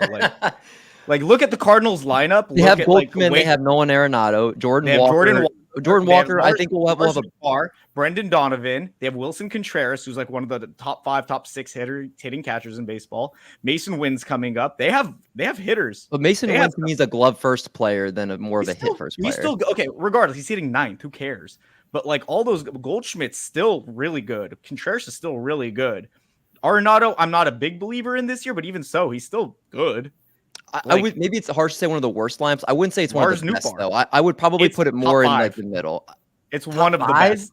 Yes, it's one of the best. By like every metric, literally it should be one of the best, assuming that, they stay healthy. If they get hurt, yeah, sure, they suck. But that's a really good lineup. I wouldn't say top 5. I think it was harsh to say one of the worst, but I'll probably put them more middle tier. They do have a good middle of the lineup. I'm worried about just kind of more when you get to the bottom of their lineup. Bottom of their lineup is good. Edmonds not great, but like for an 8-hitter, 9-hitter, that's pretty good. I don't know. I think it'll be interesting to see. I'm Jordan Walker? I mean, we're obviously Jordan. So where's Jordan Walker slotted to hit right now? He's hitting 7th. If Jordan Walker's hitting 7th, you have a damn good lineup. But Jordan Walker wasn't doing much last year. Jordan Walker did come on a little bit at the end of the year, but at the end of his year numbers aren't going to jump off the page at you. 116 weighted runs created plus as a 21-year-old rookie. That's that's very good. But look at his first half of the season. Who cares? He's a rookie. He's growing. You're looking at the curve of growth on a 21-year-old. But so you're saying he's gonna be their 3rd best hitter this year, behind Arenado and Goldschmidt. He could be their best, honestly. He is one of the best hitting prospects in baseball. I have like an 80% market share on Jordan Walker, so I'm talking out of my biased ass. Like I have so much Jordan Walker, it's like bleeding out of my ears. But yeah, he's 21 and he's an incredible hitter, and like he's hitting 7th in this lineup. That's a good lineup. We will see how good this Cards offense will be. I think again, I would love for Jordan Walker to be good because I drafted him a lot last year. He burned me a little bit, but there is potential for him to have growth. But we will see. It will be something we'll have to watch. Let's talk about more middle infielders before we get too off track here. And Kev, let's stay with you and talk about Ketel Marte, who did have a good year last year. Yes. And you kind of, again, is it more just you're not buying off of the high season, or what is it specifically that you're kind of fading him? Yeah, I mean, Ketel's always weird. He's always nicked and bruised. There's always something with Ketel, like 2021 to 2022. He missed like a lot of time. I think he played like 230 games total between the 2 seasons, which is fine, but he's not really stealing bases. That ceiling never hit with the steals. Like if he gets you 10 steals, you're just like, wow. And out of a middle infield spot, that's very valuable that's invaluable to take away. So not getting that from Ketel, and he again, another guy who kind of outperformed his ex-Woba last year. I don't expect the lineup to be as good because someone foreshadowing. I'm out on Corbin Carroll as well. Take him out of the lineup potentially if his shoulder pops out again, which we're going to discuss. Ketel's now in a much worse offense, which that's a fringe bad offense, even though they were just in the World Series last year. If you want to talk about it for the NL, he's not a great per game player. Like he's kind of an accumulator. And I guess the average is good, but he's been kind of streaky, like 2022, excuse me. He had the 240 average, and last year on a high, he had a 276 of late. So I feel like we've seen the best out of Ketel Marte, and we're just buying name value, which isn't even that good. The inconsistencies are frustrating too, because he hasn't been able to put it together multiple years in a row. Yeah. Since he's become kind of a household name there. So I think that's very right in the sense of like, I'd rather buy him or draft him on when he's off a bad year than where he is right now. So I think that I'm with you on that one as well. Brian, Trevor Story is somebody that frustrated everybody everywhere, because I think when he got to Boston, people were excited. Obviously, leaving Colorado was not great, but I think people were excited. Fresh start for him to be able to deliver. Has not done that since he signed that deal with Boston. And you don't think this year is going to be the year that Trevor Story delivers? No, I don't. Yeah, he's been bad the last 2 years, injured a lot. He wasn't even that good his last year in Colorado. Not one season did he have a 800 road OPS when he was with the Rockies. Yeah, I just don't see. I know he runs a lot, and I don't think he'll run as much as he did last year. But I think he's going to miss time again. Maybe get 20-20, 230, which has value. But he's just, I don't know. I don't get it. I think people think he's a lot better than he really is, and just based on his days where Coors boosted his numbers, and I'm just totally passing at his price right now. I think he's way overdrafted. He's probably also one of those guys that has that name value. People remember his prime years in Colorado. Looking just at his ADP right now it's going 174. So this is a guy that I think last year he was going closer to after 200. He's going back to back with Tommy Edman. Are either of you guys, Dave or Kev, are you guys going to draft Trevor Story at all? I have, and I've drafted a good bit of Trevor Story. He's coming off of Tommy John, which he had 2 years ago. So I don't blame him for a down 2023. I don't think he's going to be Trevor Story of old. I don't think he's going to hit you with a 280, 290 average, but if he could give you a 240, 250 maybe, Fenway is one of the best parks for right-handed hitting. That lineup is also underrated. That's another very good offense, or that's going to be a very good offense in 2024. Story's going to hit atop the lineup just because of A, his contract, B, he's kind of, just a vet. So he has kind of that rapport, that like cachet to hit atop the lineup. I don't think, I wouldn't draft him if I have a struggling average to start my draft. But if I can take that like 240-ish average, you're going to get homers, you're going to get steals. And he still did steal last year in, 168 plate appearances. Yeah, he stole 10 bases. Yeah. I think the strikeout rate's going to go down. I think he's going to hit closer to that 240, and the pop is going to come back. Yeah, the year before, 16-13 and 396 plate appearances. That's very good if you prorate that to 600. Like, that's a very valuable fantasy asset in like a roto format. So I'm all in on Trevor Story, another year removed from TJ. All right, Strikeout Trevor rate's Story. been over 30% 2 straight years though. And Yeah, he I had don't see TJ. it, Like, I don't blame him. He's hurt. I mean, you're definitely going to be a little worse, obviously, going from Colorado to Boston. But like Kev said, I think Boston plays very well, especially for righties with the wall there. I think his average is going to be okay. Like, I mean, you have to look at it. Like, do you think that his injured self the last 2 years is who he really is? Like, do you think his K rate's going to go from 23, 24, 25% in Colorado up to 30 to 33%? I'm not really buying that. So, yeah, I still like him. I think you just have to build a team around him appropriately. You can't, if you're going to take Story, I would take another shortstop that's a little less risky to just to back him up. And, just don't draft a horrific average team and then add him to it. You just have to, with the right roster construction, though, I think he's a perfectly fine pick. If you could do like an Alec Boehm, Trevor Story combo, that's a perfect mix of like infield. So you look at it, yeah, it's all about roster construction when it comes down to it. And again, he had a 31% K rate and a 238 average. That was 2 years ago. Yeah. That's not that you can live with that when a guy's going to go 25-20. Yeah, I think there is some risk with Trevor Story, but there's also some reward with Trevor Story. So I think how you guys have kind of said, maybe you're not like buying him everywhere, but having some shares of him might be smart if he does bounce back some this year. There is obviously the concerns in the profile, as Dave mentioned, the over 30% strikeout rate. He did have a under 200 expected batting average last year. Again, Kev, as you mentioned, he's also coming back from being hurt. So maybe those aren't actually what he's going to be doing this season, but there is a lot to like. The stolen bases are great.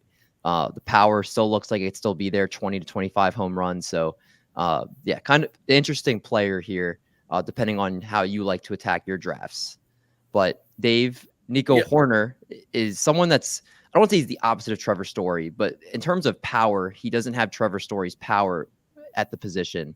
But he has good batting average, and he was a bit surprised for the Chicago Cubs last year. You don't like him this year, though. Well, I don't want to say I don't think he's going to be some massive bust. And I apologize to my friend and fellow Glarfer, Sara Sanchez, who loves Nico Horner.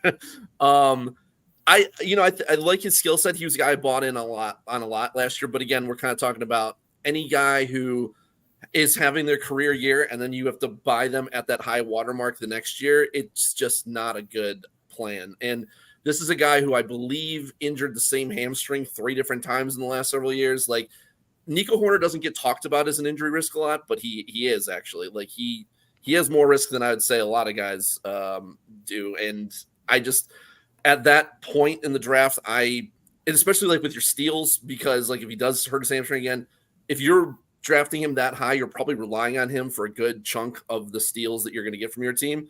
And so I don't want to have to be backing up a guy who I'm drafting that high with someone who I can rely on, because then if I lose those steals, where am I going to get him from? Where am I going to replace him with? So I'm not saying he's going to be a massive bust. I'm not in on him at cost.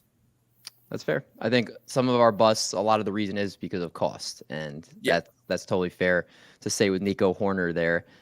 Third baseman, that was the one position that in the show doc we Dave rarely wakes up before 7 p.m.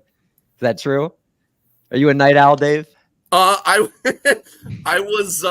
had a poker tournament. My friend does a poker tournament every year, $100 buy-in, and I was definitely there until 6:30 a.m. I did win though, so it was if you win, that's all that matters. Is that the belt behind you? Is that what you won, or was there a cash prize? That's from winning Earth. Okay, nice. So yeah, man, the poker trophy goes on the other shoulder next time. I know. I'm like, I always forget which way I have to point on this thing. It's like the reverse.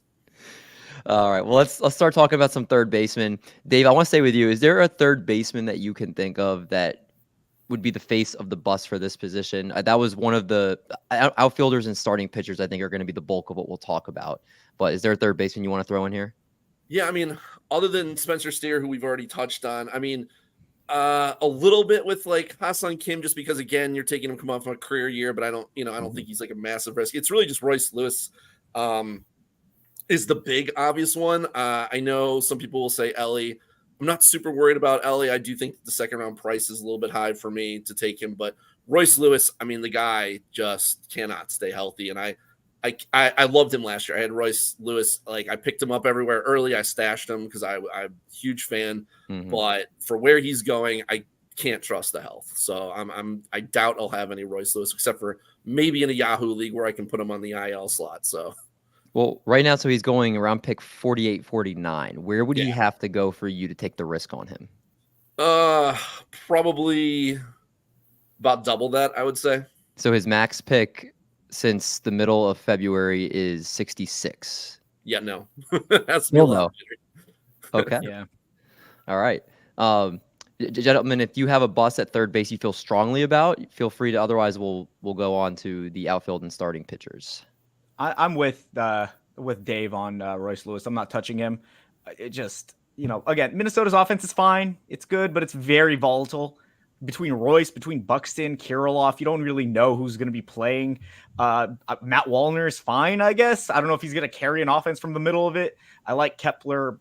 It's a very weird offense. I don't want to be having to bank on that, and Royce's injury history as well.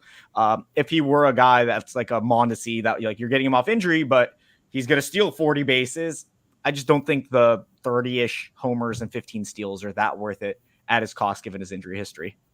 If in a 15-team league, he's going the 3-4 round turn kind of. So yeah, it's pretty high. Why would I take him and not take like Adolis Garcia, who keeps falling and he's been healthy? I know he hurt his oblique in the World Series, but I mean, I think he should be healthy now. Yeah, it's our buddy Sporer, who's been on here, was saying that his injury is the only issue with Royce, but he's a monster talent. I think we all agree that talent is definitely there. But the if it was just like one injury, like he tore his ACL once, like Ronald Acuna. He tore his ACL, but he's not injury prone. Nobody looks at him as injury prone, knock on wood. But Royce is just like, it's always something. Yeah, it's not like a one issue. There's so many issues with Royce, and we're kind of coming at this from the perspective that we're like in like a deep league here. You know, like there are certain league formats where you can afford to take more risks than you would. But like if we're talking about like an NFBC 15 team deep league, replacement value sucks. Like taking a guy like Royce that early just makes it so hard on yourself when he goes down, and you can't take other risks around him either, because then you're just compounding that risk, and it just doesn't work. That's fair. Outfielders, I want to kick this off because I hope Corbin Carroll's mom's not watching, because it sounds like Dave and Kev are both very anti-Corbin Carroll this year. So Kev, I'll let you come in for the first punch, and then Dave, you can come in and kind of finish this off here. Why are you guys so down on Corbin Carroll? We got a jab and a right hook. Okay, another guy outperformed his ex-Woba, but Carroll's fast enough to be one of those guys that can like perennially outperform ex-Woba. So I'm not really worried about that as much, but his shoulder popped out and we saw the power dip mid-season, and then he kind of picked it up. He looked good in the World Series, but Tatis, just the number one example of his shoulder kept popping out, and they kept popping it back in place. And then eventually, the attrition kept coming on, and then he had to have the surgery. Not going to say Carroll is doomed for surgery. He's not going to miss the whole season. But if, shoulder pops out week 2 and he's dealing with a power drain, that didn't happen to Tatis because he was still awesome going through it. But Tatis is also like a monster hitter. Whereas Carroll, it's kind of his toolsiness and his like well-roundedness that makes him amazing. His speed, obviously, Tatis had that too. But I don't think Tatis and Carroll are like the same level of prospect.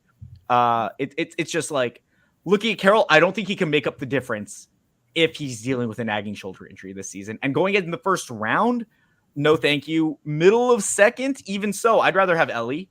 I'd rather have Francisco Lindor, who are healthy. And they have some questionable issues. Lindor's coming off bone spurs. But yeah, I don't want a guy who is coming into the season with a nagging issue. And right now he's the 4th player off the board. So you said not even in the middle of the second, if you felt you would take him. Late second, like the 2-3 turn might be worth the risk, but even so, it's like Pete Alonso. It's like maybe I get 50 home runs, or I get a guy whose shoulder's going to pop out. Dave, you're shaking your head too. You're completely out on him right now. Yeah, I mean, it's not like completely out. Like if you give me him at a place where it makes sense, but the first round, I can't do it. And I think the one thing that is interesting that people, a mistake that they make is they're like, well, I'm out on him at pick 7, but I'll take him at pick, 15. It's like, what? Like if you think that this guy could miss significant time, why the hell are you taking him in the first round at all? I mean, this is the argument with DeGrom last year. I was like, I'm not taking him in the 1st, 2nd, 3rd, 4th, 5th, 6th, not even maybe the 10th round, because I was so sure he needed Tommy John that I don't want to waste a pick. I don't, like at a certain point there comes a point where, okay, the value could pay it off, but we never got close to reaching that. And Kev said it. Corbin Carroll had a shoulder subluxation to his surgically repaired shoulder last year, and he did not have surgery to fix it. Tatis did the same thing back in 2021.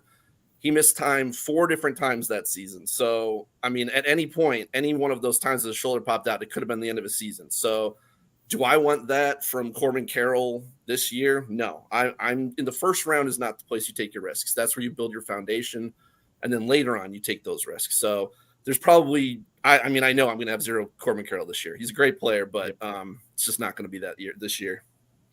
It goes with the saying, you don't always win your draft in the first round, but you can lose it. And then for both you guys, that the injury risk just outweighs the talent for this year, at least. At least makes it a lot harder to win. I've seen people lose their 1st and 2nd round picks and still do well, but it makes it so much harder.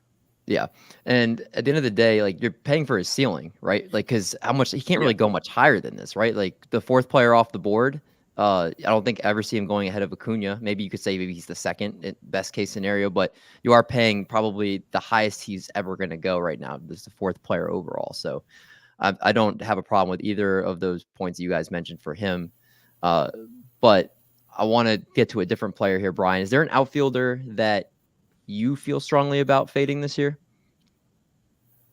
One guy I've been in on before, but I've just seen it over and over again is Jazz Chisholm. I just can't, he's going around pick 60, and I just can't deal with it anymore. I don't think. Had him in main event last year, and multiple times every year I've had some of them, just seeing the injuries over and over again. Maybe one year he puts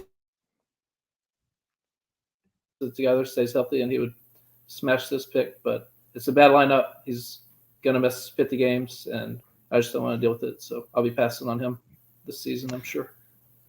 That's fair. I think injuries, again, you have injured every year. It's kind of like, okay, I just don't want to deal with it. And that's fine. Even with his ADP lower than what it was last year, it's something that you could definitely still avoid. And I understand that. Kev, a name that's not as high at the top of the board as we talked about Corbin Carroll, we talked about Jazz Chisholm, going down a little bit here, TJ Friedel.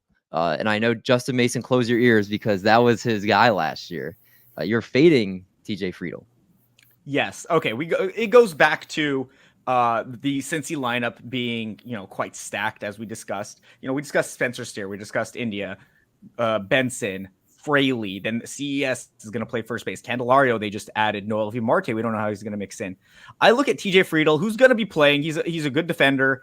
It's not saying that he's going to lose too much play time, but if you go by xWOBA minus WOBA on the differential on StatCast, I know I keep bringing this up, I think he is the number one. He's the face of outperforming his batted ball. So he had the most luck of any hitter in 2023, I believe. He's fast. He's another guy. He can outperform it perennially, but not to the degree he did. Yes, he is in a great home park. Yes, he is in a improving, should be good lineup.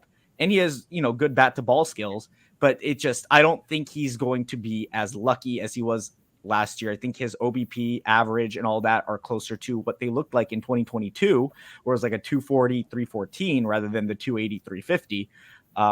Good hitter, not great hitter. If he gets you like 1525, 1530, yeah, it's possible, but I'm just not willing to pay the price on TJ Friedel because I just don't think the upside's that high either. I don't think he's that good of a hitter. He was an older prospect who came in. He's about 28 now, lefty. We don't really know if he's going to play every day again. It's just not someone I'm into, not someone I'm trying to pay for. Last year, TJ Friedel had a 2.5% barrel percentage. It's not great. Absolutely dreadful. Obviously a career year last year, but yeah, I mean, there's nothing in his profile to me that states that he's worth his ADP right now. Obviously the 27 steals, I think, are the first thing that jump out at you. But other than that, there was nothing really flashy that I saw in his profile. So I think I could see where you're at with TJ Friedel there, Kev. I do have to ask here because it seemed like we might have a disagreement on Wyatt Langford in the chat. Are we not arguing about Wyatt Langford anymore? Because I was ready for a Dave versus Kev debate here. Are we going to do that or no? I love Wyatt Langford, so I'll go to war for him if I have to. No, I mean, honestly, it's just like it's just that there's obvious risk with any rookie, being drafted that highly, and you're expecting him to get playing time right away, and I don't know that he will. I will say though, James Anderson, good friend, I think one of, if not the best prospect analyst out there, and phenomenal fantasy player as well. He's very high on Langford. So, I mean, if anybody's opinion matters, it's James. So, yeah, he was kind of telling me more about him. And he thinks he's the best. He's had the best debut season that he's seen of any prospect in the last 10 plus years. So, hey, if James thinks that highly of him, I definitely want to have a couple shares, I think, but I do see that there is risk there. Like, I don't know if he's going to play every day. I don't know if he's even going to start up with the team. Growth isn't linear. We saw Jordan Walker struggle last year. Will Langford? I don't know. Again, sorry, not to. I said I love Jordan Walker, but as much as I love Walker, I love Langford even more because he has insane speed on top of the other tools. But is Bochy going to run? That's the other thing. It doesn't matter. it doesn't matter. Because if you get 15 to 20 steals out of Langford, which he could steal 35 to 40 if you wanted to, given his speed, that's still a win at his cost. And again, like you mentioned, you take your risks later in the draft. Yeah. That's Langford. You look at where Julio Rodriguez and Acuna were going in their rookie seasons before they debuted. This is exactly where it was. Langford in 21 AA posted like a full 100 plus weighted runs created plus over. Like he was a full player better than the rest of AA at 21. Like that's the perfect age you want to see. He'll debut this year 100%. I think he'll be in the opening day lineup given the injuries that have already accrued in the Texas. They've just won a World Series. They're trying to repeat. This is not a team that's trying to go cheap. We just saw them spend out on DeGrom. They brought in Scherzer.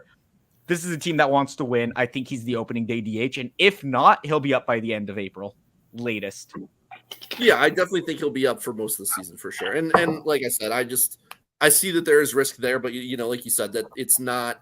You don't have to take him that high. Like if he's going after round 10, I'm okay with that. Yeah. He has a min pick of 96. Is that too high? Yeah. No, honestly, I would take him as high as the 90s. But where I get him in the 10th. So I'm getting him at pick 140-ish. What's your share percentage, Kev? You got 80+% Langford. I can get back to you on that. Give me 1 second. Like I love Langford. I have more of him in underdog though, because again, you just never know with the rookies. It could be a little streaky. But Langford's someone I'm always targeting in that range because the lineup is that Texas lineup is awesome, even with the injuries. Yeah. I think that was a good cover of the outfield there. What I'm learning is he your poster boy, Kev? Like, if you was one player you're like that I'm gonna have the most shares of this year, is it Wyatt Langford or is there another player? I mean, I've definitely been sniped on Langford. I feel like Alec Boehm. I just keep getting Alec Boehm. Nobody wants him. I'm like, I'm going to take 20 to 25 homers and a 280 average in a first base, third base. Like, I'm going to do that all day at his cost. Okay. Fair enough. I'm just going to say real quick, I think Esteury Ruiz is by far the biggest outfield risk. The dude sits versus at least half of the righties he faces. He faces all lefties, but he's not a good hitter. And when you draft him, you're building your team speed around him. And if you're hoping that you can just draft no speed and then just take him, I think that's a terrible idea. So he's a full fade for me. He's just a bad hitter. Every year we have these guys, you know, they're bad hitters, but they give you a lot of stolen bases, and then but because they're bad, they lose their job, and then they don't give you stolen bases. I know it's Oakland, so maybe he doesn't lose his job, but still, I'm definitely way out on Ruiz.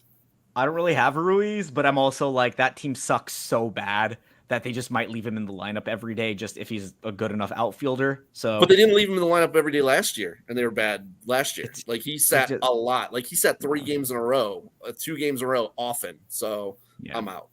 Yeah, I don't want him either. Ryan, do you have a story? What? How much Esteury Ruiz do you have? Oh, 0. Yeah, I'm out too. He's not somebody I'm interested in at all. Sporer said if you guaranteed him 600 Ruiz plate appearances, he'd still have 0 interest. Okay, if you guaranteed me 600, I might take Ruiz. I'll take the negatives if he's gonna give me like 75 steals. Even with the steal like baseline much higher and like more runners steal or more hitters stealing, it's 75 if you get that. Yeah. Let's close out because that in the other 4 categories, and definitely just a 1 category contributor. Because we're going to run short on time, let's talk about starting pitchers here, because I know there was a lot of names. Brian, I want to go to you first. Give us 1 or 2 starting pitcher busts that you find yourself not drafting a lot of. The Cole Reagan's ADP is just insanity. I don't get it. I mean, first draft I was doing, Twitter's buzzing today about his spring training start. I didn't against see the backup. That. Weren't they backups that he was facing? I'm not sure. I just saw he touched like 101. Good for him. Well, I'm still not reconsidering my stance here, but I don't know. It's based, he hasn't been good, and then I know he added a lot of velocity last year, but he had like 7 good starts. I mean, great starts. I'll give him that. They're unbelievable starts. And then the last 4 starts, 24 innings pitched, 16 walks, still throwing hard. But, all this is based on just 7 starts after he's been nothing his whole career to this point. And he's on a bad team. And I don't know. his walk rate was sky high in the minors coming up. I think it's going to be high again, and I wouldn't take him pick 200, and he's going around 100. Yeah, Cole Reagans, I think, is the buzziest pitcher this offseason. Obviously, what he did at the end of last year and the potential that he has, but definitely he's not consistent. The walk rate is obviously not ideal. And you have to wonder, obviously, I know it's been kind of confirmed 1.5 Tommy Johns, but like, is he going to hold up in a full season, especially throwing that hard? There's a lot of question marks that come with Cole Reagans. I think at the end of the day, if he stays healthy, he'll probably pay off that ADP. But I think the health is a huge risk for him as someone that, again, it has his injury past here. So Cole Reagans, I'm double checking his ADP just right now, just on NFBC from the last few weeks here, going at pick 105. So if you can, the pitchers going to right around him are Joe Ryan, Joe Musgrove, Justin Steele are like the ones right around him. Do either of you guys, would you rather take any of those other pitchers, or are you going upside in Cole Reagans? Reagans over Musgrove for sure, because I don't think Musgrove's healthy, and I don't think he's going to stay healthy. But I'm okay. Here's the thing: like Brian mentioned, he's on a bad team. So wins, if you're in a wins league, those matter. Mm-hmm. I don't think the Royals are going to win too many games. I think it'll be okay.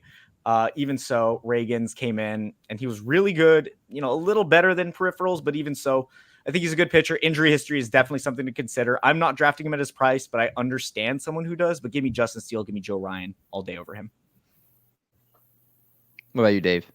I mean, I'm a big Cole Reagans fan, but it's you have to know what you're getting. You know, you aren't drafting someone at that place where you're expecting to get 180 plus innings. You know, so holding up over a full season, probably not. I don't expect him to pitch that much, but people are, and I was just compared to Glasnow. Glasnow's a better talent, but people are paying way up for him and saying, well, if he pitches 120, 130 innings, then that's fine because it's elite ratios and everything. But I just don't see anybody going where Cole Reagans goes who has his upside of that. Like, you can get your secondary ace, basically.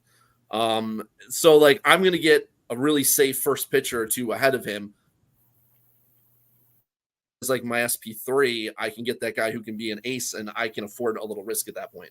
I mean, he's got 5 great pitches. He went to tread the last 2 off seasons, so like the velo bump isn't out of nowhere. Like he trained hard to get that. Mm-hmm. I don't think he's going to be a bust, but he's not the safest guy you take there. I agree, Dave. I agree. I think he's frozen. Uh-oh. What happened? You were frozen and then Kev's gone. Oh, I'm like, I just saw the spinning circles and I'm like, oh boy. All right. Oh, no. Yeah, I don't know. You kind of were in and out again. There we go. Now the party's all back together. I think we're all good. I have no idea what happened. What is going on here? Technical difficulties. We're back. We're the busts. I was tired of the negativity of Cole Reagans, so they stepped in and they said that's enough. So, Kev, your number one bust, I think your number one bust at starting pitcher, because he was the one name that you gave me, is somebody that's not signed yet, coming off of Cy Young, going inside the top 20 starting pitchers, arguably the most volatile starting pitcher right now in the game. That's a good pitcher, you could say, Blake Snell. Like, I love Blake Snell conceptually, but he was coming off an injury last year. He doesn't really have the innings, like a 128, then 180 last year. I don't think he's going to sustain 180. And I think that's a lot of a reason why teams are being, that there's a lot of trepidation into signing the reigning Cy Young winner. I mean, Cody Bellinger just signed, and he's another guy that I'm not super into, but I understand Cody Bellinger given his, borderline 5 category contribution. With Snell, I'm looking at a 2.25 ERA and a 3.62 xFIP. Looking at 2.25 ERA and a 4.06 Sierra. Really lucky last year. It was a really fluky Cy Young win for him. Mm-hmm. I would have given it to Spencer Strider, but I get ERA matters because of performance and all that. Yeah. ERA is very, very flawed. But at the end of the day, it is what it is. I don't, he's won it before, so it's not like he's a bad pitcher. Blake Snell's great, but he's dealt with injury. He has all of this luck that came off to him last year, and I think that the pendulum's going to swing the other way this season, whether it be health or performance-wise. So I'm just not interested in Snell. Is there a price I'd buy Snell? Maybe where like Reagan's goes in like the 100 to 110 range. At like, would I take him over Reagan's? Maybe, sure. But again, it might depend on team. Like if he re-signs in San Diego somehow, sure, that's one of the best home parks. At a certain point, you do have to take him, but I'm not interested at that top 20 cost. I mean, leading the league in walks like he did, and to have that not come around to bite him, he was consistently not facing the lineup the third time through the order. I believe it was the last month of the season before he actually got into the 7th inning more than one time. There are a lot of flaws with Blake Snell. The strikeouts are incredible, but usually the consistency isn't there, and the innings aren't there, and those are two big things with him. And as someone that was a Spencer Strider Cy Young bettor last year and lost some money on him, it was very frustrating to see with all those ERA estimators that expected the regression that it didn't come. I would expect that it's going to hit this year, as you mentioned. And like you said, I think the ADP right now, I wouldn't say it's crazy high because this is again a guy that's just won a Cy Young, and he's kind of going at the back end of the top 20. I don't think it's ridiculous, but I'm not comfortable at that price either for Blake Snell. And we'll have to see where he signs too, because that's obviously going to impact his value once he does sign somewhere. But Dave, I want to give you the chance also to talk about one or two starting pitchers that you think are busts. Who are those? Yeah, I mean, we've already mentioned him, but Musgrove is by far my biggest stay away guy. I mean, anyone who ends the season injured with a shoulder injury, any arm injury for a pitcher it's really bad. Even if they have a serious injury, they don't get it fixed, like they just take some time off with rest and then they come back, I'm still skeptical. Sometimes it works out, but it's generally like I'd have to get a huge discount for it to be worth it. The other one, and he goes late enough where I'd understand like people taking the shot, but it's Nestor Cortez. He missed 2 months last year with a shoulder injury, tried to come back, and then ended up going back on the IL to finish the season. On top of that, he was vocal about the pitch clock being a problem for him, and he's kind of a bigger guy too. So that seemed to be an issue for a lot of those guys, Manoah and Lance Lynn and everything. So I'm just Nestor. I'm going to be out on him even at his like 250 ADP. Yeah, I think that's fair. I haven't seen anybody that's overly excited about Nestor Cortez. And I think, again, you have the injuries. Again, he was kind of relying on deception, not an overpowering pitcher, but I don't see there's being a lot of appeal for him this year. So I can agree with you on Nestor Cortez. Were there any other starting pitchers you guys wanted to touch on? Because I think we can sneak in one or two relief pitchers potentially. If you guys have a starter you want to bring up. Oh, I'll bring up a starter, Ryan Pepiot. I think Joe Orico brought it up yesterday. Ryan Pepiot outperformed his ex Sierra by a significant margin. It was near 2. But if you look at it, left on base rate 99.2%. Look at his freaking BABIP 189 or 180. I forgot. I don't have it in front of me, but I just remember it was sub 190. Both Clayton Kershaw's career high BABIP was like 234, I believe, and that was in a shortened season. Make Ryan Pepiot throw 150 innings, that BABIP's going to spike. That left on base percentage is going to drop sub 80 to like a 75% where like league averages. I don't care how well he suppresses hard contact. I just don't think he's good enough to be that value you're looking for. If you're looking for a raised pitcher, I know this is a bust category. I'm going Taj Bradley over Ryan Pepiot. He's younger and I think he's better, even though he did struggle with his ERA. So again, it's all about pendulum swinging one way or another. Taj Bradley had the bad ERA. Ryan Pepiot had the good ERA. I think they meet somewhere in the middle where you get more strikeouts with Taj, and they're on the same team. So I think wins are kind of the same too. I like Aaron Savale, who goes like 12 picks after him too. I think I'd rather take him at cost. Do you think, Kev, the biggest reason he's kind of, obviously those numbers say a lot, but the Dodgers and the Rays are two of the most regarded pitching organizations. And the fact I don't want to say it's like a Rays tax, but it's like he's going to the Rays. They're going to work with him and he's going to become that. You think that's why he's kind of talked about as much as he is? Absolutely. Raise tax is a real thing. I mean, look at Zach Eflin last year. Look at their history of starting pitching. I mean, Shane McClanahan was an incredible starting pitcher prospect, so it's not like that was a shock. But they've done miracle work throughout the years. Like Ryan Yarbrough looked like an ace at times. People were drafting him in the top 250. Like there's been a litany of stars like Drew Rasmussen, Jeffrey Springs. Who were they before the Rays created them into miracles last year? So I think there's tax, but I don't think Ryan Pepiot is one to pay up for. And the Dodgers pitching dev hasn't been elite in recent history, but even so, it's good enough to be able to identify guys that they can get rid of and not really lose out on. Like, look at the Darvish trade, look at the Machado trade. Not really much has come of those, like, glut of prospects. So I think the Dodgers know what they're doing, and it's not the worst loss with Pepio out. All right, guys. Fantastic panel. Really appreciate you guys coming on and dropping your knowledge on the people who are going to bust this year. Want to give you an opportunity to tell people where they can find you and what kind of work you do, so that way they can come read or listen to it. Brian, why don't you lead us off? All right, Brian Rudd at Baseball HQ and Sportsbook Wire, and you can find me on Twitter at RuddHQ, and I'll be at First Pitch Florida next weekend. So say what's up if anybody's there. I will be there. I will definitely say what's up. Dave. Yes. I am Dave. You can find me on Twitter at RunDMCD. Add that D. And you can find me on Friends with Fantasy Benefits with Justin Mason and High Stakes Seat with Jake Hallisker. And yeah, that's pretty much it. I'm not superstitious, but I am a little stitious. There you go. I like that. I got to remember to either not put everybody with the same first name on the same panel, or just go full heel and put all the mics together, all the Daves together. Oh my God. Mendy, why don't you tell people where you can reach and what you do?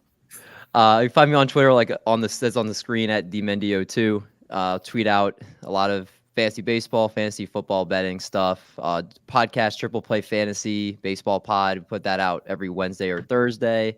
And I do my betting over at RPO Football, so check that out. There we go. And Kev, finish this out. At RotoSurgeon on Twitter. Make sure to hit the follow there. Hopefully I can entertain you either with stats or Sydney Sweeney, one or the other. Hopefully you enjoy. Rotoballer is where all my writing is. The Operating Room podcast, via Rotoballer. Make sure to check that out. Apple Pods, Spotify, all that good stuff. But yeah, Twitter's mainly where it's at. We all have a good time on Twitter. Love talking to the two Daves. Brian's on there as well. So make sure to follow all of us. Justin too. Justin, I'm sure we'll talk in like a minute or so online, or we'll argue about something. I'm looking forward to that. We absolutely will. I gotta throw cold water on those hot takes that you give out on the Twitter machine. I gotta remove you guys and bring in the next crew because we have another fantastic panel. Just 2 hours to go. So if you want to be entered in to win some of these amazing prizes, get in right now by donating to donorbox.org/TGFBI. Currently, we are sitting at, $2,700 for the weekend, $8,900 for the draft season between TGFBI participants, TGFBI satellite participants, and Podapallooza. So I really, really appreciate everyone who's been donating. I'm really hopeful we can get over that $9,000 mark or even higher for the entire draft season. So keep that money coming in. Every dollar you donate gets you entered in to win these amazing prizes that we're going to be giving out after Podapallooza is over. So let's bring in the next panel. We have Jake Crumpler. How you doing, my friend? I'm doing great. How are you? Doing well. Remind everybody where you can reach on social media and plug all your work. Follow me on Twitter at Jake Crumpler, and you can find all my work at Pitcher List and Baseball HQ, and then my personal website, crumplerbaseball.com, just has everything all in one nice spot. Perfect. We also have Bryson coming on. How you doing, Bryson? Hello. I'm good, thanks.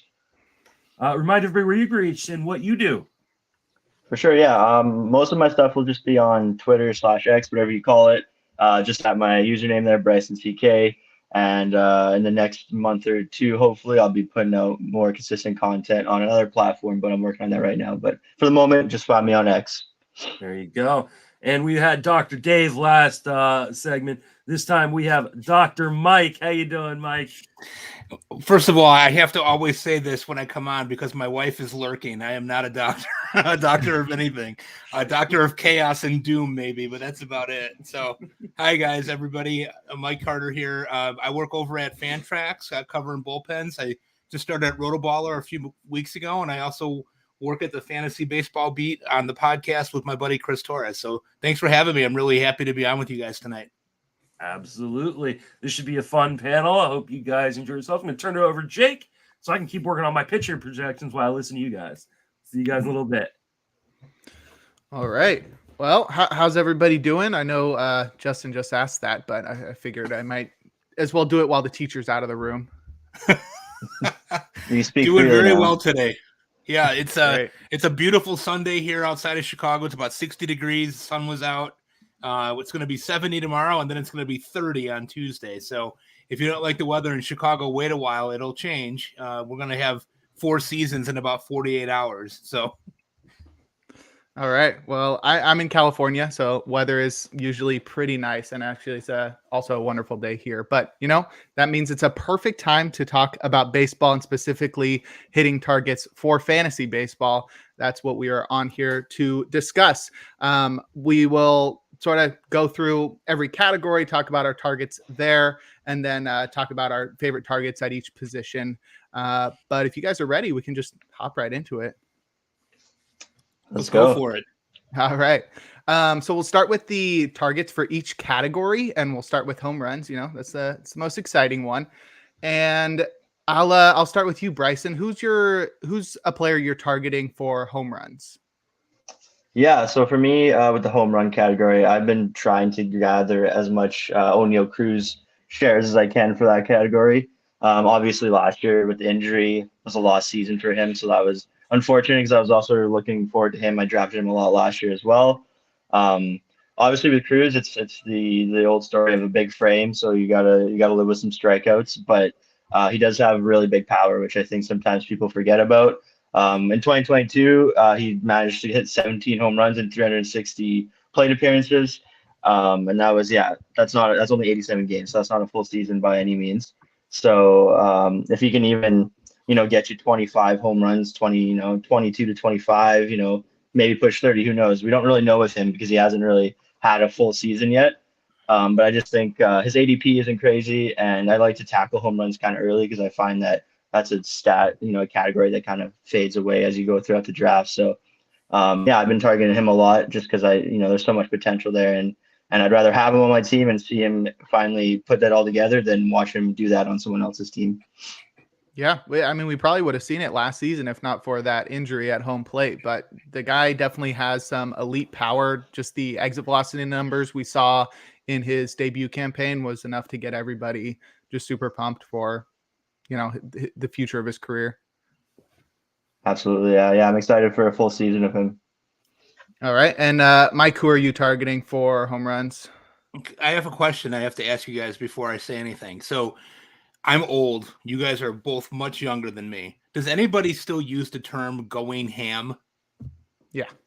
Yeah. Okay. Yeah. Okay. So I can say that. Okay. So my guy here that I really, really like that I'm targeting in a lot of places is Seiya Suzuki because I think he's going to go ham. Did I use that correctly? Yeah. You did. Okay. Yeah, that was good. Okay. I never know. I've got 2 teenagers that live at my house, and they're always making fun of my lack of lingo that I know. But I think Suzuki really is a guy to target this year for home runs. Now, he's had 2 seasons under his belt in the major leagues. In 2022, he had 14 home runs with a 262 average. Last year, he got that up to 20 with a 285 average. If you really look at his StatCast page, he's got that blood red that you like to see, right? The expected batting average is 283 last year. His hard hit percentage is at 84th percentile at 48%. He doesn't chase. He doesn't strike out a lot. And in his month of September, which I think a lot of people kind of forgot, he carried the Cubs to an almost playoff spot. He had 7 until he home missed runs. That fly ball. This is true, but I wasn't going to bring that up, Jake. Okay. See, because if I'm a long-suffering White Sox fan, so if I bring that up, I'm a jerk, right? Like they actually got I did it for you. Thank you. Well, the White Sox won 61 games last year. Let's just get that out of the way. But his September was great. I mean, he had 7 home runs, 26 RBIs, and hit 370. If that's a precursor of things to come with his level of comfort playing there, and now I even like it more with Bellinger resigning there in Chicago, if he's able to kind of continue doing what he did last year, which was kind of odd. We'll talk about that later. But Suzuki is a guy that I think could easily get to 30 home runs. Roster Resources projecting him for, I think, 23 right now, and I think he could far surpass that given the right circumstances and good health. Mm-hmm. Yeah, when players come over from MPB, you sort of have to wait for them to get comfortable sometimes. And that has sort of been the case with Suzuki, especially because he's dealt with a lot of injuries as well. So that second half performance, I think, is definitely weighing for me that gets me really excited for, a full season of that level of play. The guys that I'll be targeting for home runs, I did a more early round pick and then a later round pick. I had Spencer Torkelson. He did hit 30 home runs last year, so it's not really a surprise that you would target him for home runs, but I really like where he's going at in drafts in terms of, the whole first base pool in general, and the incredible StatCast numbers that he has and his second half performance last year sort of has him hinting at a 35 to 40 home run season, which would be crazy. And he's got the prospect pedigree and the draft where he was drafted number 1. So he's got everything going for him that he should be able to attain that. And then my other guy is Jack Sawinski, who has great exit velocity numbers. It's really just the strikeouts holding him back, but he does have 30 plus home run power. He just hasn't reached that yet. And I think in a full year playing for the Pirates and hopefully getting a little bit better against left-handers definitely helps him to get to 30 home runs. Jay, can I ask you a follow-up question on Sawinski? I was at a draft last night watching a local draft. I got invited to go, and a guy was poo-pooing Sawinski, saying that he did not think Sawinski was going to play every day. Do you think the at-bats are going to be there for him? I felt like they would be. Yeah, I mean, I don't see why they wouldn't play him, but I mean, they definitely could platoon him, which would be the biggest problem. They have enough right-handed bats off the bench like Connor Joe and Edward Olivares that they can platoon him. And, that would make sense given his struggles against left-handers. And I think that'd be the only thing holding him back. But if you're in a daily league, that makes him super ideal because you can swap him out when he's not playing. But yeah, I feel like just the per plate appearance numbers that he's going to get are going to be very good. So if you know that he's going into a week where he's facing, 3 left-handed starters or whatever, you can just bench him. But yeah, that's definitely a fair, concern to have. Mm-hmm. All right, let's move over to runs. Bryson, I'll start with you again. Who are you targeting for runs?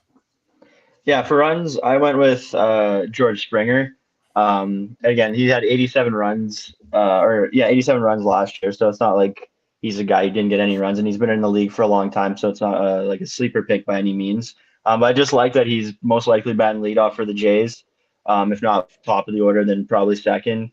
You can get him past round 1 or pick 100, like his ADP is about 102. So you're not taking him super early, which is really nice because then, I do know so he's getting up there in age, and sometimes that can be a bit scary to start taking guys when they get older. But at that ADP, I think he's a low enough risk pick that batting in, the beginning of that really, solid Jays lineup, even though they don't seem to want to sign anybody at the moment, but they still have a really good lineup, and being, he's just a proven player. And I think with runs, any stat really, but especially runs, I find I try to target guys who are in the top of the orders on good teams, and he just kind of fits that criteria. And again, taking him at 102, I'd be completely happy with that. Obviously, if his ADP rises, then I would probably be a little less in on him, but I like where he's going at the moment, and it is draft season, so I feel like he's probably going to stay around there.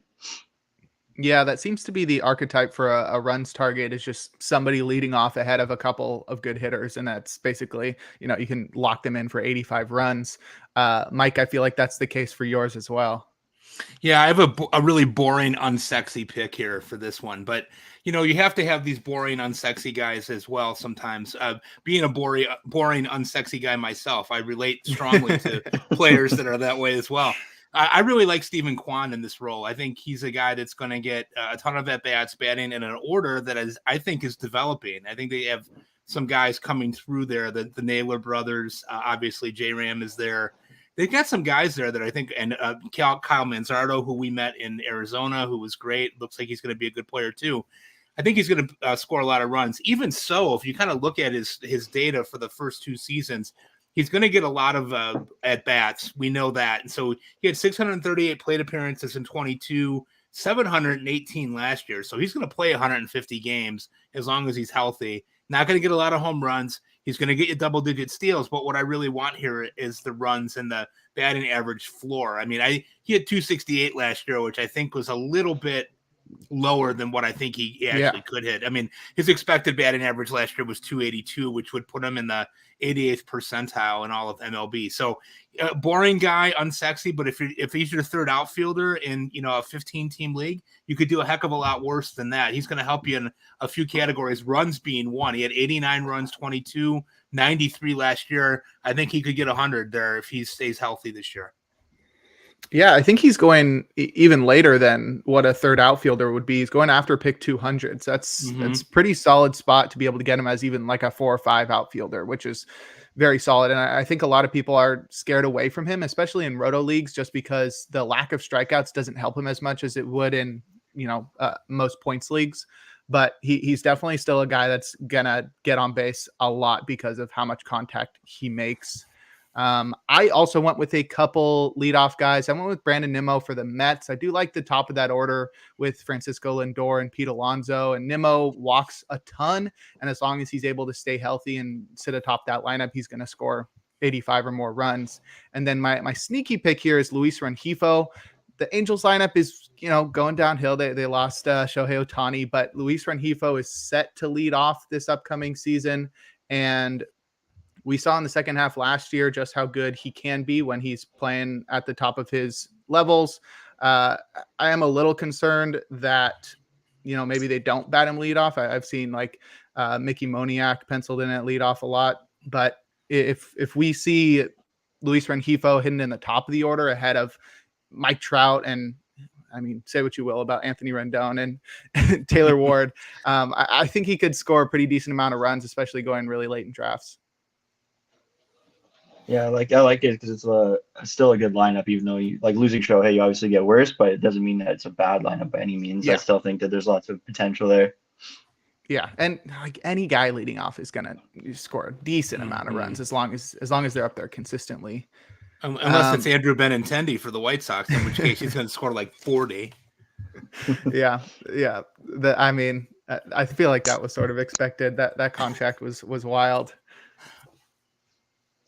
We can move on to a runs batted in now.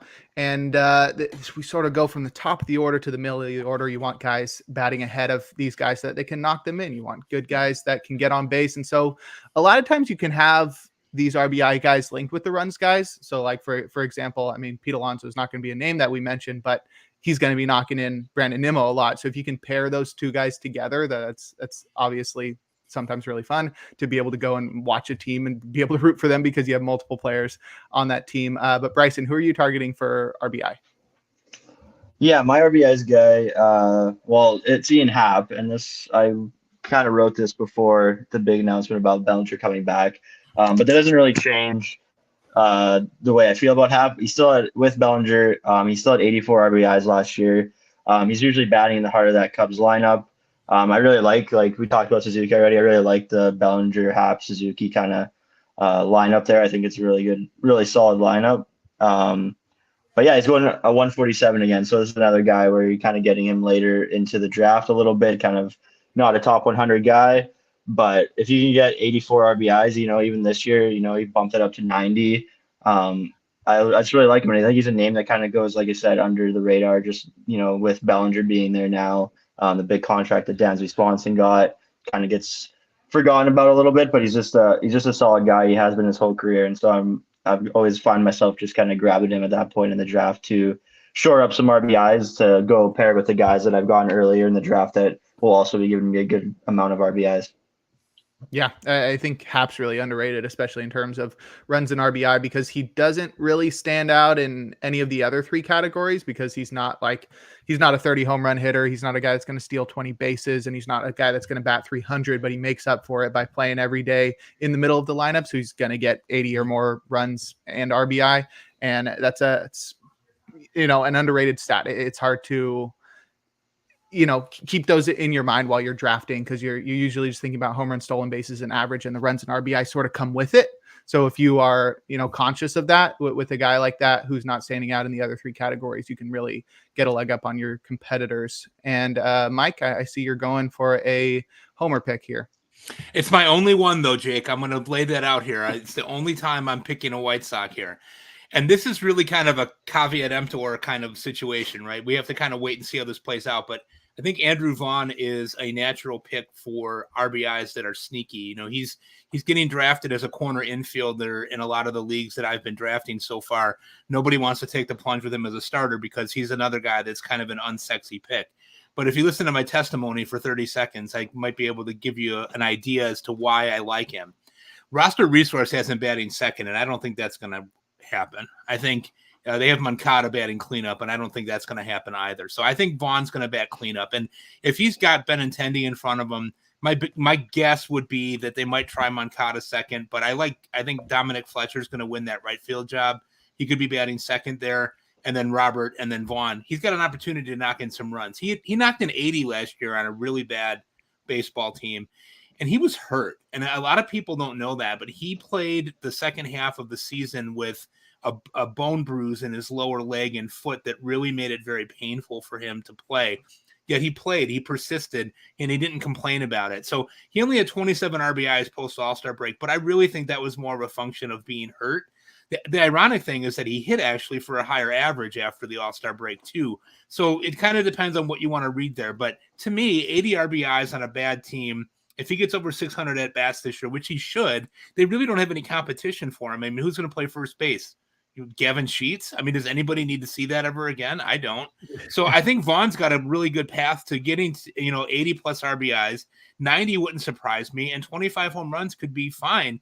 And you're looking at a guy that probably can hit 270 if he stays healthy. That's pretty good out of a corner infield spot, I think.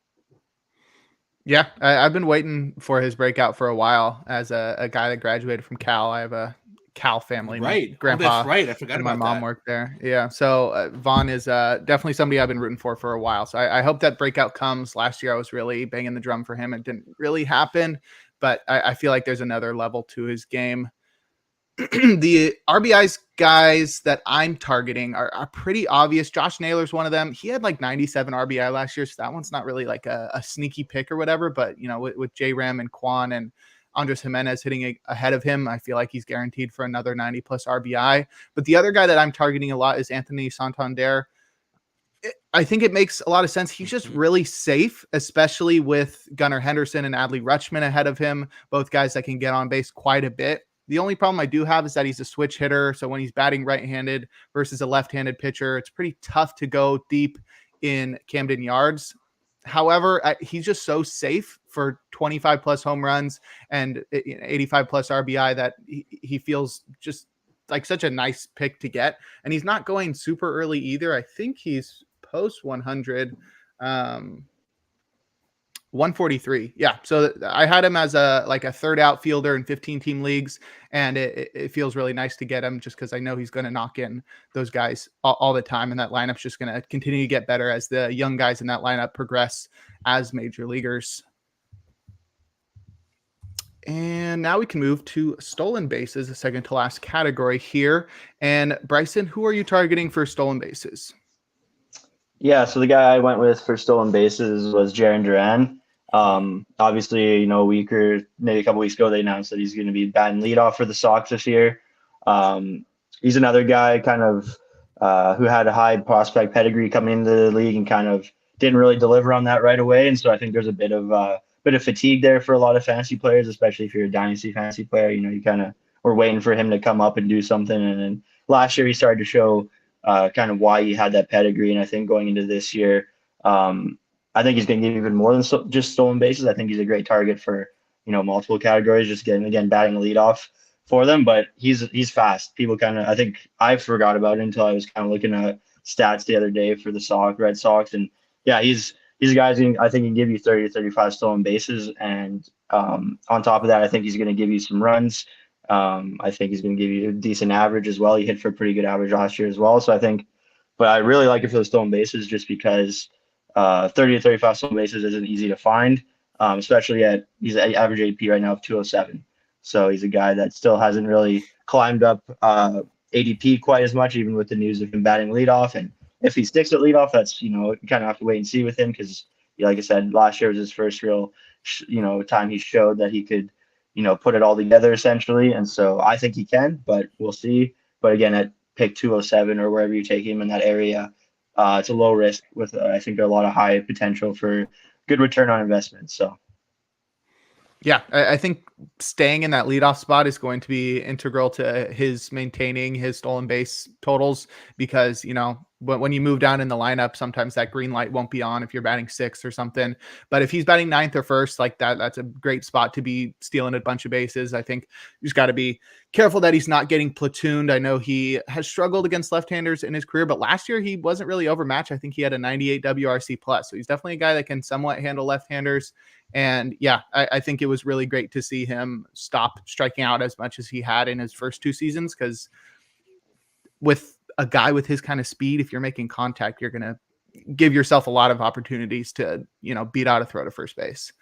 Mike, who are you targeting for stolen bases? Give me all the Tyro Estrada, all of it. All of them. I really think this, and I don't know why I think this. This is just one of those stupid old man gut reactions, is that there's no statistics that really bear out what I'm about to say. But I think this is a guy that could hit 20 home runs and steal 30 bases easily, especially given the circumstances that he's going to be in San Francisco. Jung-Hoo Lee is going to be batting in front of him, and I think he's going to hit for a high average and going to be on base a lot. And who knows what's going to happen behind that? I mean, you have Jorge Soler, you've got Lamont Wade, they've got Conforto, they've got some options there. But what I really like about Estrada is, again, he's another guy that's a volume play. He's a great glove. You know, he's going to be in the lineup. But I really look at him over the course of the last 2 seasons. You know, he finally got a chance at 22 to play. He had 260, 14 home runs, 21 steals. That's useful. Last year, he repeated the 14 home runs and the 23 steals. But I think people are forgetting, too, he missed about a month of playing time in July. And when he came back, it took him a little while to get going again. So I think if you add another month worth of production in there, you know, you got a guy that's going to have more home runs than what he had and maybe chip in a few more steals there. Now, I know that's a big if, and we can talk about all of those types of things that kind of go along with it. But where he's going, he almost feels like forgotten about. Like he's kind of like his own floating tier of second base, you know. Mhm. But there are I prefer him over a lot of guys that are going earlier than him, and so I've kind of been waiting largely on second base. I don't know if that's wise or not, but I've been That's waiting. scary. Yeah, it is. It is. I mean, it's a bit of a crapshoot, right? But if I get Estrada as my starting second baseman, I'm totally good with that. And I really do think that there's a guy in there that could do like a 20 home run, 30 stolen base season. We'll see. Yeah, I think he'll have to maintain the changes that he made last year. I see that he upped his pull rate and his fly ball rate, which is indicative of somebody that's going to hit more home runs. And yeah, if he gets close to 20 home runs or surpasses it, I think the stolen bases are already there. That's a great pick. And, you know, as a Giants fan, I'm rooting for it. The 2 guys I got are Michael Garcia and Jose Caballero. Michael Garcia is sort of a wide awake sleeper right now. I feel like everybody's in on him to take his game to another level after showing incredible hard hit rates last year, but he's got a ton of speed. And I also like Jose Caballero because I think he's underrated in terms of the rest of his fantasy categories. Like we saw him steal 20 plus bases last year, but now he's going to Tampa where they are inclined to play him every day at shortstop because of how good he is defensively. And, you know, probably Ahmed Rosario is going to take away a little from him after they acquired him recently for an insanely low amount of money. But that's beside the point. I think Caballero's pretty sneaky because he could steal a lot of bases. And if he's playing every day, those stolen bases could go up even higher. And he's going really late. Yeah, it's a good name that I think, it still hasn't quite hit everyone's fantasy radars yet. So I think that's a great target to go after. All right. And we'll move to the last spot, and that's batting average. Bryson, who are you targeting for batting average? For me, I went with Riley Green. I'm a big Riley Green fan. Since he's a prospect. Yeah, I mean, he has the pedigree again, so it's not like he's a sleeper by any means. But I think, again, he's a guy who came up and had high expectations and didn't quite meet people's expectations of what they thought when he was going to come up to the big leagues. I think the whole Detroit prospect, you know, with Torkelson as well, was the same thing. Kind of people were waiting for it to happen. And I think last year we kind of saw signs of it for Torkelson, and obviously with Riley Green as well. I think he's due for a big 2024. His K rate was like 27%. So that's something that's, you know, would like to see that come down a touch. But again, he's still so young. I think that's the thing to remember with him. Like guys like him and Torkelson, they've been in the league for a while, but they're still super young. So I think that K rate's a number, that's going to come with patience that develops over time. But yeah, I had BABIP over 350. So you know what? I believe in him. I just believe in the bat too. That's the biggest thing, is just the eye test, just watching his at bats. I believe in his talent, and that's really, stats are awesome. But when I watch a guy play ball, that's a big indicator for me too. So that's who I'm targeting a lot. And he's going around pick 167. So again, it's a guy who's after the 100s who you can get at a decent place in the draft.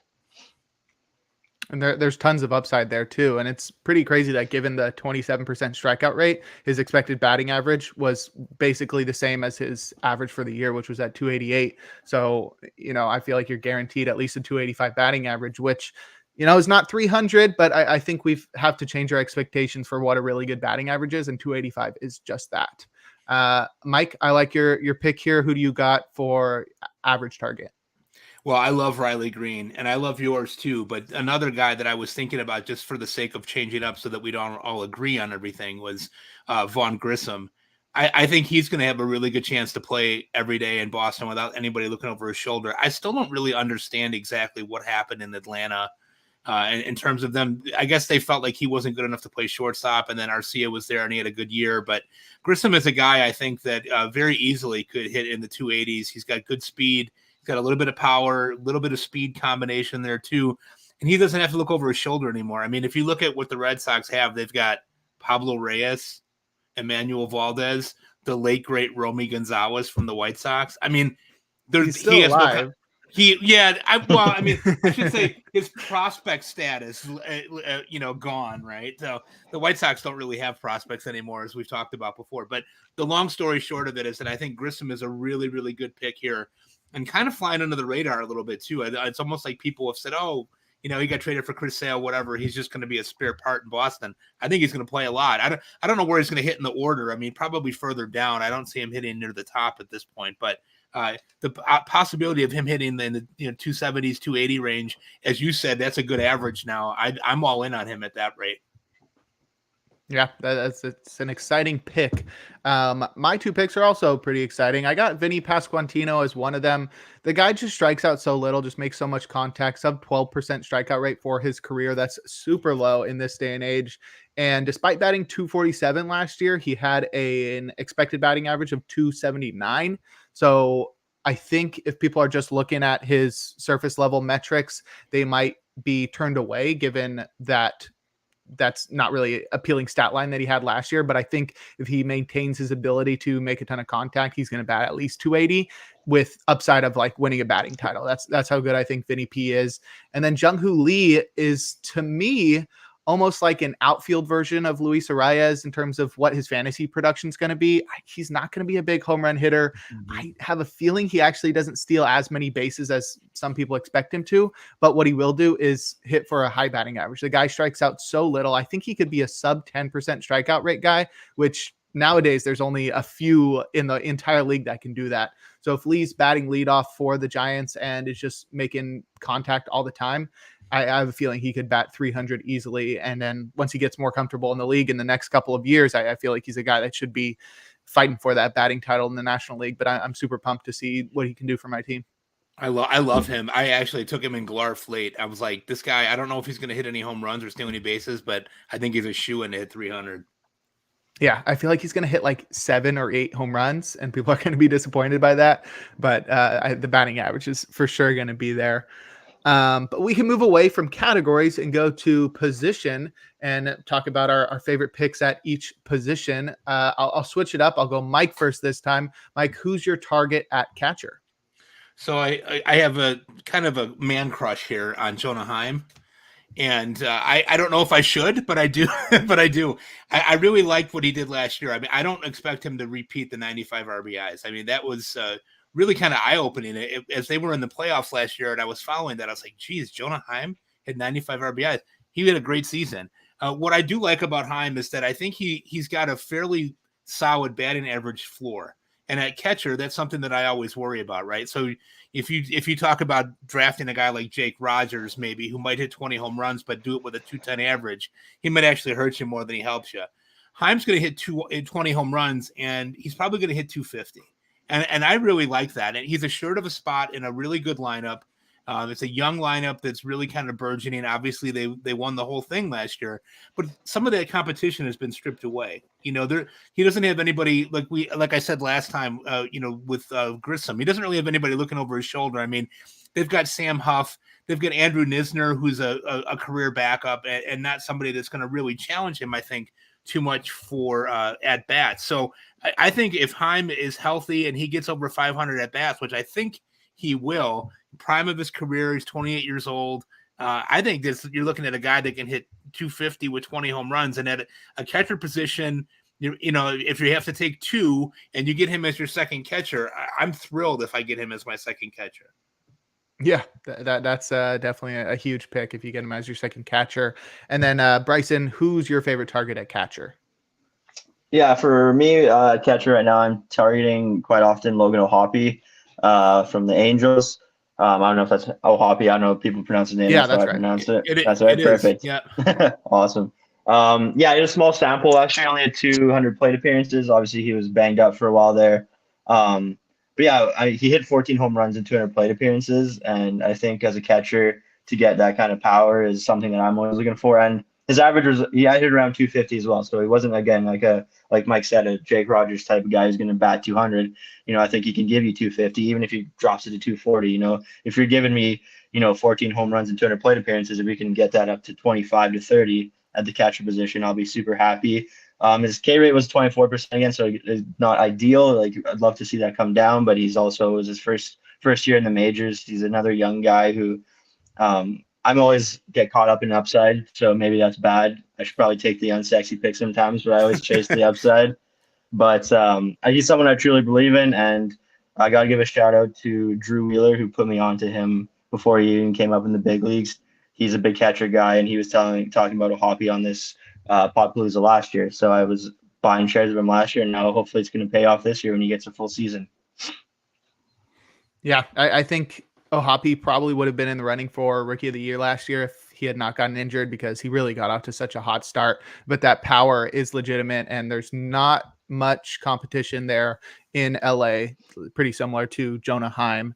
My two picks are Salvador Perez and Luis Campusano. Salvador Perez is somebody that I feel like is just super consistent every year, and he's a volume play as well. We saw him play 140 games last year, which is almost impossible to find at catcher from anybody else. So just his ability to almost guarantee you a 250 batting average, 25 home runs, and 80 RBI in a lineup that should continue to get better as Bobby Witt Jr. continues to grow. And same can be said for Vinny P and MJ Melendez and even Michael Garcia. I think that lineup is actually going to be a lot better this next year than it was last year, and Perez is going to benefit from that. And then Luis Campusano is more of a sneaky pick. I think he was really good last year in a small sample, but there's a lot that backs up what he did. As long as he doesn't do that goofy batting stance that he did in spring training on him. I was going to say, did you see that? Yeah. That's wild. I saw that and I was like, oh no. Yeah, I better stop drafting him. But he, according to one of Pitcher List metrics, which is ideal plate appearance, which basically accounts for how often a player makes good contact, he had a 38.5% IPA percentage. That led all of baseball. And the next five guys, just to show you that this stat is good, were Luis Arias, Ronald Acuna Jr., Bo Bichette, Freddie Freeman, and Corey Seager.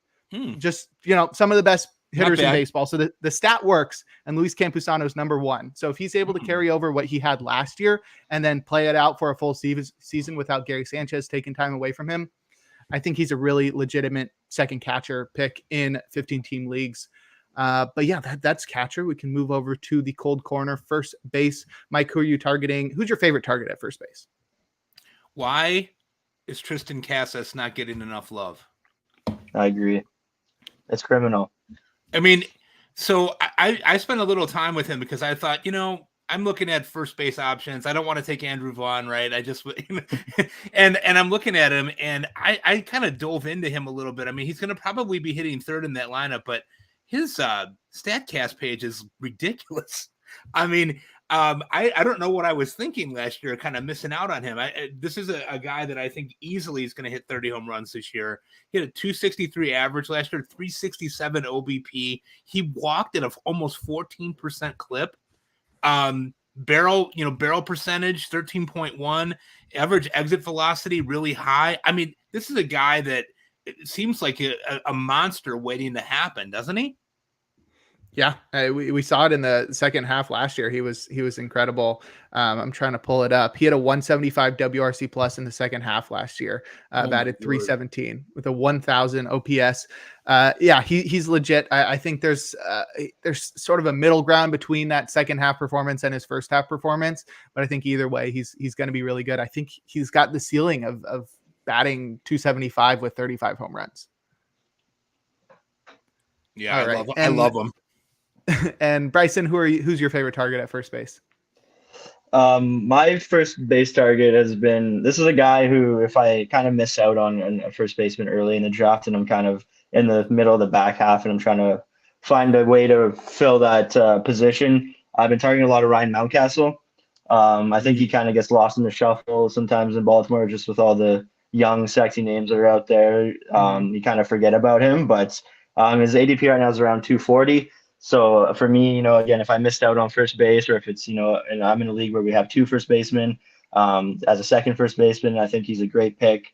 He's a guy I could see giving you roughly 20 homers, 75 RBIs. Again, depends. That Orioles lineup is kind of, it's a lot of young guys who are coming up and a lot of young guys moving around. So I'm not, I feel like the lineup could shift a little bit throughout the year.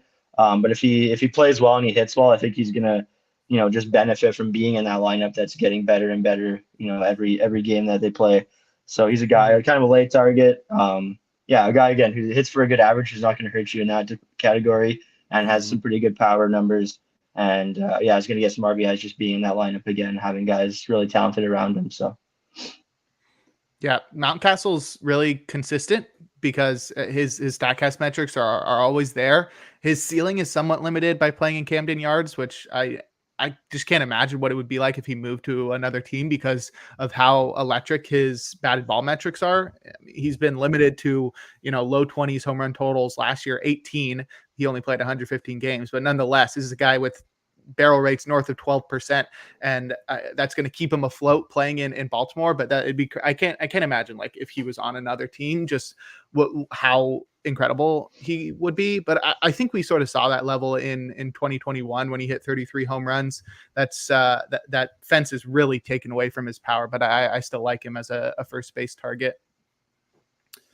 And then the two that I'm targeting are guys that I already mentioned. I think Torkelson and Pasquantino are sort of in the same tier, and I'm happy to get either of them. I just love their floor and their combination of floor and ceiling. Both of them, I feel like, if they do what they did last year, Vinny P obviously has to stay healthy, but then they also have a ceiling of just being some of the best hitters in baseball. So I'm always excited to get either of those guys.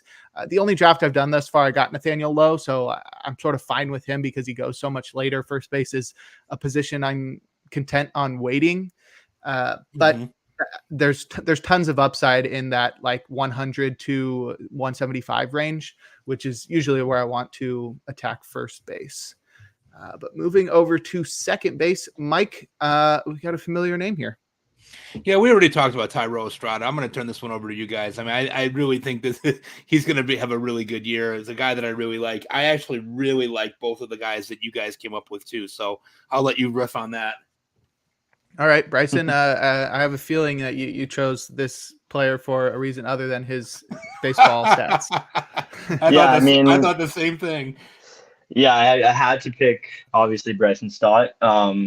Just totally unbiased pick, not because of his name. No, it's actually funny. I'm big into collecting baseball cards, and I PC him solely because of his name, and then he's turned out to be a really good player, so it's just been a win-win for me. But yeah, he's a guy that I'm trying to target as much as I can. I think that Phillies lineup is still really good. There's still a powerful lineup, and playing with Harper and Castellanos. I'm a big Brandon Marsh guy as well. I really like him. But yeah, I think Stott's a guy at second base, especially. I find it's a position that's kind of over the years kind of very up and down. But this year I feel like Stott's a guy who's just going to be, especially in redraft, but if you're in a dynasty league and you can acquire him too, he's going to give you consistency, which is something I think is valuable in fantasy. If he can give me, I was hoping for 15 home runs, 65 RBIs, and he's going to steal some bases for you too. He's got some speed to him as well, which is really nice. That's always a nice bonus if you can get a guy who's also going to steal some bags. It's 323 Volvo roughly, and he's a 109 guy. So apparently, I don't like taking anyone in the top 100. I don't know who I draft before 100th pick apparently. But yeah, he's a guy that's not because of his name, just because of his baseball talents. I'm targeting in as many drafts as I can. Yeah, I sort of feel obliged to like Bryson Stott. I wrote him up as a breakout candidate for the Phillies last preseason, and it made me look smart. So, I'll be in debt to him for at least a couple of years. So, yeah, I like Bryson Stott as well, though I do seem to be targeting second baseman earlier because of how steep the fall off is at that position. So I've been targeting Jose Altuve. If I don't get a second baseman earlier, Jose Altuve is sort of that last guy in the top tier where you can get in the third or fourth round. And he just feels so safe with such a high ceiling. He's never not been good.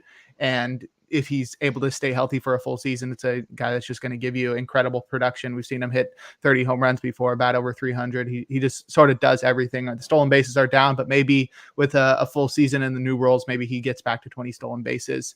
But then a later pick, if I'm missing out on Jose Altuve, I do like getting Edouard Julien. He sort of just does a lot of everything. He walks an incredible amount. And if he stays at the top of the Twins order, he's a guy that's going to score a ton of runs. He's got really great StatCast metrics. His barrel rate was over 13% last year. So he's got power.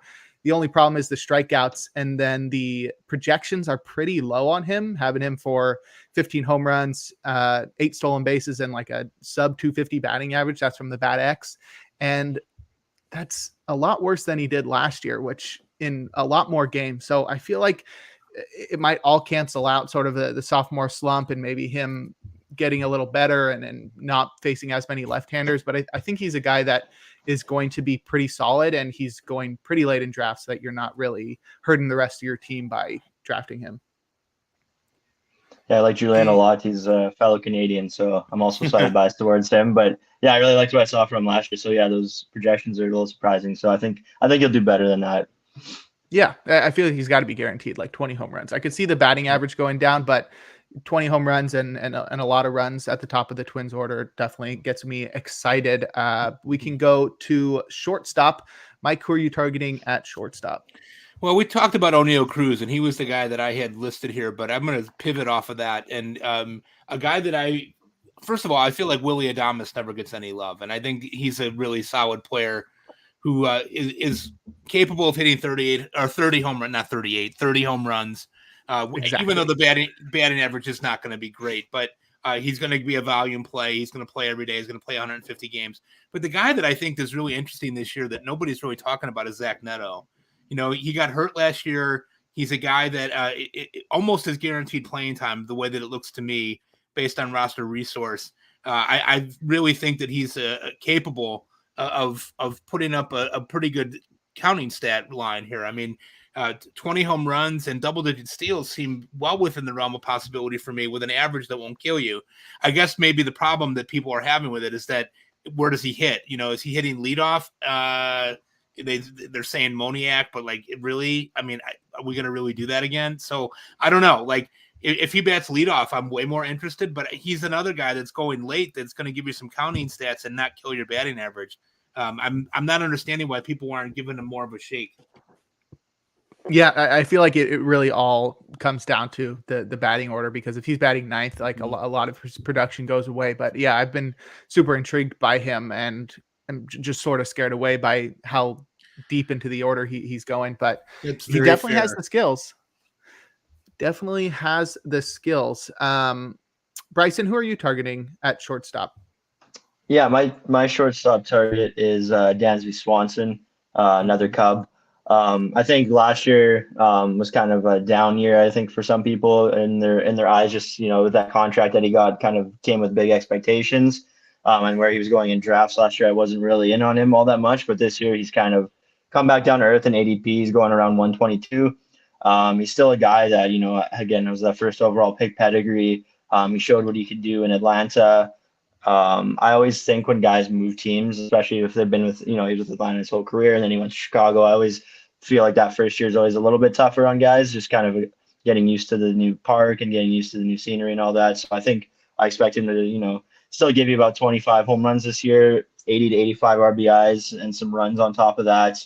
A guy, again, you're not taking him super early, kind of like last year. There's a lot of hype around him with that contract. I think this year is kind of his ADP is more where I like it, and I still think he has a higher ceiling than what he showed last year in his first year with Chicago. So. For sure. He's super safe. And, now with that lineup at full strength with Bellinger in there, gives him even more opportunity to score, knock in runs. Definitely a very solid pick to get at shortstop. I sort of have very disparate picks here in terms of where they're going in drafts. I put Bobby Witt Jr., which obviously anybody's going to be happy having Bobby Witt Jr. on their team. But this is more to say when I'm in the first round and I'm picking top 6 or whatever, I'm choosing him over the rest of the outfielders. I just think shortstop's a lot less deep than outfield, and he's got one of the highest ceilings in baseball. And we saw him be one of the top fantasy producers last year. And I think, as I spoke about earlier, with all of my Kansas City Royals targets for some reason, that lineup's going to be a lot better in 2024. And I think Bobby Witt Jr. is going to benefit greatly from that. So if he's, a 30-50 guy, almost like as his floor, I'll take that all day over the other outfielders, which I think are all great. But it's the position eligibility there with Bobby Witt. And then sort of a later pick, I like Ezekiel Tovar. He definitely underwhelmed last year. He was sort of somewhat of a breakout pick. He's going to be a rookie, but we saw him getting that everyday playing time for the Rockies. And while he did play the whole season last year and was decent in terms of 15 home runs, 11 stolen bases, and he got that BABIP induced 253 batting average, which not great. It would have been a lot worse outside of Coors. The guy was 21 last year, and he never even played in AAA before. I think he played in 2022, played 5 games at AAA. So there's a lot to say about him getting more experience in the majors, having a full off season of just knowing how to prepare for major league pitching, and then also just getting older. He's still only going to be 22. So maybe I'm a year early, but this is a guy that clearly has 2020 potential. And with the BABIP effects in Colorado, I feel like his batting average is going to be higher than you'd normally expect. So if this is a guy that bats 270 with 20 home runs and 20 stolen bases, I'm going to be super pumped, because that's super plug really late in drafts. And definitely is a guy that you can bet on that, because we saw what his floor was last year as a 21-year-old, and he's going to be batting in the top 3 of that lineup as well. I agree. Alrighty, then we can move over to the hot corner, and this is honestly like my favorite position to talk about this year. I just feel like there's so many fun and exciting players at this position. But Mike, who are you targeting at third base? Probably stupid of me, but I love Royce Lewis. Everybody's worried about the injury concerns, and I hear that, and I'm not deaf to that, but this is a guy I think that really is going to be a star in the making. He looked all the part last year. Being in the American League Central, I got to see him a lot. I also got to see your guy, Bryson Riley Green. These guys can play ball. Lewis, if he stays healthy, playing third base and batting second in that lineup, which is what Roster Resource is projecting, I think it's a shoo-in to have an average in the 285 to 300 range, 25 to 30 home runs. And here's the thing that I also think is interesting. He had the knee injury, and so people think he's a complete zero on the bases. He's actually pretty fast. Don't know how that's going to translate to his base running, but he stole 5 bases in the second half of the season, and that's not a zero. And so where he's going, I know a lot of people are saying, what? I can't take Royce Lewis here in the third round. Yeah, you can. I think if he stays healthy, he's going to be a stud and an all-star fixture at third base in the American League. Yeah, I just hope he doesn't go down that Byron Buxton path where it's just, he's just always injured, because he's so talented. That Grand Slam barrage he went on last year was just super exciting, and we saw him carry it over into the postseason as well. Sure did. All right, Bryson, who's your favorite target at the hot corner? I'm targeting a lot is again, it's not like a sleeper by any means, but it's Manny Machado. I think a lot of people would say he had a down year last year for his standards anyways. But that down year was still a 30 home run, 90 RBI, 260 average season. And he's going currently around ADP is roughly 50. So, at that point, if you're getting a guy who can give you over 30 home runs and can push for 100 RBIs at the 50th pick, for me, that's a no-brainer. I know the Padres obviously losing Soto, that kind of hurts the lineup a little bit, but they still, again, they can never put it together on the field, but on paper they have a great lineup. And I think that he's just gonna, again, if he gives you those same numbers they gave you last year and you're taking him at pick 50, I think you'll be laughing about that, and you'll be happy to have him at the hot corner on your team. Yeah, I mean, last year sort of felt like his floor too, because he was obviously injured for most of the season, and he still produced 260 batting average and 30 home runs. And that surgery that he had this offseason is going to keep him as a DH to start the season, but maybe that will allow him to focus more on hitting, as he's always been one of the best defenders. But maybe keeping him off his feet for a little bit will help him stay more productive at the plate. I love third base because I have two of my favorite breakouts here. One of them is Brian Hayes, who finally did what we've been wanting him to do for so long. I wrote an article last August or September about Brian Hayes' breakout, and I compared him very similarly to Vladimir Guerrero Jr. and Yandy Diaz, two guys that had clear potential, Vladdy with his prospect pedigree and Yandy with his beautiful biceps. Neither of them were able to hit the ball in the air. He is, that guy's yoked. They couldn't hit the ball in the air, and it kept them from reaching their power potential. And Brian Hayes has been in that same boat where he hits the ball hard consistently, but it's always on the ground. And last year it was really interesting. In the first half, he started to hit the ball in the air, but it didn't pay dividends. He didn't start hitting home runs, and then he got injured. He came back for one game and then got injured, went back on the IL. And then once he finally returned in full, he maintained the changes that he had in the first half and carried them over into the second half. And it started going exactly how we expected. He started hitting the ball over the fence. I think there was a portion, I think August, he might've hit more home runs than he had hit in any previous single season, just in that 1 month, which is absolutely bonkers. So I think this is a guy that is going to reach 20 home runs. He's got really great contact ability. So I think he's going to bat at least 270. And then he's got surprising speed for a third baseman. And with his defense, he's going to be in the lineup every day. And so I love Brian Hayes. And then Jake Berger, he showed an ability to hit for more contact after he got traded to the Marlins, but that had started before he got traded.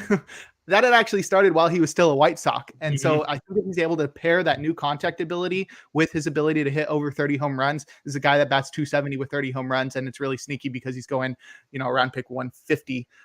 We got 4 minutes left, and we still got to go through outfield and our favorite late pick. So we got this. Mike, who's your favorite target in the outfield? I'll be brief. It's Jordan Walker. Why not? Why is everybody crapping all over his season last year? He was 20. He was 21 years old. Let's give him a chance. Go. Absolutely, And, I agree. Bryson, who's your favorite target in the outfield? Yeah, I will be brief. Mine is Marcell Ozuna. He's a guy who's going around 142. He's in a stacked lineup, and he's got a big bat, and he's going to give you power and RBIs, and he's a DH quite often now, but he still has outfield eligibility. So I like him at that pick, and I'll leave it there so we have for the sake of time. Yeah, I think he's only got outfield eligibility in Yahoo, which is, that's fine. That's still a very prevalent league to use. But yeah, he's got some legitimate power in the middle of that deadly Braves lineup. I have Seiya Suzuki, who we talked about, and Jared Kelenic, which I'm really excited about because he's a guy that's, shown tons of potential for a long time, but he just hasn't reached it. And with the news coming that he's going to play every day for the Braves, that gets me really excited because I think the pressure is going to be taken off of him. He was supposed to be the guy in Seattle, and when Julio became the guy in Seattle, I don't think the pressure really got taken off Kelenic. I feel like he wanted to be the 1B to Julio's 1A. And now in Atlanta, where it's just like they're not even counting on him, he's just sort of like an extra piece. I think he's going to reach his fullest potential, as we saw with like Matt Olson last year, just leaving a place that maybe wasn't the best fit for him. So I'm super excited for that. And the Seattle ballpark is really bad for left-handed hitters. So I'm excited to see what he does in Atlanta. But now for our favorite hitters going after pick 400, Mike, who's your favorite super light target? Former White Sox great Tim Anderson. There's no way he can be that bad this year. No way. And he's going to bat second behind Ariel. He's going to have a much better season. Expect double-digit home runs and double-digit steals and a batting average closer to 270, 275. I think if he doesn't get knocked out, it'll be a successful season. Oh my, Jake! You know what I forgot about you? I forgot about your dry sense of humor and how much I enjoyed that in Arizona. Thank you for reminding me that I'm a White Sox fan. And I will continue to suffer. You're welcome. Bryson, who's your favorite pick after 400? Mine is Rowdy Tellez. He's with the Pirates now. He's playing first base for them. I don't really see anyone kind of pushing him for playing time. And this is a guy who hit 35 home runs in 2022. So he's got power, he's got potential, and that pick will like 459. Even if he gives me 20 home runs, I'll be happy with that. Yeah, totally fair. And then I've got Marco Luciano. I just love the potential there. His prospect stock has sort of fallen a little bit as he's gotten older, but the guy's still super young, and he's expected to take over shortstop every day for the Giants. It's somewhat of a homer pick, but I'm excited to see what Luciano can do in a full season. I think he's got a lot of power, and if he's hitting 20 home runs and playing every single day, I think it's a pretty decent late pick. All right, look at that timing, Justin. You nailed it right there. You guys a chance to promote yourselves real quick before I boot you out of here. So, Mike, why don't you remind everybody where you can reach on social media and plug anything you got going on? Terrible Twitter handle at MDRC0508. I am not a doctor. I just am an old guy writing about baseball. I write at Fantrax. I write at Rotoballer. I also am the co-host of the Fantasy Baseball Beat with Chris Torres. Hit me up, and please, anybody listening, take care of your mental health. It's the most important thing you can do for yourself. There you go, Bryson. Awesome. Yeah. Most of my work will just be on Twitter at BrysonCK or X. Sorry. And yeah, I'm working on some stuff. Got some equipment coming in for recording, so I'm gonna be putting out more content in the near future once it arrives. So, but that'll all be on my Twitter and my X, which is at BrysonCK. Awesome. And Jake, close us out. Great. Yeah, you can follow me at Jake Crumpler on Twitter. I write for Pitcher List and Baseball HQ. I do the In the Pen podcast. I'll be doing the First Pitch podcast during the season. And I do my personal podcast, Free Baseball, which you can find at Athletes Hub on Twitter. And you can find all of my work in one nice spot, crumplerbaseball.com. There you go. Thank you guys so much. Really, really appreciate all the knowledge you dropped. Gonna boot you out of here so that way I can bring in the next and final crew of the day. We're going to be closing out with kind of the way we closed out yesterday, but with a different podcast, but led by the same guy. We'll get to them in a second. Just want to remind everybody, you can still donate. You can still win prizes. Go to donorbox.org/TGFBI to be entered into the raffle. Every dollar you donate gets you a raffle ticket to win amazing prizes.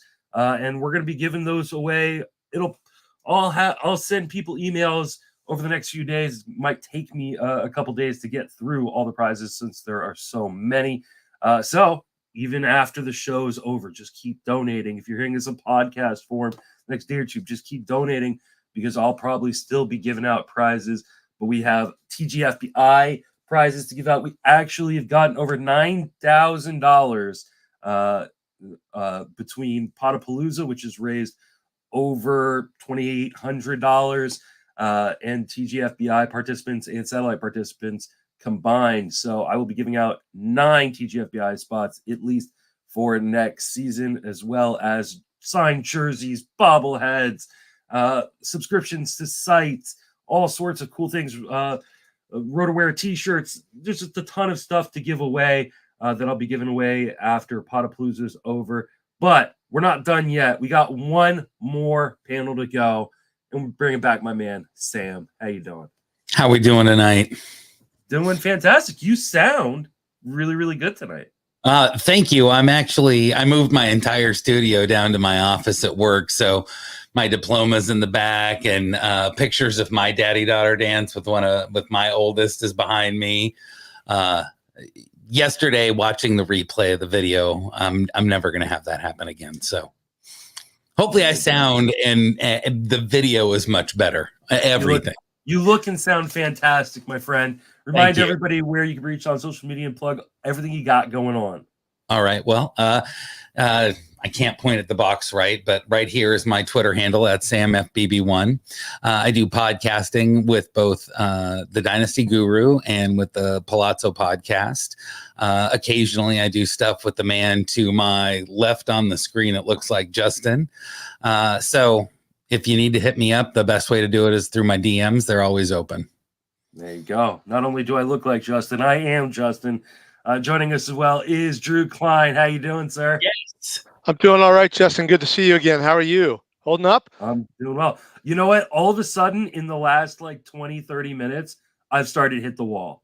Okay. You know, and I'm really feeling the cold and the tiredness from doing all this. But you know what? It has been a great weekend. I'm looking forward to you guys finishing up strong. I can't do any more, so I'm bringing in some closers to close out the weekend. There we We'll go. get you to the finish line. We've got you. Drew, let everybody know where you can be reached on social media and plug everything you got going on. Thanks, man. I'm at AOK_fan on the Twitter X, and I'm writing and ranking at the Dynasty Guru. And along with my buddy Chris Knock, we're hosting the Join the Ranks podcast, part of the Dynasty Guru network. So that goes out every week on Saturday mornings, and we've been having fun analyzing the rankings and continue to do that through the year. So pretty much everything I do is kind of channeled through the Dynasty Guru. So if you're looking for me, find me there. There you go. And I think we got one more. Is this one of yours? That is my man. Yeah, Ryan, how you doing? Good. How are you? Good. Remind everybody where you can reach on social media and plug everything you got going on. Yeah, so I'm at TPENAYR on Twitter. I write for the Dynasty Guru and Stat the Stat Line, but I'm recently I'm going to start writing for Prospects Live. Very nice. Are you expecting anybody else, Sam? No, this is what we have. This is All right. The weekend has shot some people down, so the treacherous trio here will do our best to get through some stuff, but we're excited and ready. Well, I'm going to turn it over to you, let you handle things, and I'll be listening in the background. All right, sounds good. Thanks, Justin. Gentlemen, how are Sam. you doing? It's nice to see your faces. Well, Ryan, it's nice to see your prop face, but Drew, I love the Tigers here. You look good. Thanks, Sam. So do you. I'm feeling good, ready for the show tonight. And season hasn't started yet, so it's always a good year for the Tigers before opening day. That's right. Right. And now, is that got a name on the back of it, or do you have? I mean, I know you've been a Tigers fan for a few days, so do you? Oh, there we go. Mr. Trammell. And the patch is from the induction weekend. I went to his Hall of Fame induction in 2018.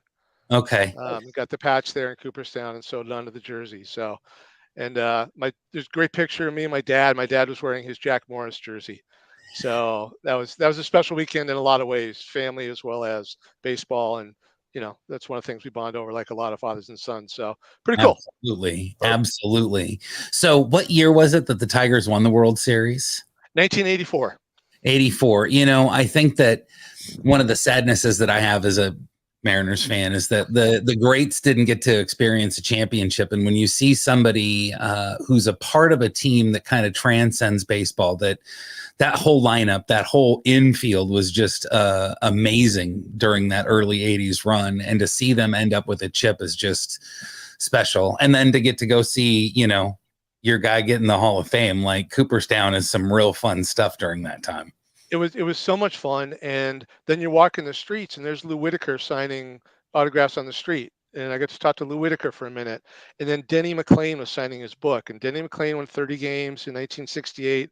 Most of our listeners have no idea who he is, but I was over the moon. I just couldn't believe I got to meet Denny McLain and Darrell Evans and other members of that 84 team, like you're saying. We're just there to support Allan and Jack. Like I know him, Allan. But you're right, it is. And I feel back to that Mariners team was so much fun to watch. And those playoffs were so riveting in those years. And I can't believe they didn't get one. And so even though it was a long time, even just getting one is special. You're right. Right. What about you, Ryan? I know you're a huge Pirates fan. What era of being a Pirates fan do you reminisce about the most? Do you think most about when you look backwards? Personally, for me, I mean, there's just 2013, 2014. The only time they ever made the playoffs. I had tickets to go to the, I think it was 2014 when they faced the Reds in the wild card, and Cato dropped the ball, and they were chanting Cato, Cato. That was absolutely electric to be there. But for looking back, I mean, that was the only time I've personally been alive when they've been relevant. But, you know, I've read a bunch of books on the 70s with Dave Parker and all that, and I kind of gravitate towards that era. Willie Stargell, man, that, Yeah. that whole group of pirates, you know, The We Are family. yeah. Yep. Oh my God. Absolutely. Absolutely. You know, I hope that you've also supplemented that book reading with YouTube videos, because there are some just, you know, I'm not a Pirates fan at all, and I've watched some of that stuff, and you can't get, you know, you can't help but to get caught up in what's going on. So, yeah. Dave Parker actually just came out with a book last year. I grabbed it from PNC Park called Cobra, and it obviously details his life. But man, it's amazing how close they all were during that era. Yeah. Oh, absolutely. Absolutely. Very, very tight knit, you know, family is for sure. We're here to end the day. People have been going over a bunch of different things about the game itself. And I just thought we can take a step back and kind of talk a little bit about when we get into doing some of this, what are the things that you guys really get excited for to doing in content creation? Like when you get to be putting stuff together, like Ryan, you did our prospects this year at TDG, and you're now going to be doing stuff with Prospects Live. And Drew, you and Chris do a lot with Join the Ranks and podcasting and behind the scenes with actual rankings. What do you guys actually like? What's your favorite part about it? And Ryan, I'll start with you. What's your favorite thing to do when you're producing stuff for people? So I have a confession to make. I really don't like doing rankings all that much. I don't.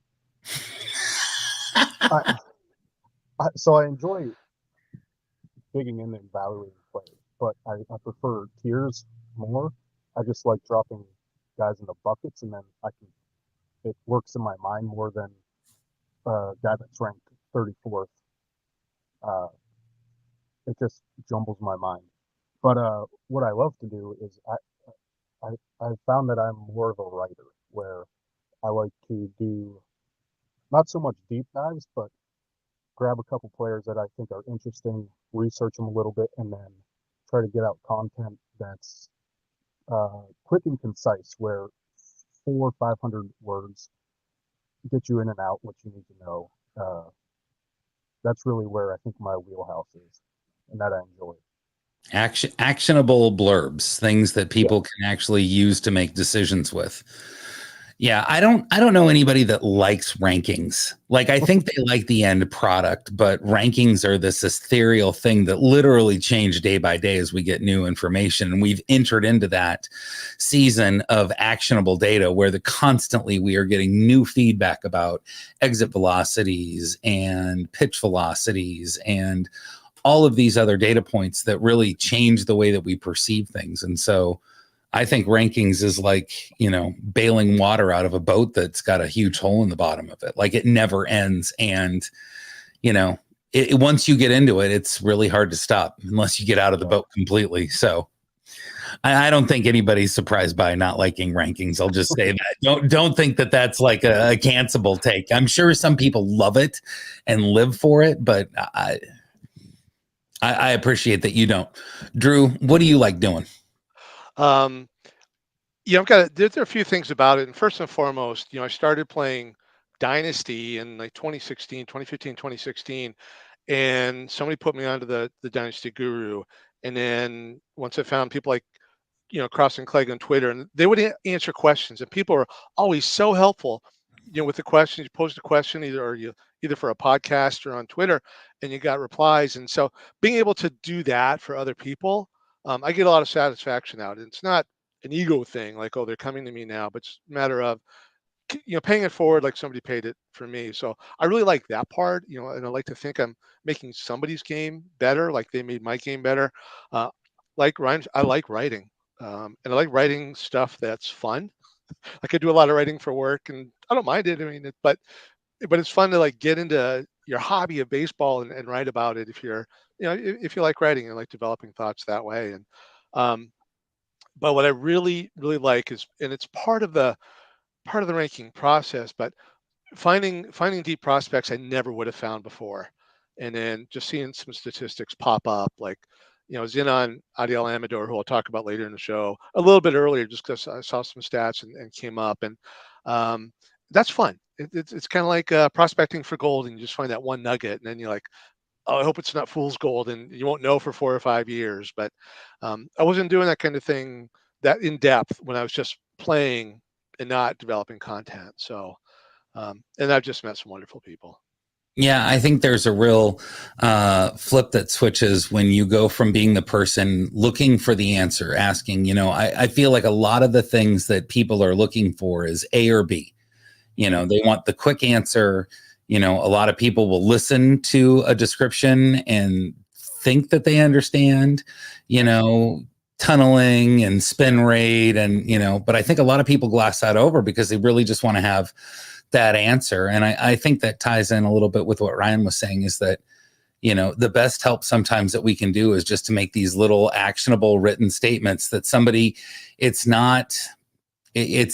yes, there is a lot of thought that goes into it. There's a lot of, appreciation for what actually, says what's going to be successful in the future and not, and what's talking about success now, and trying to separate a lot of the signal from the noise. But at the end of the day, you're just giving that little A versus B. And I think that's, that's also in tune with what's so tough about rankings, is because rankings in my head always come back to a tier process, that there's a tier of people within that position, either in dynasty or in redraft, that could fit the bill. That, like, yeah, I could see you trading for somebody who's 20 places lower on an overall rating, but it's only one place less in the positional tier. And really, when you look at those players, they're so identical that 20 places really doesn't matter.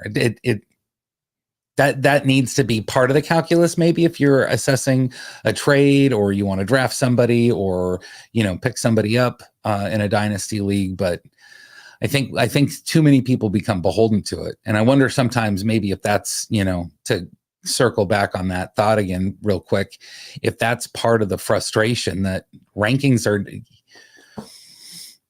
Who does the best rankings? I mean, we've got a group of people, 10, 12 deep, that put together hive mind thoughts. I think we have one of the best put together ranking systems out there that isn't just specifically projection based, although a number of our people use projection systems and have come up with their own projections. Do you think, like, when you think about doing rankings, what's the most important thing for you? Do you go with projections? Do you go with do you go with all the things that you've read? Drew, I'll start with you, and then Ryan, I'll ask you next. Yeah, I don't go with projections very much at all. I go with past performance, really recent past performance, and then I'll look at my own rankings from prior and try to figure out why I'm looking at somebody to be higher or lower now, and kind of what changed in the past year, and what have I learned about them. And I do, and I talk about this in some of my writing and on the podcast now and then. I'll overrank players I just like to watch sometimes. And so I'd have to try to check myself in that. One thing that I said I would do last year and didn't would be to update my rankings periodically. So when we did that mid-year ranking last year, that was really hard for me because I hadn't been paying attention to that. I was paying attention to my teams, so I knew the players that I had rostered, but I wasn't I wasn't thinking about my rankings that much. And so this year, Chris and I both think by doing the podcast, we're going to need to stay on top of our rankings.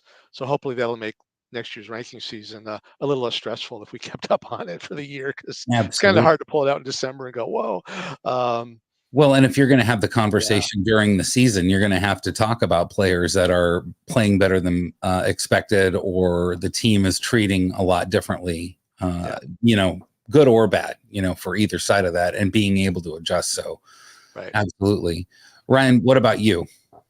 Yeah, so I incorporate projections a lot into my rankings, and I'll kind of get a baseline from the projections, and then guys that stick out to me that are interesting, I'll dive deeper into and watch more video on them, scout them a little bit more with my eyes, because I think that's an important part to fantasy baseball, is getting eyes on a guy, what their swing looks like, what their pitching mechanics are. It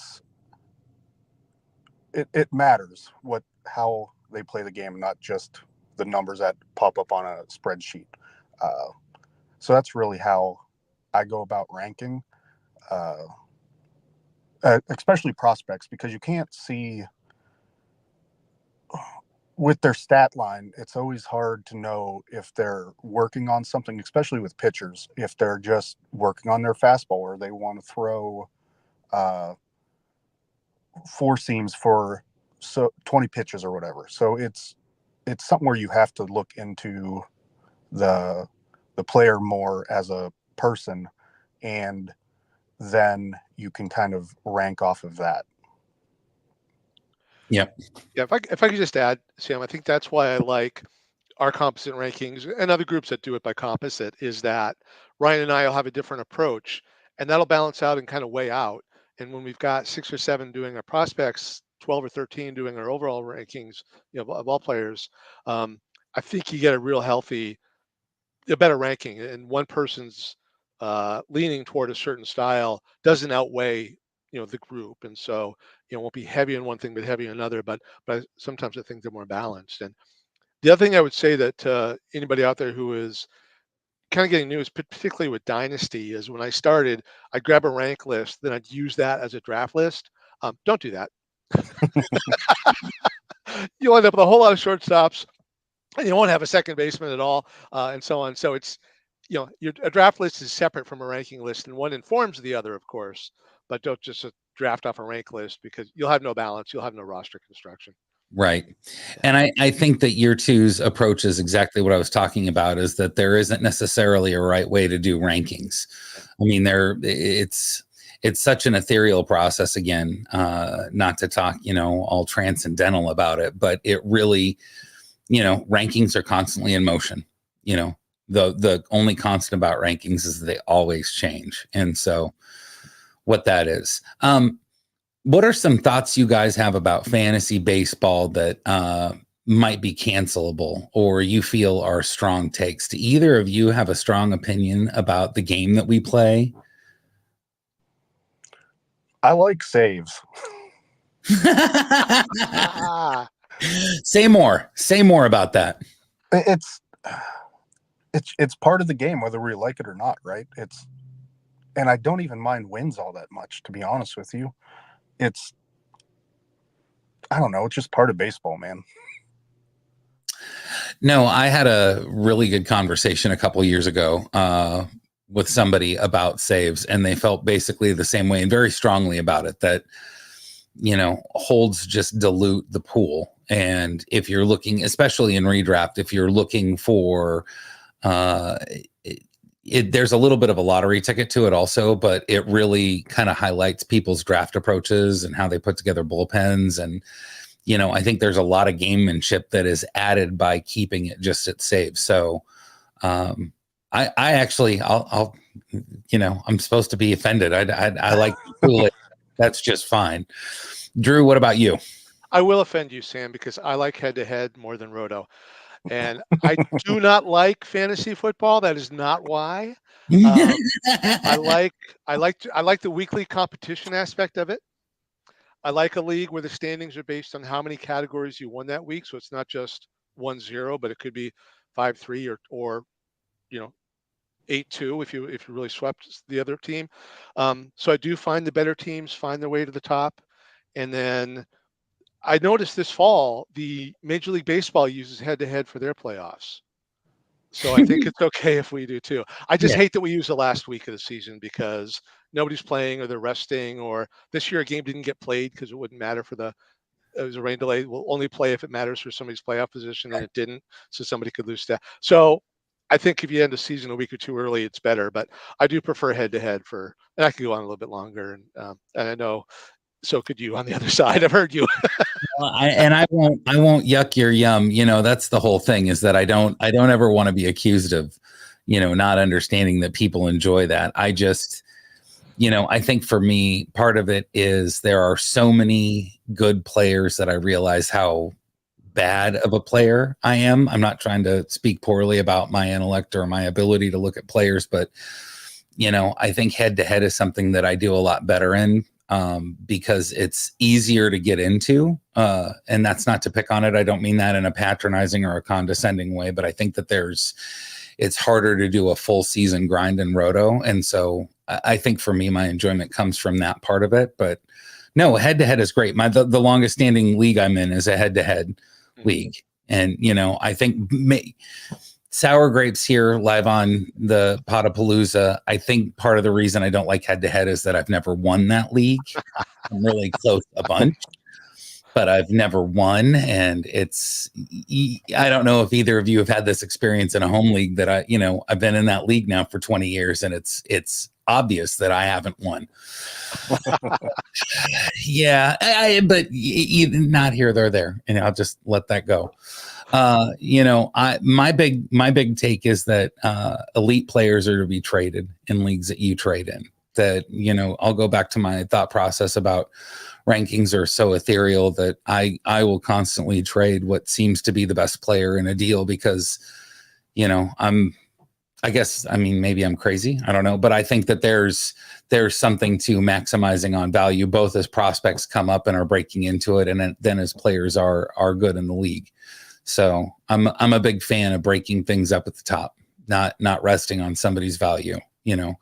For every Mike Trout, I could list you 100 players that, shoot up in the top 10. And then the next year they're back underneath the top 100 and they're never to be seen or heard from again. So that's my hot take. Either you guys want to roast me on that? No, I do much of the same. I churn over my roster in pretty much every dynasty league with trades or pickups. I'm mostly because I that's just my ADHD brain. I like to mix it up every now and then. But no, I understand what you're saying. Yeah, I don't do that myself, but just this week, Chris and I were talking about starting pitchers, and of last year's top 10, only 3 are in this year's top 10. Right. Because of injury or performance or Alek Manoah. And so Alcon, so if you had traded one of those 7 last year at their peak like you do, you'd be laughing right now. So I can see the value in it. I just never have the nerve to do it. I'm not a good trader. I've got lots of nerve. I have no issues being me. So there's that. I had written in the rundown, I wanted to go over season awards with you guys, 2024, who's going to stand out this year in the majors. But I don't know if this is going to change any of your answers, so I'm going to give you a second to think about it while I say what the changes. I want you to tell me who the fantasy version of these award winners are going to be. Not who do you think is going to actually walk home with the trophy, but who is going to be the fantasy. And we'll start with Cy Young winners. Who is going to be the most valuable pitcher this year? Spencer Strider. Okay. Say more. It's kind of, I don't know, self-explanatory. I forgot what piece I was reading, and I'd love to give credit to whoever it was, but they're saying I can't even remember the exact ratio, but however many starts it takes for any other pitcher to accrue as much points as Strider does in one is why he's so valuable. Yeah, his preseason buzz has been ridiculous this year. So I agree with you. I just wanted to hear you say a little bit more about it. And that's your NL. Well, we're not doing an NL. We're doing a fantasy. So talk to me, Drew. Who is your Cy Young? Joe Ryan. 29% K rate last year, 5% walk rate. So he keeps that whip down. His ERA last year was 4.51, but his expected ERA was 3.53. So I think that the ERA will be down. If he can stay healthy and play a full season with that K rate, he's gonna get you 200 or more strikeouts. little bit of a dark horse. I know there's bigger names out there, but No, I like I plant my flag on Joe Ryan. He had a pretty significant split from when he had his groin injury, right? Yeah. Okay. Yeah, that's a good pick.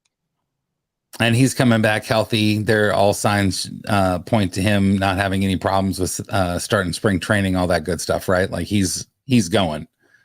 Right. That's what I've seen. I don't want to put too much in spring training, but I haven't seen any red flags. Don't seem to be holding them back at all.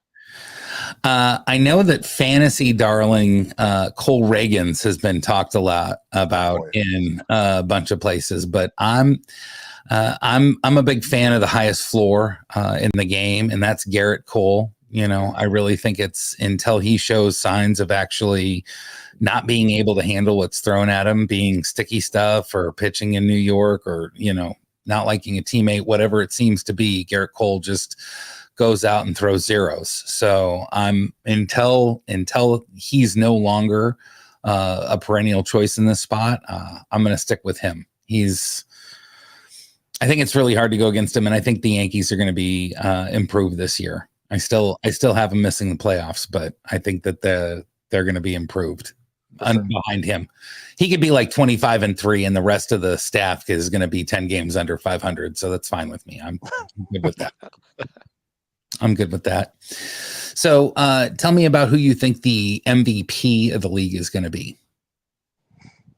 Drew, I'll let you take this one first. Okay. I'll leave. Well, I think it's going to be Acuna. Can I say somebody other than Ronald Acuna without looking like an idiot? Like, why wouldn't he say Acuna? Mookie Betts hit his last time was 307, 408, 579, 39 home runs, 107 RBIs, 126 runs, 14 stolen bases. And because Acuna had such a year, nobody could even talk about the year Betts had. Right. So I'm all in on Mookie Betts. I got third pick tomorrow. I'm hoping Mookie's there. Except I got to take Witt, so I can't. I don't know if I can take him as high as third, but I want to. I don't know. I'm still going to sleep on it tonight. If Julio's there, does Julio enter into your calculus at all? Would you take Julio at 3? I would take Julio at 3 if he were there. If it goes Acuna, Witt, I'll take Julio. Okay. Yeah. Okay. Epperson. Vladimir Guerrero Jr. Oh, I gotta hear about this. Oh, say more. I don't have much data in this Lowe's parking lot right now with me, but I just have a feeling he's gonna straighten it out this year. I hope for Twins fans, you're right.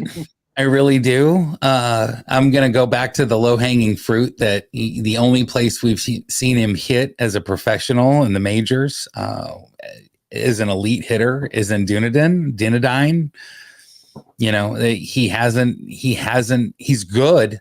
I mean, he's good. I'm not trying to say he's not a good first baseman, but I don't think he's elite. So I think I think that Toronto Blue Jays fans would lose their freaking minds if he was the MVP this season, because they have a decent lineup around him. It's not like they're not going to be contending this year for a playoff spot. So I keep going back to, if it's not Acuna, it's going to be Julio. And I hate to be such a homer. I wanted to avoid it. I wanted to say somebody else, but I think that Julio is going to have a lot more protection this year, and they're going to be forced to even throw him real pitches more so than they have in the last couple of years. And I don't know if he could do Acuna numbers necessarily like last year, because that just was mind blowing what Ronald did last year. But Julio is so delicious. Like I cannot wait to see what he's able to put together this year on the field. And knock on wood that all the players that we talked about stay healthy, because the game is way better with all of them playing, including my Julio Rodriguez. I mean, I'm just going to make sure that that's there.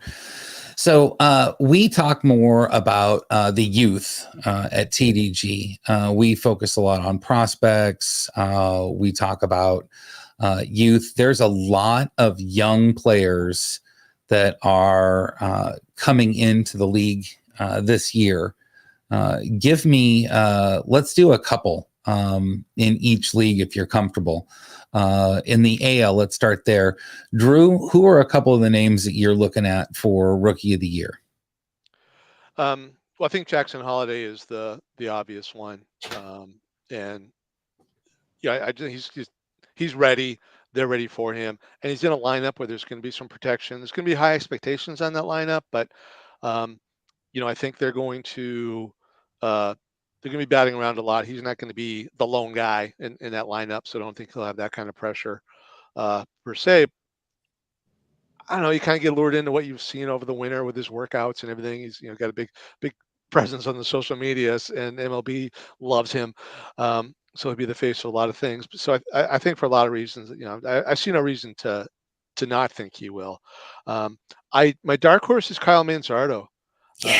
I think Kyle's going to pull it together. I think that a lot of people know there's some personal stuff going on, and that affects 18, 19, 20-year-olds. It really does. It's spent my life working with that age group, and I know that things can really rattle them. But he looked like things were coming together with him after the trade, not because of the organizations. I just think it was a matter of, hey, clean start, let me go.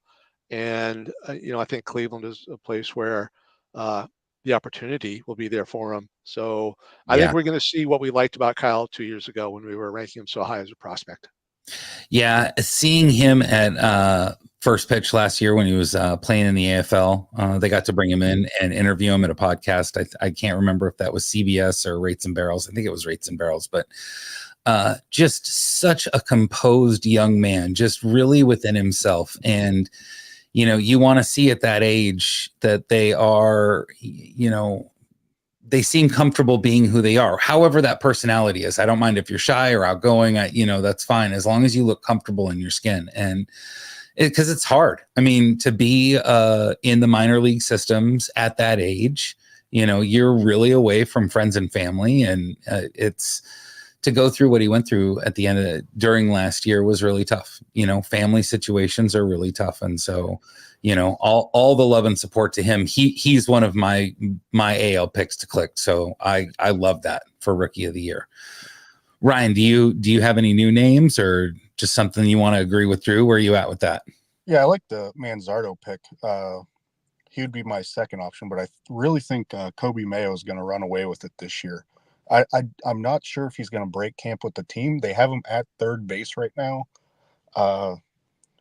So I can see there's a path to playing time for him and Jackson Holiday, with Holiday being at second. So I think that Mayo's profile will lend itself more to fantasy than Holiday's, at least at this point, because Mayo's going to have a ton more power right off the bat. And he might hit 245, 250-ish, but he's going to give you probably 30 home runs. And I'm not sure if it will be this year, but I mean, he's one of the top, I think I had him in maybe top 9 prospects off the top of my head, I think. So yeah, I think he's just outstanding. And I think Manzardo really unlocked his swing in the AFL, and his power's going to come back in that short porch and right. And Cleveland is going to help him a ton. I hope so. I hope you are absolutely right with that, man.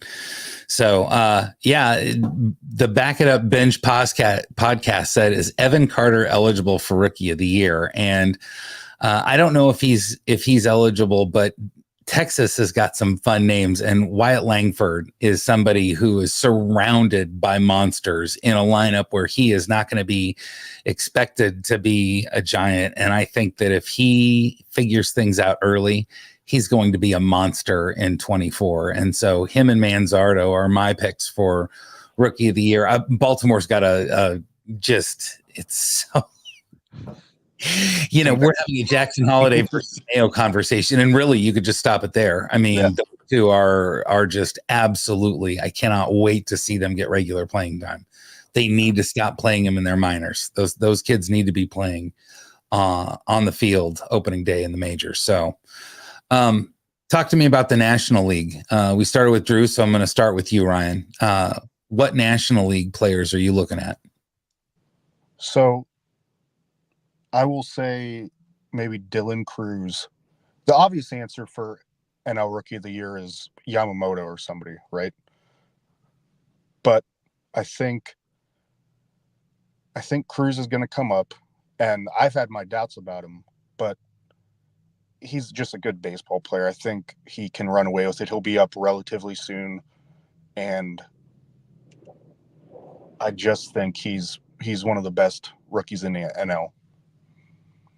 Okay. And then dark horse candidate is Thomas Sagisi with the Cardinals, who was traded over from Texas. He might break camp with the team. They had him play the whole game today in spring training as more of a bench bat.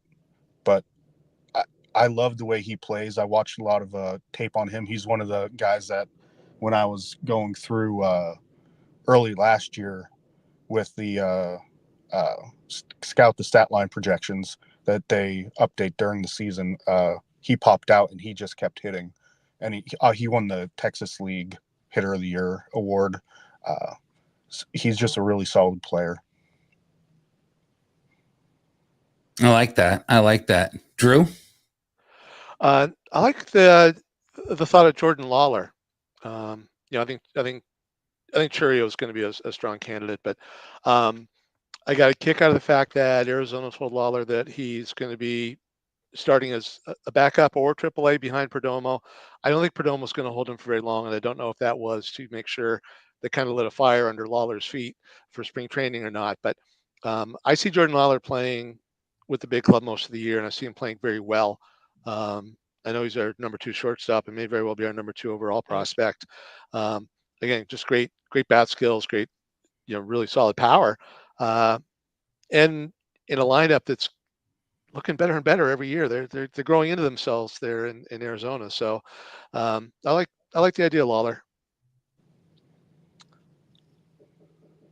I like those. I'm all in on Jackson Churio.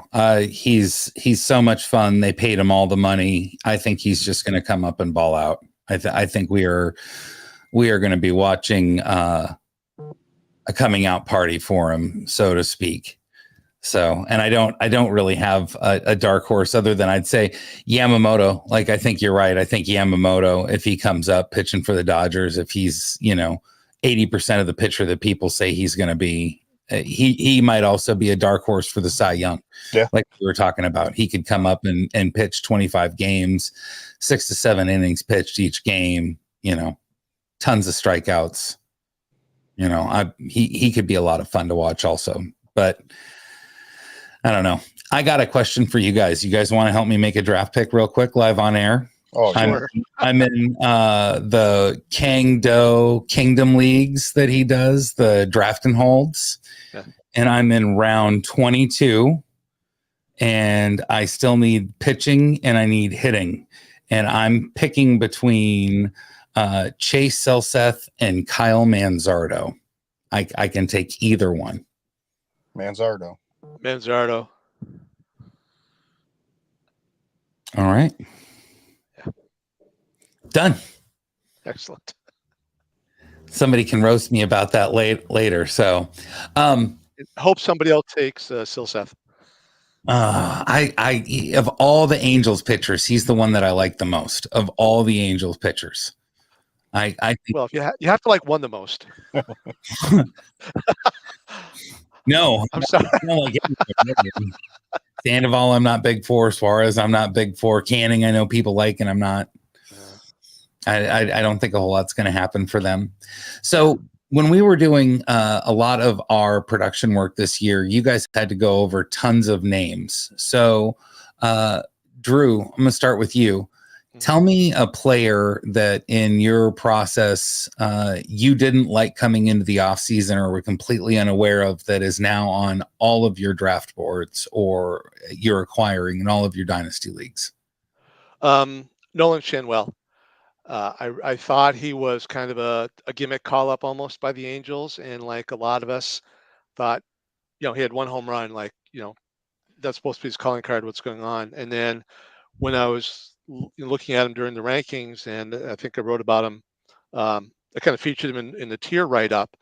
He hit 275 with the Angels, and looking back at his college stats, They're very good, got better every year. The scouting reports are really high on this young man. And I think in terms of what people like us think about him, the Angels did him wrong by bringing him up so quickly. But for him, it may have been a good thing because people like, it doesn't matter what we think in terms of, his career or anything. So I've been looking at it now. And then real quick, he's got a quote that when he goes to the up to bat, the first pitch, he's looking for a burger or beef jerky, but doesn't want to have to hit the broccoli. And I just think that's like, that's awesome. So I actually wrote my whole tier based on that quote. So I owe him for that. But I think, I had a few names down, but that's the one that I've been because I'm reaching for him a little bit, I've been able to get him in a lot of drafts as well. So hopefully I'm not overexposed, but Nolan Shanwell's my answer to that. Nice. I like it. I like it a lot. He, especially in those OBP leagues, he's just going to be an animal and has a potential to really anchor an offensive lineup, being one of those 400 plus OBP guys, I think long term. So I like that pick. If he clicks, he's going to be great, even though he's an Angel. So Ryan. So I was kind of waffling in between liking or hating Drew Thorpe. But looking into him more this offseason, I'm kind of all in on him right now. When a pitcher has leads with their changeup, it's always, as a starter, it's always seems a little gimmicky. But that changeup is, otherworldly. I was watching a little bit today in spring training, and it's probably an 80 grade changeup already. And he spins his fastball. It complements the changeup really well. And then he has his slider too. And I think he's the real deal. I think he'll be up with San Diego. Maybe not with breaking camp, but he'll be up in May or June. And he's going to be probably an SP2 for fantasy purposes. Yeah, I like that call. Even though he doesn't have the velocity that they talk about for fastballs, it shapes really well. It's got good movement. It's got a good profile, and it plays really, really well with his breaking stuff. And so I'm with you. I think it's going to be a lot of fun to see Drew Thorpe come on up.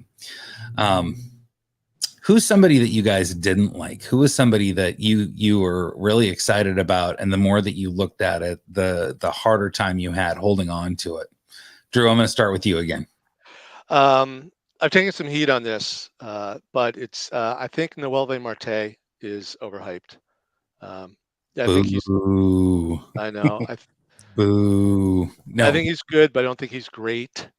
He's in the major leagues, and I respect somebody who can make it to the major leagues. Don't get me wrong, but I think his 300 batting average was boosted by, I don't have it in front of me, like 356 or 360 BABIP. That's not sustainable. I know he hits the kind of balls that do fall in more often, but I don't think he's going to. I think we may have seen his best year. Okay. I'll say that I think trading him from the Mariners to the Reds kind of woke him up. When I watched him in Everett, he was always the best player on the field, and it seemed like there was. I don't want to say this in any kind of again, not to be over apologetic, but I'm not trying to disparage him as a person. But it didn't seem like he was as interested at what was going on at the high A game.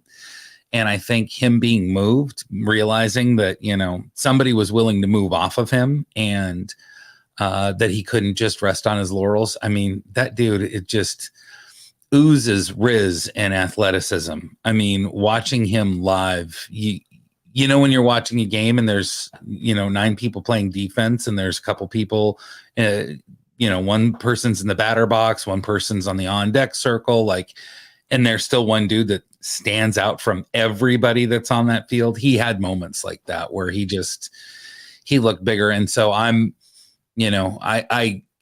could see him having his best years if he isn't, straight between the ears, if he's not, approaching the game humbly. And I think that trade really shook him up. He's looked nothing but the real deal with the Reds since then. And I can appreciate his fast rise there, but I'll be curious to see. I was not able to get him in a league where I wanted him really badly. So Maybe my sour grape approach will kick in and I'll be great. Oh yeah. No Ave Marte. I couldn't get him anyway. No good. Ryan, what about you? So I don't have really anybody I'm completely out on or think they're going to do horrible. I can't decide what I want to do with Zach Galoff. I wrote him up as a second baseman to avoid for the Dynasty Guru a couple weeks ago. And when I was looking at him, the profile was just, he can't hit anything in the middle of the plate. His whiff percentage, I think in the heart of the zone, was the 11th worst in the MLB. And it was like 35% swinging strikes in the middle of it was just astonishing.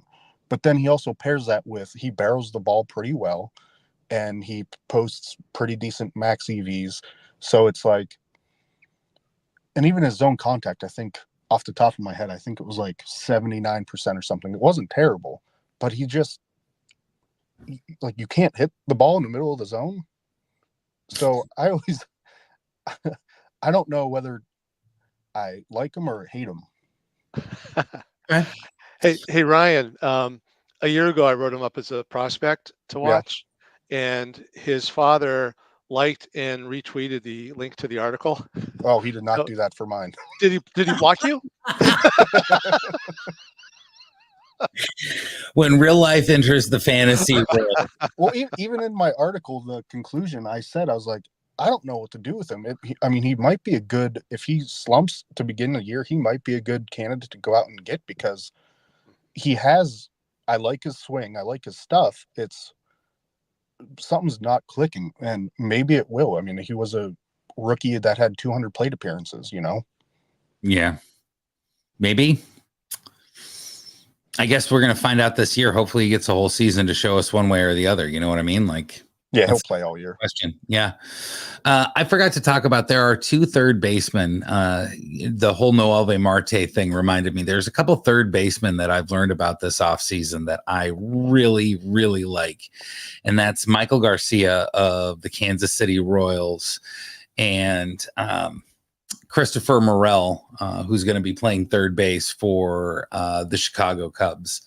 I've had a couple impassioned in-person conversations about both of them, and I would obliterate what was said. It would give no justice to what was said, but Michael Garcia is getting a lot of buzz at the start of camp this year, and he is a big power, big speed guy. And if he hits for any kind of average in that lineup, he could be part of why you're talking about Witt being in an improved lineup. He definitely could be doing some fun things. And Christopher Morel is somebody who was a big prospect a few years ago and then got injured running through a plate glass window and missed a few years. And, just plays with a passion that is unlike almost anybody else. I know that a lot of them are very grateful to be there, but he's just grateful to be alive. And so I can't help but to root for the best version of him. I know that he's got some holes in his swing, but I think he was a midseason call-up last year for the Cubs because they didn't know what to do, and he didn't let him put him down. He played in a way that once he was finally up, they couldn't send him back down again. They couldn't, yo-yo him. And so I'm hopeful for big things for him at the hot corner this year in Chicago. So, talk to me about some deep prospects. I want a hitter and a pitcher from you guys. Somebody that you're not hearing about anybody else. These are your guys that you are looking forward to seeing what they do this year. Ryan, we'll start with you if you're ready. Tell me, do you have a hitter and a pitcher you can educate the people on? My go-to prospect is Victor Scott. I've been knocking off the hordes left and right over my takes on him, but he's not exactly deep. But I have him ranked as one of the top 40 prospects in baseball, so that's kind of some people don't like that for whatever reason. No, I got a friend that would agree with you completely. I tried to trade for him all off season, and he kept telling me how valuable Victor Scott was, and I was like, stop eating. Yeah. One of the deeper ones that I think will do well this year. He won't sniff the majors, but I think this is a big year for Lonnie White Jr. out of the Pirates organization. He's been hurt these past couple years, but he was a two-sport athlete at Penn State. He was going to be a quarterback, I believe. But I think this is a big year for him, and I think he's going to put it all together and get up to at least Double-A and show what he has there. That's one guy that I'm really paying attention to this year. Okay, Lonnie White, I like that. Drew, what's a hitter who you really like that's deep? Can I start with a pitcher? Hey, Drew, who's a pitcher you really like that's deep? I'm sorry, 'cause you said that, and I wanted to take a quick look at my list. And there's a pitcher named Ryan Bergert who plays with San Diego, and he played high A and Double-A last year. 29% strikeout rate, 10% walk rate, swinging strike rate around 14%, and high-graded fastball, high-graded slider, high-graded command. I think he's going to be an up-and-coming pitcher, and one of the ways I approach pitching is try to find these guys young and hold on to them, because it takes so much to trade for an established pitcher. So, I like looking for that. But Ryan Bergert from San Diego is a name that I'm trying to get people to put on their watch lists and keep an eye on. Okay, I'll write that name down. Now, do you have a hitter that you can share with us? I got a picture if you want to think. Yeah, you go ahead. Yeah. So he hasn't pitched actually in the major or in the professional yet, but Alex Clemmy out of the Cleveland Guardians organization really intrigues me. He kind of has a profile similar to Henry Lillane, who has been getting a lot of hype lately. So I'm really excited to see him. He's a big physical high school kid. I think he's 6'7", and if I recall correctly, he's a lefty also, and he just has some wicked breaking stuff, and he's already up to 96, 97 as an 18-year-old. But he didn't pitch even at the complex league last year after he was drafted, so this will be his first professional year. But if there's any organization I trust to harness a pitcher, it's the Guardians. Yeah, they have a decent track record with their pitching. They tend to take pitchers that aren't great fastball pitchers and work them into being pitchers. It seems like they do a lot more with that. So I'd love to see what they do with somebody who's got some gas, some movement. Like, that would be fun to see. I'm always banging a drum for Jonathan Clase. He was the first person I ever wrote about a couple years ago with TDG, and I really think that he's a dark horse, even potential for rookie of the year. If he gets playing time and doesn't go down, you could be looking at a 2060, 2080 player. He's always running, and he's got that super athlete look. Like, he reminds me of Mookie Betts when I think of somebody. He's not the biggest player, he's not. Mookie Betts is what, 5'10", just an average looking dude, right? But you look at him and you're like, oh wow, you don't have any body fat, and oh wow, you're really skilled at everything you do, and oh wow, you're super fast. Like, it's fun to watch you. So I'm looking for him. And then a target of mine in all of my dynasty leagues this offseason has been a bullpen arm for the Texas Rangers, and that is Emiliano Teodo.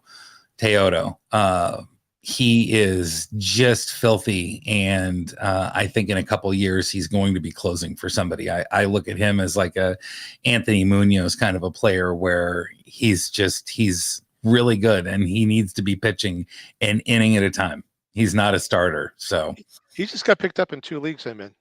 Yeah, I hadn't heard a thing about him. So something must have come out.